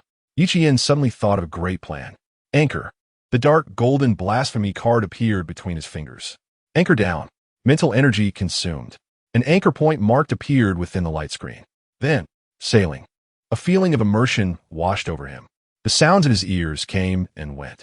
When he opened his eyes again, he was already inside the ruins. It worked. It actually worked. Yichian played with the blasphemy card in his hand, smiling. With the anchor point and teleportation ability, he could completely cross any barriers. The blasphemy card's power truly seemed to grow stronger the more he looked at it. If the blasphemy card underwent another sublimation, Yichian gazed for a moment, then shook his head. No, it feels the same as when I couldn't sublimate items above level 4 before. My current ability is still not strong enough. Forget it. I should first see what this ruin has to offer. Putting away the card, Yichian walked toward the huge reverse cross-shaped altar structure ahead. So tall. Looking up, this structure was almost 10 stories high. Climbing the stairs, he continued to ascend until he reached the spacious, pure, white platform at the top. There was only another reverse cross platform, taller than a person. Approaching it, this massive altar existed solely for the item on this platform. What is this? A light purple card floated here. The card depicted a demon figure holding a scythe, its face obscured by a hood, vividly brought to life. Why does it feel somewhat similar to the blasphemy card? No way. Yi Qian swallowed, reaching out to grab it. The moment he grasped the card, he heard countless whispers filled with temptation in his ears. But that feeling vanished in an instant. Yi Qian shook his head and tapped his forehead. Was that just now? An illusion? He pulled up his personal information. After deducting the mental energy spent on placing the anchor point and teleportation, his mental energy dropped by about half again. This card, identification. He accessed the train system, identifying the card in his hand. Demon card, temptation, temptation. Consumes mental energy. Your lies will make others believe. Demon, consumes physical energy. Your actions will instill fear. Such strong abilities, and no level. Could this thing be of the same kind as the blasphemy card? No, this one shouldn't be as powerful as the blasphemy card. Lucky me, this station actually yielded an extra reward. Yi Qian felt quite pleased. Glancing at the plain-looking princess below, still struggling with what was likely the key to open the light screen, he thought how pitiful it would be if, after all this effort, she found nothing inside. Casually, he tossed a level 3 bullet onto the altar. A level 3 bullet is still decent, right? He didn't leave immediately. In fact, he couldn't leave immediately. The anchor point's teleportation required an hour to recharge. Taking advantage of this time, Yi Qian returned below to let Wally head back first. Time passed quickly. Anchor. Sailing. Once again, a feeling of immersion. Once more, whispers. But this time, when Yi Qian opened his eyes, he was back in his train. Chapter 64. Leaving the 10th station. Newbie rights disabled. Finally opened. The underground world. The princess looked at the opening in front of her that resembled a dog hole and immediately bent down to crawl inside. The guard behind her tried to follow, but were glared back by her with a harsh look. Commoners, do you think you are worthy to come in? Stay there and wait obediently. Once I obtain that thing, this world will be mine. She lifted her heavy skirt and hurriedly climbed towards the inverted cross altar. After climbing for a long time, she reached the top and saw the small inverted cross altar rushing over with fiery eyes. This is a bullet? Just one bullet? Is this what Run Corporation sent me to retrieve? Picking up the bullet that lay flat on the altar, the princess looked puzzled. Whatever, as long as I got it. She took off a hairpin from her head and threw it to the ground, revealing a small crystal. The crystal emitted a faint blue light.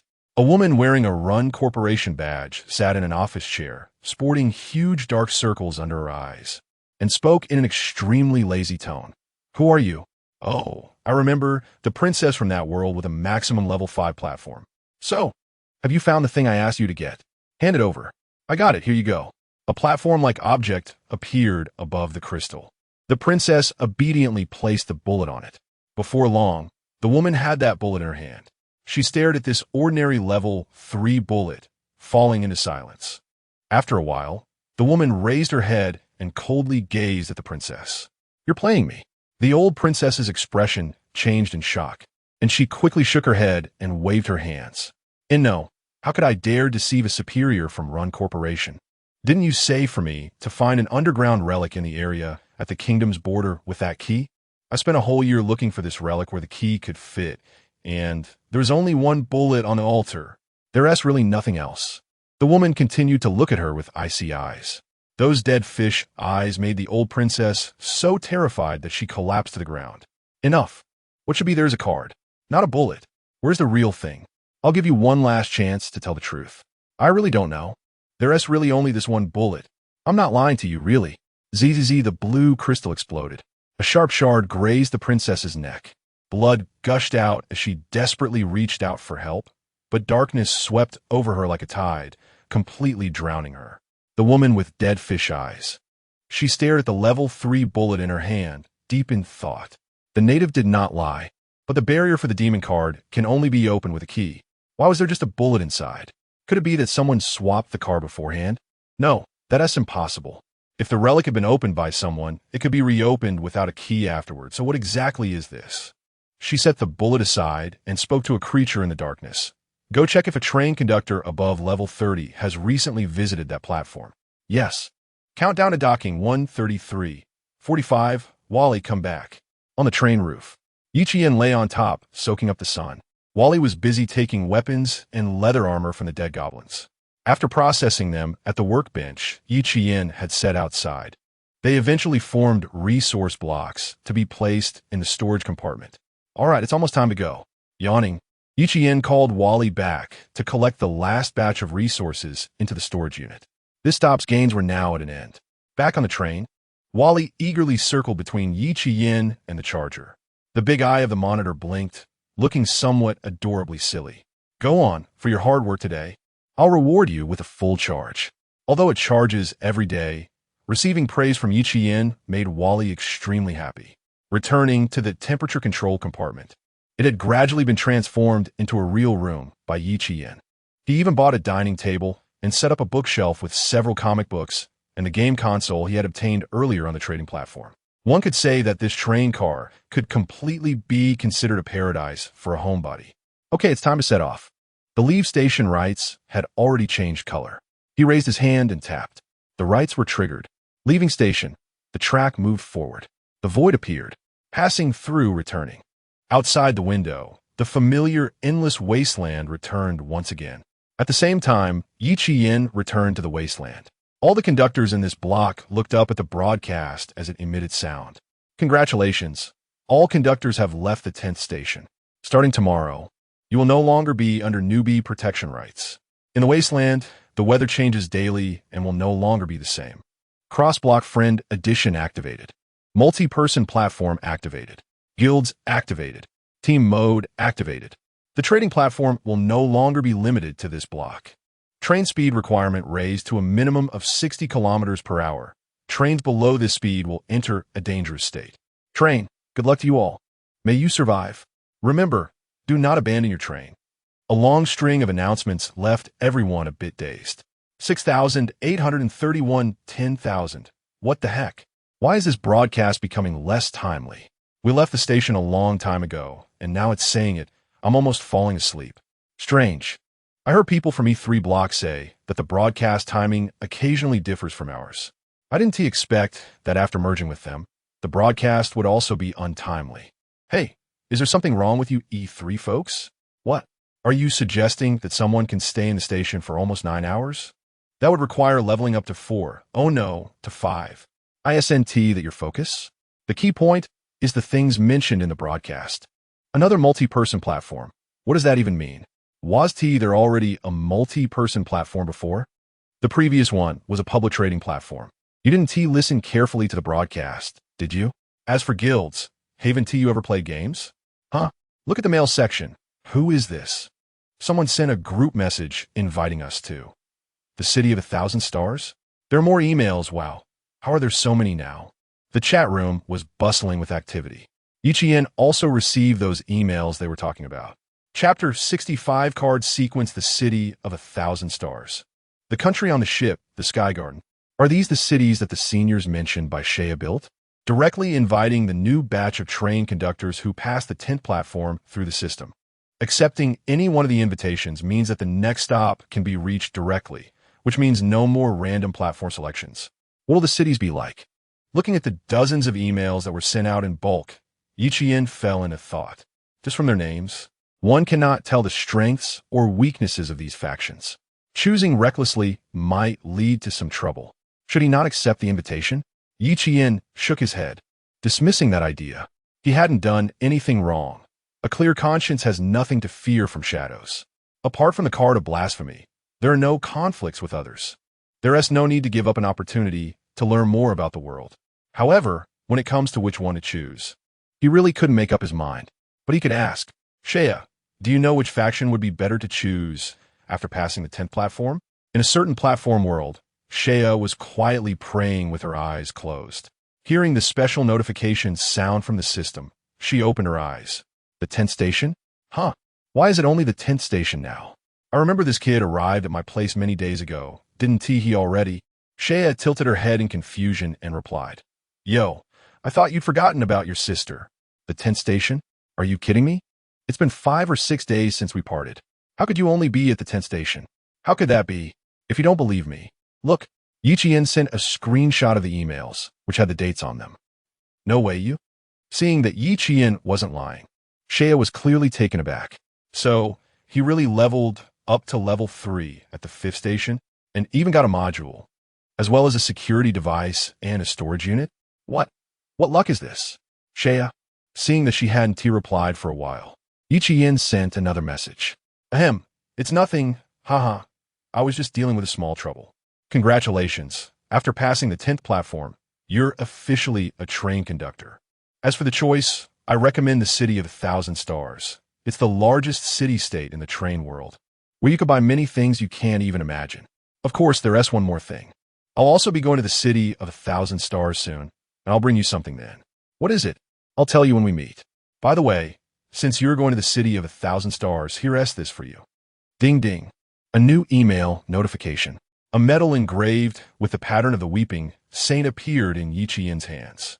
When you get to the City of 1,000 Stars, take this to Nakalo Street number 44 for a free high-level maintenance for your train. Thank you. No need to be polite. I'm helping you just because you're the holder of the card of blasphemy. I know, but thank you anyway. Shea crossed her legs. Looking at the messages Yi Qian sent, the corners of her mouth slightly curved up. Ahem, I'm still busy. Is there anything else? Yi Qian hesitated for a moment. Yes, I got an item. Item? Send a screenshot so I can see if there's anything special about it. Yi Qian sent a screenshot of the introduction of a demon card. Question mark? Question mark. Where did you get this thing? I found it by chance. Is this card related to the card of blasphemy? The corners of Shea's eyes twitched a few times. She nervously crushed a doll, and after a long time, she calmed down and sighed deeply, replying, It's fine. This is a different set. Sigh, I didn't plan to tell you this early. But whatever, since you've already passed the 10th station. Gathering her thoughts, Shea continued, taking your card of blasphemy as an example. Its individual is unique, but that doesn't mean there's only one card. As far as I know, including yours, there are 7 cards of blasphemy in existence. These 7 cards are collectively referred to as the blasphemy card sequence. As for the demon card you found, it is one of the cards in the demon card sequence, but there are only 13 of them in total, which is a fixed number. When a holder dies, the card randomly drifts into a certain platform world, forming a relic. You kid probably got it from some relic, right? Picking it up, you're fooling no one. Hey, it really was picked up. I saw no one wanted it, so I just took it. Shea was speechless and facepalmed. The blasphemy card, the demon card, the angel card, the trump card. There are some similar card sequences, and each one is unique. Besides the blasphemy card, the number of other card sequences is fixed. According to rumors that came from who knows where, if someone can collect all the cards in a sequence, something special will happen, like summoning an apocalyptic demon after collecting all the demon cards, for example. So far, very few people have managed to collect a complete card sequence. By the way, I did some digging on that run company. They seem to be collecting card sequences as well.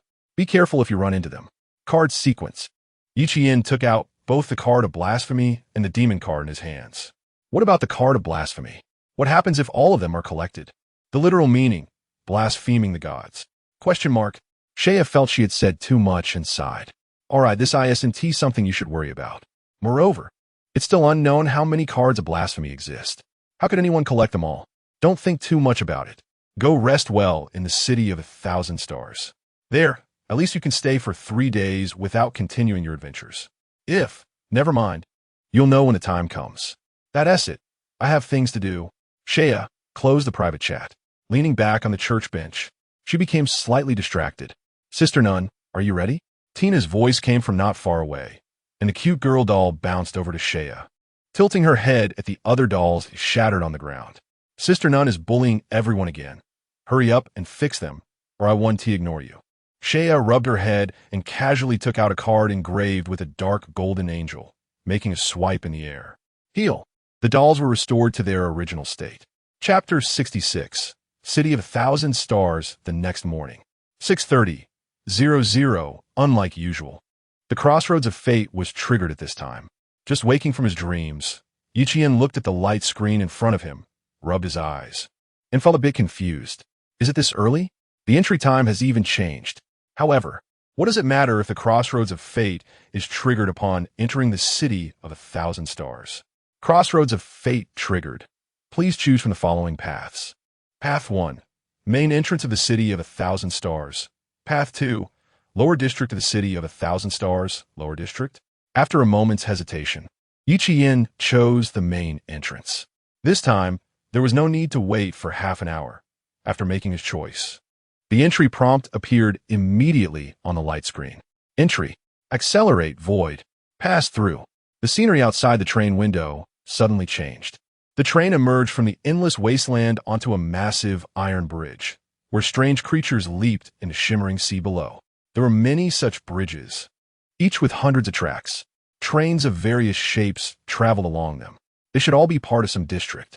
In front of the tracks, a gigantic star-veined city floated in mid-air, with countless iron tracks spiraling around it, resembling the rings of a planet. Ding ding Xiaolin, Brother Yi, did you accept that invitation? Which place did you choose? City of 1,000 stars. Haven't you chosen yet? Choose now. I'll also choose the city of 1,000 stars, and I'll treat you to a meal later. Hee. I got quite a few train coins at the last stop. Okay, ding ding another message. Shangguaning Xua. Where did you choose? Do all you women like to talk at the same time? Question mark. Just kidding. I chose the city of 1,000 stars. What about you? I'm not there. That's a bit of a pity. After the chat ended, about half an hour later, the train began to slow down. A magnificent gate appeared before him. Ding ding, a new message appeared in his mailbox. Welcome to the city of 1,000 stars. The whistle sounded. The train stopped at a Gothic-style platform, entered an independent tunnel, and finally came to a halt. A man in uniform walked over and stood in front of the train door. He observed Yi Qian's train, cleared his throat, and knocked on the door. When the door opened and Yi Qian stepped out, the man smiled gently and nodded slightly. Hello, esteemed train conductor. Welcome to the city of 1,000 stars. I am your guide, and I will introduce you to matters related to the city of 1,000 stars. You can stay here for 3 days, where you may choose to join a guild, which will allow you to gain more time and resources. Guide. That title reminded Yi Qian of the smiling person he saw at the public trading platform. He wondered how that guy was doing now. I came here by invitation. What should I do next? You don't need to do anything. Once you choose to come to the city of 1,000 stars, you will have a special coordinate. After you leave, every 3 stations, you can spend 2 train coins to change your next destination to the city of 1,000 stars. Here, all train conductors will have at least 3 days of rest, whether it be for food, entertainment, or any needs you can imagine, as long as you spend train coins. Everything is possible. I see. Yi Qian understood why new arrivals received invitation messages after just 10 stations. They wanted to bring more newcomers into their sphere of influence. Afterward, the train conductors, tired and fearful, would certainly choose to come here to either survive or enjoy. And those 2 train coins would ultimately end up in someone else's pocket. Needless to say, so, will my train just stay here? The guide shook his head as if he had anticipated this question and took out a key, handing it to Yi Qian. The city of 1,000 stars has dedicated train storage capsules, which are right here. It only requires 1 train coin for 3 days of absolute security for your train, and the key will remain in your hand. Only you can unlock it. Rest assured, even the highest level managers cannot open it. He understood now. In short, it required spending money. If he didn't buy this storage service, it was easy to imagine that when he returned from outside, his train would probably be nothing but a shell. So, do you want to purchase the storage service? Buy. Your choice is correct. He handed 1 train coin to the guide, received the key, and followed him out of the train. At that moment, a massive mechanical arm descended from the sky, grabbing the tunnel behind him where his train was. It placed it into a corner of the large gate they had just seen, enveloped in an icy blue light screen. There were countless similar compartments for storing trains on that gate. Esteemed train conductor, please explore the city of 1,000 stars on your own. I hope you have the best experience here. As the guide was about to leave, Yi Qian suddenly thought of something and asked, Wait a minute. What should I do if I want to maintain my train? The guide looked at him strangely, clearly not expecting that a train conductor who had just entered the city of 1,000 stars would know about maintenance. Rest assured, you can find specialized maintenance workers in the city for train upkeep. They will have devices that can directly transport your train. You just need to use the key and the train will automatically go there. After maintenance, it can return here. How do I get to Nakalo Street? You can take the city's transport vehicles to get there. Thank you. Having received the information he wanted, Yichien didn't rush to Nakalo Street number 44. As he walked out of the hall, he was greeted by a massive, futuristic, multi-layered city. He was on the first level, known as the base district. According to the introduction, this seemed to be the lowest layer of the entire city of 1,000 stars. But that was quite strange. The crossroads of fate had given him an option for the lower district. If this is the lower district, then what is the significance of that option? He didn't think much about it, took a free universal map, and walked straight in one direction. Although there were many places to explore in this city, all of it required one thing to support it. That is train coins. Unfortunately, he didn't have much money left now. Chapter 67 Meeting Zhao Lin. Welcome to the Chong Trading Station. Following the map's guidance, Yichien entered a shop that could directly connect to the trading platform. It was only upon arriving here that he understood what the broadcast meant by the lifting of the trading ban. Resources now had fixed prices. One train coin could be exchanged for 100 kilograms of wood, metal, or 100 mechanical parts, with each person allowed to sell such basic resources a maximum of 20 times per day. Why was that? Not far away, a sales assistant approached upon hearing the noise. She first greeted Yichien with a respectful smile and then began to explain. Dear train conductor, this should be your first time in Qinqing City, right? Basic resources are not scarce here. Many train conductors with resource radar talents can provide a large amount of basic resources to Qinqing City daily. Therefore, the prices you see now are set by the Lord of Qinqing City, especially prepared for new conductors like you. Talent? What is that? Yichien asked nonchalantly, as it seemed that in this city, talent was not something worth mentioning. The sales assistant maintained her smile and explained, talent is something that very few conductors possess. However, even among talents, there are differences. The resource radar talent is the most common among all talents. Beyond that, I don't know much. This sales assistant seemed quite knowledgeable, and Yichien sized her up. Are you also a train conductor? The sales assistant shook her head, seemingly afraid he might misunderstand, and quickly explained, no, of course not. I was born and raised in Qinqing City, and my goal since childhood has been to become a train assistant serving conductors. I only know about these things from reading books. After fiddling with the screen for a moment, Yichien sold a total of basic resources worth 10 train coins. The self-service transaction could only sell basic resources. More complex trades required identification here. However, 10 train coins were clearly insufficient for his current needs. What else could he sell? He had quite a few valuable items, and just that demon card alone could probably fetch an unimaginable price if he sold it. However, he had no intention of selling it. After a brief pause, he thought about it and took out 2 test tubes from his backpack. How much can this sell for? Blessed Virus Serum. The product of a virus serum obtained from a treasure chest in the Apocalypse town, which had undergone sublimation. Although Yichien had always kept it in the storage unit, he had never had the opportunity to use it, and with the candies given to him by Shea before, the serum's value was diminishing for him. Leaving 1 tube behind, he decided to exchange the rest for train coins. Please wait. A mysterious machine emitted a beam of light that scanned the 2 test tubes. The light formed a display showing its price. Virus Serum can immunize against low-level zombie viruses. Blessed for unknown reasons, gaining low-level healing abilities. Estimated value, 5 train coins per tube. This was higher than Yichien had imagined. Dear train conductor, do you have any other transactions needed? Not for now. Then, would you like to exchange train coins for Qinqing coins? What is that? Yichien asked, puzzled. That's the universal currency of Qinqing City. The train coins used by conductors are too precious. Each train coin can be exchanged for 1,000 Qinqing coins, which can be used at any consumption venue in the city. Yichien exchanged 5 coins and received 5,000 Qinqing coins. He had no intention of staying here any longer and was about to turn to leave when the sales assistant rushed over and handed him a business card. Dear train conductor, if you need a train assistant, you can contact me. I will meet all your requirements. Assistant. From a name alone, it was clear what this was for, but he didn't need one. Facing the sales assistant's eager gaze, Yichien just smiled and did not respond. After obtaining the train coins, he did not leave immediately. Standing by the street, he waited for a while, feeling somewhat unreal amid the surrounding buildings, vehicles, and people of various styles. Ding ding Zhao Lin. Big brother Yi, I've arrived at the place you mentioned. Is that you? Ah, no need to say. I should be able to recognize you. Before he could respond to the message in the private chat, he felt someone gently patting his shoulder. He turned around but saw no one, reaching out to grab the other side. Oh, his line of sight shifted with the sound. He saw a girl with a high ponytail and healthy wheat-colored skin, looking vibrant and likely just of age, sitting on the ground. You are Zhao Lin? Hey, it's me, Big Brother Yi.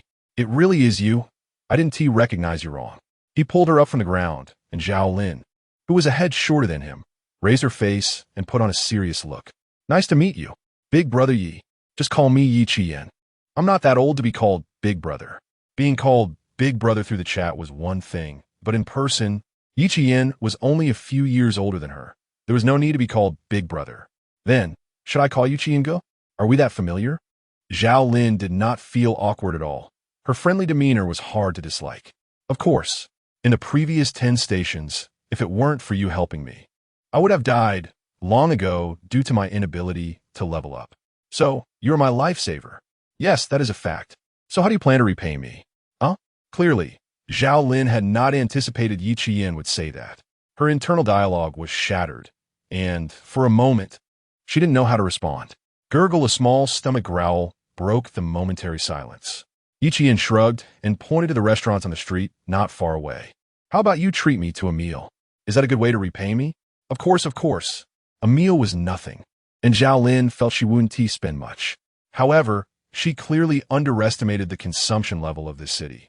When the two left the restaurant, looking at the receipt totaling 3,000 Qianxin coins, Zhao Lin's mood completely turned from sunny to overcast. How expensive. We didn't even eat that much. How did it cost so much?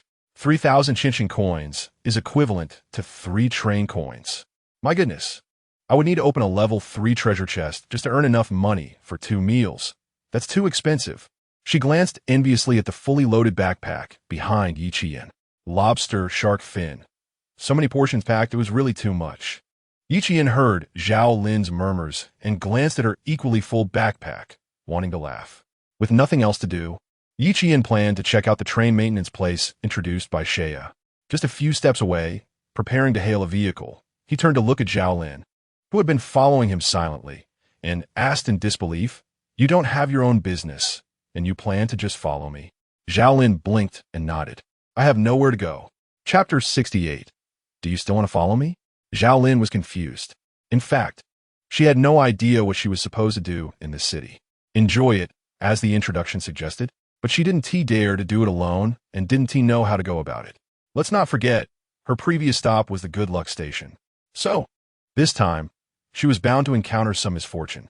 Even though Qinxing City looked very safe, it was safe in a relative sense. Therefore, following the only person she was somewhat familiar with, Yi Qian, was the only source of security she could find. Brother Yi, you know my luck.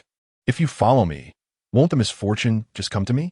Yi Qian's unabashed disdain made Zhao Lin lower her head silently. She mumbled, "Sorry, then I'll just... Following me is fine." Huh?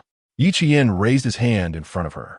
"Give me money, 5 train coins, as compensation for the spiritual loss of you bringing me misfortune." Scammer. Zhao Lin silently complained in her heart, but obediently took out 5 train coins and placed them in Yi Qian's hand. "Thank you, Brother Qian." Should she call herself foolish? Or something else? Weighing the train coins in her hand, he really did want Zhao Lin to keep her distance. He didn't expect this girl to actually be willing to pay. If he had known earlier, he would have asked for more. But never mind, since she had already given him the money, he wouldn't go back on his word. Hailing a hovering unmanned taxi, Yi Qian took Zhao Lin to know. 44 Nikilo Street. A church? After getting out of the car and looking at the large church with its black and white patterns, Yi Qian doubted if he had come to the wrong place. What did a church have to do with maintaining a train? Was Shea trying to trick him into becoming a follower of some inexplicable deity? Brother Qian, you believe in God? I believe in ghosts. Although he felt that this place was quite unreliable, adhering to the philosophy of having come all this way, he felt it would be a waste of his taxi fare not to go in and take a look, so Yi Qian walked into the church. The interior of the church was not much different from what he had seen online before. The only difference was that the sound of low chanting filled the space from all directions. When he heard someone approach, a middle-aged man dressed in bishop's robes put down the white book in his hands and came over with a smile, giving Yi Qian a once-over. Behind his single-frame glasses, his eyes flickered slightly, as if he were contemplating something. "Are you the guest recommended by Shea? Okay, I didn't come to the wrong place." Yi Qian took out the medal that Shea had given him from his pocket. "This medal can be used for train maintenance, right?" The bishop nodded kindly. "Please follow me." Following the bishop, the three of them passed through the church and arrived at a platform with 3 tracks at the back. "Please insert the key here, and we can begin the maintenance." He pointed to a groove not far away, just right for the key that represented the sealed train. Without hesitation, although he didn't know the other person's background, Yi Qian could vaguely sense that this seemingly kind middle-aged bishop had an indescribable aura about him, as if he had crawled out of a mountain of corpses and a sea of blood. There was no doubt that this was a train conductor, and his level was definitely not low. He might even be comparable to Shea. As for why someone like him was here doing train maintenance, that was not something Yi Qian could know at this moment. Inserting the key and turning it slightly, the familiar train appeared out of thin air. Zhao Lin rubbed her eyes vigorously, unable to believe what was happening in front of her. The train appeared here? Oh my God, Brother Qian. Where did you learn all this? You haven't been supported by a rich woman, have you? Often, the truth would slip out in jest. Yi Qian silently ignored Zhao Lin's astonishment, looking at the bishop who seemed to be pondering something beside him. Is this enough? The bishop nodded. Of course, may I ask, who is this next to you? He. Never mind, I seem to be talking too much. The bishop's smile grew even broader. Come back tomorrow to pick up the train. In the meantime, I suggest you go to the guild gathering place in Qinqing City. All newly arrived train conductors can choose to join a guild, and when there are no tasks, they can stay there to avoid danger. For many people, they might even give up their identity as train conductors and completely stay here, becoming assistants who can only serve the train conductors. If you want to stay, you can give it a try. Stay? Give up the identity of a train conductor? Yi Qian had no interest in that at all. However, his gaze fell on Zhao Lin, who was currently lost in thought. Feeling Yi Qian's gaze, she came back to her senses and suddenly smiled. It seems like it, Brother Qian. Just like that public trading platform back then, when my misfortune was at its peak. It created an option to stay, avoiding subsequent survival tasks, as long as I gave up my identity as a train conductor. Her mood was slightly low. After all, if this stop wasn't a misfortune station for her, Zhao Lin would have a high probability of choosing to stay here. After all, not everyone was as adept as Yi Qian at the adventures on the train. Not everyone craved adventure. A stable life was what many people longed for. Let us go. Let's check out the guild. There might be something good there. They hailed another taxi this time, and Zhao Lin paid. On the way, Yi Qian browsed the trading platform connected to Qinqing City. As a level 5 train conductor, he could see some additional items available for purchase. But there were still no firestones. The trading options didn't include firestones. That item seemed to be non-sellable, at least not available for purchase here. And for some reason, there were no items above level 3 found on the trading platform. Not a single one. This was strange. As a gathering place for train conductors, how could there not be anyone from earlier batches selling higher-level items? The taxi drove for nearly half an hour, bringing them to a huge white jade square. The square was bustling with activity. Many professional-looking teams were seated in their respective spots, all there to welcome new train conductors. By rough estimates, there should be tens of thousands of people in the central square, not counting those who had already left or had yet to arrive. Truly magnificent. Everything in this city gave Yi Qian a sense of grandeur and chaos. He had no interest in joining any guild. He just wanted to see what the so-called guild was all about. However, this place wasn't just for recruiting newcomers. Many people had set up small stalls here, selling various items, including some early batch train conductors. Chapter 69. The Teachings of Mu Xiang Yu Rin. 7 words, brother, I was just about to ask. Aren't you afraid of your train being stolen when you leave it at that church? Zhao Lin asked as she walked among the vendors in the square. Without turning around, Yi Qian, who was examining a silver-white Desert Eagle pistol, replied, It's fine, I've been keeping an eye on it. Keeping an eye on it? Zhao Lin was puzzled. She couldn't see Yi Qian's system interface, and thus didn't know that the surveillance feed from his train was always under his control. This gun is only level 2, right? Is there a higher level? The drifter, with his dead fish eyes, answered in a lazy tone that made one wonder if he might fall asleep standing up. You must be a newbie, huh? So what? Oh, no wonder you don't know the rules of Thousand Star City. The drifter yawned and scratched himself. The items sold to the outside in Thousand Star City are only up to level 3. If you want higher level items, you'll have to join a major guild to buy them. Selling items above level 3 outside of those guilds is illegal. Why are there such rules? Level 3 items aren't that hard to obtain, right? The drifter paused his scratching and looked at Yi Chi Yin with a strange expression. You kid, you must be pretty lucky if you think level 3 items are easy to get. Anyway, are you buying or not? If you buy this gun, I'll share some experience from the seniors. How much? For train coins, quite cheap. The drifter's lazy face finally showed a smile as he said, cash on delivery. Finally sold it for train coins. I can go find technician number 8 to relax a bit. He turned to leave, but was stopped by a hand on his shoulder. Senior, did you forget something?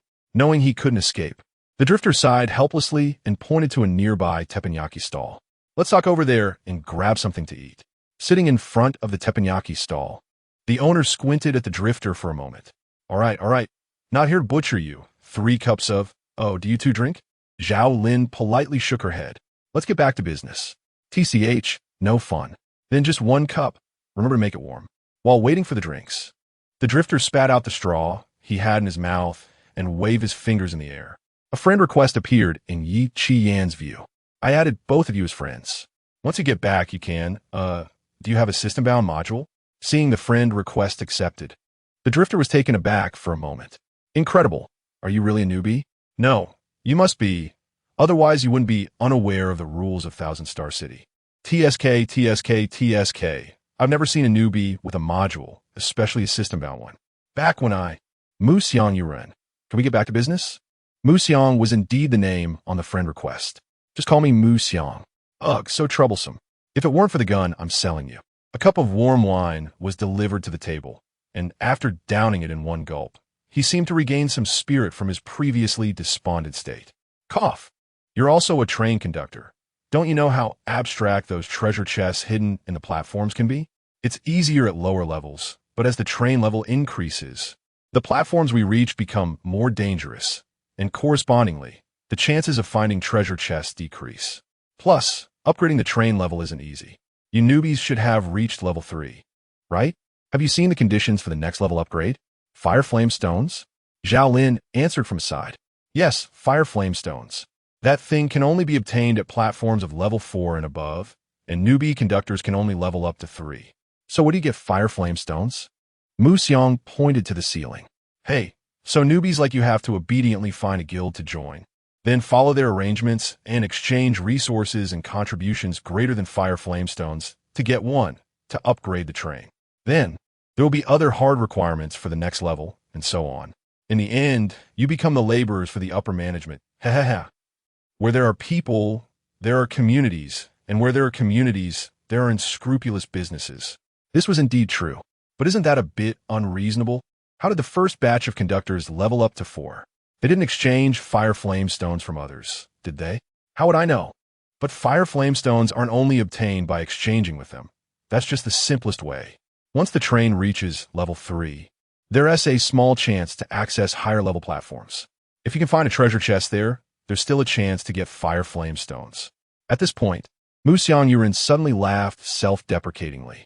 But then again, a level 3 conductor struggling to survive on higher level platforms and finding treasure chests is just a pipe dream. He downed the drink in his cup, then slumped over the table and fell asleep. Yi Chi Yin didn't care if he was pretending to sleep. He paid for the drinks and stood up to leave. Not long after they left, the teppanyaki stall owner patted Mu Xiang Yuren on the head. Wake up. They're gone. Stop pretending. Mu Xiang sat up, completely shedding the drunken demeanor he had just moments ago, now looking even more despondent. Another batch of new conductors. How many years have we been here? The owner handed him a plate of fried liver and replied calmly. Since the day we abandoned the train and bought permanent residency, it's been 9 years. What? Seeing new conductors makes you want to adventure again? Don't forget why we chose to escape and continue into that wasteland. Do you have the guts? Give it up. We're all afraid of dying. TCH. Throwing down a handful of 1,000-star coins, Mu Xiang turned to leave, but his figure seemed to stoop a bit more. 7 words, brother. Does that mean we really can't level up to 4? Or do we have to join a guild? As Yi Yin and Zhao Lin left the stall and walked out of the square. It was just as Mu Xiang had said. There were no items above level 3 here. Didn't he say that even without joining a guild, there's a chance to find fire flame stones in treasure chests? With your luck, you might find one at the next stop. True. Thinking about how her luck would return at the next stop, Zhao Lin felt less upset. Don't worry, 7 words, brother. If I find 2 fire flame stones, I'll sell you one at a friendly price. Do you have to thank you? Sure. Chapter 70. The disillusioned Li Shaosheng in the square, Yi Yin and Zhao Lin, who did not intend to join the guild, were preparing to leave and explore elsewhere. However, their decision not to participate did not mean others would make the same choice. Li Shaosheng, the man who prided himself on being the protagonist, stood with a face flushed with anger in front of a man in a white suit. Resource radar talent. Not bad. You're the 3rd resource radar today. Lucky you. Join our guild and become a member of the resource team. You'll have your share of good times. The man in the white suit said. Resource radar. There are many? Li Shaosheng struggled to ask this question amid the envious gazes of others. Not too rare. To be honest, it's one of the most common talents. You're lucky. Most people can't even get a talent like this. The man in the white suit said, unaware that Li Shaosheng's expression mirrored that of a disillusioned otaku. He clenched his fists tightly, feelings of unwillingness and confusion swirling within him. Why? Shouldn't this talent belong only to me? Why do others have it too? This isn't fair. Clearly, I am the most special one. His inner voice screamed, and the man in the white suit looked at him suspiciously, casually patting his head. There is no need to be so excited about joining the guild. Just work hard. I have high hopes for you. Big brother. Can I buy firestones in the guild? I've heard from others that only in the guild can. Can I get them in advance? We do have them, but there is no need to rush. The man in the white suit waved his hand dismissively. As a resource radar talent, you cannot upgrade for at least 10 stations after joining the guild. This is to protect you from dying before you can utilize your talent effectively at higher levels. Of course, the guild will provide you with some advanced items for protection. Once your strength is mature and your foundation is solid, it won't be too late to level up to level 4. Also, there will be an assistant accompanying you to collect resources at your next station, and the guild will provide tools for resource collection. Li Shaosheng could no longer hear the words that followed. He only felt a chill run down his spine. What does it mean to not be able to upgrade for 10 stations? Does he have to stay at level 3 for a full 10 stations? Why should he? This was clearly an attempt to squeeze the value of his resource radar before he could gather enough materials. An assistant? More like a monitor, right? Li Shaosheng slammed his hand on the table. Bang. Sorry, it seems I'm not suited for your guild. I want to speed up my leveling and don't plan to stay at level 3. Before he could finish, the man in the white suit teased, oh, so you have some spirit. Unfortunately, it's of no use, my friend. Even if you go to another guild, resource radar talents must undergo a 10-station collection period after leaving the novice area to join any guild. It's a consensus among all guilds in Qinsheng City, so it'll be the same wherever you go. Then I'd rather just not join the guild. This commotion attracted a lot of attention. Members from other guilds, understanding the situation, looked at Li Shaosheng with mocking eyes. If you don't join a guild, you'll never be able to level up to level 4 firestones in your lifetime. They're only in our hands. A resource radar talent is just a liability after leaving the novice area. With such a useless talent, you won't be able to access many excellent stations. Do you think you're impressive? Li Shaosheng stopped in his tracks, his back trembling. The harsh reality he least wanted to know had revealed itself. After passing the novice period, the resource radar truly became a negative talent in every sense.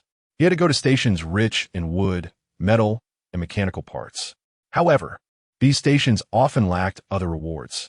One misstep leads to another. Li Shaosheng felt like he was trapped in a cage woven by others, as if he were a goat walking into the mouth of a tiger. That person, is that Li Shaosheng?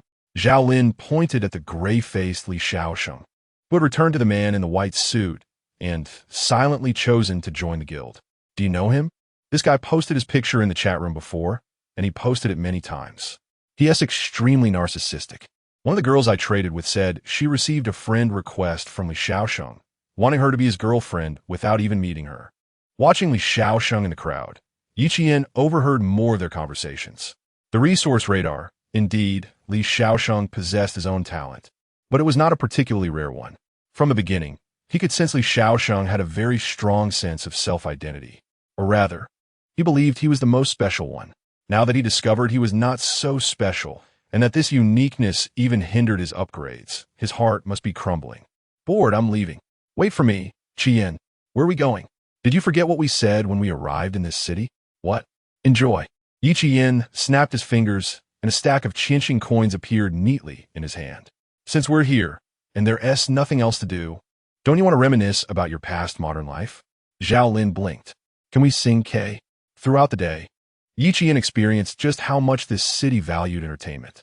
Eating, drinking, and having fun, the shops everywhere treated the presence of trained conductors with utmost respect and enthusiasm. Various entertainment facilities, even in the past world, were hard to find all in one place. Even at night, the lives of the conductors didn't stop.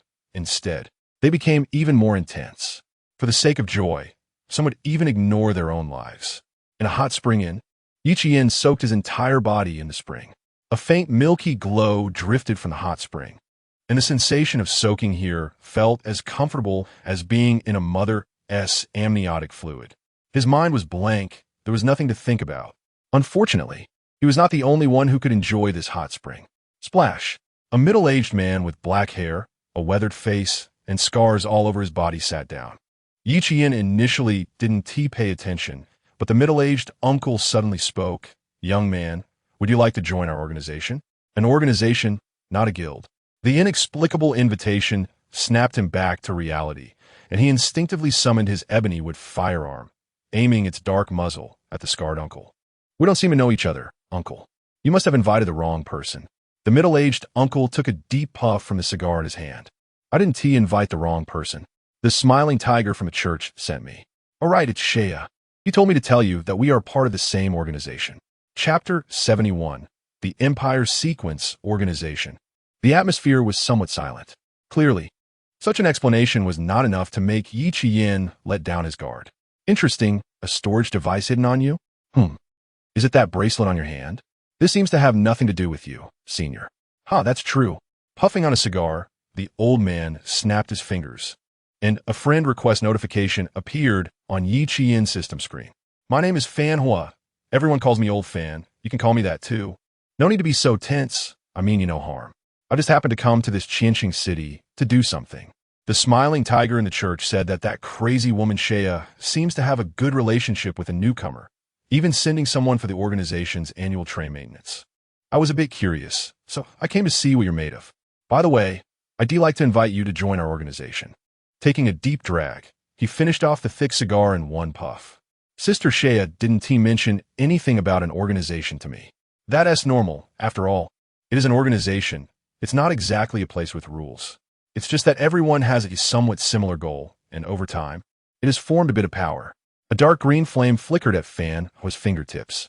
He pulled out another cigar from somewhere and lit it, his gaze sweeping over Yi Qian's ebony-wood gun, raising an eyebrow. Your gun is nice. Thank you for the compliment. Yi Qian returned to the hot spring. He could sense that this man named Fan Hua had no ill intentions. Moreover, his train conductor rank was definitely not low. If he really wanted to do something to him, why waste time talking here?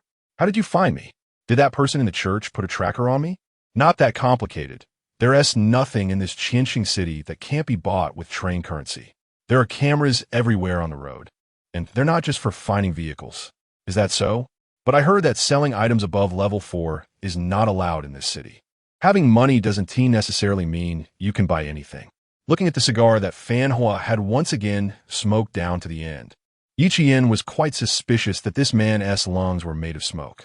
Isn't he afraid of choking to death? That's just because what you've encountered is too low level. Wait until your train rank is higher, and you'll understand. Fan Hua stood up from the hot spring and casually tossed a card engraved with the faceless apostle over to him. This is for you. If you're willing to join the organization, open it. If not, then forget it. The reason I'm inviting you is just because of that crazy woman Shea. Speaking of which, you were the one who released her, right? Haha. You're quite capable. Can you tell me how you did it? Senior Fan. Everyone has their own secrets, don't you think? Fan was shrugged and lit another cigar. You're right. For some reason, Ichiyen always felt that there was a hint of mockery in Fanhua's gaze. Crazy woman, what does that mean? Literally, you'll understand in the future. For some reason, Ichiyen suddenly recalled the scene in the church at Mellingtown, where Shea crushed a doll's head with her bare hands. Crazy woman. It seems this title is quite fitting. I have things to do. Goodbye. Fanhua left the hot spring. His arrival and departure were like a puff of smoke, quick enough to take one's breath away. Ichiyen toyed with the card in his hand and brought up the screen for identification. Empire Sequence Organization Invitation Card. After use, you can become a member of the Empire Sequence Organization and enter its exclusive chat room. Empire. Card sequence? He thought of what Shea had told him not long ago about the card sequence and how she was sealed because of 1/3 of the blasphemy card. Could it be that the purpose of this organization is to collect those cards? Should I join? Ichiyen fell into contemplation. From what Fan was said, this guy didn't know he possessed the blasphemy card, meaning Shea hadn't told anyone that the new owner of the blasphemy card was him. So if they really wanted to collect the card sequence, after weighing the pros and cons, Ichiyen felt it was more reliable to ask a professional. Ichiyen, Sister Shea, do you know Fanhua? A moment later, while making lollipops in the church, Shea heard the notification sound from her friend interface and frowned slightly at Ichiyen's message. A smoker? Yes, a smoker. Oh, then he should be inviting you to join the organization. Did that guy give you an invitation card? Yes. Tisk? Question mark. Shea crossed her legs, feeling displeased with Fanhua's meddling. I was originally going to Qinxing City to give you an invitation card, but that guy got ahead of me. Strange. Doesn't that smoker rarely send out invitation cards? Haven't seen him in over a decade. Has he changed? Looks like I need to give you something else now. So that's what Shea meant when she said she would bring him something when she came to Qinxing City. Should I use it? Yes. But let me tell you first, there aren't many people in the Empire Sequence Organization. I just took a glance at the chat box, excluding the dead ones. There are only 18 of us, including you. You don't have to speak in the chat room. Apart from me, there's not a single normal person in there. Especially a person named Zhu Xingtong. She's quite a quack. Listening to her talk will drain your spirit. Ichiyen silently recalled the smoker from earlier and the things Shea had done.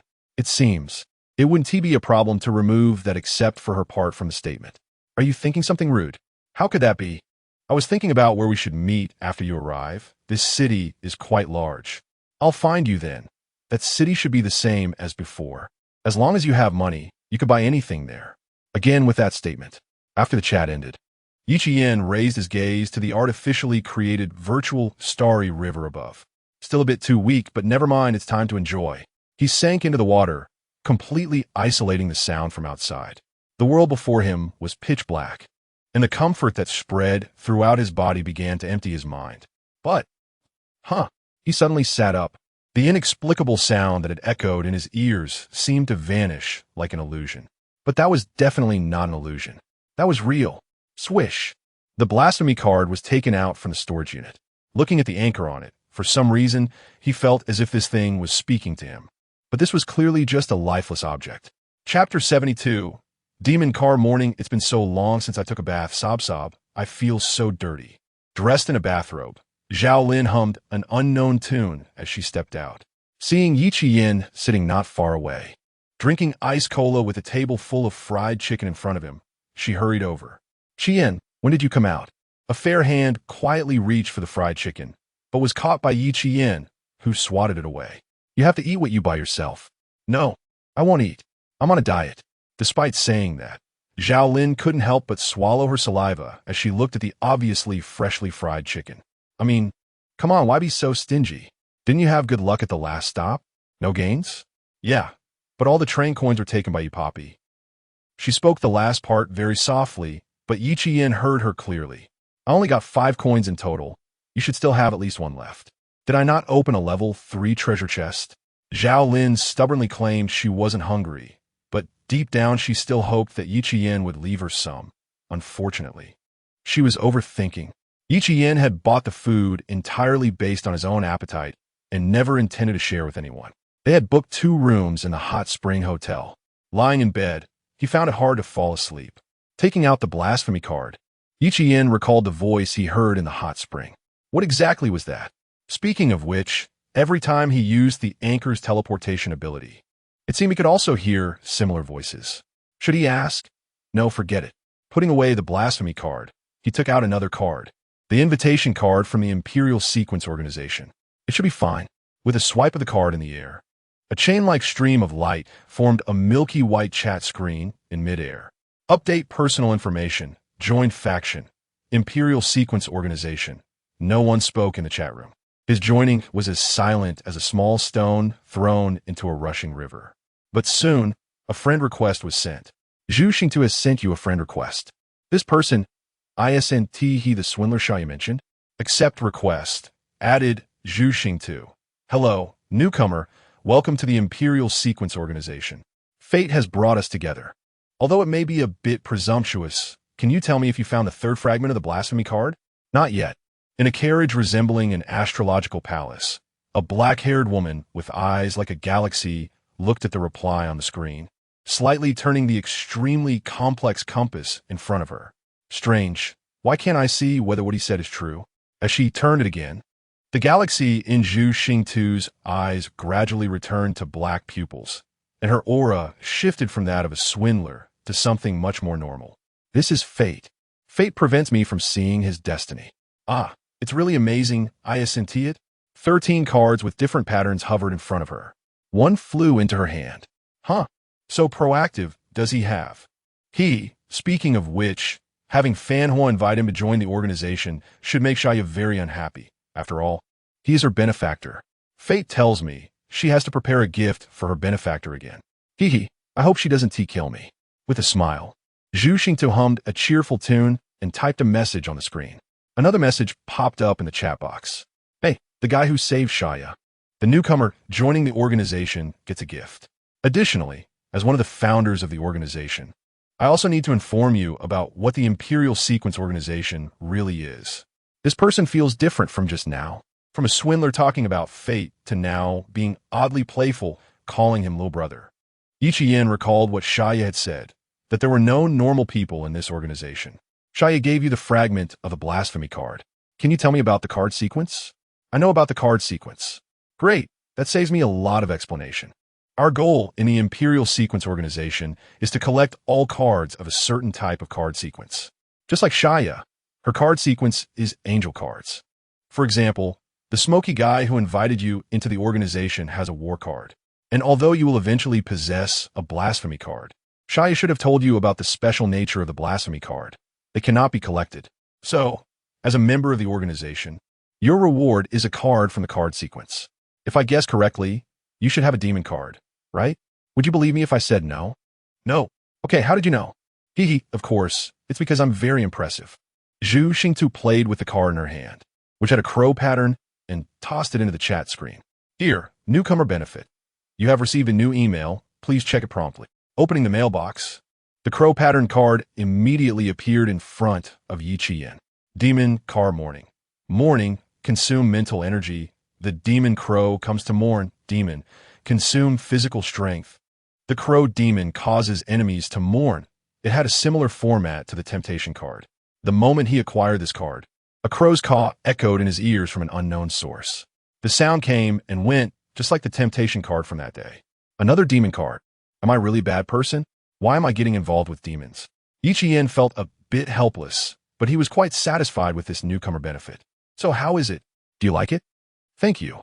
Is there anything you need me to do? I will do my best. No need. Don't overthink it. We don't have a saying that the most expensive thing is the free one here. The Imperial Sequence Organization is just like that. The newcomer benefit is just to make it easier for you to become one of us. It's an equivalent exchange. That said, Yiqian understood very well that this was not a transaction. Once he joined this organization, he would inevitably be influenced by it at some point. All right, you do your thing, I'll do mine. The Imperial Sequence Organization has no rules, only one goal: to collect the card sequences you possess. Other than that, good luck. I look forward to the day you succeed, and so does fate. The chat ended. Yiqian put the newly acquired demon card into his pocket. Although he had joined, he still knew very little about this organization. The card sequence, no matter how you looked at it, was a top-tier rare item in this world. An organization that collects card sequences wouldn't be some obscure group. There should be some information about them in the Star City. As he prepared to sleep, bang! Just when Yiqian was about to rest, a loud noise came from the next room, Zhao Lin's room. Has her bad luck finally begun? Chapter 73. Terrorist Organization in the Adjacent Room. Zhao Lin looked in terror at the enormous iron block, which had smashed through the entire room and was in a gear state. The gears were linked by an iron chain, accompanied by a series of sounds. The gears were being dragged back by this chain. What happened? Upon entering the room, Yiqian furrowed his brow at the scene before him. Through the breach, he could see a man in a mechanical construct controlling the chains, making 7 gears swirl around him. Fanhua. Surrender obediently. Fanhua. Such an uncommon name. If he wasn't mistaken. Changing his angle, in front of that man stood another man with a cigar in his mouth and wearing black sunglasses. Perched above a fighter jet. Lazy man's lackey. Do you think you can catch me? The man controlling the gears had a grim expression, swinging the chains as several gears once again spun towards Fanhua. Don't you dare insult my master. The gears flew, but before hitting Fanhua, they were intercepted by a hexagonal protective shield and rebounded in other directions. One of them happened to be heading straight toward Zhao Lin. The girl's face turned pale as she watched the scene unfold, feeling as if she were bound and unable to move. Clang! Boom! The room was completely destroyed. Zhao Lin trembled, fearfully looking at Yiqian, who had pulled her out of the room. 7, Brother Qian. Can we leave? We can. Outside the hot spring inn, many people had gathered, and the inn's owner stood by, nearly in tears. Damn it, if you're going to fight, can't you go fight in the wilderness? Boss, do you know what happened up there? Ye vian aprurochit, helping him pick up a few fallen train tokens from the ground, casually inquiring. Ah, thank you. Those 2 up there. The one with the cigar should be a member of a terrorist organization, and the high-ranking judge from Qinxing City behind him. The one with the cigar stole a rare item from the other guy, something that will trigger an event when collected in a certain quantity. But I don't know the specifics. Really, I can't understand what these terrorist organizations are thinking. Isn't it good to have peaceful and comfortable days? Why do they have to resort to violence? The higher-ups worked hard to build so many cities for us to live peacefully. Why do they have to make changes? The innkeeper looked at Fanhua with confusion and a hint of hidden envy. Terrorist organization? Yiqian blinked, glancing at Fanhua, who was escaping in the air, then quietly looked at the chat room of the Imperial Order organization beside him. Yes, didn't you know? Oh, I see. You must be from a new batch of train conductors. Calculating the time, it's about when your batch arrived in this world. I wonder why business was so good today. Time flies. I've also been in this world for 12 years. The innkeeper understood and didn't hide anything just because Yiqian was a newcomer. I'm not very clear about the specifics either. I just know that certain higher-ups built many cities in large platform worlds to provide a stable life for everyone who comes to this world, so they don't have to venture into the wilderness to drive trains anymore. But many members of terrorist organizations have angered the higher-ups in their quest for something, thus becoming terrorist organizations. Speaking of which, it seems that providing their information can earn a lot of train tokens. Hey, I wonder when I'll encounter one. Yiqian took a step back with a smile. You will encounter one. Maybe you already have. Haha, how is that possible? Those power struggles among the upper echelons are not something a waste like me, who isn't even past level 4, can witness. The innkeeper laughed heartily, scratching his bald head as he turned to leave. Somehow, his back appeared a bit desolate. Yiqian stroked his chin. It seemed the innkeeper didn't know much. In fact, he was completely unaware of the existence of the card sequence. If a complete set of the card sequence were really collected, what would happen? Brother Qian. Zhao Lin gently tugged at his wrist from behind. Turning around, he saw the conflict written all over Zhao Lin's face. Should I stay here like that, boss? This is your own business. Why ask me?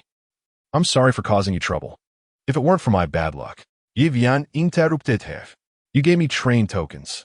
Before you decide to stay or move on, you follow me. It's an equivalent exchange. Even if I've caught your bad luck, it's my own choice. It has nothing to do with you. If you want to stay, find a guild and ask that innkeeper uncle from earlier. He has experience. That's it. I have things to do tomorrow. Although the inn had a large hole in it, many rooms remained unaffected. The boss provided Yi Qian with a new room. That night, nothing else happened. The next day, when he woke up, it was already 9 in the morning.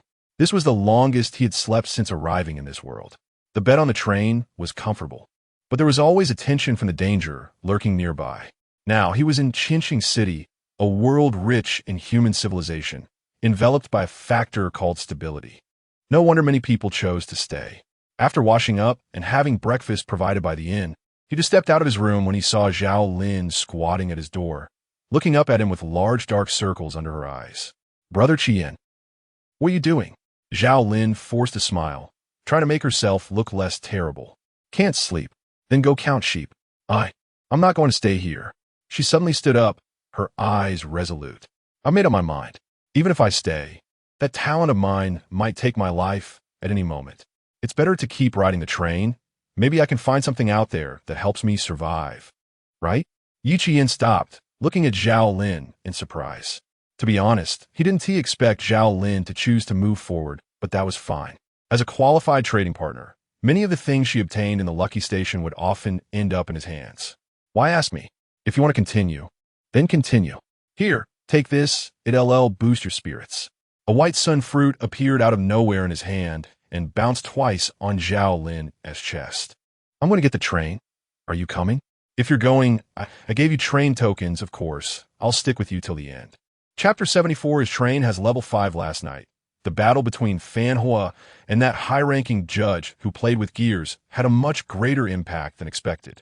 Sitting on the rented flying carpet, several nearby streets were damaged to varying degrees. Some bodies were covered with white cloth and were being pulled out from the rubble. Judging by the shapes of the gaps, it seemed that most were smashed by the high-ranking judge's gears.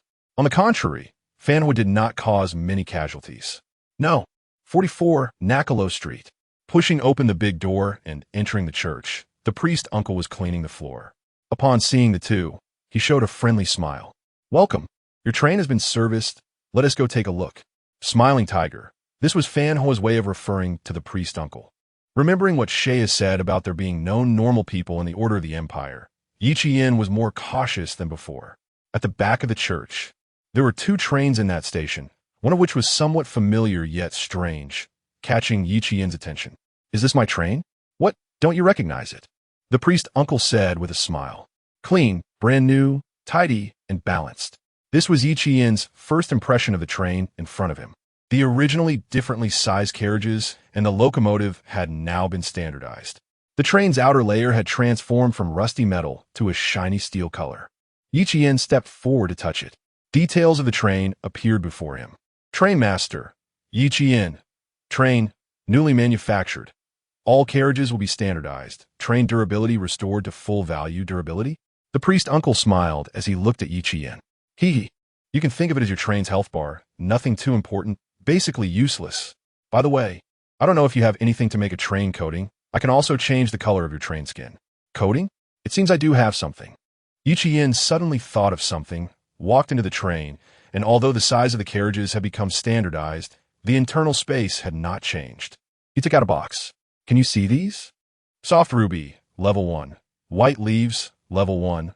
White stones, level 1. The former was one of the rewards obtained from the Yoyu Manor. The latter 2 were collected by Wali in the White Forest. Red and white. Sure. Which color do you want as the main color? White, please. The leaves and stones were thrown into a machine. Soon, a wooden barrel was filled with white paint. The priest uncle reached out and splashed it forward. The train's outer skin gradually turned white, and in no time, the transformation was complete. "Looks like my skills are still pretty good." Nodding, he adjusted his monocle and turned to look at Yi Qian. "Speaking of which, I haven't introduced myself. I'm Holmes Ryan. Everyone calls me Ryan. If there's nothing else, you could take your train and leave." Ryan. Yi Qian remembered this name from the chat room. Sure enough, he was also a member of the Order of the Empire. "Thank you, I'll leave now." Using the key to teleport the train back to the front gate of Qinxing City, Yi Qian left without any hesitation, taking Zhao Lin with him. This Ryan made him feel uncomfortable, but he couldn't quite pinpoint why. After the 2 left, Ryan's smile remained unchanged as his gaze shifted to another train. The man with the cigar opened the window, his expression indifferent.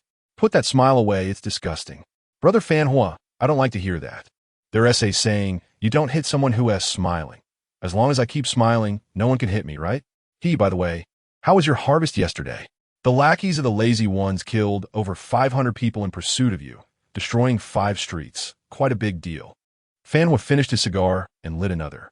Out of those 500, over 300 were homeless people in the city unwilling to be driven into the lower district. And many of the buildings destroyed on those 5 streets were to be bought at a low price and resold. Who do you think profited?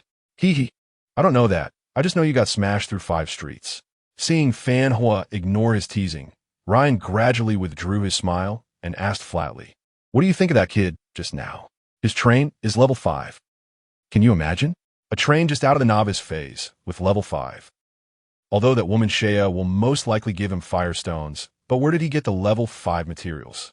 Fanhua silently puffed on a cigar. After a long while, he finally spoke. What was that saying again? What? The infinite world has infinite possibilities. If he can free Shea from that abstract and absurd seal, what kind of talent do you think he has? Who knows? Talent varies except for a few common types. I'm more curious about the fragments of the blasphemy card in that crazy woman's hands. Should we try to snatch them from her? 15 years. I don't think I'm weaker than that woman. Fanhua took off his sunglasses and looked at Ryan with a strange gaze. Why are you looking at me like that? Looking at an idiot. Have you forgotten that woman's angel card sequence? That thing can't kill at all otherwise. She wouldn't have been sealed in the first place. What a pity. Although items above level 4 couldn't be bought in Chinching City, conversely, items below level 4 were abundant. Yi Qian was shopping in the mall. An oven, a level 3 large water purification device, and a whole bottle of 500 L plant nutrient solution. He spent his train coins down to just 5. And the items he bought were directly sent to the capsule in the tunnel where his train was located, ready to be equipped once he boarded. In the city, as long as you have money, you can live a good life. But if you don't have money, that's a completely different story. Other train masters in the same block were venting in the chat room. Damn, why does everything cost money here? Even going to the bathroom charges me. Where the hell can I get train coins? Luckily, I saved some train coins before. The materials here are much cheaper than those shady merchants. Hey, I can directly upgrade to level 3, but where do I get that level 4 firestone? That thing can only be obtained by joining a guild. I've already joined. Also joined a guild. Those people want me to surrender all the resources in my train. And now I can't even quit if I wanted to. You all need to be careful. Don't say that. Be careful not to get caught. Damn, can anyone lend me some train coins? I'll pay you back double. Don't believe the guy above. He has just gambled down to 1 train head in the gambling city of Lokwai. Lending to him is like throwing money away. Gambling dogs are doomed. Sigh. I really want to buy some fried chicken to eat, but it's so expensive. Can anyone really afford it? Is there anyone in Chinching City? I took a taxi but ran out of money halfway, and the driver dumped me on the road. I can't find my way back now. I heard that if you don't leave before 3 days of station time, you'll be deemed a vagrant and captured. Chapter 75, Leaving the City of 1,000 Stars, Early the Wanderer. Looking at the content in the chat room, Yi Qian's gaze swept around. Previously unnoticed, it seemed that some people were hiding in the dark corners of this city, forming a stark contrast with the glamorous streets. Once, they were also part of the train conductors. However, they abandoned their identities and trains, merely wanting to survive in this city, but lacking the ability and capital. They ultimately became despised wanderers. Ding ding. A private chat message came through. Are you still in the city of 1,000 stars? It was Shea. Yi Qian remembered she had said she would also come to this city. Was it today? Yes. I originally wanted to meet you, but it seems that won't be possible now. In the church, Shea stood in front of a group of puppets, her gaze blandly sweeping over the judges of the city of 1,000 stars hovering above her. Did something happen? Is there anything I can help you with? The corner of her mouth curled into a faint smile. Sister, I'm not at the point where I need help from a newbie like you. It's just that we can't meet. It's no big deal. I just wanted to give you a gift, so accept it. I have other matters to attend to. The chat ended. The envelope icon in the upper right corner of the light screen flickered slightly. Qiange, what happened? Zhao Lin, who was looking at him with a puzzled expression, shook her head.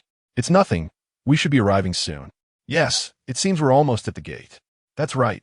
Yi Qian was leaving this city early. It was a nice place, but not that great. A day or two of rest was fine, but staying too long could lead one to selectively forget they were in a life-threatening train survival world. And after Zhao Lin learned of his decision, she did not hesitate. She had always been in a state of bad luck at this stop. Not being crushed by that gear yesterday was already a stroke of luck. Who knows what else might happen if they stayed longer? Moreover, with Yi Qian leaving, she would be completely unfamiliar with this place, not knowing what to do or what she should do. She was someone who went with the flow. Under the towering gate, Yi Qian saw the guide once again. The guide seemed surprised by his early arrival and looked back at Yi Qian with a hint of confusion. You plan to leave early? And you haven't hired any assistants? Is that not allowed? Train assistants, like employees, could be hired for a few train coins to work for the conductor over the next 3 stations. Most others would likely choose to hire 1 or 2, but he had no such intention. Firstly, he didn't want to expose the secret of his sublimation talent. Secondly, he didn't like having several strangers in the same train where secrets could be revealed. Of course not. It just raises some curiosity. Perhaps your guild didn't inform you of this? New conductors can dock for free in the city of 1,000 stars for 3 days. Are you sure you want to leave early? Yi Qian smiled, but did not respond, walking straight to the key insertion point. The tunnel capsule slowly descended, opening its shell to reveal the train. Can the items I bought in the city be equipped? Of course. The oven and large water purification device were quickly adjusted to be equipped through the train system without needing to be moved. The 500L plant nutrient solution was placed in a large tin can, spending some train coins to hire workers to connect it above the planting carriage. Boarding the train, the familiar scent enveloped him once again. The strange sense of ease from the city of 1,000 stars instantly dissipated. There was indeed a problem. What was it about that city that attracted people to stay? What secrets did the city of 1,000 stars hold? That was not something he could find the answer to now. He took one last look at the massive gate. Yi Qian pressed the start button. The whistle sounded. The train slowly started. Ahead, the familiar distortion appeared. Passing through the distortion, the familiar endless wasteland reappeared outside the train window. Am I crazy? Why does the wasteland feel more comfortable than that city? Yi Qian scratched his head, self-deprecatingly muttering a couple of remarks. He opened the chat box and sent a message to Zhao Lin. Have you come out? Yes. The chat ended, and Yi Qian did not look to see what Zhao Lin was saying afterward. Their transaction had temporarily come to a close. Wally, make me a smoothie.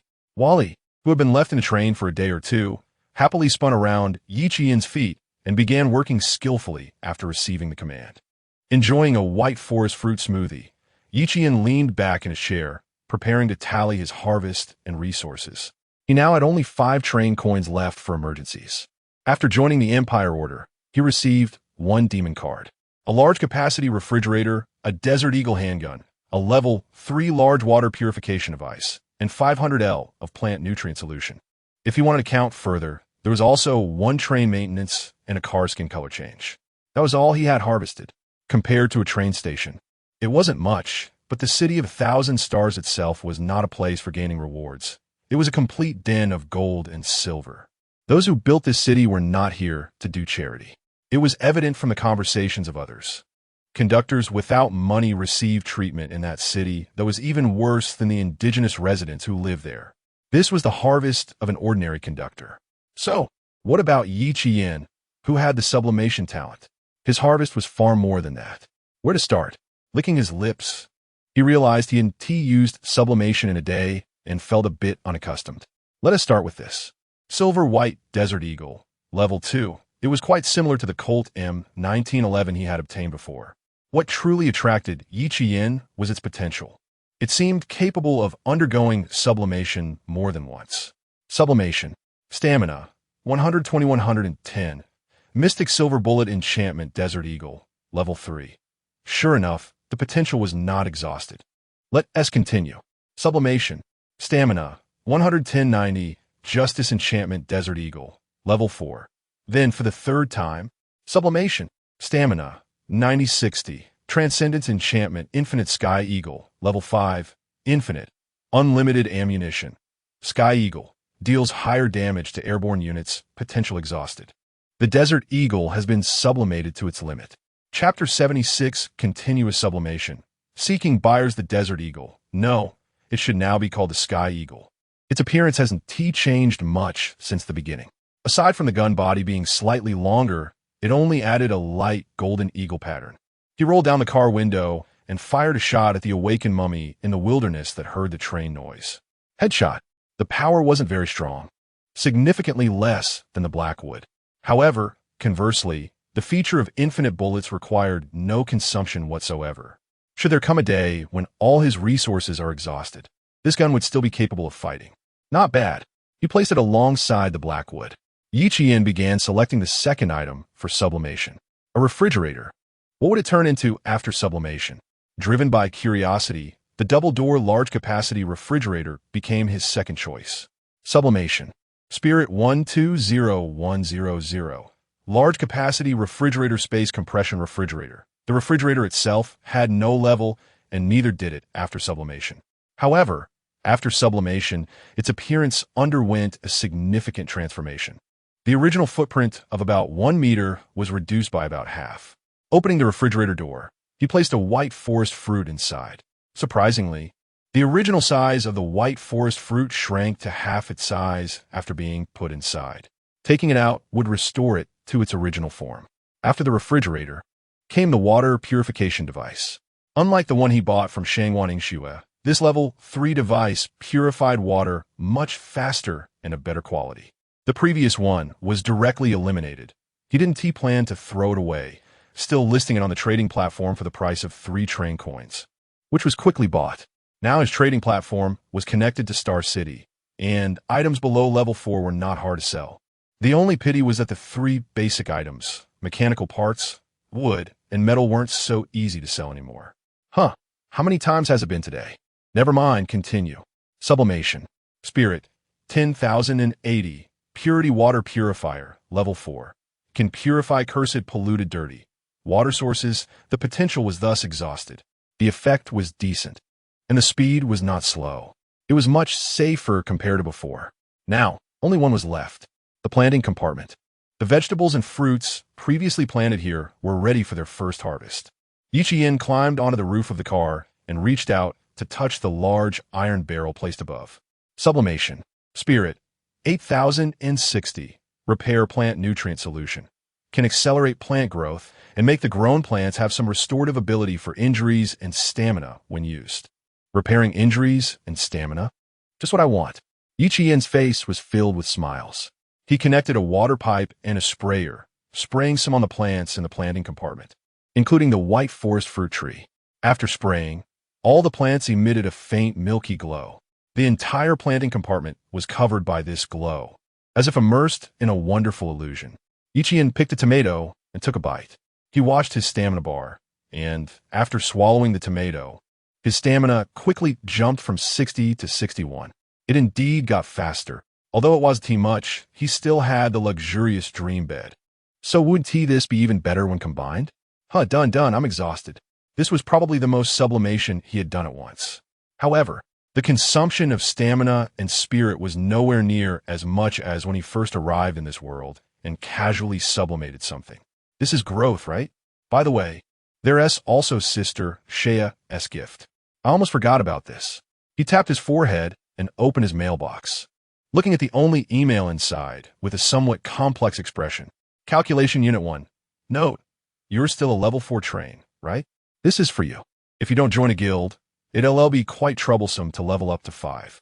Is this what being sponsored feels like? If he hadn't sublimated, he truly wouldn't know where to find this calculation unit to level up from a level 4 train to a level 5.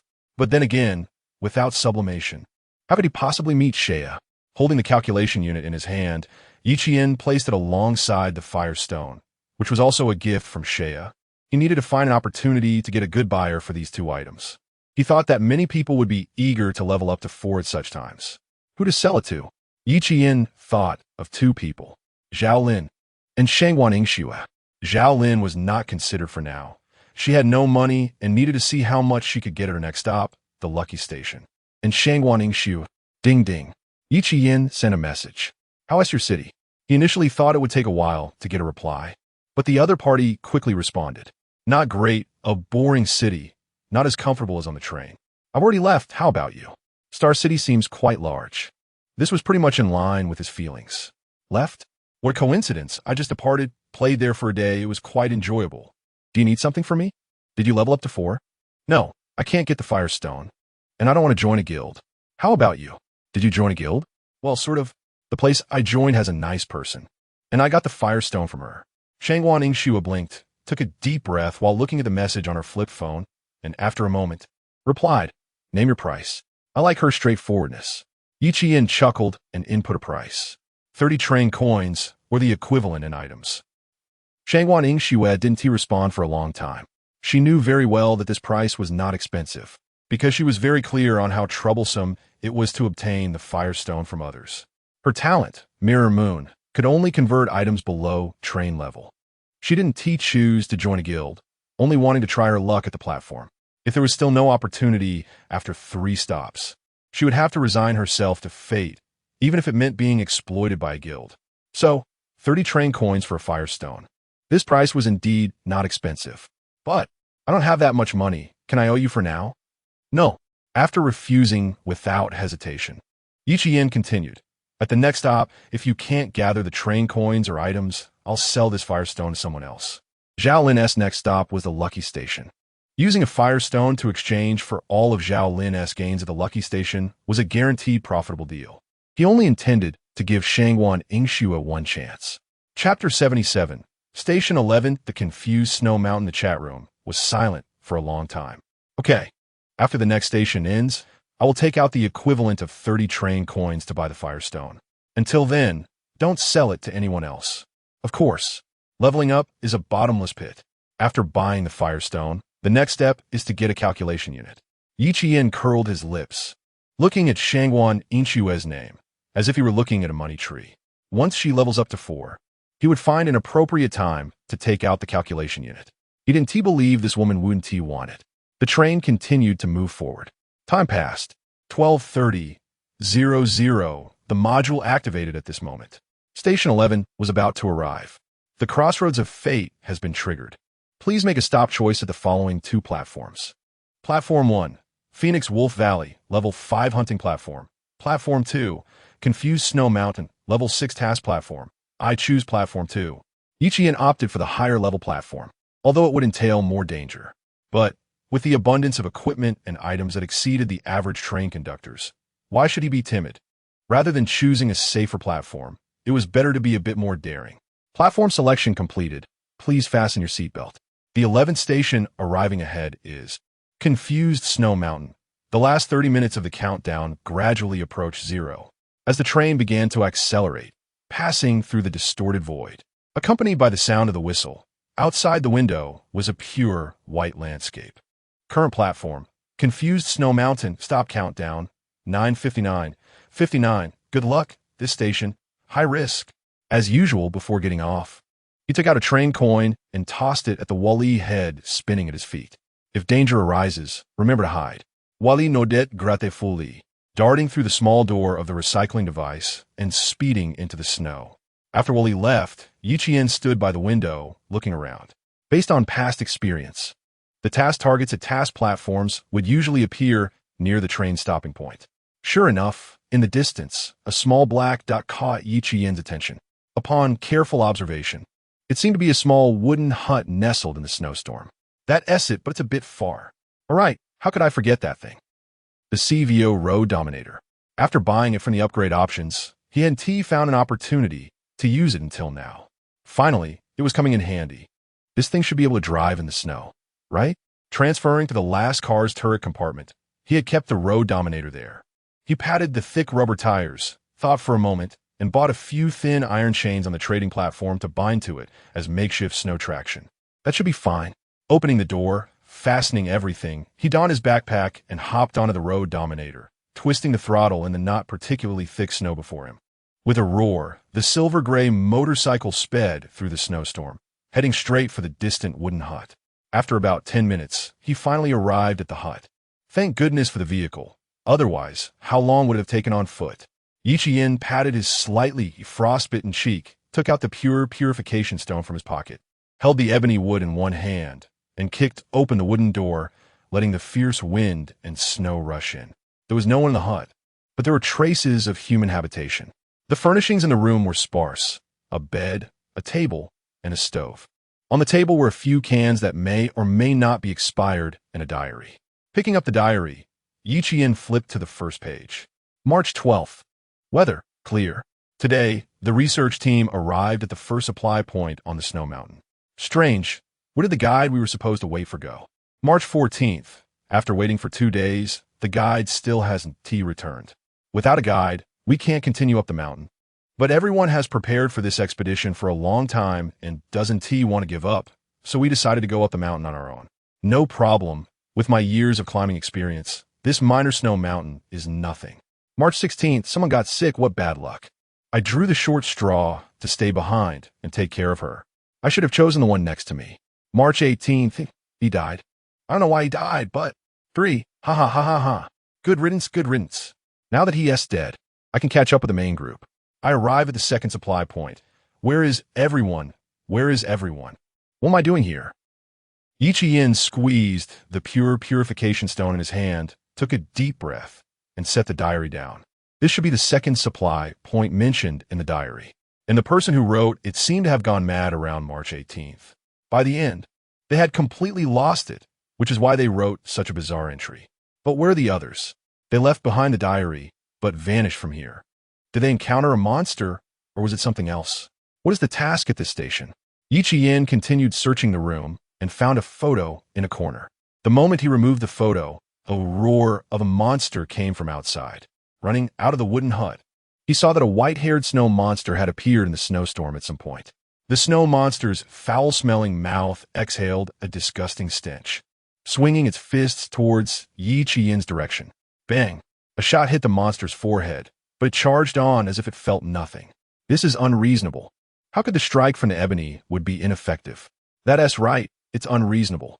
Yiqian felt a strong sense of incongruity.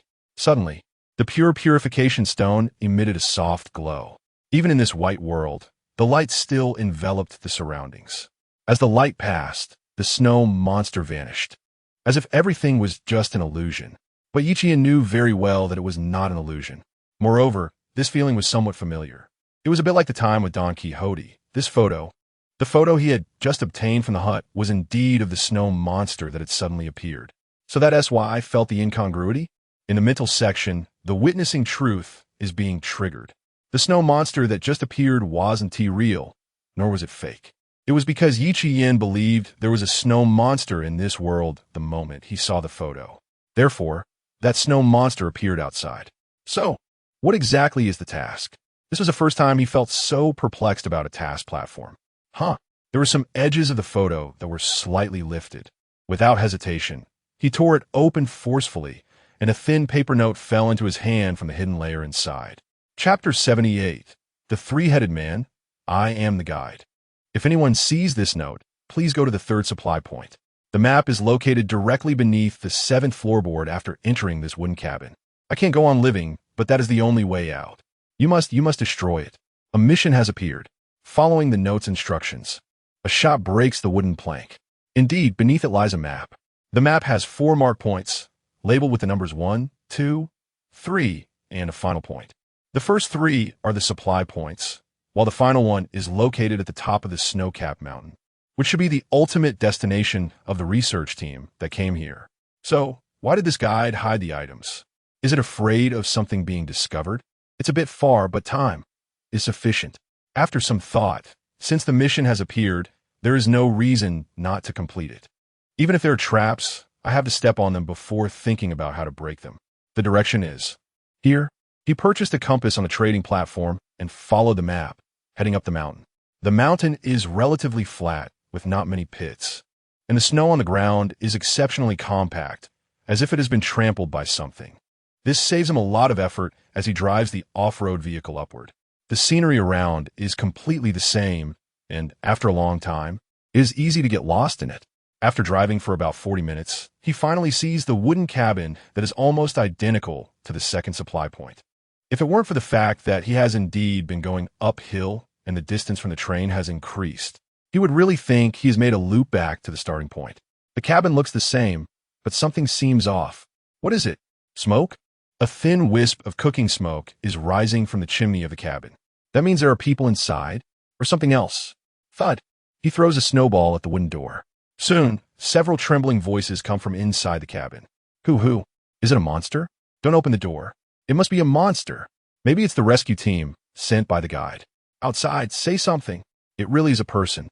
Yichien does not lower his gun and loudly addresses the people inside. I am the rescuer sent by the guide, here to take you down the mountain. Open the door and let me in. It's freezing out here. Go open the door. It's the rescuer. Ha ha, we are saved. Don't go. The one outside must be a monster trying to trick us. Quick, go. They said not to open the door. If we do, we'll die. From the voices. There are 3 people inside the cabin, and 2 of them want to open the door. So why is the remaining person holding them back? Something feels off. Yichien glances down at the purification stone hanging around his neck. It is not glowing. There is nothing evil inside. Finally, after a while of commotion inside the cabin, the door is opened. Help me. Hearing this clearly human voice, Yichien does not speak but takes a step back, aiming his gun at a head. Don't shoot. We are human. We are not monsters. Yes, we really are human. Human? Looking at the figure before him with 3 heads and 6 arms, all intertwined at the lower body, Yichien suppresses the urge to shoot and understands why they couldn't open the door by themselves. What happened here? You 3 people, why did you end up like this? The 3-headed man exchanges glances, and the one in the middle sighs. Clearly the one who stopped the other 2 from opening the door. We are from the research team. Young man, come in. It's too cold outside. Entering the wooden cabin, Yichien maintains a safe distance from the 3-headed man. He keeps his gun pointed at them, and the middle head nervously swallows and speaks. Young man, if you could come up the mountain to save us, it means the guide escaped? Why do you say that? Otherwise, how would you have found us? Yichien squints slightly, recalling the contents of the diary. The guide, didn't he go up the mountain with you, right?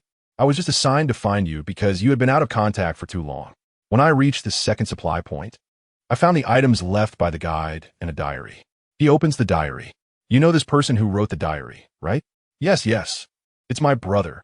The left head suddenly becomes furious. I know him. He's the one who caused us to become like this. That lunatic. He killed everyone. No. My brother. Your brother is a demon. Don't talk about my brother. Stop arguing. Come on. Don't hit me. It hurts too. Seeing the 3 of them hitting themselves in the face, combined with their grotesque appearance, it suddenly feels a bit funny.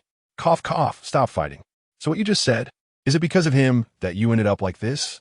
Tell me everything that happened since you went up the mountain. Maybe you still have a chance.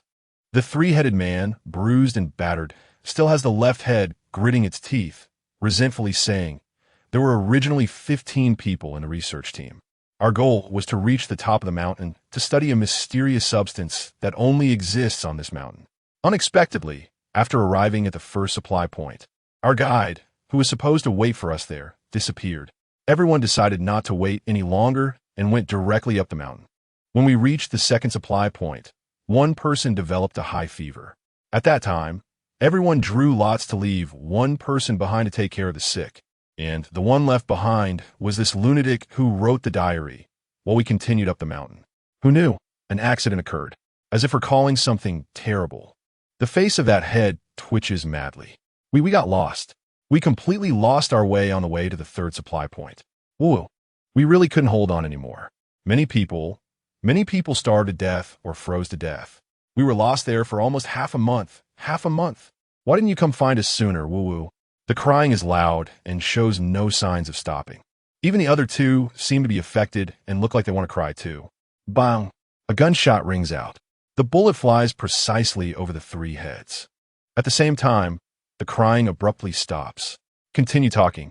If you keep crying, the bullets won't just pass by. Chapter 79. Fear and lies under the gaze of the gunpoint. The 3-headed creature that had merged into one did not dare to act recklessly. The head in the middle continued. At first, during the first few days of getting lost, my brother suddenly appeared one night. We thought he was there to save us. But unexpectedly, he had completely gone mad. With a knife, he killed our mentor and ate his flesh. That madman, he actually ate a person. No, my brother must have just. That is not your brother. That is a devil. A cannibal demon. Stop arguing. Among the 3 heads, the one that had been silent covered the mouths of the other 2 with its hands. It smiled awkwardly at Yichien, fearing he would shoot, and hurriedly continued. He really went mad. He killed the professor right in front of everyone with just a knife and consumed his entire body, then disappeared into the snow. We wanted to avenge the professor, but we couldn't catch up with that guy. He was just too fast, completely unlike a human speed. Then, the rest of us got lost in the blizzard for over 10 days. And that guy would appear out of nowhere every day to kill one of us and eat them, just when we thought we were all going to die there. The guide found us and brought the 3 of us to this third supply point. The guide left the day before yesterday. He said the way down the mountain and communication were completely cut off, and we could only rely on ourselves to get down and seek help.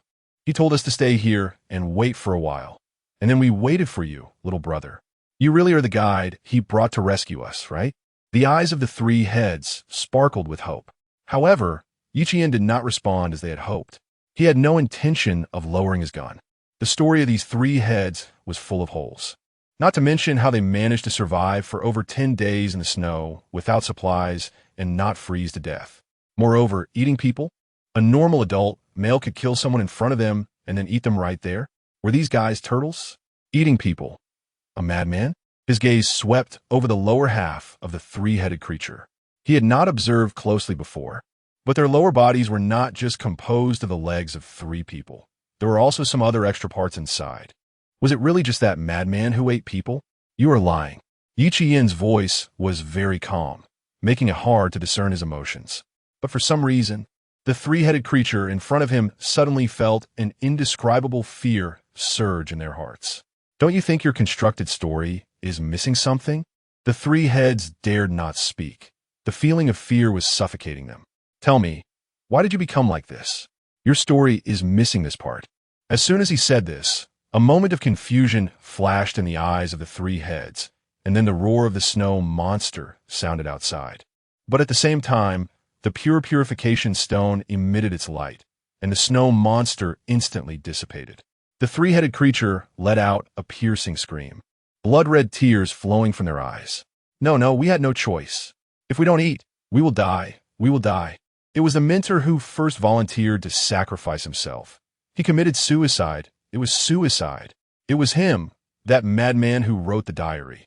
He turned us into this. The state of the 3-headed creature became even more frantic. Their merged bodies began to twist and deform, as if losing the support of some mysterious power, unable to sustain their bizarre form, and fell to the ground. Save us, save us. Only up the mountain, the end of the mountain. Only there can we leave. I'm sorry. I'm so hungry. It's the monsters, those monsters, they're all coming. Another roar followed. This time, however, the sounds outside the wooden house were no longer just one, but a continuous wave of them. Looking up, dozens of snow monsters of various sizes rushed toward the wooden house from all directions. The light of the pure purification stone could not disperse these snow monsters this time. Fully solidified, huh?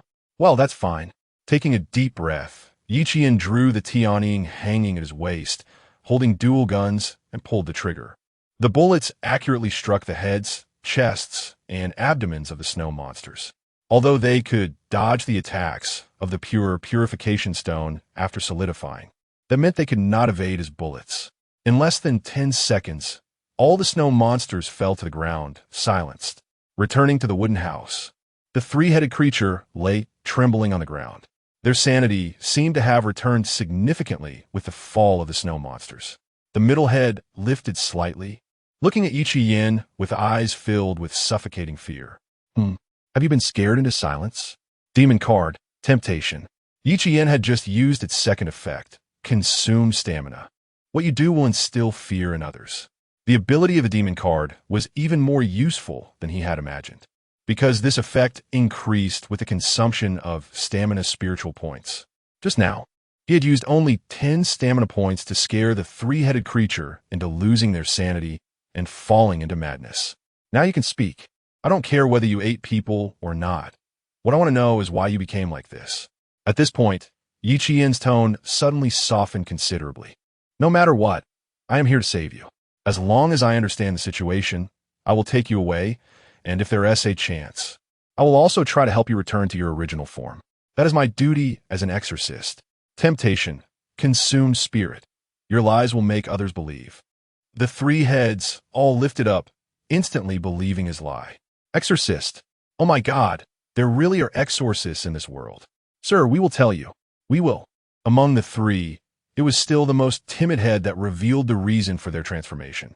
After the guide went down the mountain, the three of them thought that since they had already come this far and so many had died, if they went down the mountain empty-handed, considering the negative impact of eating human flesh, their futures would be completely ruined. So, they took the supplies from the supply point and headed to the highest point of the snowy mountain, which was also the end point on the map. There, the members of the research team they had eaten appeared unharmed, and the madman who wrote the diary. That madman stood with a snow monster, smiling at the three of them. Then everything went dark, and when they came to their senses, they were back here, and their bodies had become what they were now. Inside their lower limbs, those extra human parts were from the members of the research team they had eaten. This is a curse of the devil. It must be that we angered the demon.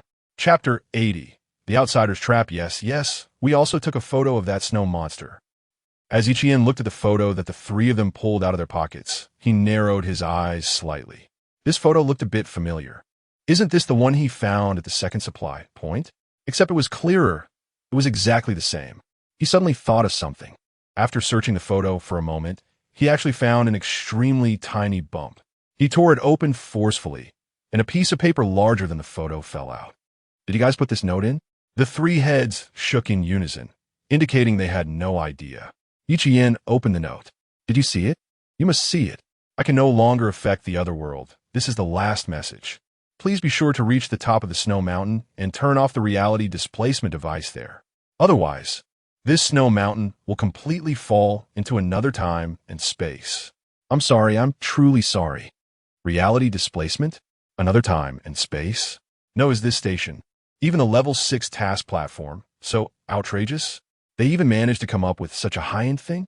The corners of Ichien's eyes twitched a few times as he quietly put away the note with the information. So according to the contents of this note, he would have to go to the top of the mountain next. But isn't this a bit odd? Since he saw the first note, he had been led to the next destination. It was as if all these discoveries were designed to guide him to the summit. Everything along the way was to make reaching the summit seem more reasonable. Is it a trap? He raised his eyes to the mountain. The peak of the snow mountain was right in front of him. Interesting. Ichien chuckled lightly and walked toward the door. The three heads, seeing him about to leave, hurriedly crawled over to his feet and said eagerly, "Brother, aren't you taking us with you?" Ichien glanced at them flatly, suddenly revealing a kind and radiant smile, and patted their shoulders. "I'm going to deal with the trouble on the mountain. After all, that's what turned you into this. Only by resolving that can you return to your original form. Just wait for me here, and I will take you down the mountain." The lie was triggered. Leaving the third supply point, Ichien continued to climb upward on the road tyrant. There was still some distance to the destination, and ahead was a completely steep slope where the road tyrant couldn't go up. Ichien took out a white forest fruit and took a bite, inadvertently discovering a track mark on the snow that was about to be covered. This track, is it from Wally? That little guy is also here, but it disappeared ahead. This is indeed the true stage where the task story of this world unfolds. The strange developments left one bewildered, but in any case, he had to go take a look. Caw, caw. In the sky, a raven, completely black except for its blood-red eyes, circled in the air. The first ability of the demon card, Mourning, is to summon this raven that can predict and discover death. When it caws, it signifies that death is present ahead. After nearly 2 hours, Ichien finally arrived at the highest point of the snow mountain, which was also the destination on the map. However, this place was not as the three-headed brothers described, with snow monsters and madmen. Here it was empty. On the vast mountaintop, there was only pristine white snow. But the raven was cawing. It was morning. Go! The command was issued, and the raven in the sky swooped down, quickly stopping above a patch of snow. Before it could caw twice, it was suddenly grasped in a giant hand and crushed to pieces. A giant snow monster appeared out of thin air. It did not charge at Ichien like its kind, but instead revealed a humanoid, mocking smile, as if to say, "You fell for it." Creak, creak, creak. More snow monsters appeared around him, surrounding him. These suddenly appearing monsters all wore that mocking smile, treating Yi Qian as a lamb ready for slaughter, allowing them to butcher him at will. Suddenly, a voice intertwined from the body of the snow monster. He, another unlucky fool has been tricked. You are really easy to deceive. Just make the so-called hint a bit troublesome, and you will believe it. Hee. Who are you? The voice's words echoed as each snow monster emitted a sound, one word at a time. I am the hero hunting you outsiders. Everyone who comes to this world on that kind of train will only plunder and raid. Nothing will be left. This world is ours. It does not belong to you. Everything you outsiders will not take away. Outsiders? Isn't that referring to the train conductor? So that's how it is. So, the reality displacement and another time and space mentioned in that note are all fake? The voice continued to mock. Idiot, of course it's true. I won't be afraid to tell you that this place you call platform has two worlds. I am right beside you, but you can't see me, touch me, or feel me. Ha ha ha. These snow monsters, did you summon them? How did you do it? Anyway, I'm going to die, so tell me, let me understand what's going on. His words made the unknown existence in the other world even more smug, completely unaware of the card floating beside Yi Qian. Of course it's me. As long as I have the image of a snow monster in my mind, I can continuously summon them to your world, even if your marksmanship is great. As long as there are enough of them, you will inevitably become my food. That's terrifying. So, the three people fused together in the third supply point were also created by you? Are they your accomplices? Yi Qian played with the card in his hand and continued to inquire. Those three guys ate their own companions. As the hero of this world, I must punish them. Here, all I need to do is imagine, and I can do anything. Fusing three people is nothing. I understand. Yi Vian nodded. So, the last question. The owner of the voice felt something was off, but couldn't pinpoint it. You have too many questions. Be quiet and listen to me. The demon card floated behind him. You will die, right? Of course I will die. Wait, why should I answer you? The second effect of the demon card, morning. A raven demon the size of an adult human appeared in the snow. Its massive bird claws suddenly grabbed down, and the originally empty space began to twist. Found you. Since you are in another world, then. Anchor down. The third anchor point of the anchorer landed in that other space. Then, sailing. Chapter 81, Reality and Illusion Indulgence. Eyes open. The same snow-capped mountain, the same peak. The difference is that there are no snow monsters here. Only a short man hiding in a thick plush cloak. You, how is it possible? You are just a virtual character. How can you walk out of my fantasy? The man let out a scream. He desperately retreated, dropping a dark green book from his hands onto the ground. Yi Qian walked calmly to him and picked up the book. A node connecting two worlds, recording stories that occur in a certain area of another synchronized world, which can influence the reality of the other world to a certain extent through the consumption of a large amount of mental energy. It is because of this book that events occurred in that world. The content of the book is not much. The earlier sections are the same as what the three-headed man said, until the expedition team was on their way to the third supply point. The text changed from being neatly written to a crooked shape. On the latest page, there was again a line of neatly written text. The explorer has entered this world, riding a train, searching for the most precious items in that space. Is this talking about me? Looking up, the short man stood up and was about to flee. A gunshot rang out, and a bullet grazed his left ear. Blood soaked his cheeks. The man rolled in pain on the ground. Don't come near you. You are just a character from my fantasy. You are just fake. Have you gone mad? Yi Qian shook his head, gave an order, and the raven demon that had been hovering in midair swooped down and grabbed the man's shoulder. Let me go. The raven demon brought the man before Yi Qian. Is this sentence written by you? Looking at the line of neat text above, the man trembled and shouted loudly. I want to tell you, you outsider, crack. The raven demon crushed the man's shoulder. Seeing this, Yi Qian chuckled softly, snapped his fingers, and the raven demon released its grip, dropping the man onto the snow. All right, I'm not a bad person. Answer my question, and I will let you go. Really? Of course. The man trembled, his arms hanging limply in the snow, losing sensation. He didn't realize why he believed the words of the person before him. I will tell you everything. The beautiful handwriting in this book is not written by me. It is content that appeared by itself. The crooked letters were written by me. I led the expedition team astray, made them eat each other, and finally fused those 3 people together, and also that snow monster. That was my creation. He gritted his teeth and pulled out a drawing from his chest pocket with his mouth. It depicted various strange-looking snow monsters, exactly like the ones he saw in another world. The artist's Snow Monster Family, a monster painting created by a trash artist. Where did this book come from? Right here. I ran to this place that day for inspiration and happened to see this book. I knew all of this. Can I leave now? Of course. Watching the man turn and struggle to leave. Although his shoulders were shattered, he probably wouldn't be able to make it down the mountain. But, go. Mourn for him. Caw. The raven demon let out a shrill cry. Flapping its wings, it grabbed the man's body and flew high into the sky. The screams echoed, accompanied by the sound of bones shattering, and the space returned to silence. So, is the mission complete? Speaking of which, how do I go back? If using the navigator's sailing ability, I could go directly back to the train. But then, his road bully would be left on the mountain. Up until now, this stop hasn't yielded much, and if he loses the road bully, wouldn't that be a huge loss? He had to think of a way. Can this book send me back? Picking up a pencil from the man, he wrote a line of text on the latest page. The door connecting both sides has been opened.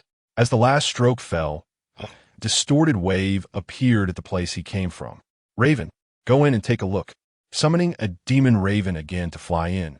After a moment, the raven returned safely, and he stepped in, returning to the platform world he originally occupied. It really works. After all, the platform should have a way for people to pass through. This stop isn't difficult for him. That's because he has multiple demon cards, a navigator, and high-level equipment support. If it were someone else without these things, they would probably be beaten to death by dozens of snow monsters at the 3rd supply point. No, perhaps they would have been helpless the first time a snow monster that couldn't be hit appeared at the 2nd supply point. It seems something is still missing. Having solved the mastermind, Yi Yin did not feel the sense of completion for this stop. He flipped through the contents of the book. Finally, he noticed what was missing. Where is the guide? Throughout, there has been no mention of a guide in the book. The note in the photo appeared directly inside, according to the book's content. And although the content is similar to what he saw, it completely lacks the so-called guide. Suddenly, a line of text appeared on the book in his hand. The holder of the book has realized the discord. The world will reset, and in 3 hours, everything in the snow mountain will reset, unless you find guide. No? Can't he just stop thinking? Why is there even a reincarnation element brought in? So after going in circles, the final task is to find a guide? It's absurd. However, it's not that there are no clues. He still remembers the first time he saw the note in that photo. The guide's message was to go to the 3rd supply point, where there is a way out, and finally, it said to definitely destroy it. He had been to the 3rd supply point and found no way out, nor did he find anything that must be destroyed. Did he miss something? Or, the 3-headed fusion person, mounting the road bully, following the map. Yi Yin headed toward the 3rd supply point in the direction he came from. That place should be the final stage of this platform. It's really a hassle, but it's also quite interesting. Indeed, people just love to belittle themselves. Compared to the comfort of the city of 1,000 stars, he actually prefers to take risks in these moments of danger. For some reason, the way down the mountain is even harder than the way up. Chapter 82, Punishment Reincarnation. Next time I come to the snow mountain, I'd better not drive. Riding a motorcycle in the soft snow is just asking for trouble. In the end, Yekian simply had the Raven Demon push the cart from behind. After about an hour, they finally returned to the 3rd supply point. The wind and snow were still strong. Outside the 3rd supply point, the corpses of the snow monsters had disappeared without a trace. The door was tightly shut, and wisps of smoke were gently drifting from the chimney. Kicking open the door, the 3-headed fusion man, curled up in the corner, was overjoyed to see him. Master! Exorcist Master! Can you lift our curse?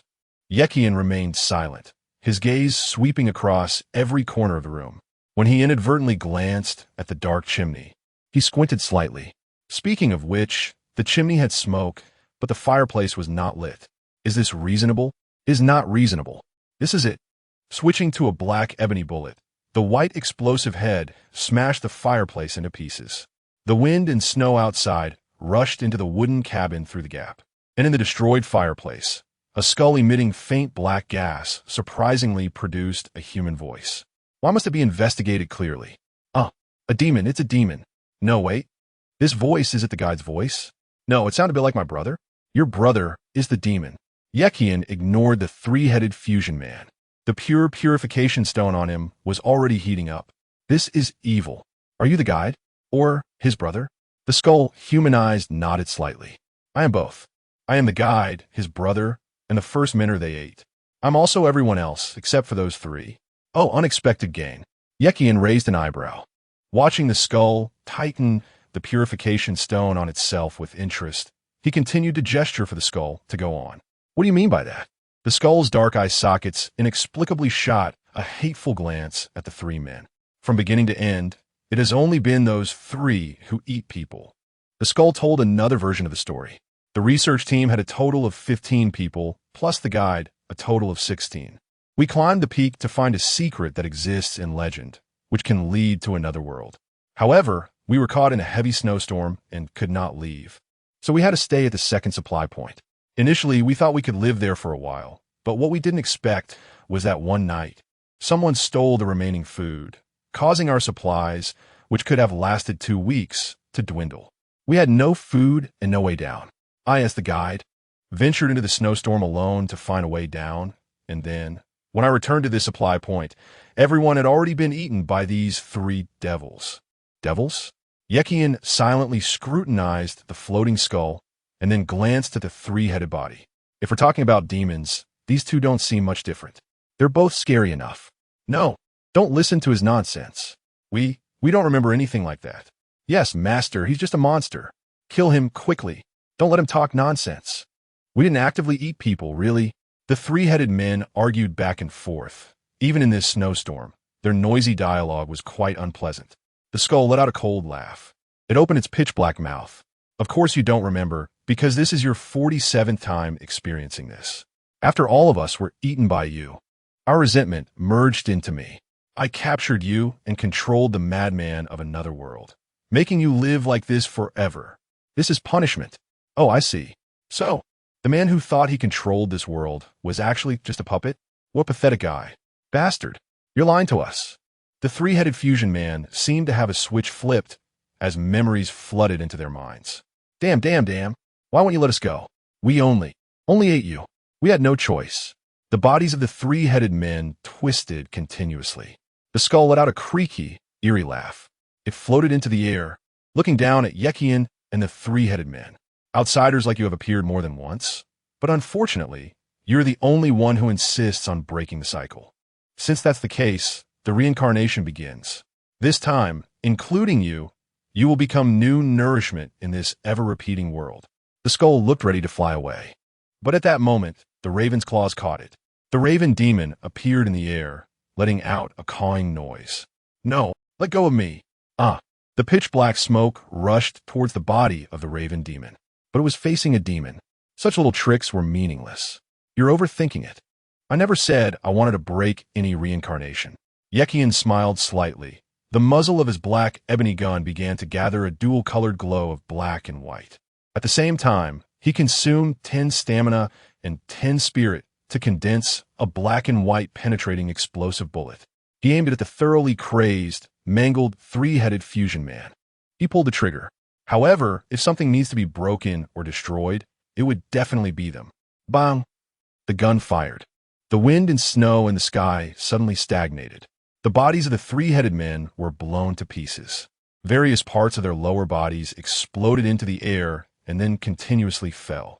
The raven demon spread its wings, shielding Yekian from the disgusting rain of flesh and blood. Below it, the black skull let out an angry howl. How dare you? How dare you kill them? Their punishment isn't over yet. Hypocritical person. Why do you forgive them on our behalf? Forgive? You're overthinking it. Yekian extinguished the blue smoke from the gun's muzzle, took out the pure purification stone, and a faint arc appeared at the corner of his mouth. I just want to kill them, and I also want to kill you. Because only then can I complete my task at this stop. Your matters have nothing to do with me. The light radiated. The moment it touched the black gas, the skull let out a more painful wail. 1, 2, 3. Dozens of broken souls resembling humans were liberated from this black aura. Their resentment gathered together. Although it was to punish those three. But how is it not also punishing themselves? The Punisher and the Punished. Who is the one trapped? Done. This should count as completely fulfilling the task. Chapter 83. Illusory Obsession. The Snow Mountain remains the same Snow Mountain. Everything seems to have changed. Not at all. After dealing with the skull and the three-headed monster, a new line of text appeared in that book. The cycle has been broken. Picking up the skull on the ground that no longer emitted black gas, I activated the light screen for identification. Head of Obsession, Level 6. A conglomerate of resentment that maintains hatred after 47 cycles. The internal resentment has been removed, but it still retains some abilities, reducing the mental power of all targets within a certain range. It can be considered a bit of a gain. Yi smiled. This time spent crawling in the snow took over 5 hours, and so far, besides that book, this skull was the only other thing acquired. All done. Time to wrap it up, huh? Creak, creak. Just as I was about to head back, I heard a familiar sound of tracks not far away. Looking in that direction, I saw Wally running towards me, holding a leg bone. What a coincidence, Wally, you're here too. Speaking of which, this is the final stage. And the position of the treasure chest and the platform, no matter how abstract, should be nearby. After patting Wally's metal head a few times, I took the leg bone he was holding high. This thing, could it also be a treasure chest? Level 6 treasure chest can be opened, all right? It really is a treasure chest. Good job. Wally, where did you find this? By the way, didn't you run up the mountain before? Wally waved his mechanical claw. Although I couldn't understand what he was saying, it was clear from his eyes that this journey had been particularly tough. Thanks to you, you've worked hard. Let us go back together. I placed Wally back in the vehicle and summoned back the Raven Demons and Demon Ravens that were still standing not far away. The card sequence, such a powerful item. Without them, this leg of the journey wouldn't have been so easy. Temptation and Lamentation. These are just 2 cards from the Demon card sequence. If I really collected the entire Demon card sequence, I can't imagine how strong I would be then. Being bolder, there is also the card of Desecration. The Desecration card is said to be impossible to fully collect, but what if? Yi heart surged with excitement. Heading back, the roar of the road bully resounded through the sky. Without obstacles, the mere wind and snow could not stop the charge of the land machinery. Stepping on the gas, I began to speed. It's so cold, I'm freezing to death. Back on the train, Yi felt like he was about to turn into a popsicle. He rushed into the temperature-controlled carriage and wrapped himself in a blanket. It took a while to finally warm up. I'm really silly, I truly am. Wally stayed beside him, looking at his master with a tilted head, worried. Wally, if there is a platform with such snowy weather again, remind me not to ride a motorcycle. Wally nodded and skillfully handed over a glass of white forest fruit smoothie. Forget it, I'll take your kindness. I set the smoothie aside and pulled out the leg bone that I'd been holding tightly in my arms. The appearance of this treasure chest is getting more and more abstract.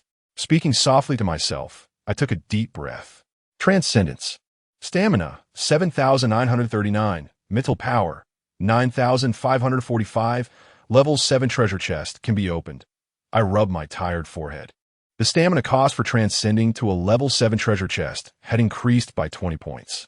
Moreover, I felt once again the initial resistance. While not obvious, it did indeed appear.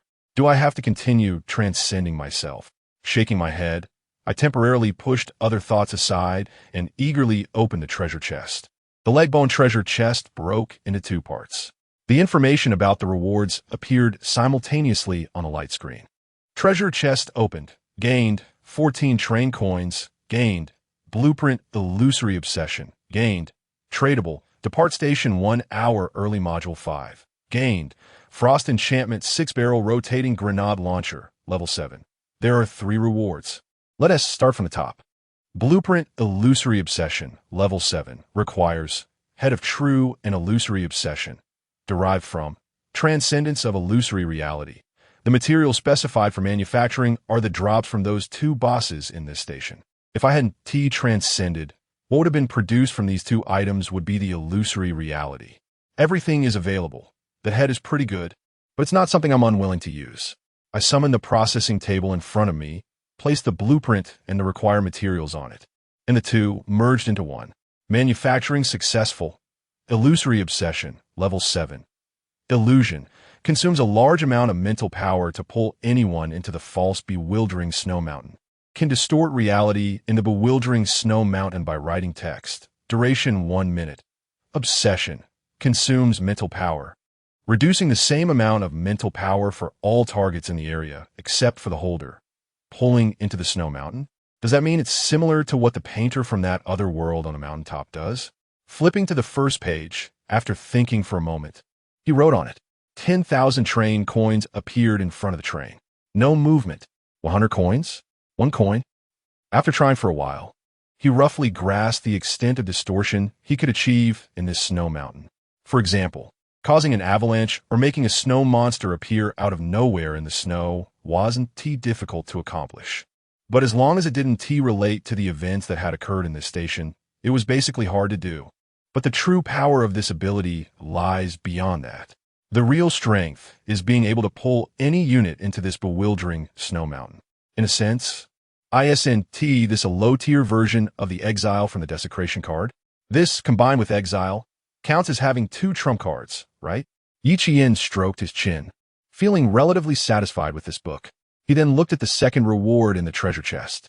Tradable. Depart station 1 hour early module 5, after use. Can make departure time 1 hour earlier, tradable. 5. This item is easy to understand.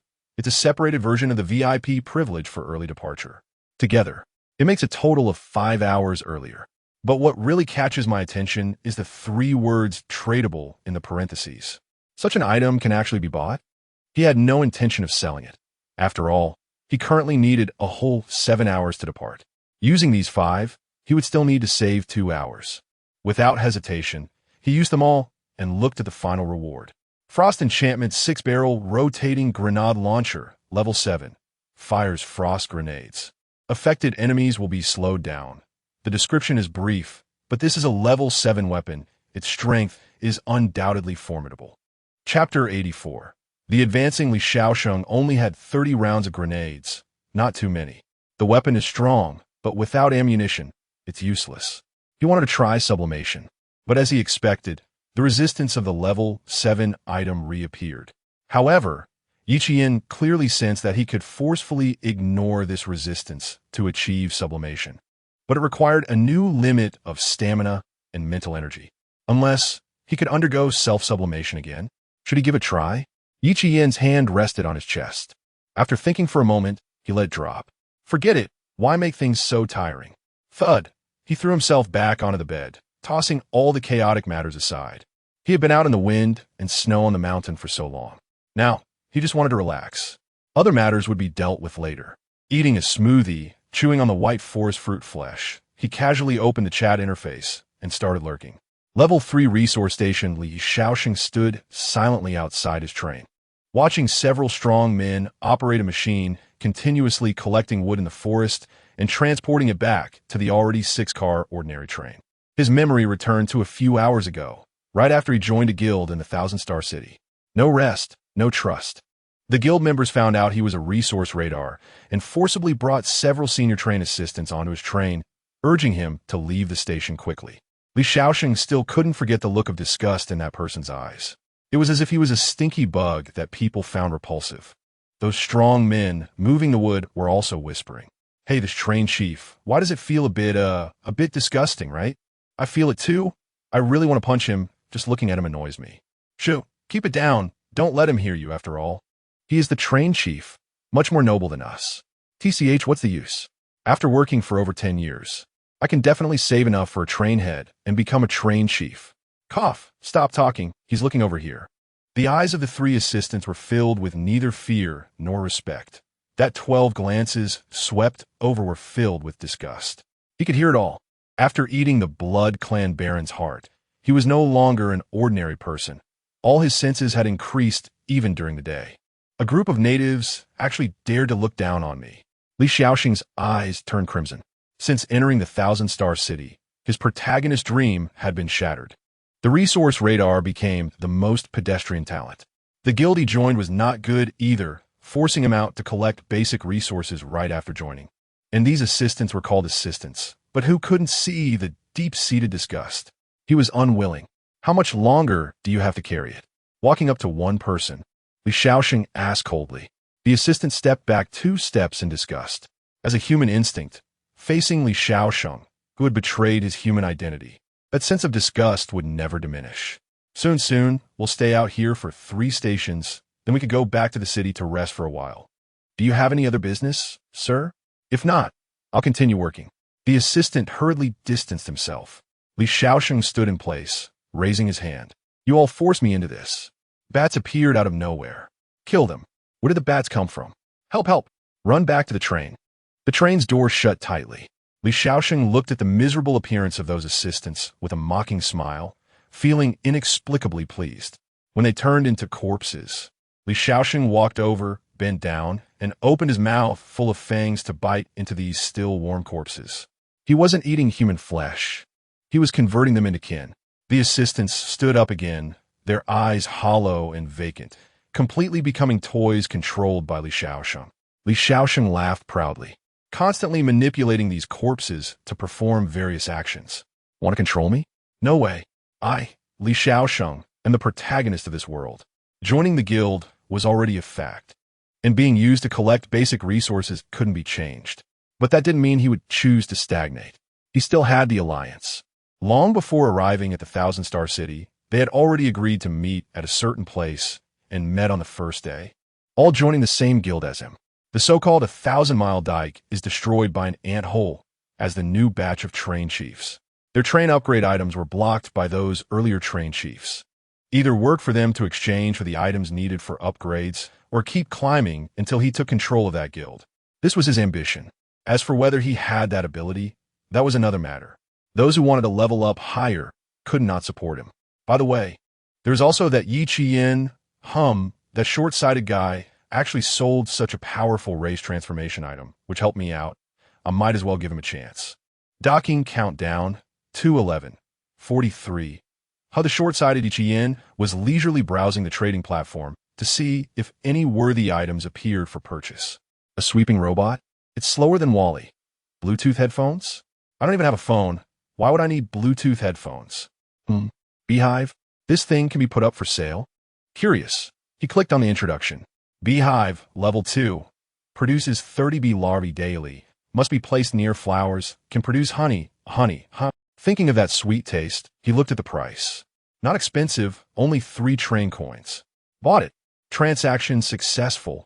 He went to the planting compartment, looked at the increasingly growing white forest fruit tree, and chose to place it on the stoutest trunk. The beehive landed on top, and soon bees flew out to collect nectar from the flowers in the compartment. Quite big. Rubbing his chin, Yi Qian leaned forward to touch it. It seems, I can sublimation, silently reciting the word sublimation in his heart. An invisible force enveloped both the beehive and the bees outside simultaneously. Mental, 118,108. Large beehive, level 3. The appearance of the bees underwent subtle changes, and the size of the beehive itself doubled directly. Did the whole thing sublimated? The potential hasn't been exhausted, so let's continue. He silently recited again. Mental, 10,894. Giant beehive solitary wasp's nest, level 4. The potential was still not exhausted, and Yi Qian habitually continued the sublimation. But at that moment, an inexplicable feeling surged in his heart, as if some good thing was about to happen. Mental, 9,461. Solitary wasp's nest, giant wasp's nest, level 6. Jump from level 4 to level 6? What was that feeling? Chapter 85. Train Conductor Module Card Personal Armament. Potential exhausted. Looking at the oversized hive that occupied most of the space in the planting carriage, Yi Qian fell into deep thought. That feeling just now was definitely not wrong. That moment of comfort felt like pulling off the character you wanted on the first draw in a card game, rather than slowly accumulating to a guaranteed one. Why did this happen? Could it be that talents have a function for self-growth with special effects? Putting that aside for now, Yi Qian had to face another issue. This hive was far too large. If it weren't for the recent enlargement of the carriage's internal space, it could have filled an entire aisle. Even now, the planting carriage was taking up a lot of space. Therefore, he decided to spend materials to build a new carriage specifically for the hive. The carriage was completed, but moving it over would take some time. The giant hornets inside the hive were slightly smaller than in the animations. After Yi Qian gave the command, He disassembled the hive and transported the young hornets and the queen bee to settle in the fifth carriage. The space was freed up, but this carriage was rather ordinary. In bad weather, it would be easy for the giant hornets to get harmed. It still needed to undergo sublimation. If it could be transformed into a space suitable for their survival, that would be ideal. If not, he could always buy a dedicated air conditioner later. Sublimation. Stamina and spirit began to dwindle. That moment of clarity returned. Comfortable new hive carriage, level 5. Under the influence of an invisible force, the shape of the fifth carriage began to change. Multiple openings appeared on the carriage, merging the entire carriage with the hive. Upon issuing commands, the giant hornets in the hive would collectively mobilize for his use. Moreover, the hive had built-in temperature adaptation and gyroscopic capabilities, providing the perfect living environment for the giant hornets to breed. Aside from consuming 10 kilograms of meat daily, it was a perfect combat carriage. What a gain. I didn't expect a hive to turn into this. But then again, I originally just wanted some honey, right? Yi chuckled and prepared some honey to marinate the meat. He placed it on the grill, sprinkled salt, flipped it over, and the sweet aroma of the fat filled his nostrils. Train stop countdown 0:31:28. In the last half hour, he called back Wally, who had been outside collecting ice and snow, and pressed the departure button. Rights triggered, departure commencing, hidden task completed, liberation of the grievance from 47 reincarnations. A hidden task, just like before in the apocalyptic town. Yi had a feeling that when he dealt with that skull, it would be a hidden task, but he hadn't received a completion prompt until now. Task reward obtained. Train conductor module card personal armament. Personal armament. After activating this module, you can carry up to 3 armament-type items in a dedicated armament space. A good item indeed, and it's a physical card that can undergo sublimation again.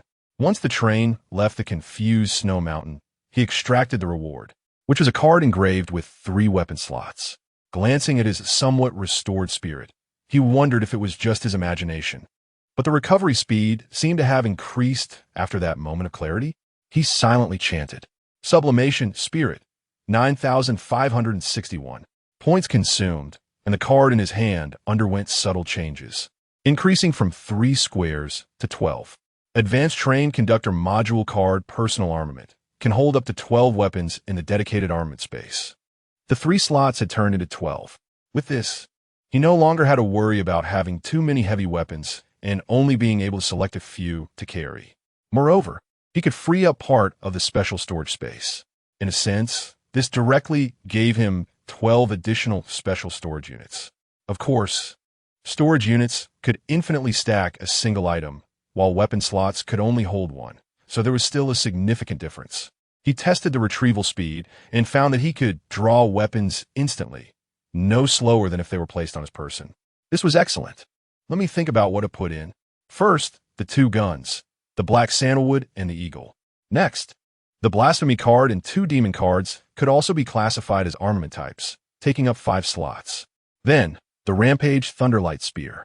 Although this had always been equipped on the Sentinel, with a Great Mercy heavy machine gun around, its usefulness had diminished. Following that, he considered the 6-barrel rotary grenade launcher he had obtained recently. As a weapon of mass destruction, he originally planned to place it in the turret carriage, as it was unlikely to be taken out. Now, with the personal armament module, he didn't need to overthink it. As for the Great Mercy heavy machine gun on the Sentinel, he decided to leave it for now. It suited the Sentinel well, so there was no need to take it down. Yi also wanted to put the Pure Purification Stone inside, but unfortunately, it couldn't be classified as armament. However, he discovered another item he could surprisingly include, the CVO Road King. Could that motorcycle also be considered armament? Thinking carefully, it actually made sense. If it accelerated at full speed and crashed into someone, it could probably turn them into mush. He had filled 8 of the 12 weapon slots, leaving 4 remaining. Yi thought for a moment, hesitated briefly, and took out the trickster sword from the storage unit that the guide had given him at the public trading platform. This weapon, which required consuming his own spiritual limit to attack, was also due for a good buyer. However, at level 6, how could he sell it without attracting too much attention, especially from the people of Star City? Those guys had rules against selling items above level 4. But Yi Qian believed that no matter what rules existed, there would always be loopholes to break them. He believed that just because it was regulated, no one would ever sell items above level 4. He just didn't know how to go about it yet. Should he ask Shea? He wondered how she was doing now. After hesitating for a moment, Yi Qian sent her a message. "Are you there, Sister Shea?" Moments later, she replied, "I'm playing tower defense game. What is up? Missing your sister?" "Yes, I want to ask you a question." In the hidden lower city of Star City, Shea's train was docked there. Outside her train, 9 angels of various forms were battling against the prosecutors of Star City. In the church, watching the content on the light screen, Shea's lips curled slightly. "Ask away, but time is short, so I'll only answer one. Think carefully before you ask." Chapter 86. Black Market Deal. Yi Qian had already thought about how to ask. The rules of Qinqing City and other cities state that items above level 4 cannot be sold, but I believe there must be places where they can be traded, right? Can you tell me? Of course there are such places, but those joint rules of the cities are ultimately just restrictions for newcomers like you. If a high-level train conductor wanted to, no one would dare to impose restrictions on them. Shea scoffed dismissively, her manicured fingers continuing to tap on the holographic screen. "Secret black market, I just asked that woman Zhu Xingtong. She hasn't been sealed and knows more than I do. Now, low-level conductors wanting to trade for items above level 4 can only go here. Wait, I'll get you an invitation card." She reached out to Zhu Xingtong, who was fiddling with a few tarot cards nearby. "Hand it over." "What? The black market invitation card? Didn't you say that place can only be accessed with an invitation card? Hurry up and get it. I know you have one." Zhu Xingtong opened her mouth, looked at Shea, and touched her forehead. "Not hot. Go away. I'm not sick. Your health and my need for this, it's that guy again. Heh. Here you go." Seeing Zhu Xingtong's strange smile, Shea felt inexplicably confused. She snatched the invitation card that Zhu Xingtong handed over and sent it through email. "What are you laughing at? This is a reasonable investment," he asked the owner of the blasphemy card. "Fragments with a high probability of obtaining a blasphemy card. Do you understand what that represents?" Zhu Xingtong said nothing, but her eyes turned into a starry pattern, and her tone became mystical. "Fate tells me, Fate didn't say anything, but it's quite interesting." Opening her email and extracting the message inside, Yi Qian looked at the pure black card, and the corners of his mouth twitched a few times. Even if it's called a black market, is there really a need for the whole card to be black? How is this thing used? Black market invitation card can be used to enter the black market trading platform. Note: "Hello, dear friend, for some idiotic reasons, I've established this special platform for conductors. Here, there are no restrictions on any trades as long as you have train coins." By Christine, swiping on the system screen. The black covering emitted from the card spread across the screen, and then the words black market appeared. "Welcome to the black market, current member level 1. Can view items of level 4 and below. Please strive to input trading items to increase your member level. Of course, you can also spend train coins to directly recharge. I recommend the latter. There is a membership. Hiss, it feels like I want to hang this person on a street lamp." After a few silent complaints, Yi Qian didn't pay much attention. He was here to sell things, not to buy. After all, he didn't have many train coins on hand. How to trade? Here, manual item appraisal and pricing. Quite user-friendly. Pressing this option, soon, a message came from the screen. "Hello, appraisal customer service 9527 at your service. Please place the item you wish to trade in front of the train system's control screen." Lifting the deceptive sword towards the screen. Like this? Before long, new information appeared. Appraisal completed. Item name, deceptive sword level 6, suggested price 30 train coins. Would you like to place it on the black market trading platform? Place it. Placement successful. Transaction successful. Due to this being your first transaction as a member, this transaction will not incur a 5 handling fee. So fast. Looking at the 30 train coins received from the transaction, Yi Qian was in a great mood. He didn't expect that sword with full negative effects could be sold so quickly. He had originally prepared for it to be listed for a long time. Handling fee 5. Not bad, and this time it was waived. Hey, the person who created this black market is quite nice. Yi Qian chuckled as he counted the money.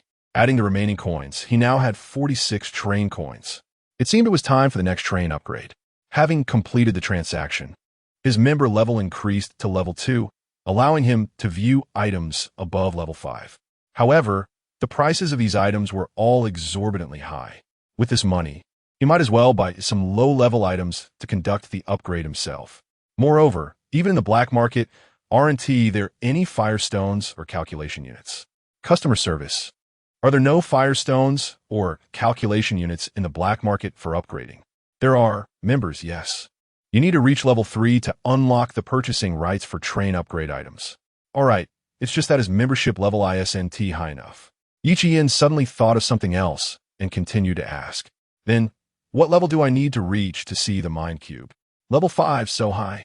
According to the current pattern, leveling up a membership allows access to items one level higher than level 4, so the mind cube is comparable to level 8 items? Realizing this, Yiqian became even more curious about the blueprint for the hunting machine dragon. He was a bit excited about what it would be like if he could create it. After finishing the black market transaction, the invitation card returned to his hand, now marked with a gold-stamped Roman numeral 2. Note, the next time you can enter the black market is 1 day later. Putting away the invitation card, Yiv Yanyanit. He took out his pocket watch. The accurate time was already past 10 p.m. After running in the snowy mountains all afternoon, that wave of fatigue finally caught up with him. So sleepy, under the gaze of the giant moon in the endless wilderness, Yiqian returned to bed, his eyelids gradually becoming heavy. Tonight, nothing happened, but many people couldn't sleep as easily as he could.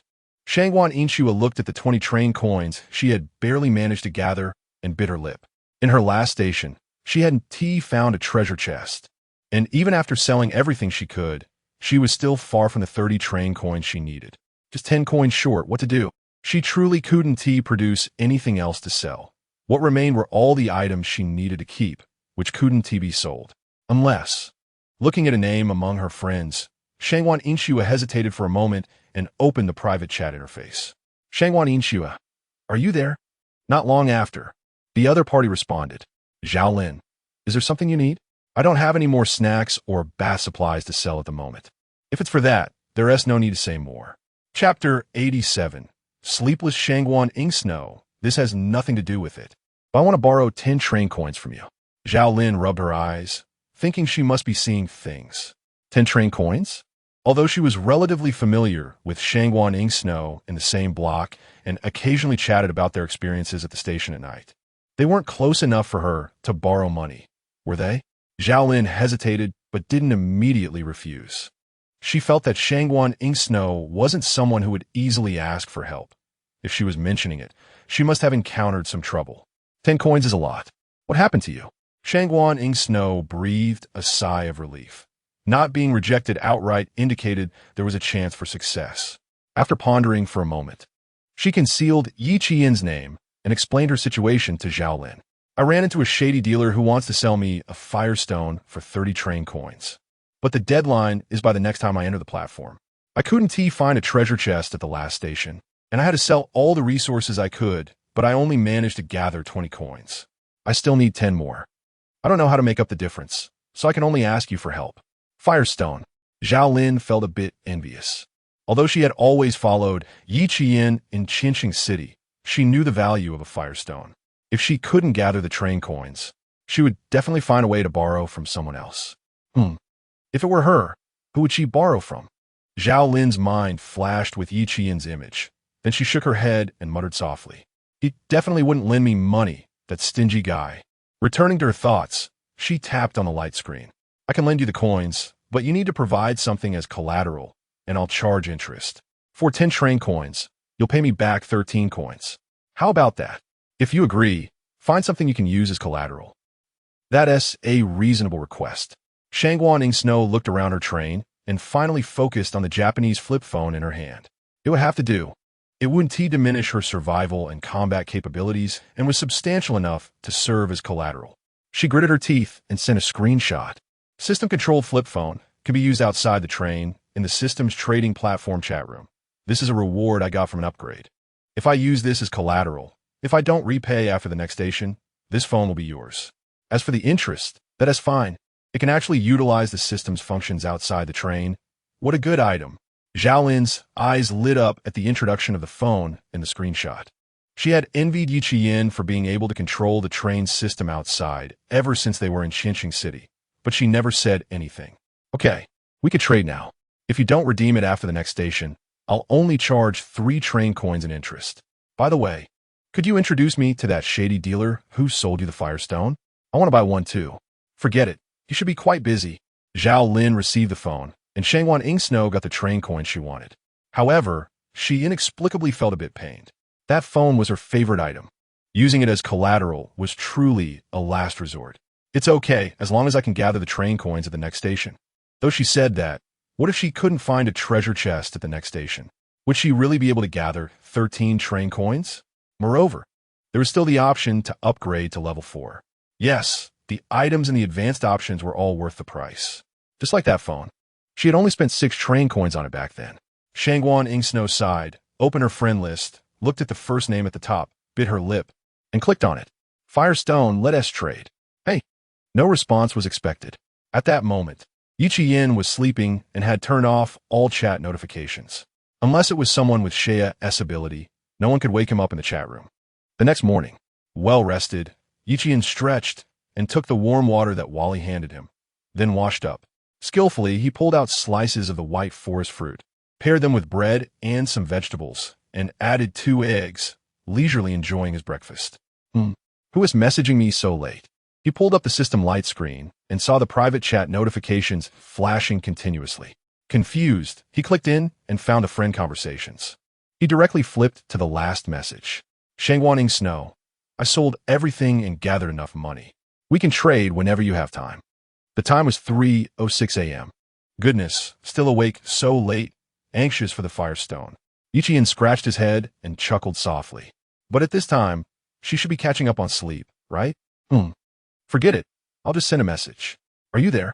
Originally thinking the other party would be resting, he was about to continue eating when unexpectedly, Shangwan Ingsnow's reply came back immediately. Here, can we trade now? Shangwan Ingsnow had not slept a wink. She was completely unable to sleep after expending so much energy and even pawning her favorite item. Who would have thought Yi Qian would go to bed so early? She was unwilling. She really couldn't bear to not have the Firestone in her hands. Of course, can you gather the money? Of course. The trade request was sent, and Yi Qian took the Firestone into his hands. He pressed the trade option, and 30 train coins replaced the Firestone in his arms. Counting them, he bit his lip, absolutely no problem. With his 30, he now had 76 train coins. He could upgrade the train. 76 train coins for the upcoming upgrade options. No matter how you looked at it, it would be that phrase, the advantage is mine. In a good mood, enjoying breakfast, Yi Qian casually opened his personal interface when suddenly his actions halted as he stared at one line of attributes, slightly dazed. Mentality, 130. Why has the cap for mentality increased once again? Did he do something? Reflecting on the events of the past few days, it seemed nothing had happened that could increase his mentality, right? Except for that sudden inspiration for the upgrade yesterday. Is it because of that? Or could it be that he ate too many white forest fruits? Yi Qian leaned more towards the latter. After all, the former had no real reason. Chapter 88 Level 6 Train Conductor. Creating the hunting machine dragon. Didn't he continue to guess aimlessly? After all, it was the first time his spirit had inexplicably improved, and it was ultimately a good thing. Thud, thud, thud, thud, as the train moved forward through the desolate, endless wilderness. After breakfast, Yi Qian walked into the front of the train. Looking at the device that once hung in the train system, he reached out to touch it. Once again, he underwent sublimation, and his train would be upgraded to level 6. Taking a deep breath, the sunlight hanging high above shone perfectly on his hand, and he silently recited the words he didn't know how many times he had already said. Sublimation, spirit, and physical strength consumed simultaneously. A bright blue light enveloped the entire train. Thud, thud. The moving wheels roared. The whistle's noise terrified the nearby monsters. When everything returned to peace, the blue light disappeared, indicating that this sublimation was successful. Physical strength, 12060. Spirit, 13,050. Train upgrade complete. Current level, 6. Materials required for the next train upgrade. 1,000 kilograms of wood, 600 mechanical parts, 1,050 kilograms of metal, 40 kilograms of glass, 500 electronic components, 15 kilograms of gold, 20 kilograms of mithril, 1 storage array. The special item needed to upgrade from level 6 to level 7 is called a storage array. Yi Qian noted this name. Speaking of which, what was the special material needed to upgrade from level 5 to level 6? He had been too focused on looking at the upgrade options to pay attention. Forget it. He would know when others upgraded to level 5 in the future. His gaze shifted down. After the upgrade, the old 3 items also reached level 6, and the train speed increased to 120 kilometers per hour. The key focus of the upgrade was the contents of the upgrade options. Rubbing his hands and splashing his face, he enjoyed the feeling akin to a lottery draw.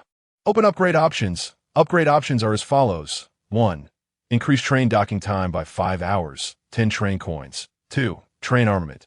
Wealth shield, 20 train coins. 3. Mine cube 1, 40 train coins. 4. Drum washing machine, 5 train coins. Oh? How much? How many train coins does this upgrade option cost? 75? Is he really not dreaming? Where's the promised advantage?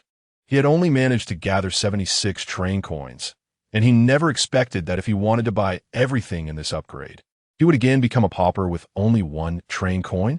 Yi Qian helplessly rubbed his forehead, smiled, and clicked on the reward information in the upgrade options. No need to say much about the train docking time. The main focus was on the latter. Train armament. Wealth shield. After equipping this armament, spending 1 train coin will provide the train with a shield that blocks any type of external attack. The shield has unique durability. Once depleted, additional train coins must be spent to replenish it. Train armament. Why does everything cost money? That drill last time was the same. And this one is quite expensive. Skipping that for now, he shifted his gaze to the 3rd upgrade option. The Mind Cube, one of the items needed in the blueprint for the hunting machine dragon. Yi Qian had originally thought he would look for it in the black market later, but he never expected it to appear directly in the upgrade options. Mind Cube, a mysterious cube that can be used as a material for certain mechanical constructs. Pure material, with no other special abilities. The introduction only stated this. This was a bit unexpected. However, the Mind Cube was definitely something he had to buy in this upgrade option. As for the last drum washing machine, Yi Qian also knew what it was without needing to look at the introduction. This item was indeed useful, after all. Letting Wally do the laundry often resulted in damaged clothes. There were a bit too few items. Let us buy the Mind Cube first. 40 train coins transformed into glimmers of dark golden light and vanished. A semi-transparent square construct radiating a beautiful blue light appeared before him. Quite beautiful. It seemed good as a nightlight too. Jokingly, Yi Qian took out the blueprint for the hunting machine dragon. He had already prepared the other materials long ago. He just needed this Mind Cube. He placed the cube on the blueprint. The blue light filled every corner of the front of the train. Yi Qian instinctively closed his eyes.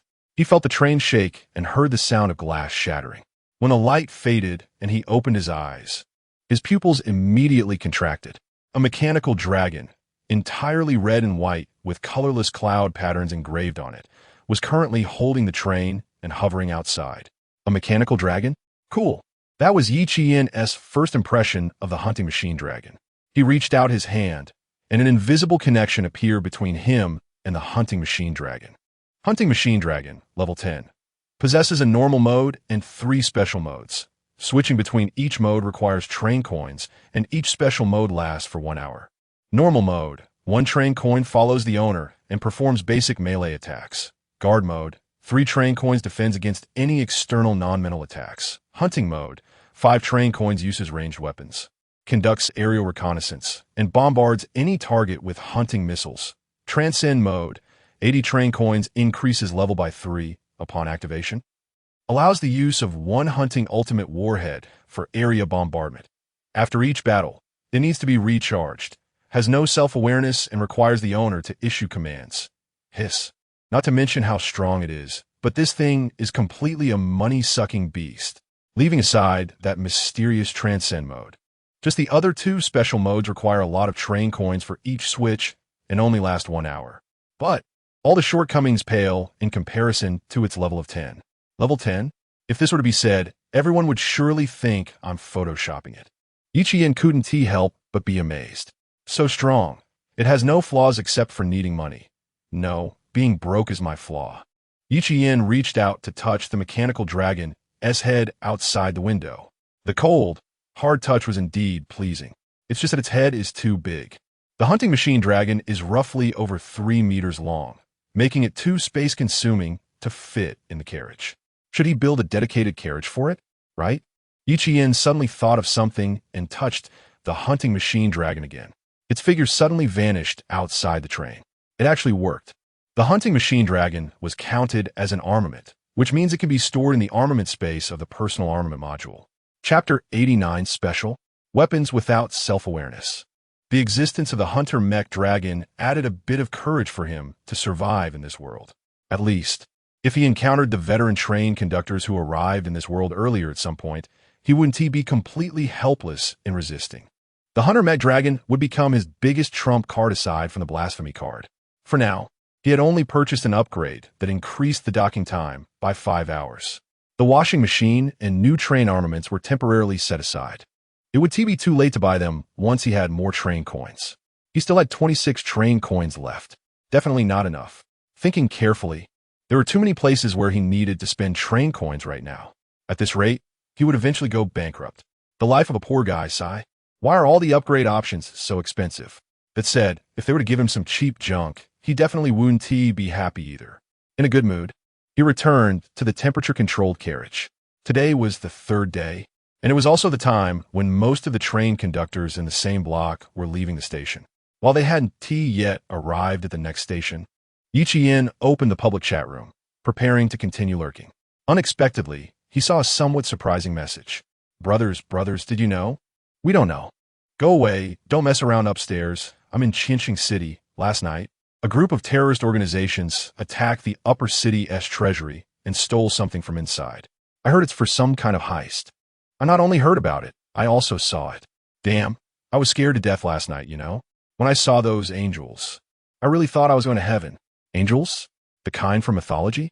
Anyway, they look pretty good. Those angels surrounded a train and fought with some big shots from the prosecutor's office.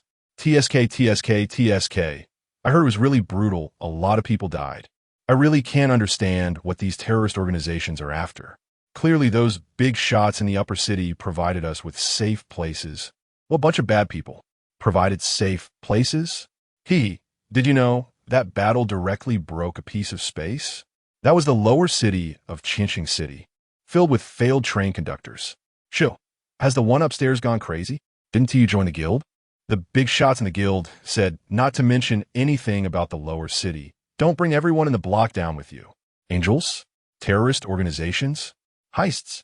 Yin immediately thought of someone. Is it Shea? So, she couldn't enter the city to meet because she was fighting with the prosecutor of Chinching City? Angels. Is it the card sequence? Thinking about how his demon card could really summon demons. If there's an angel card, then summoning angels wouldn't be too much. As a member of the Empire Sequence Organization, he remembered hearing from Zhu Xingtong that Shea's card sequence is indeed the angel card. Yin's curiosity was piqued. He was somewhat interested in what happened next, took out a bag of chips he got from Zhao Lin, and continued to lurk in the chat room. However, after that person's reminder, no one else shared any useful information, which left him a bit disappointed. Just as he was about to close the chat room, someone sent him a message from his friend list. Zhao Lin, Qian, someone borrowed 10 train coins from me today. Use this as collateral. I shouldn't be at a loss, right?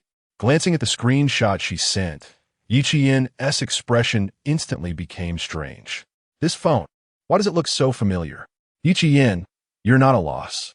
Being able to use the system outside the train, even if it's just for chatting and trading, is quite useful. But who borrowed it from you? A girl from the same block as you. Her surname is Shangwan, named Shangwan Inxue. Her name sounds much better than mine. She said there's a swindler trying to sell her a fire flame stone. Sigh. I'm so envious. I wish a swindler would sell me a fire flame stone too. Case solved. It turns out Shangwan Inxue borrowed money from Zhao Lin to buy the stone. This world feels so small, but it seems normal. In the end, there were only just over 1,000 people left in the E3 block after reaching the 10th station, and everyone was very clear about who had the ability and who was useless. It's normal for Shangwan Inxue and Zhao Lin to have contact. However, Zhao Lin wouldn't know that if she hadn't lent Shangwan Inxue those 10 train coins, she would have gotten the purchasing rights for the Fire Flamestone. It should be hers. Moreover, what is a swindler? He is a conscientious seller. Okay? Should he tell her? Yi Qian thought with a bit of mischief. Forget it. He chuckled lightly and continued tapping on the screen. How was the harvest from the last station? Was it a lucky station? Qinqing City almost got smashed, so the luck at the next station should be better than before. This woman, who was caught between unlucky and lucky, should have quite a bit from the last station. It's okay, just 6 level 3 items and some train coins, plus a little bit of resources, nothing much. Though she said that, the joy and pride in her tone couldn't be concealed. Do you have anything you want to sell? Yes. A screenshot was sent over. High-grade coffee beans, level 3. After brewing, it can speed up the recovery of spirit and reduce fatigue. This is pretty good, right? The spirit recovery speed is so slow. I lost a lot of spirit after being scared by a female ghost at the last unlucky station. It took me 2 or 3 days to recover. With these coffee beans, it should only take 2 days to recover. Spirit, recovering very slowly? He glanced at his spirit attribute. After about an hour since the sublimation train, it had already recovered from 50 points to 70 points. Though part of this was thanks to eating the white forest fruit. Even without it, he shouldn't need 2 or 3 days to recover his spirit, right? What is your spirit recovery speed? ISNT it the same for everyone? A maximum of 30 points a day. And it has to be when you're in a good mood. If you're in a bad mood, it'll also affect spirit recovery. What about you, Qian? Is there something different? 30 points? So little? Nothing different. I'm just curious if someone with talent like you would be different from us. Why don't you keep those coffee beans for yourself? I have another bag. Then it's 6 train coins. Deal. After getting the coffee beans, Yi Qian's thoughts were completely not on that. He stroked his chin, puzzled about why his spirit recovery was so fast. If it were due to talent, wouldn't Zhao Lin also have talent? Unless sublimation is special. Or is it that he himself is special? Chapter 90. The 12th Stop. The Dragon's Treasure Cave. Boil water and brew coffee. Wally has learned to make coffee and brought it to Yi Qian. Thanks, Wally. It's too bitter. I still prefer sweet. People always tend to find bitterness, even if it's hard to find. However, Yi Qian is not that kind of person. He added white sugar and stirred until it melted, the original bitterness completely replaced by sweetness. This is much better. Time, 12:30:00. Today's weather, clear. The crossroads of fate is triggered at this moment. The platform options appeared before Yi Qian. Please choose one of the following 2 platforms to stop at. Platform 1. The city invaded by Goblin Kings, level 6 killing platform. Platform 2. The Dragon's Treasure Cave, level 6 quest platform. Why are there goblins again? Yi Qian sighed, looking at the names of the 2 platforms to make a choice. I choose Platform 2, the Dragon's Treasure Cave. The name Treasure Cave doesn't sound like a place where he would leave empty-handed. It sounds much better than any goblin. As for the dragon, if there really is a dragon, Yi Qian also wants to know which is stronger, that mythical monster or his hunting machine dragon. The winner is beyond doubt. Platform selection completed. Please fasten your seatbelt. The 12th stop ahead is the Dragon's Treasure Cave, as the last 30 minutes gradually pass. Ahead, the distortion reappears. Crossing through the unknown space, the scenery outside the window changes. In the dim environment, it is vaguely discernible that this is some underground cave. Droplets of liquid fall from above, hitting the top of the train with a ticking sound. Current platform, the Dragon's Treasure Cave. Countdown to stop, 14:59. 59, good luck, warning, danger, walking to the train window and looking outside. Not far away is a river glowing faintly. On both sides of the river, human skeletons mixed with some unidentifiable bones are piled up like building blocks. Treasure? Dragon? Not a single sight of either. The task objective is talking to himself. A small boat floated down the river. On the boat stood several knights wearing medieval full-face armor. These knights protected a woman in the center. They saw the train and exchanged glances. One of them took off his helmet and whispered something to the woman. The small boat docked to the shore. The knight who had taken off his helmet ran towards the train. Knock, knock, knock. Excuse me. Are you the envoy sent by the temple? Envoy? Is that the identity here? Yi Qian opened the window and waved to the knight at the door. What happened here? The knight was taken aback, coming before Yi Qian and sizing him up. Are you the envoy? What do you think? Yi Qian retorted, using a divine coin to summon a huge vehicle called a train. That's right, this is the legendary train. You must be the messenger of the gods. Divine coin? Yi Qian squinted slightly. Where's the coin? Here. No me stuck. The knight pulled out a pouch containing 15 train coins, which they referred to as divine coins. It seems that many platform worlds, trains and train coins are not unfamiliar to these natives. They can even use train coins to summon their train conductor to these worlds. See, no problem, right? The knight offered the pouch. Yi Qian was slightly surprised, took the pouch, and used the system to check. No problem. All 15 coins are genuine train coins. This is quite rare, arriving at a platform without doing anything and already having so much gain. No problem. So what do you want me to do? Having accepted the reward, he must do the work. Yi Qian's gaze fell on the woman among the knights. Is it because of her? The knight nodded, waved his hand towards her, and then explained. An evil dragon has kidnapped our princess. We are a rescue team sent by the Randall Duchy to save the princess. Taking advantage of the dragon's sudden disappearance, we successfully brought the princess out of its cave. But now we need to find a way to leave this place. However, there are too many dangers on the road. Even without the dragon, many monsters exist. When the dispatch team came, there were 300 people, but now only a few of us remain. That's why the princess used the divine coin she carries to summon you for help. We hope the envoy can lead us out of this dragon's lair. A dragon and a princess? What a classic setup. Is this the task? No. Based on past experiences, all tasks that appear at the first moment are superficial. He needs to find the real hidden task himself. The princess was escorted over by others. Not particularly beautiful, nor ugly, just average. However, he couldn't shake the feeling that when the princess looked at him, her eyes briefly turned into vertical slits. Vertical slits? Can a person's eyes be vertical slits? Yi Qian trusted his instincts. This princess seems to have a problem. Envoy, hello, I am Princess Flaniel, the third princess of the Randall Duchy. Thank you for coming. I didn't expect the legend to be true. Is this the envoy's train? It really is special. Yivian similit faintly. This is nothing. I will take you away from here, just a moment. He closed the window. Yi Qian leaned down and patted Wally's head. He took out a train coin and placed it on its head. Treasure hunting mode activated. Wally waved its mechanical arm, indicating it would surely find the treasure. Be careful. There's a dragon in here. As he emerged from the train, the knights and Flaniel turned to look at the sound. Before they could react, Yi Qian, with a bag on his back, walked out of the train.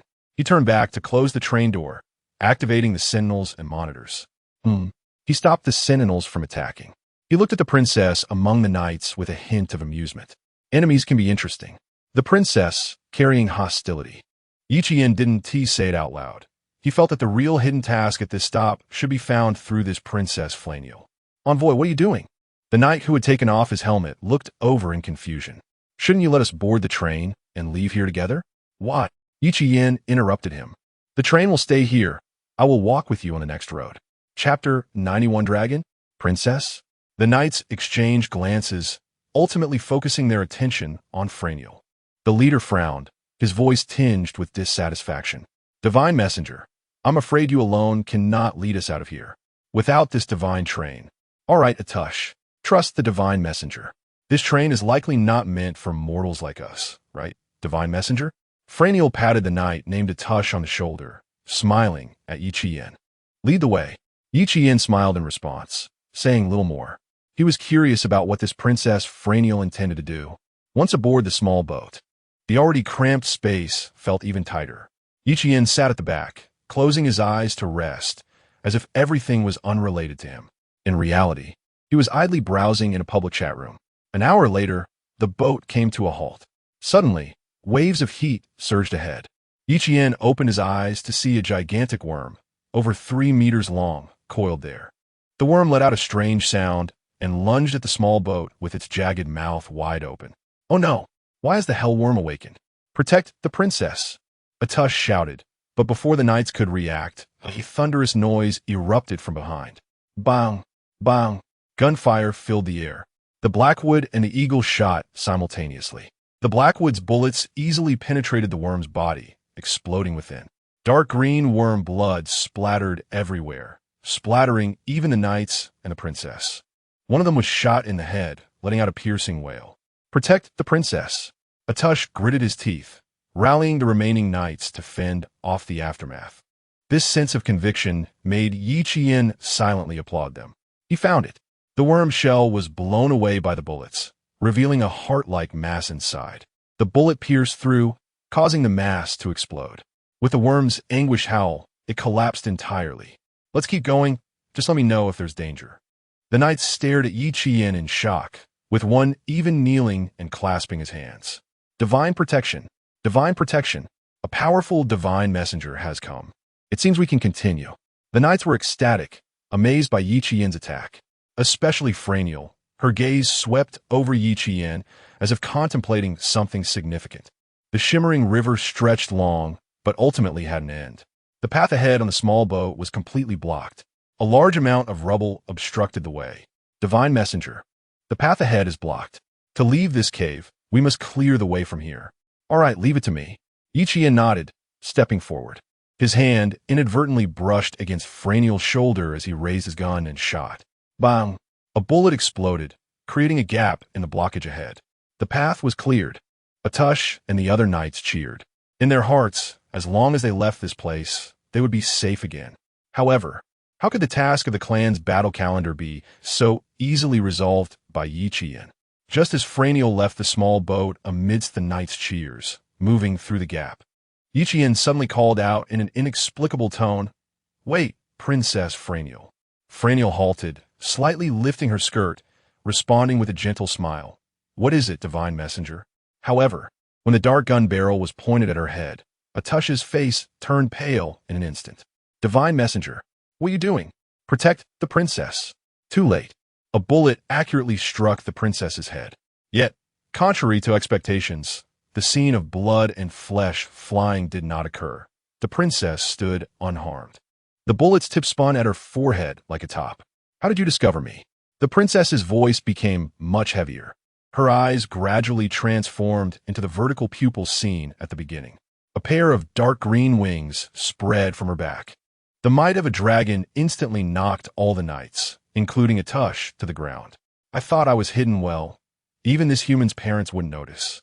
The dragon transformed Franiel arrogantly flew into the air, coldly gazing at Yi Qian amidst the knights' despair and fear. "I knew from the very start. I just wanted to see what you would do. But it seems there's no need for that now." Treasure Dragon, Level 6, the master of the treasure cave. Facing a countdown to life, captures humans from the outside to sacrifice to a special entity, thereby gaining a longer life. Sacrifice completed, current state, dragon human form. The Treasure Dragon, the name of the dragon from this station, is Franiel. This unfortunate princess's body is no longer hers. It has been replaced by the consciousness of a dragon after a sacrifice. So this is the hidden task. Yi Qian maintained his gun-holding posture. "Human, do you really think such a small weapon can harm me? Even this human body cannot." Bang! The black armor-piercing bullet effortlessly pierced through the dragon wings behind Franiel. "Roar! How is that possible?" She roared in anger, her dragon wings severed, crashing to the ground and kicking up dust. "Damn you!" Bang! Another shot. The other dragon wing was also broken by Yi Qian. He stepped forward, his lightning boots radiating dazzling light. With one stomp, he directly pressed Franiel into the ground. A level 6 dragon, having swapped bodies with a human, even with enhancements, was no match for him. Just as he was about to finish her off, Atush, who had fallen to the ground, suddenly picked up his sword and charged at him, shouting, "Let go of the princess!" Gah! The demon card, Temptation. The raven demon appeared out of thin air. Its massive claws pinned Atush down. "She is no longer a princess, Lord Atush." "No, it can't be. Her Highness the Princess is still the princess." "Damn it, let her go." Trapped beneath, Franiel seemed to see a glimmer of hope and suddenly retracted her vertical pupils, speaking in a panicked tone, her eyes brimming with tears. I am not a dragon. I am Franiel." Chapter 92. The first battle of the hunting machine dragon, with a weak tone accompanied by a crying voice. Anyone would think that Yi Qian was in the wrong. How could the woman at his feet possibly be a giant dragon? Atush believed it. This foolish knight shouted angrily, "Protect the princess. Draw your swords." Kill this monster. He is a demon. He is a demon here to deceive us. A demon? That could be considered true. The other knights hesitated, raising their swords at Yi Qian. The scene of the princess flying in midair was still fresh in their minds, but let go of Her Highness the Princess.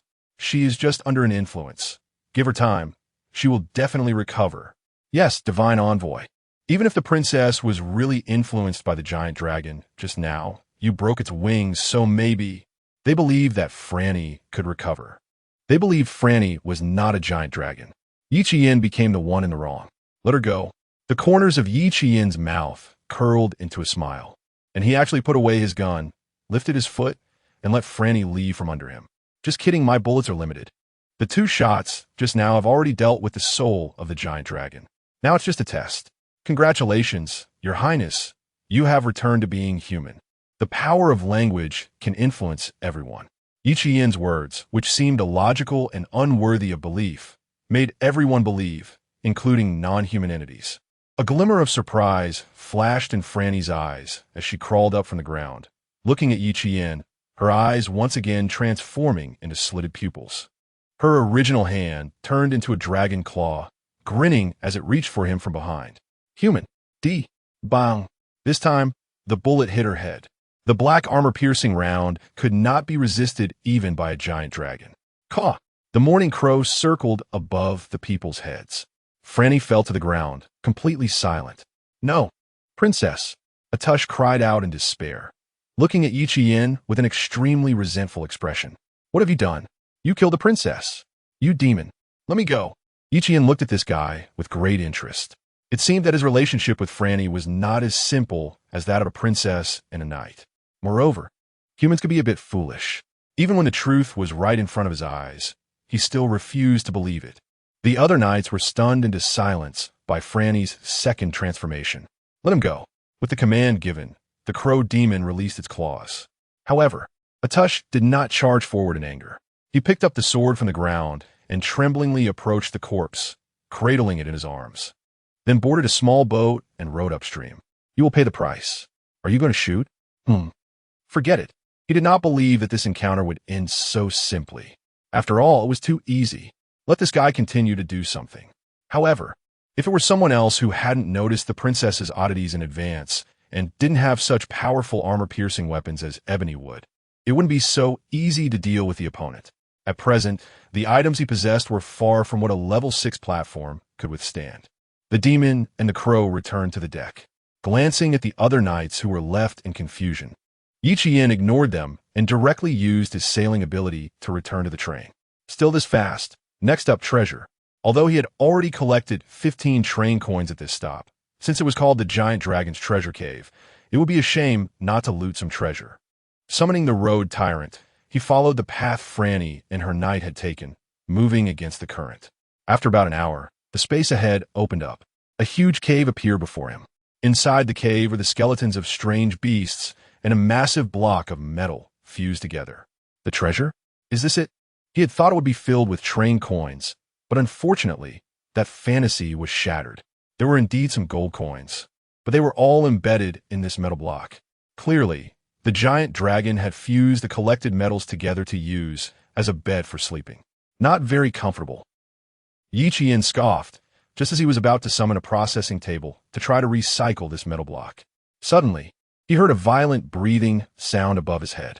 Looking up, a green giant dragon was gradually waking up, crouched in a crevice. From the wings, it was easy to tell that it was the same as the one within Franny's body. No, or rather, they were the same dragon. Did the consciousness in Franny die, causing the dragon to return to the body? Sure enough, this stop was not going to end so easily. Human, do you know what you have angered? You have angered the great treasure dragon. An ancient voice resonated from the dragon's mouth. It dragged its heavy body out of the crevice, looking down at Yi Qian with disdainful eyes, as if he were an ant. Do you really think that such a small weapon can kill the great dragon? Since you have destroyed that body, let you become my new vessel. Roar. A scorching breath spewed from the dragon's mouth. The electric wolf leather boots on Yi Qian's feet shimmered, and as his speed suddenly increased, he activated the lightning mod, consuming some mental and physical energy. Easily dodging this attack, Has no one ever told you that you have a big mouth? He provoked the dragon, showing no signs of fear. By the way, I also have a dragon. Just right, let me test you. He raised his hand to the sky. The sound of mechanical structures echoed in the vast space. Hunting machine dragon. A train coin was thrown from his hand, leaving a trail of dark golden brilliance. Normal mode. The red and white mechanical divine dragon soared out from the space beside him, charging straight towards the giant dragon. Tear it apart. The sharp mechanical claws firmly pinned down the dragon's body. Damn it, what kind of monster are you? Let go of me. The dragon's scales fell along with its blood. The hunting machine dragon tore at the body of this giant dragon. There was indeed a difference between dragons, from scales to bones to the heart.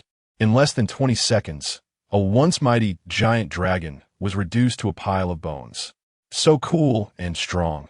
Indeed, the mechanical dragon is a man's romance. Yi Qiyin's eyes sparkled. Although there was suspicion of level suppression, the power of the hunting machine dragon was evident, even in normal mode. This was still just the least consuming normal mode.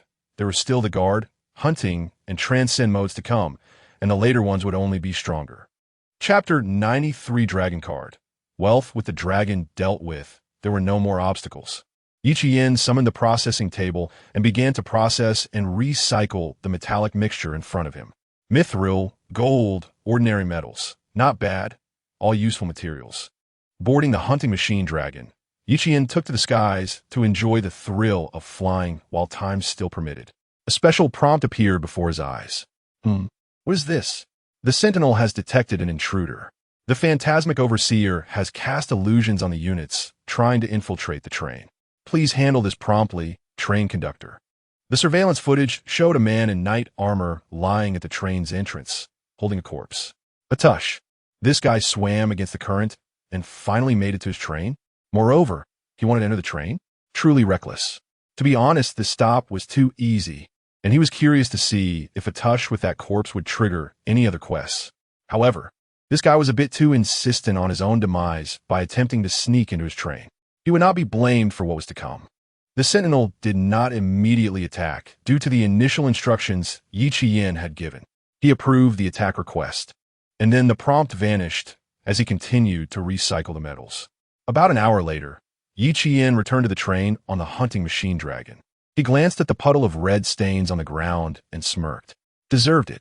Speaking of which, this was the first time the phantasmic overseer had been triggered.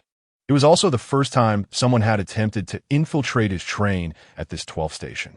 Dismounting from the hunting machine dragon, he quickly stored the various metals he had brought back into the storage unit before its normal mode ended.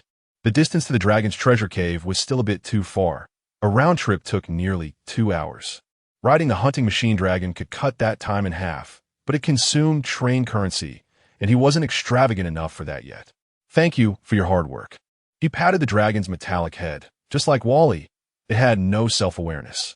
When the activation time ended, the hunting machine dragon entered sleep mode.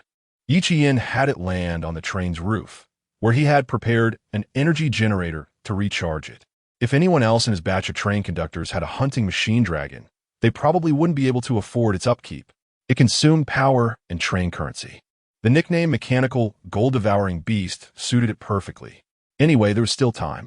After sending back the hunting machine dragon, he drove the road bully once more to the cave.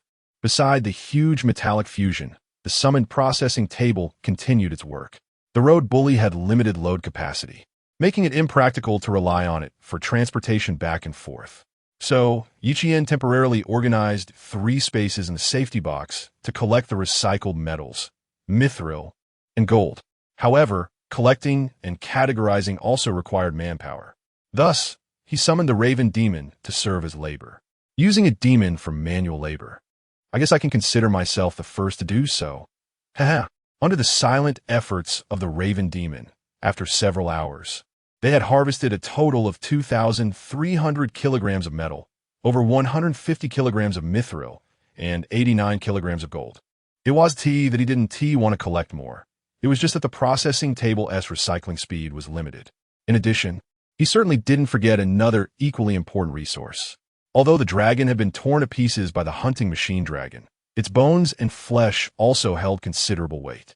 These couldn't fit in the safety box, so Yi Qian personally made several trips with the road bully to return to the train. He couldn't move the skeleton, but the Raven Demon could, so he had to do the heavy lifting. Perhaps it was just an illusion, but in the Raven Demon's soulless eyes, Yi Qian seemed to see a hint of resentment. It must be my imagination. After all, it couldn't speak and had no intelligence of its own. Otherwise, it would be utterly humiliating for a dignified demon to be treated as a porter. After placing the dragon's flesh and skeleton back, Yi Qian arrived at the treasure cave once again. However, this time, a small square figure crawled out from a corner covered in dust. Wally, right?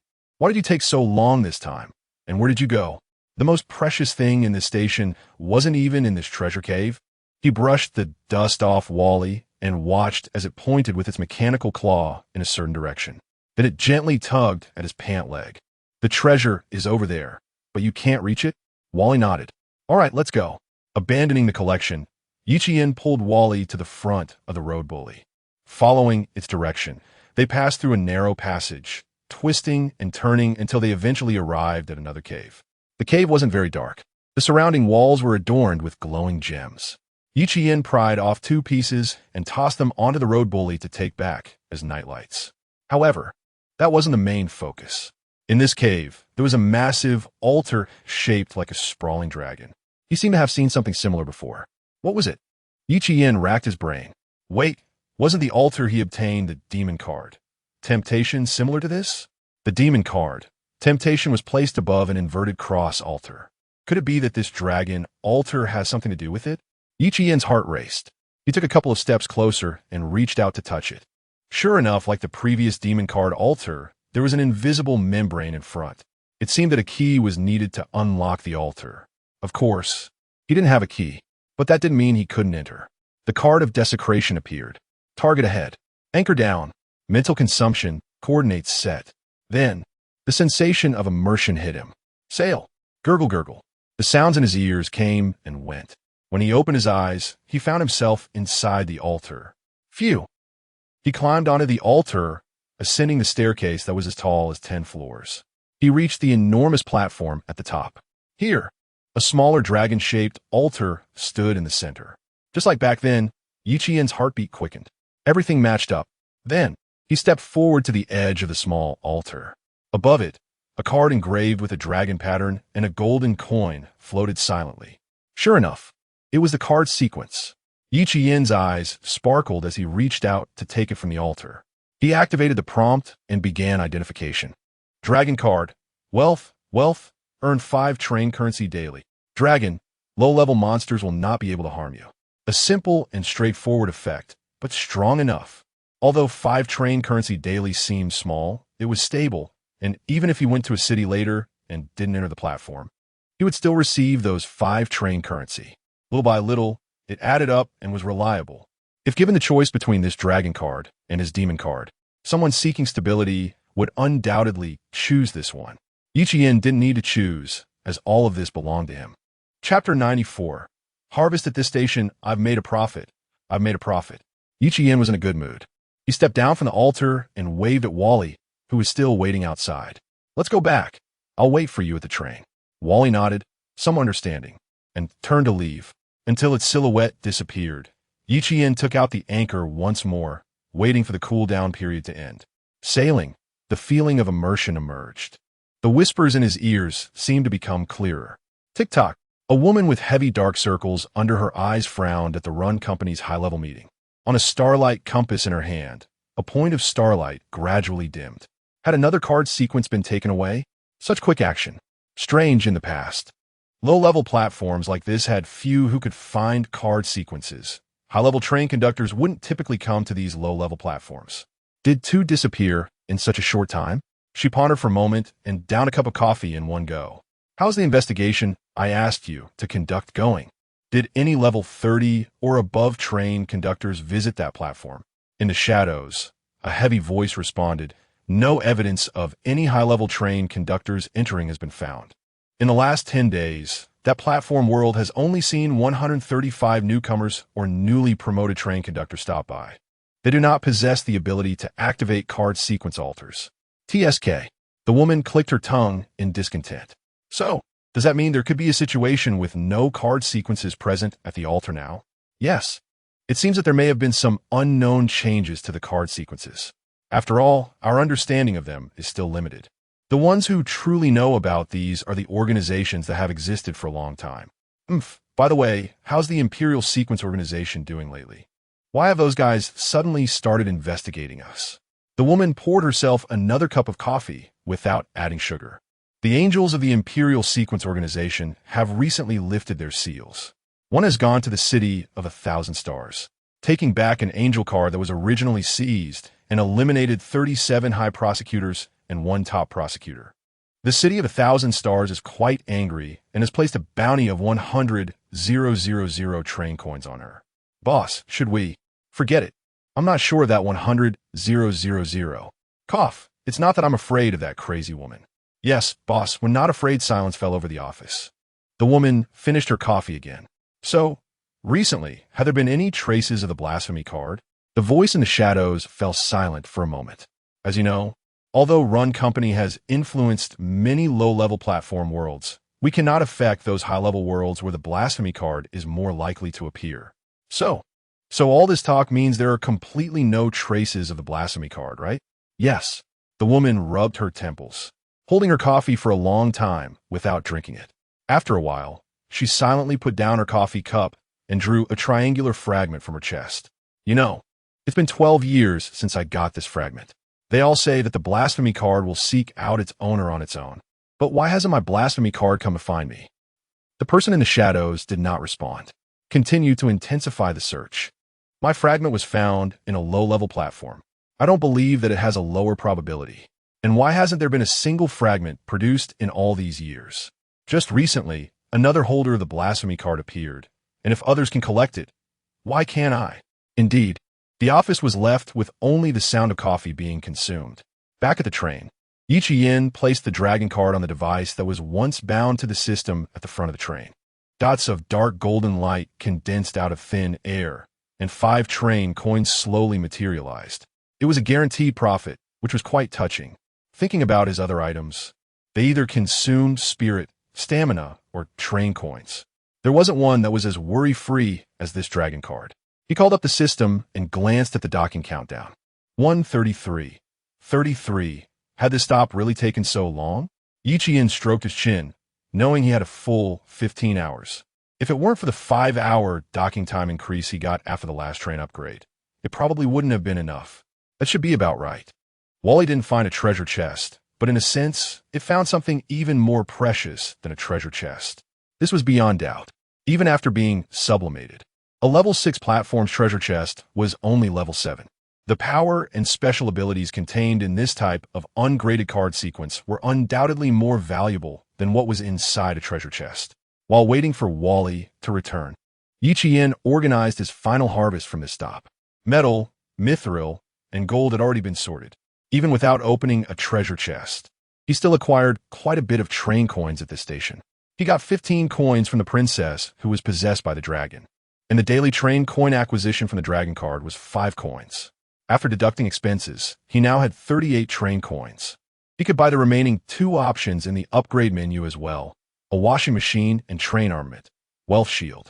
He somewhat painfully spent 25 train coins, leaving him with 13 coins. Not nearly enough to spend, but at least there was stable output. The appearance of a dragon card was undoubtedly a source of reassurance. At least he didn't have to worry about not getting train coins at a certain station due to not finding a treasure chest or other reasons. In addition, after recovering the dragon's body, he obtained a total of 500 kilograms of dragon meat, an entire dragon skeleton, and some dragon blood.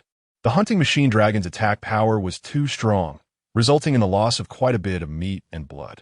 However, that wasn't too regrettable. Moreover, he picked up a few useless gems in the dragon's treasure cave, which he brought back as decorations for the train. Although time was ample, he did not make a round trip. When Wally finally returned, swaying slightly, Yin patted its head. Good job, this stop was thanks to you. Wally happily spun around and pointed to the charging device. Go ahead, charge as you like. Its only joys were these: its master's rewards and charging. The charging for the hunting machine dragon also finished. Just using it once in normal mode wouldn't cause much wear and tear. However, there was still some trouble. To get rid of this trouble, he either needed to continue spending train coins or find a prop that could directly serve as a power source for the machine dragon. No rush. It would come eventually. He recalled the hunting machine dragon into the armed space, looking at the remaining 30-minute countdown. This stop had come to an end. Departing. Chapter 95 Invitation from Zhu Xingtou. Knock knock. Knock knock. Back in the wilderness, it was already the early morning of the second day. Hidden task completed. Dragon Slayer. Task reward obtained. Title Dragon Slayer. Dragon Slayer, when equipped, deals more damage to dragon-type monsters. Yi Qian yawned, feeling somewhat unable to sleep. He climbed to the top of the train, and on both sides, the monsters that were supposed to attack seemed to sense some sort of pressure and stopped in their tracks. That was the power of another effect from the dragon card. Under the moonlight, eating a white forest fruit, Yi Qian suddenly thought of something. As the docking time continued to increase, if it went on like this, what if the docking time reached 24 hours in the future? Wouldn't that mean nonstop travel?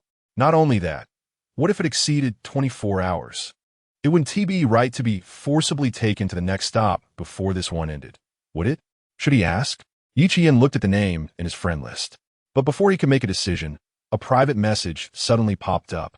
Hello, Yi Qian, do you remember me? The sender was not Shea, but Zhu Xingtou, the founder of the Imperial Sequence Organization, whom she referred to as a charlatan. Is it her? Just got a card, and she is already contacting him. Could it be that she knows? Yi Qian pondered slightly. If that's the case, would this woman know that he already possessed the complete blasphemy card? Before he could respond, Zhu Xingtou sent another message. The Imperial Sequence Organization is about to hold an event. Fate tells me that although you're a newcomer, you're very suitable to participate. Fate tells me you're still awake. Don't peek, come reply. An event? He thought about the things he had seen in the chat room before. It was probably related to some attacks, right? I'm here, what is the event? I'm just a newcomer. I might not be able to help you all, right? It's okay, newcomer. Once you've completed 10 stops, you're no longer a newcomer. As a member of the organization, it would be a shame not to participate in collective activities. After this event, I will give you a new demon card, so come join us. A new email appeared in his inbox. Opening it revealed a bronze-colored card, Solar City Invitation card. Using this card will lead to Solar City as the next stop, and it will dock there for 1 to 10 days. It was an unfamiliar place, but then again, he didn't know many places anyway. Should he go? Playing with the invitation card in his hand, Yi Qian quickly made a decision. All right, I will go, but can you tell me what I'm supposed to do? Go release some things from that city. What things? You'll know when the time comes. Fate tells me your existence can help us. Hee. A riddle person. No wonder she is called charlatan. Moreover, she thinks he can help. Help with what? The battle between the senior prosecutor and Fanhua in Qinxing City was still fresh in his mind. That was not something he could get involved in. All right, by the way, there is something I don't quite understand and would like to ask. Since he had already brought it up, rather than troubling Shea again, it was better to ask her directly. Yi Qian expressed his confusion about the docking time. Inside a certain building, Zhu Xingtou slightly opened her eyes. Although I want to say that you'll know when you have 24 hours of docking time. Let's skip that. Fate tells me you seem to dislike riddles. Just kidding, don't mind it. Your question is valid. Once the docking time reaches 24 hours, the time for the train to enter the next stop will change. Instead of the original 1 p.m. every day, it will be revised to any time within 3 days after leaving the station, and you can freely enter and exit those cities, even stop the train in the wilderness. Stop the train in the wilderness? Yi Qian looked towards the distant horizon. What would there be after that? Oh, I see. Can I directly buy docking time? Wow. You're quite lucky to have obtained tradable docking time. Sort of, is that stuff valuable? Hee. Every hour of tradable docking time can be sold for 30 train coins. How much? 30? So the 5 hours he had used up earlier would be worth 150 train coins? Hiss. Is it really that expensive? Of course, this is a very rare, tradable, special module. Hee. Don't you feel a bit hurt for using it? No need to feel that way. As the train's docking time becomes harder to obtain as your train level increases, so it's good to increase it while your level is still low. Zhu Xingtou was not comforting him. She was stating a fact. But thinking of those 150 train coins still made Yi Qian feel a bit of pain. Thanks for the clarification. I will be heading to Solar City for the next stop. Where should we gather then? No need. Fate will make you help us inadvertently, so you just need to enter that city, and that's enough. Once you enter the city, do whatever you want. No need to look for us. After you leave, I will give you a demon card. Just entering the city counts as helping. Yi Qian didn't feel he had such great abilities. But whatever, since he would get a card, he wouldn't be a loss. Understood. Chat ended. Zhu Xingto's eyes gradually revealed endless stars. She clasped her hands together and gently stroked the star map in front of her. The stars faded, revealing her original eyes. But there was a hint of confusion in them. Still can't find the owner of that blasphemy card? Can't figure it out, and, Around Zhu Xingto, among the dozens of different card sequences, 2 sequences were faintly glowing. The demon was the card sequence he already possessed, but the dragon? Oh dear, it overlaps with someone in the organization. Hee, I hope they don't start a fight over a card sequence. That said, it was easy to see from her delighted expression that she seemed to look forward to this happening. If I give this dragon card to Yi Xiaoga, will it drive that dragon lover crazy? It would probably be very interesting, but that dragon lover can't beat Shea. Forget it. If Shea takes him out, we lose a worker. Zhu Xingto shook her head regretfully. The card sequence fell. Among them, a special dark golden card still floated in midair. On the card, stars surrounded a woman whose face was obscured by a hood, vividly alive. If Yi Qian were here, he would easily notice that this card bore some resemblance to his anchor. Chapter 96. The Dream Eater. The conversation ended. Yi Qian gradually felt drowsy as he returned to the warm carriage, lying on the comfortable big bed and closing his eyes.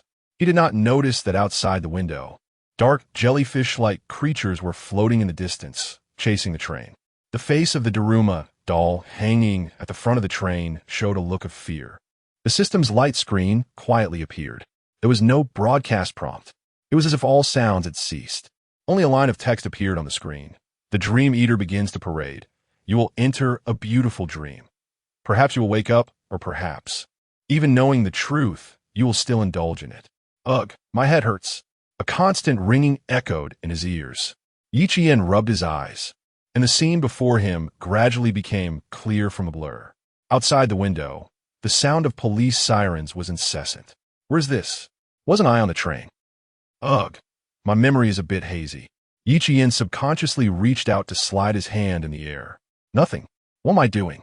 Yawning, stretching. He walked to the kitchen to prepare a meal. Cracked an egg, made a pancake, washed his face, and brushed his teeth without missing a beat. Looking at his reflection in the mirror, which seemed to be that of someone just over a teenager, he scratched his head in confusion. How old am I this year? Why can't I remember? He patted his head, and the ringing in his ears intensified. Forget it. Let us just eat first. Sitting at the dining table, he picked up a fried egg, and his gaze suddenly landed on a box. What is this? Inside the box were 4 cards. One was dark gold, depicting a person holding an anchor, seemingly opening their mouth to say something. Rubbing his eyes, everything seemed to be just his illusion. It seemed like a prize from some game. All right, that must be it. I really must be groggy from sleep. How could the characters on the cards move? The floor-cleaning robot gently bumped against his pant leg. Is it broken? He walked around the robot. Taking a pure white fruit from the fridge, he took a bite. What is this fruit called? It's delicious. I should buy some more later. What was I supposed to do today? What did I do yesterday? Drank? Seemed like I was drunk. Right, the hangover remedy. He rummaged through the cabinets and found a crystal that was flickering with a faint light at the very bottom. This is the hangover remedy. Yi Qian didn't know why he was so certain of this. Taking a deep breath, he tried to ease his discomfort and bit down on it. The crystal shattered. The ringing in his ears disappeared. Memories flowed back, and that headache feeling vanished. Phew. Opening his eyes, it felt as if he was being pressed down by a ghost. It was genuinely uncomfortable. What was that just now? He got out of bed. Suddenly, he noticed that, at some point, the blasphemous card and the other 3 cards were quietly floating in midair. The robot from his dream was now the little wall that was standing by his bed. Seeing the little robot's worried expression, Yi Qian reached out to pat its head. I'm fine, don't worry. After reassuring Wall, he got up and looked outside the train window. Dream-like jellyfish creatures surrounded the train. Under the night sky, They were dyed with mysterious colors. The sentinels didn't T-trigger? Does that mean these aren't T-hostile creatures? What exactly are they? The dream he just had was still fresh in his memory. That was his former home. But the things inside were a complete manifestation of what he possessed on this train. So, the hangover remedy? Dream crystals. The material he obtained from the giant at the platform with Don Quixote. He never expected it would have an effect today.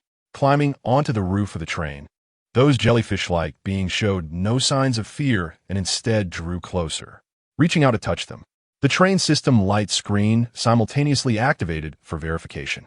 Dream Eater, Wasteland Life, provides a beautiful dream for the train conductors. They only take a bit of happiness from the dreams. After experiencing a beautiful dream, the mental limit will decrease by at least 10 points for a period of time. The longer one remains immersed in the dream, the higher the limit decreased. If one completely indulges, the mental limit will be reduced to 1. Yiqian quickly withdrew his hand and pulled up his personal information. Mental, 130. Witnessing truth. Seeing that his mental state had decreased, he let out a slight sigh of relief. It seemed he woke up early enough and wasn't affected. But what exactly are these dream eaters? Wasteland Life. They seem completely different from the monsters that have been chasing the train. Are they the true indigenous life of this endless wasteland? The dream eaters seemed to enjoy his touch. One flew out from the group and gently landed next to Yi Qian's hand, affectionately rubbing against his palm before returning to the group. They began to accelerate. These seemingly soft beings effortlessly surpassed his current train speed. Yi Qian sat on the train roof, looking down at his palm. There, a diamond-shaped crystal was faintly floating. Dream Eater's Dream Crystal. Your speed in leaving the dream surpasses their imagination, and your breath is favored by them. The Dream Eaters are curious about you. However, in this endless wasteland, no one can stop, not the train, nor they themselves. Thus, you have gained the attention and friendship of the Dream Eaters. Use it when you face irresistible nightmares and mental attacks. The Dream Eater you have touched will come to help you. The crystal was held in his palm. Looking at the group of Dream Eaters that was already approaching the horizon, Yi Qian didn't know what to think. A group that brings beautiful dreams, with no hostility at all, but if someone indulges in the beautiful dream, their mental state would be consumed. What a terrifying race. However, this could be considered a gain. He inexplicably acquired the friendship of a Dream Eater and received this crystal that could summon them, although he had no idea why. Returning to the carriage, he took out his pocket watch. The time was 5:05 in the morning. That means he hadn't slept long at all. But now, Yi Qian was completely awake, even more so than usual. Right, I can't be the only one who encountered them, right? He pulled up the chat room, which was empty. Usually, regardless of the time, there would be some night owls chatting and bragging in the chat room. Now, with no one, it indicated that others had also encountered the Dream Eaters. That dream, to be honest, there would probably be quite a few people who would choose to indulge in it, even knowing it was fake, unable to extricate themselves. In the end, their mental state would be completely devoured by the Dream Eater group. Chapter 97, 13th Stop. Solomon City, opening the friend list and looking at the few names inside, Yi Qian hesitated for a moment before opening Zhao Lin's private chat interface. If he remembered correctly, Zhao Lin's last station was the Misfortune Station. Moreover, she herself was relatively fragile. If that misfortune hadn't completely ended and followed her to the end, that unfortunate thing wouldn't be completely lost in a dream, right? However, just as he was about to tap the screen, his fingers suddenly paused in midair. If it really was a dream, doing this wouldn't matter much. Besides, if she was truly immersed in it, that was Zhao Lin's own choice. Why should he interfere so much? Shaking his head, he closed the private chat. One can't always rely on others. If she couldn't survive this time, it was just Zhao Lin's bad luck. Decisive. The time on the pocket watch pointed to this moment. Yi Qian had finished breakfast, washed up, and exercised in the carriage for a while. He took out the invitation card for Solomon City and gently rubbed it. He swiped at the train screen. The screen split open, and the crossroads of fate appeared at that moment. Using the Solomon City invitation card, your 13th stop is confirmed as Solomon City. The crossroads of fate has been triggered. Please enter Solomon City through one of the following two entrances. 1. Solomon City main entrance. 2. Abandoned Peace Square. Please choose. I choose 1. Yi Qian did not hesitate. Although option 2 looked special, arriving in an unfamiliar place, especially on someone else's turf, it would be troublesome if he got caught entering through the second option. It was safer to enter through the main entrance. Selection completed. The void manifested. He penetrated it. A towering floating city came into view. Above this city connected numerous chains, and on those chains were stone pillars of various shapes. Yiqian didn't know what they were, but the moment he entered the range of Solomon, the same feeling he had experienced in the city of stars reappeared. Wanting to stay and not continue risking his life. Living is about stability. Should I abandon the train? Brainwashing? Could it be that all these cities have similar abilities? Becoming cautious, that kind of brainwashing ability gradually faded. Yiqian entered Solomon City with a vigilant mindset. The way trains were stored here was similar to that in the City of Stars. They were stored in tunnel capsules, and at least 3 days' worth of payment was required. Welcome to Solomon City, dear conductor. May I offer you a little help? Stepping out of the train station, Yiqian didn't know what to do. Before he could take a few steps, a slightly sharp voice sounded beside him. Looking down, a short man was standing cautiously to the side, bending over as if afraid he might be slapped to death. Are you the guide? Yes, for just 100 Solomon coins. I could take you anywhere you want to go. Take me to exchange money. As you command. The transaction hall, with the same process as in the City of Stars. He didn't exchange too much, only changing 2,000 coins of this city as currency. After hesitating for a moment, he still contacted Zhu Xingtou, that fortune-telling woman. Although she said she didn't need to gather, he still felt it was better to inform her.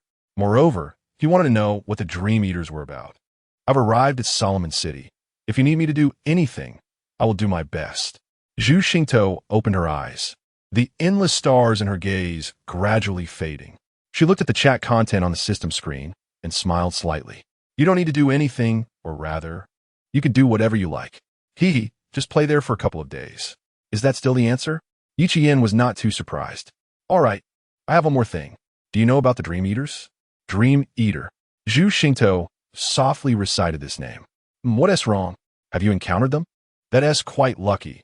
Many people search desperately to immerse themselves in the dreams woven by the Dream Eaters, but can't find their traces. Immerse? Doesn't that cause them to lose their sanity? So what?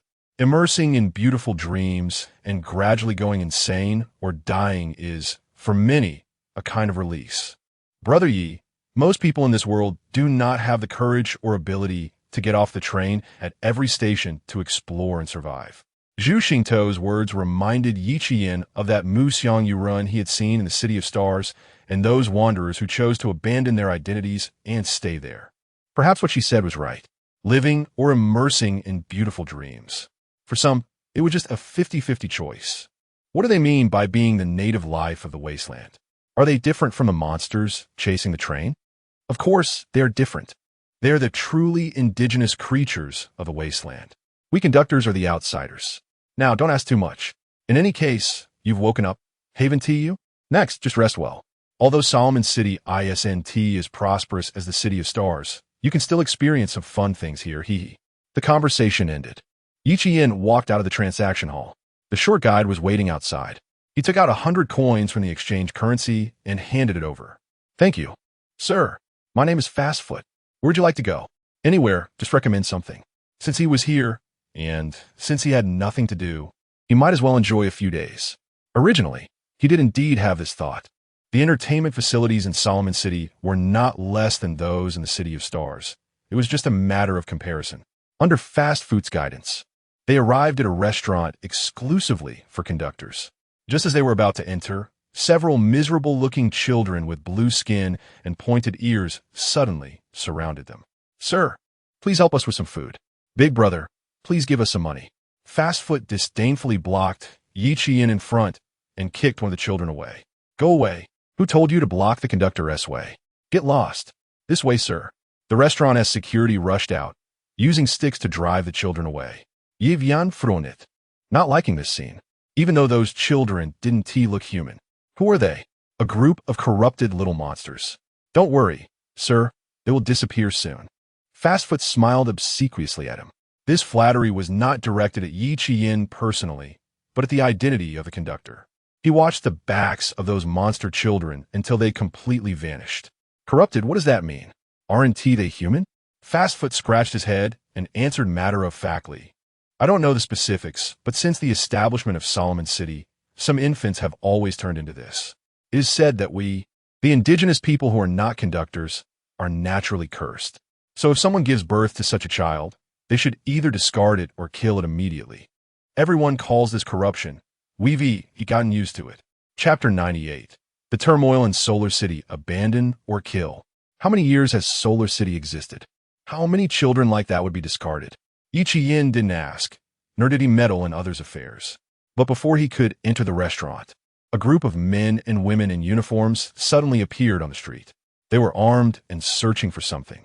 Two of them ran directly towards him. Stop! The man among them called out to Yin. Are you the new train conductor? Name? Yin.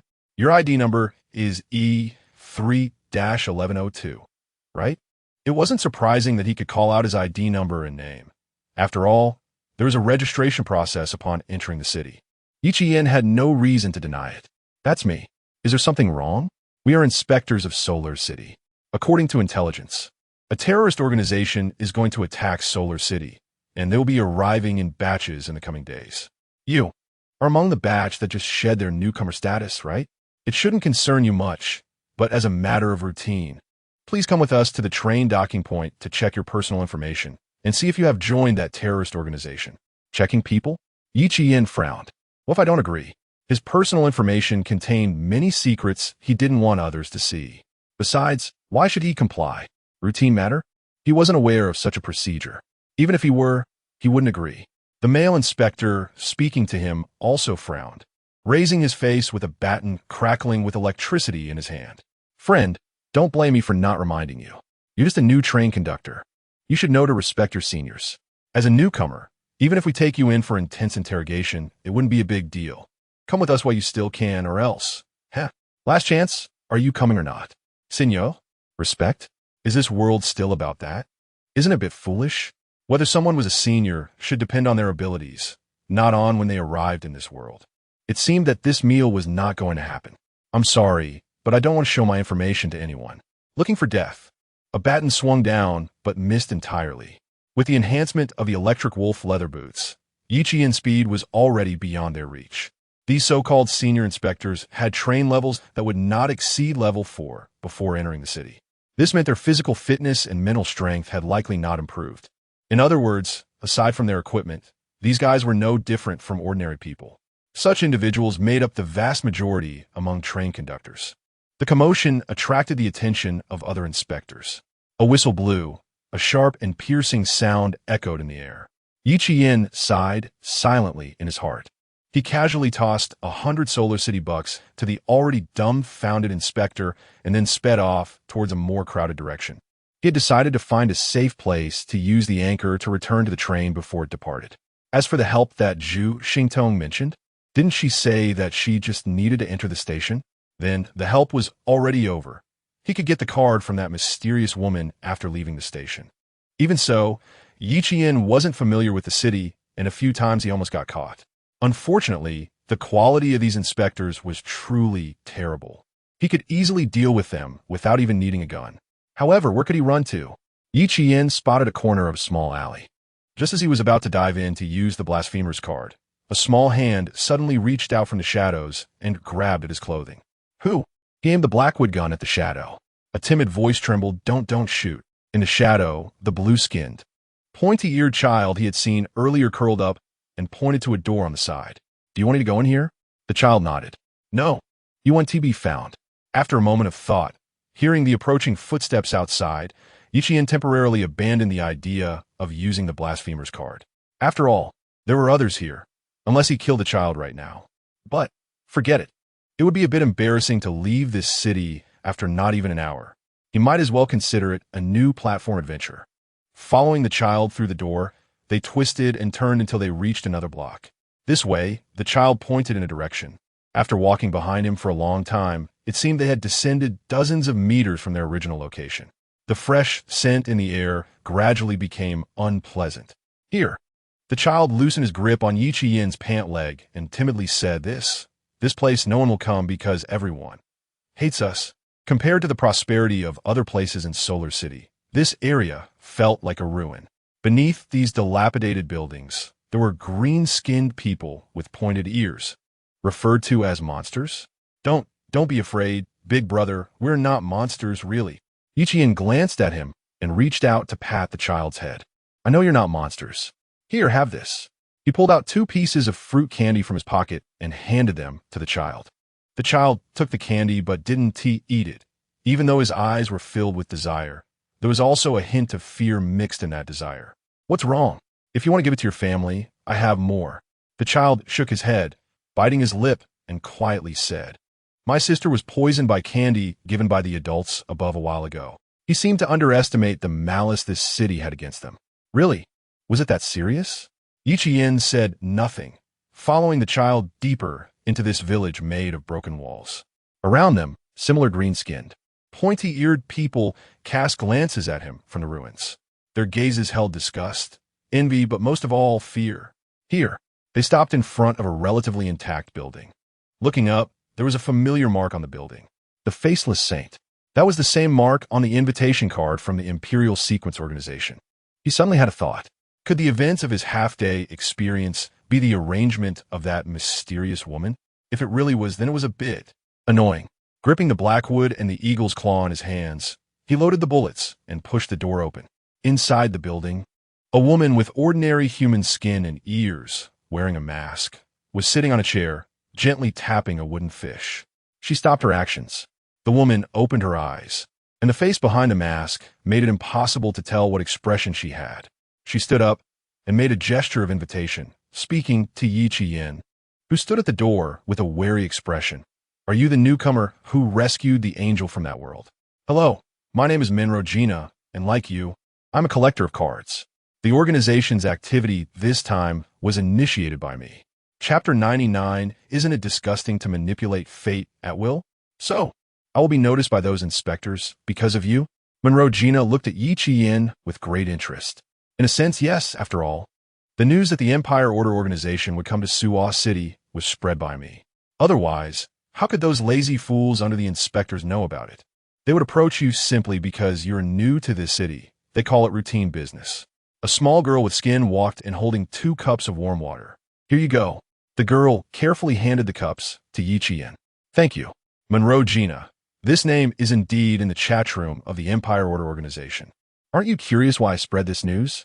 Seeing that Yiqian had no further words, Monroe Gina rested her chin on one hand and lightly tapped her masked cheek. Not curious. Yiqian set aside the untouched cup of water and turned to leave. Wait a minute. Monroe Gina called him back, got up, and threw him a key. Leaving so soon?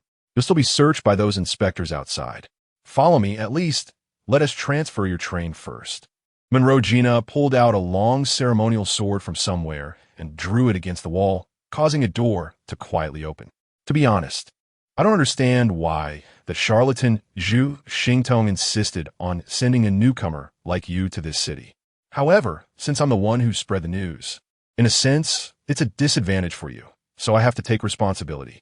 Entering through the door, it turned out to be a small platform with 3 tracks. Completely different from the dilapidated scenery outside, this place felt like entering another space. You can unlock a track with this key, then insert your capsule key into another hole, and the capsule tunnel will be transferred over. As for the storage place for the capsules, don't worry. My people will erase your entry information. As a newcomer, it's better not to be wanted. Will transferring to the capsule attract attention?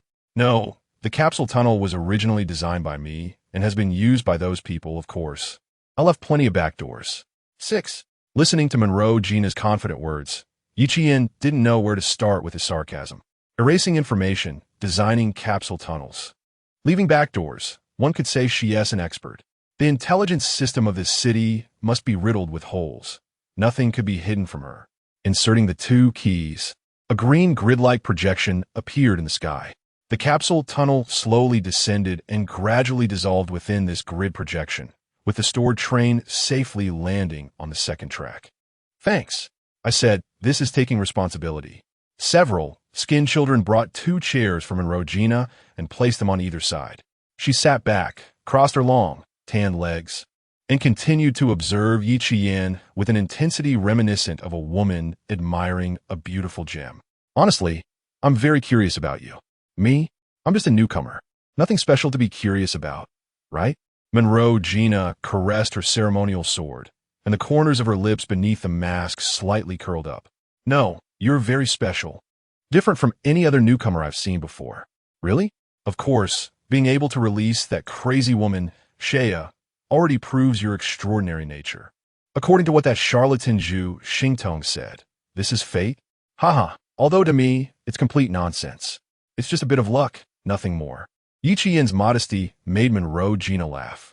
Haha, you're really interesting. Everyone has luck, since the first batch of train conductors entered this world many years ago. There have been many fortunate ones. You can't explain everything you encounter solely by luck. And fate doesn't work either. I hate fate the most. Monroe Gina shifted to a more comfortable position. If I get the chance, I will definitely stab that charlatan Zhu Xingtong to death, then strip her naked and throw her into the wilderness to feed the wild dogs. The lazy tone spoke of terrifying words, and Yi Qian once again recalled what Shea said. There isn't a normal person in this organization. Now it seems, apart from him, this statement is increasingly proving its validity. You don't have to tell me this. I didn't hear it. Haha, don't worry. That charlatan isn't so petty. I'm not the only one who wants her dead in the organization. Don't you find it disgusting to manipulate others while using fate? Don't you want to kill her? He seriously thought about this question and shook his head. It doesn't matter. Why do you say that? As long as you do what you want to do, what does fate matter? If you're seen, then so be it. If it's a good thing, then great. If it's a bad thing, then change it. Acknowledge what's good for yourself. Deny what's bad. If you say you can't change the fate you see, then I don't believe it. Silence. Monroe Gina stared at him intently, and after a long while, finally broke the silence. You're really interesting. No wonder that crazy woman. Haha. By the way, what is your card order? Although I dislike that charlatan Zhu Xingtong, she is still quite nice to newcomers. The power of a card order is enough for you to pass through the earlier platforms easily. Demon card. What about you, senior? A demon card? I remember someone collected those before. That guy isn't in the organization. He is a high-ranking member in the City of 1,000 Stars. However, that guy is now a sloth, completely lacking the desire to come out, only sending subordinates to collect. As for me, the ceremonial sword danced. A card depicting the back of a woman kneeling at an altar appeared and slowly rotated above. Ritual card. My card order is ritual. If you find this type of card order at a certain platform one day, let me know, and I will exchange it with you for an equivalent item or a demon card. Suddenly, a system light curtain appeared, and a friend request popped up. Agreeing, his friend list now had another senior added. Huh, system binding? Is it that early? Yi Qian seemed to have heard similar surprise before. Is system binding rare? In a sense, not really, because as long as your train conductor level reaches level 30, the system binding module will definitely appear among the upgrade options. However, I haven't seen anyone able to get it this early. At most, they get items that carry the system. Interesting. Does this have something to do with your talent? Chapter 100. The ritual of 3 questions. It was just a matter of luck. I happened to encounter it in the upgrade options and bought it. It's okay if you don't want to talk about it. Everyone has their secrets. Monroe Gina held her sword staff, gently playing with the ritual card that spun at the tip of the sword. She was in a good mood today, having met such an interesting junior like you. Hee. Although I can't give you anything, you must have many things you don't understand yet. She extended 3 fingers. 3 questions. I'll give you the answers to 3 questions. And in return, it can help me complete a ritual. Remember, don't ask anything too troublesome. A ritual? Don't worry, it's harmless to you. A screenshot was sent through a private chat from a friend. Ritual card. 3 questions. 3 questions. Your 3 doubts will be answered. Ritual. Your 3 answers will be rewarded. Answer your 3 questions. And you can receive a series of train coins, which is better than nothing, right? It's similar to that dragon card, isn't it? But it's a bit more troublesome. After all, his dragon card allowed you to get train coins without any cost or sacrifice. There are indeed many questions, but if there are only 3. After thinking for a moment, Yi Qian finally asked, what is the deal with those corrupted children? Aren't they human? That's one of the reasons I organized this event. She flipped the sword until the tip pointed downward to the ground. That charlatan probably didn't tell you what this event was really about, right? No. She just said to come, without saying what I was supposed to do. Very much in line with that disgusting charlatan style. Inviting people over without saying what for. Just saying to come, disgusting. Monroe Gina snorted disdainfully and returned to the main topic. At the very bottom of this city is sealed an item. The reason those children turn out like that from birth is because of the aura that item emits. Only by destroying it can the situation be completely eradicated. However, they're indeed no longer human. I prefer to call these children spirits. The woman's silhouette on the ritual card lit up 1/3. She didn't say what the item was, and Yi Qian didn't press further. Just the emitted aura could affect the newborns of the entire city and had persisted for many years. It couldn't possibly be something simple. So, the second question, were the slothful? He had wanted to know this since he was in Starry Sky City. Fan who referred to those prosecutors as the dogs of the slothful when he was being hunted. Just now, Monroe Gina had also uttered the word slothful. The sword turned again, this time pointing to the sky. Those are the people who used order cards to establish cities. Have you been to other cities before? I went to Starry Sky City once. Did you feel that it made you especially want to stay? Wanted to give up the train, give up adventure, and remain forever in that peaceful place? As expected, it wasn't just my illusion. Is it because of the order card? Monroe Gina snapped her fingers. A screenshot was sent over. Order card. Slothful, slothful. To be slothful is to be at ease. Order. To establish order, one must comply. This is the information obtained by someone I left behind in Starry Sky City. Unfortunately, I originally intended to steal it out. I was so close. You should understand this upon seeing it, right?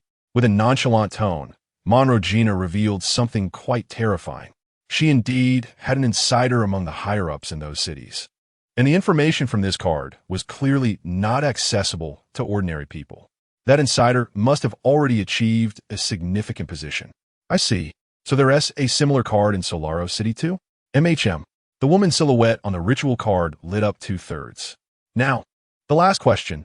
Do you know about Run Corporation, Senior Gina? Monroe Gina tilted her head in confusion, clearly not expecting Yi Qian to ask this. She pondered for a moment, frowning as she twirled her sword staff, her fingertips fiddling in the air, clearly using the system. After a long while, she hesitated and replied, "It seems to be a force that interferes in the lower platform world." If you hadn't mentioned it, I wouldn't have noticed the existence of this corporation, but a lower platform? By rights, lower platform worlds are not supposed to allow interference from forces. My people actually have very little information about this company. Interesting. She seemed a bit excited, like a cat that had spotted a small red dot and was determined to catch it with its paw. Her fingers tapped on the light screen, and the excitement shone in her eyes beneath the mask. Messages were sent out one after another, and after several minutes, she finally raised her head, playfully holding her sword staff. What an interesting force. Consider this question unanswered for now, and I'll give you an answer later. It turns out there's a force I don't know about. Yi Qian silently mourned for Run Corporation for a second. It seemed it caused them quite a bit of trouble. Forget it. Keep the last question for now. You can ask me again when you have the chance. Then what about your ritual? It's fine. Monroe Gina twisted her sword staff. Another ritual card appeared above the tip of the sword. The two cards intertwined. The last third of the woman's silhouette began to glow. The light gathered, transforming into a dark golden color, and gradually solidified into a tangible form. 9 train coins fell from the air into Monroe Gina's hand. "Annie, come here," she softly called, and the blue-skinned girl, no, she should be referred to as a spirit, peeked out from the corner and obediently walked over to Monroe Gina's side. "Sister, take this." She placed the train coins into the girl's hands. "Give it to your grandmother and let her prepare some dinner for everyone to enjoy together." "Thank you, sister." The girl accepted the train coins, bowed to Monroe Gina, and happily ran out. Clearly, this kind of thing was not the first time it had happened. Whether Monroe Gina was a normal person, Yi Qian didn't know, but based on his impressions over this time, she should be a good person, right? So pitiful. Isn't it? Yi Qian remained non-committal. "Do you want to bring one on board as an assistant?" Yi Qian shook his head. "I prefer to be alone. Sorry. I guess it would be like that." Monroe Gina chuckled lightly. It's really strange. Good people tend to dislike sharing a car with others, while those I find annoying prefer to have more people on a train.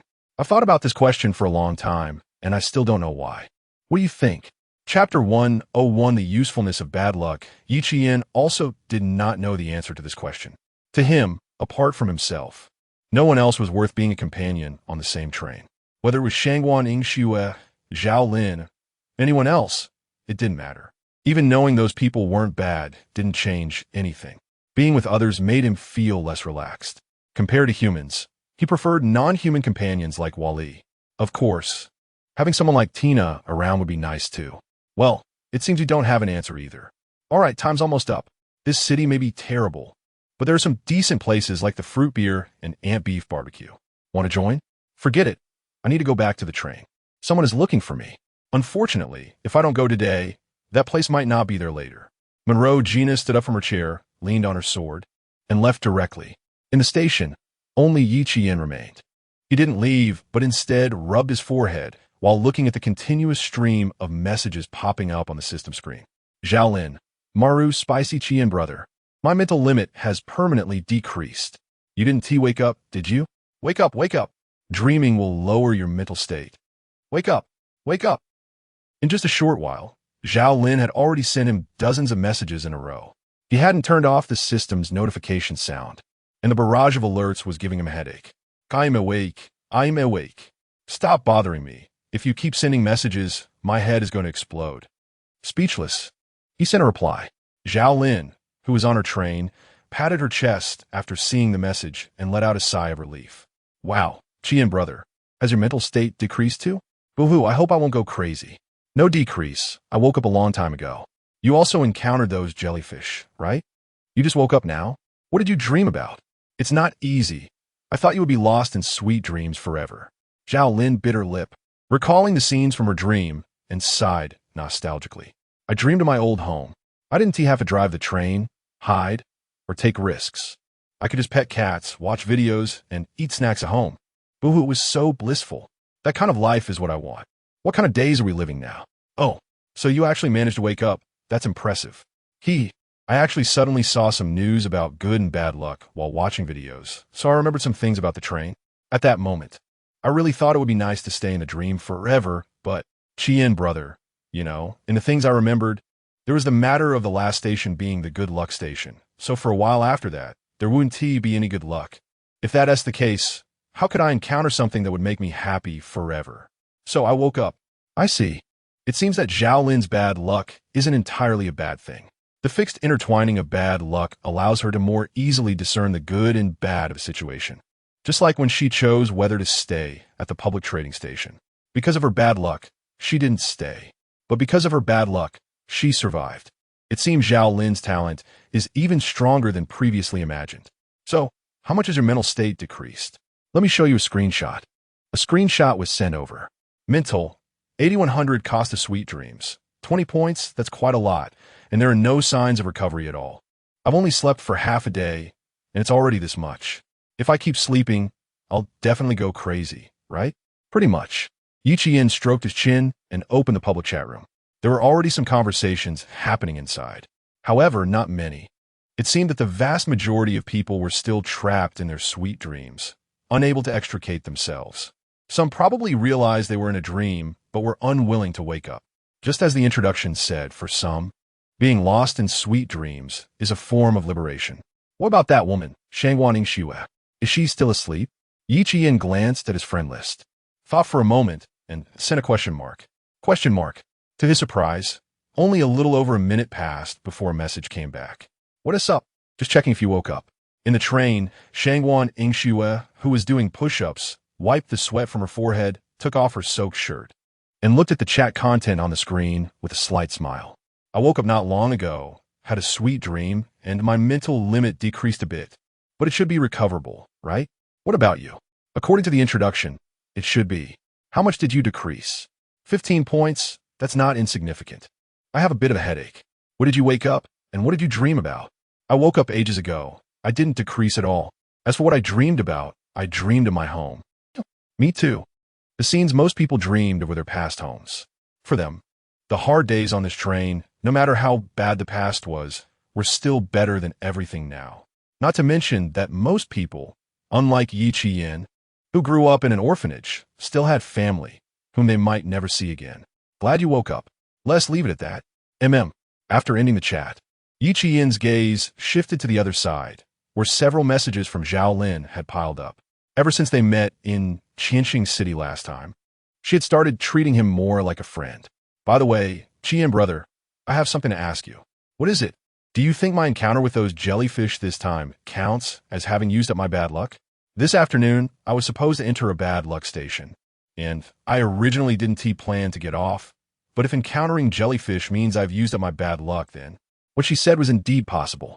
Bad luck and good luck are conserved. In a sense, encountering dream eaters could also be considered a form of bad luck. Why don't you get off at the next station and see if you can find out? I don't dare. What if I guess wrong and end up dead?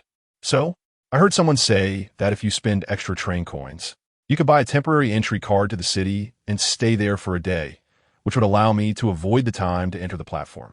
I think that way, even if it's bad luck, once I get into the city, it should be relatively easier to avoid, right? So I want to. How many train coins does that person want from you? 8 coins. Give me the money. Question mark. I have a way to get you into another city. Chapter 102. The Grand Judge, as the saying goes, fat water does not flow to outsiders' fields. Who profits from these 8 train tokens doesn't really matter. That invitation card from Soro City can be used more than once, adhering to the principle of sending the Buddha to the west. Yi Qian also made a trip to the city entrance station. On the way, he could clearly feel the atmosphere in the city becoming particularly serious. On the streets and alleys, people were discussing the impending arrival of the Empire Order Organization, and those uniformed, fully armed inspectors were moving around, occasionally conducting forced inspections for various chaotic reasons. Whether it was the train conductors or the locals, everyone was the same. Brother Qian, I'm here. Zhao Lin stood on the city entrance platform. When she saw Yi Qian, she wanted to greet him, but suddenly noticed the dangerous gazes of the inspectors around her and quickly shrank back. Let's go. He grabbed her hand and quickly left, until they entered a small alley. Yi Qian reached out his hand to her. Give it to me. Oh. The invitation card was reluctantly placed into his palm by Zhao Lin. Brother Qian, where did you get this card? Can still be bought? Will answering your question earn me money? No. Then don't ask. By the way, remember you owe me 5 train tokens. Pay me back when you have money. Zhao Lin pointed at herself and then looked around. Besides her, there was no one else. Me? Who else? Yi Qian looked at Zhao Lin with a smile. Who knows if you're bringing bad luck? It's quite risky to bring you into the city. If I get caught up in your bad luck, wouldn't I be at a huge loss? But didn't I just give you money? That was the entrance fee. Now, I'm collecting the fee for bad luck. Yi Qian's matter-of-fact tone made Zhao Lin puff out her cheeks in anger. You're too much. Why don't you just leave? Not leaving. But I don't have money now. Can I use something to offset it? Whatever. With Zhao Lin in tow, Yi Qian initially intended to take her back to the area where the elves lived. However, before they could go far, a loud noise came from the sky. Turning to look, they saw a dark blue train with 12 carriages appearing overhead. A woman wearing a mask and holding a sword was sitting atop the train. Surrounding her, several cards floated slowly, mysterious light swirling around her. That was Monroe Gina. Has it already started? It was earlier than he had imagined. The people of Soro City quickly noticed the situation. Hundreds of aerial motorcycles surrounded the train. The leader picked up a loudspeaker and shouted at Monroe Gina on the train. Person ahead, you have violated the laws of Soro City. Get off the train. Surrender. However, just as his words fell, Monroe Gina waved her sword, and a massive light array expanded outward from her train. The ritual has begun. In the sky, the inverted city was descending, about to land in Soro City.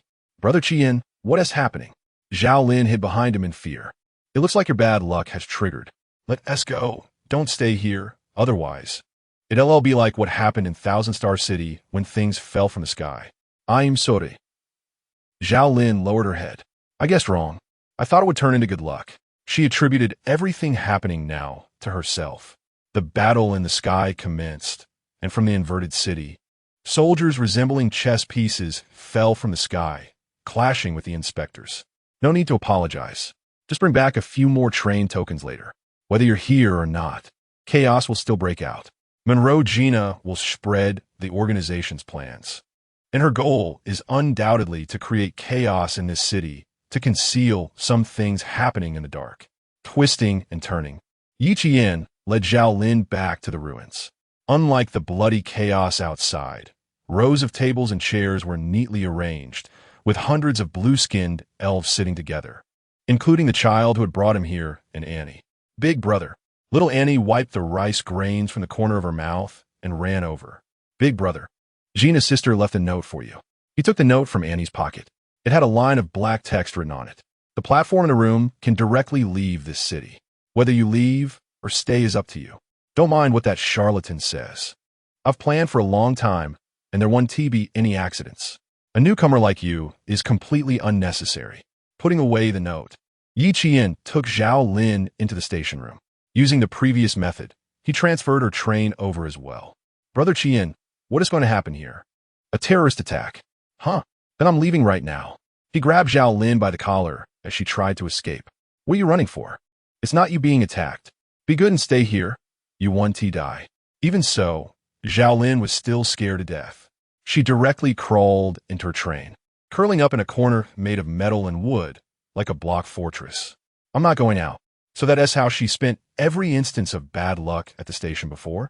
Stepping out of the station, the outside scenery had changed dramatically.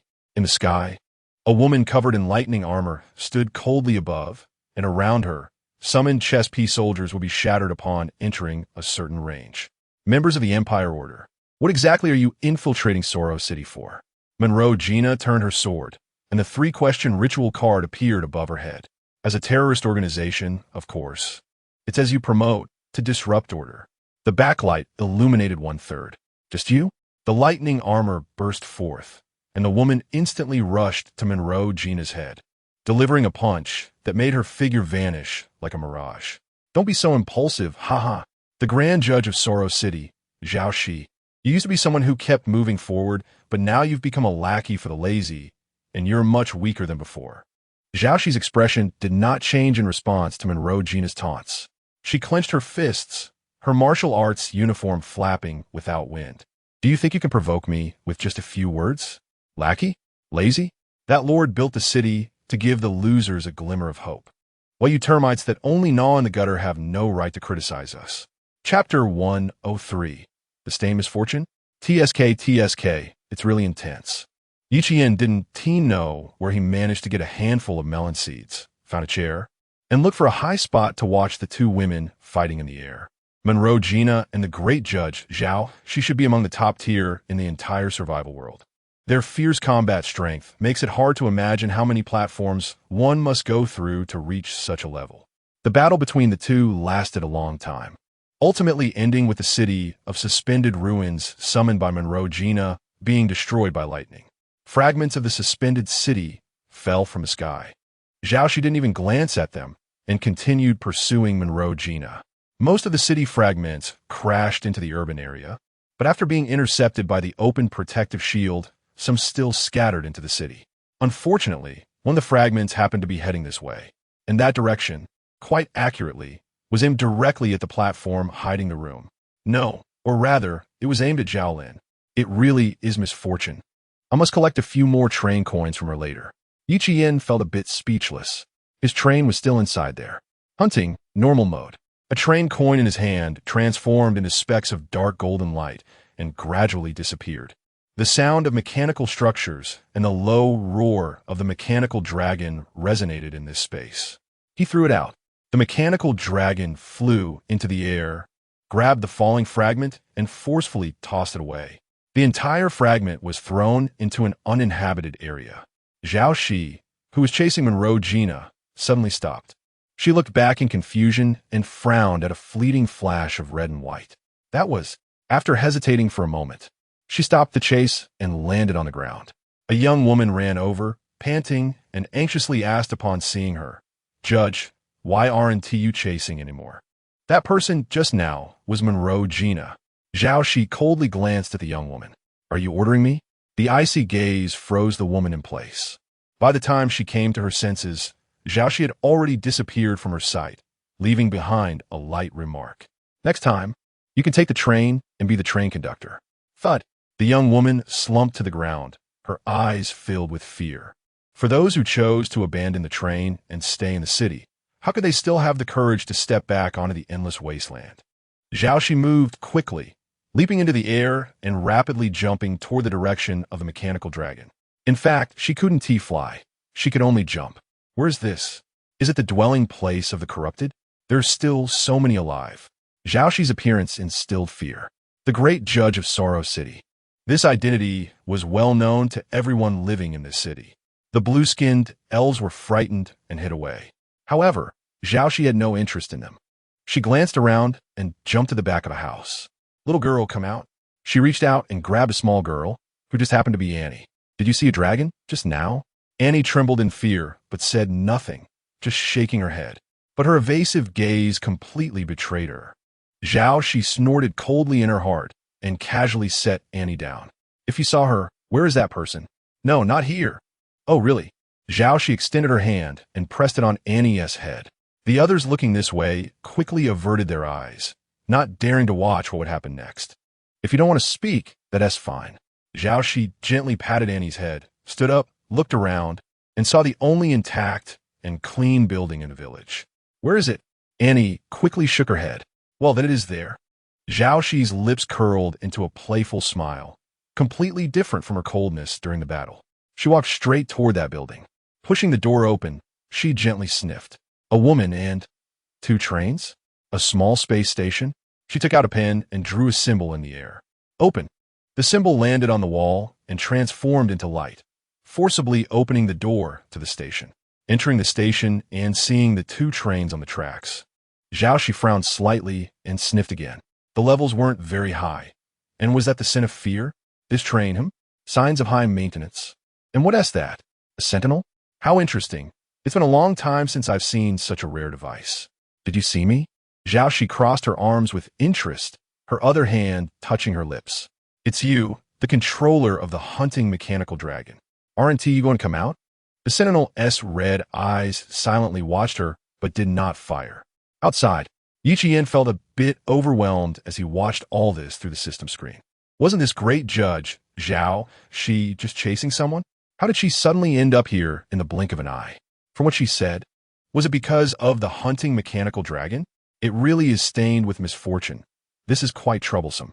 Yiqian murmured to himself, dropping from the building to the ground and walking toward the room on the platform. Inside the platform, Zhao, who received no response, was not angry. She gently stroked Yiqian's train and couldn't help but exclaim softly, well maintained, not worse than my previous train maintenance specialist. Interesting, 5 carriages, which means the level shouldn't be too high, and over there, 3 carriages? And there's a little girl hidden, a female pet? No, another train conductor. Passing by Yiqian's train, Zhao walked straight to Zhao Lin's train. Looking at the rough surface of the train, she casually tugged, and the lock on the train door was easily torn apart. Seeing the small fortress piled up inside the train, Zhao snapped her fingers, and several lightning bolts morphed into hummingbirds that flew out, instantly scattering the fortress Zhao Lin had built for herself. Zhao Lin was forced out, sitting on the ground and continuously retreating, fearfully picking up a nearby rifle and pointing it at Zhao. Don't come over. I have a gun. Useless. Zhao walked into the carriage, grabbed the barrel of the gun, and pointed it at her own chest. Why don't you try? Does this low-level firearm have the ability to break my body? Little girl, I want to make things difficult for you. I only have 2 questions to ask.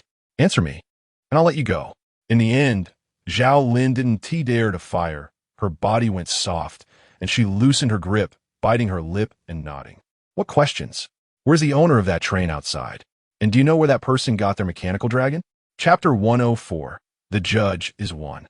5 meters tall, Zhao Lin opened her mouth, her gaze instinctively falling on Yiqian's train.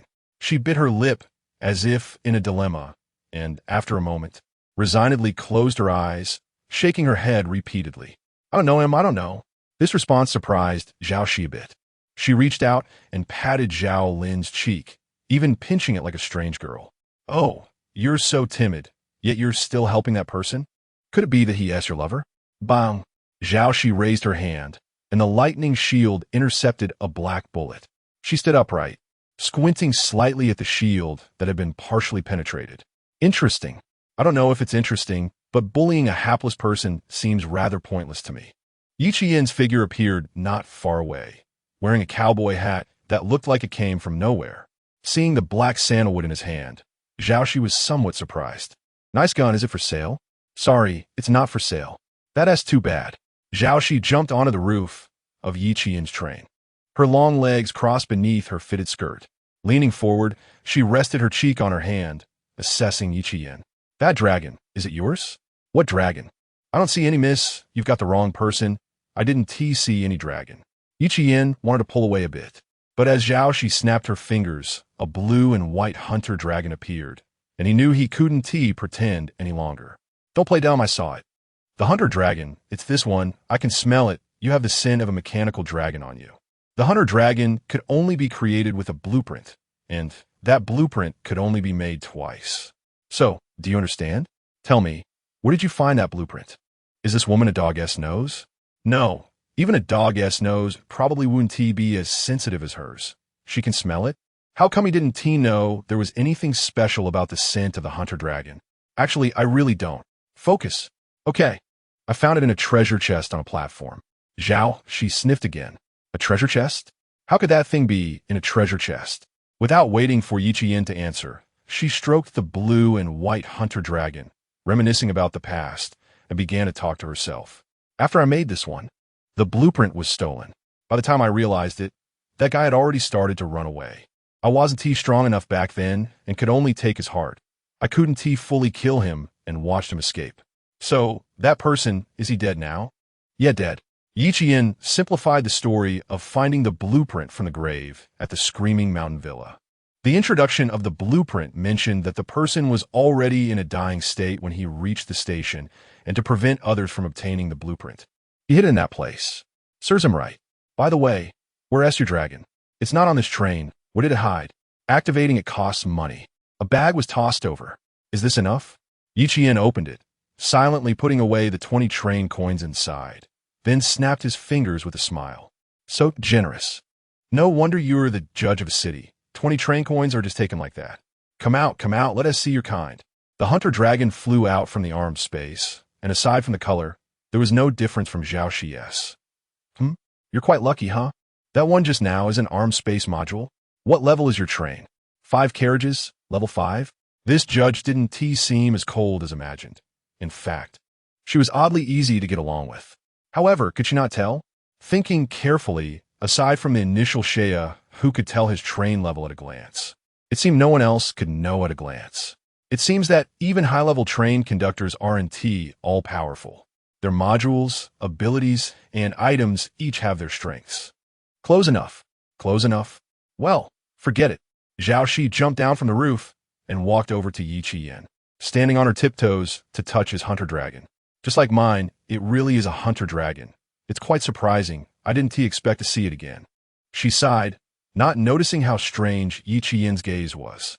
This judge seemed a bit short. Yi Qian's height was quite normal, around 1.8 meters, but standing in front of this judge, he was a whole head taller. She's 1.5 meters? Zhao Shi retracted her hand and jumped back onto the train roof. She seemed to prefer not to be on the same level as others when talking. Well, if she's 1.5 meters tall, it's understandable. Put away. You did well. What's your name? Yi Qian. Oh, I'm Zhao Shi, the judge of the city. You should know me. Just how to know you. TCH. Then you must be new to Luo City. If you come often, it's impossible not to know me. Zhao Shi crossed her arms, looking up confidently. If she hadn't just jumped down, Yi Qian might have thought this was arrogance, but upon realizing the judge's height, he found it somewhat amusing. However, if it's your first time, why is your train here and not at the city entrance station? Zhao Shi's tone suddenly became much harsher. Her deep blue eyes fixed on Yi Qian's face as if trying to see through him. I just heard that there's cheaper train maintenance here, so I brought a friend I knew along, but it seems I was tricked. That person ran away. There are actually people doing this in Luo City? Forget it. You learn from your mistakes. So, which guild are you in now? Starry City. Just casually join one, treating it as a resource to upgrade. How about joining the Su Luo City Judging Court? Ichiyen blinked, pointing at himself. Me? Who else? Your weak little girlfriend? You have a hunter dragon. Join the judging court and work under me. I won't treat you badly. Zhao suddenly thought of something and continued. Don't worry. Joining the judging court doesn't mean giving up your train. It's all optional. Just like me. To others, I'm the judge who gave up her train, but that doesn't mean I really gave it up. She clapped her hands. It's settled then. Go back to your train and add me as a friend. A friend request notification popped up. Zhao has sent you a friend request. Zhao has sent you a faction invitation. Su Luo City Judging Court. Do you accept? Yes, no. Chapter 105. The Medal of Judgment, do you agree? To be honest, he had no real reason or need to refuse. Although he was already a member of the Empire Sequence Organization, it didn't mean he had to be tied down to just one tree. However, Ichiyen still wanted to struggle a bit. I still have a guild. It doesn't matter. You can have more than one power. If you don't want to tell me the name, I can help you withdraw. If those people are unwilling, I'll talk some sense into them. Listening to Zhao Shi's words, he silently pictured the scene of Shea and Zhao Shi pulling each other's hair. It seemed interesting, but never mind. He didn't want to get caught in the battle between two women. Putting aside those thoughts, Ichiyen raised his eyes to meet Zhao Shi's gaze. Can you tell me the reason? I don't think there's anything special about me. There are many train conductors in Solaro City who are more capable than I am. Zhao Shi poked her cheek, chuckling as she swung her little legs clad in leather boots. You're right. It's because the hunter dragon is with you. I don't care what you do or who you become. I just need you, who possesses the hunter dragon, to join my court of judgment. No, or rather, join me. Why? That dragon is more special than you can imagine. Zhao Shi patted her own flat chest. Don't worry. I won't resort to theft because I can't steal it. I won't interfere with what you want to do. And I won't let your identity in the court of judgment leak out. Whether you join a guild or any other power, I just need you to help me with something in the future. Is that answer satisfactory? Ichiyen didn't press for more details, knowing full well that asking further wouldn't yield more answers. She wanted the hunter dragon, trading an identity in the court of judgment for help he could completely ignore or refuse. It was a fair deal. I can't guarantee that I can really help you. It's fine. Then, should I call you your honor? No need. You're not really going to work in the court anyway. Just call me Zhao Shi. I don't mind. Returning to the train, Ichiyen pretended that the system was still inside the train and pressed the correct option to update his personal information column onto the power section.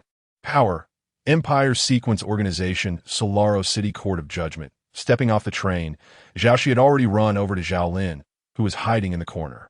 Despite being shorter than her, Zhao Shi kept rubbing Zhao Lin's cheeks. You smell really strange, a bit off-putting and a bit intriguing. Hey, Yivian, let your little girlfriend join my court of judgment. We're friends, not that kind of relationship. Ichiyen felt the need to clarify. Technically speaking, they weren't really friends. Just a transactional relationship, which sounded less appealing. It doesn't matter. She listens to you anyway. Pinching Zhao Lin's cheeks, she jumped onto the train's roof before Ichiyen could reach her, clearly aware that her height was better suited for above ground, as being on the ground would make her seem less authoritative. Although in this moment, Ichiyen felt no sense of the authority of a chief judge from Zhao Shi. Crouching on the ground, Zhao Lin cautiously looked up, and upon seeing Ichiyen approach, instinctively grabbed his sleeve. Brother Chien, do I have to agree? Whatever you want. Then, she took out the Japanese flip phone she got from Shangwan Ingxue and pressed the yes option. Sitting atop the train, Zhao Shi tossed two different medals over. Take this. Medal of Judgment represents the identity of a third-level judge in the Solaro City Court of Judgment. Holding this item allows entry to the upper districts of any city to purchase items of level 4 or above.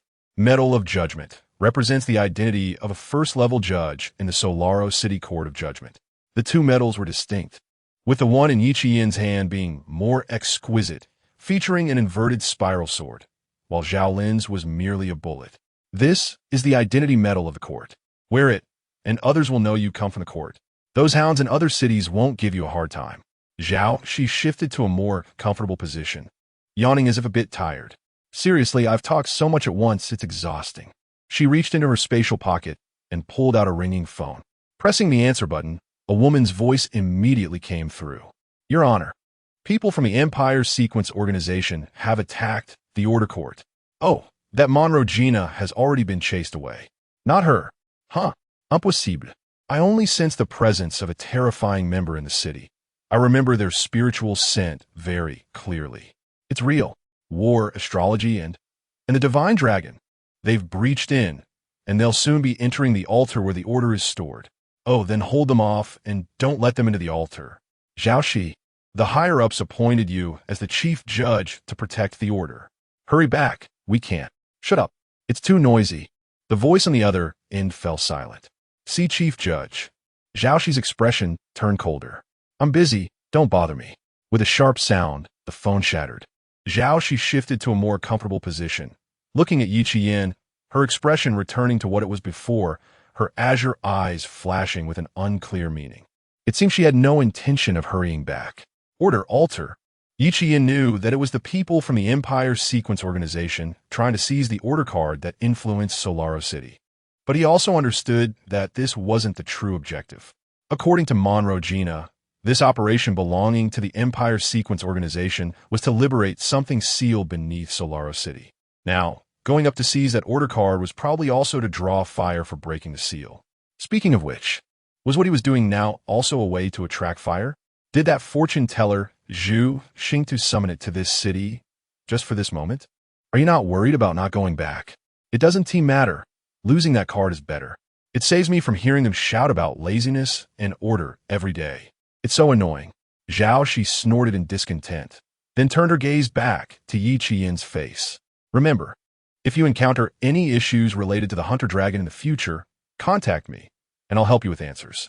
Jumping off the train's roof, Zhao Shi left without looking back, leaving behind one last sentence. Next time you want maintenance, don't come to places like this. You probably don't know. But in this space, I caught a whiff of the woman who confronted me in the air before, the one who deceived you. It should be her. Chapter 106. Dying Monroe Gina Zhao Shi left, she ultimately had to deal with matters above. She didn't like the order card that existed in Su Luo City. And it was not hard to see that Zhao Shi actually hoped that the card would be taken away by someone. Take good care of your mechanical dragon. I don't want to see it broken the next time we meet. This was Zhao Shi's last sentence. The vast platform space returned to tranquility. Zhao Lin, who had hardly spoken, finally let out a sigh of relief at this moment. Brother Qian, are you familiar with that presiding judge? Didn't you hear? It was the first meeting, but it was only because of this mechanical dragon. Before he could finish, a faint sound caught his attention. What's wrong? Don't make noise. He looked up at the sky. The grid-like space gradually bulged, indicating that a train was being transported here. Who could it be? Gina? But immediately after, the grid shattered with a loud noise. A severely damaged train fell from the sky, crashing heavily to the ground, looking particularly tragic. He recognized this train. It was the one Monroe Gina used when she confronted Zhao Shi in the air. Sister Gina? After a moment of hesitation, Yi Qian hurried forward. The train's door opened. What came into view was a broken staff sword and Monroe Gina lying on the ground, with a deep wound in her abdomen. Her mask was mostly shattered, revealing the face hidden beneath. Her dark golden eyes were inexplicably dim. Seeing Yi Qian arrive, she struggled to get up but couldn't move due to her injuries. Cough. It's really embarrassing to let a junior see me in such a miserable state. I've never been this helpless before. She gasped for breath, her body trembling from the pain. Don't move. The wound is serious. If this continues, you're likely to die. Yi Qian wasn't a doctor, but he could tell how terrible Monroe Gina's condition was at the moment. The wheat-colored cheek, exposed by the broken mask, was devoid of color, and her dark golden eyes were slowly losing their luster. This was a sign that her time was running out. She was dying. I know, but it doesn't matter anymore. Monroe Gina took out a black box from beneath her body. I underestimated that seal and also underestimated Su Luo City. However, they underestimated me too, cough. This is the seal. What do you think? It looks quite ordinary, right? Seal. I couldn't unlock the seal to get what was inside, so I just took the whole seal with me. In a sense, I succeeded. Monroe Gina's expression grew increasingly dazed as she lay on the ground, several scattered ritual cards floating around her, as if mourning their owner who was about to leave. She pushed the box towards Yi Qian. Here, although I don't know what exactly is inside, if you unlock the seal that day. Remember to privately tell me. Yi Qian silently took the box, set it aside, and looked at Monroe Gina, saying, "How can I help you?" Monroe Gina shook her head and smiled with relief. "You can't help. This wound was caused by a curse card. If there were enough time, I might have a way to break it, but unfortunately, unless Shea is here right now, too bad she's not. The only power that can break the curse in the little time I have left is hers." Shea's power? Yi Qian raised an eyebrow, suddenly remembering something. Under Monroe Gina's gaze, he quickly ran back to the train and pulled out a lollipop from an ordinary storage unit. This should work, right? Returning to Monroe Gina's train, she smiled faintly upon seeing Yi Qian. She opened her mouth. The sweet aroma burst in Monroe Gina's mouth. Yi Qian stuffed the entire lollipop into her mouth. Her eyes widened slightly, and in an instant, the wound that had been bleeding profusely stopped immediately. Following that, a rich life force wove new granulation tissue from the wound, counteracting the lingering curse until it completely healed. On her flat and smooth abdomen, aside from some blood residue, it was hard to imagine that there had once been a gruesome wound that could take a life. Pop! Upon seeing Monroe Gina recover, Yi Qian withdrew his hand, pulling the lollipop out of her mouth. Looking at the tiny remaining candy, he sighed with a bit of regret. "It's completely gone now. Sister Gina, remember to pay me back. It was very expensive." Monroe Gina was stunned for a moment, then sat up straight, stroking her abdomen and looking at Yi Qian in disbelief. "What did you do to me? I saved you. This candy was given to me by Sister Shea. Didn't you say that only her power can lift the curse?" Shea's healing lollipop, level 8. As long as you're not dead, you can live.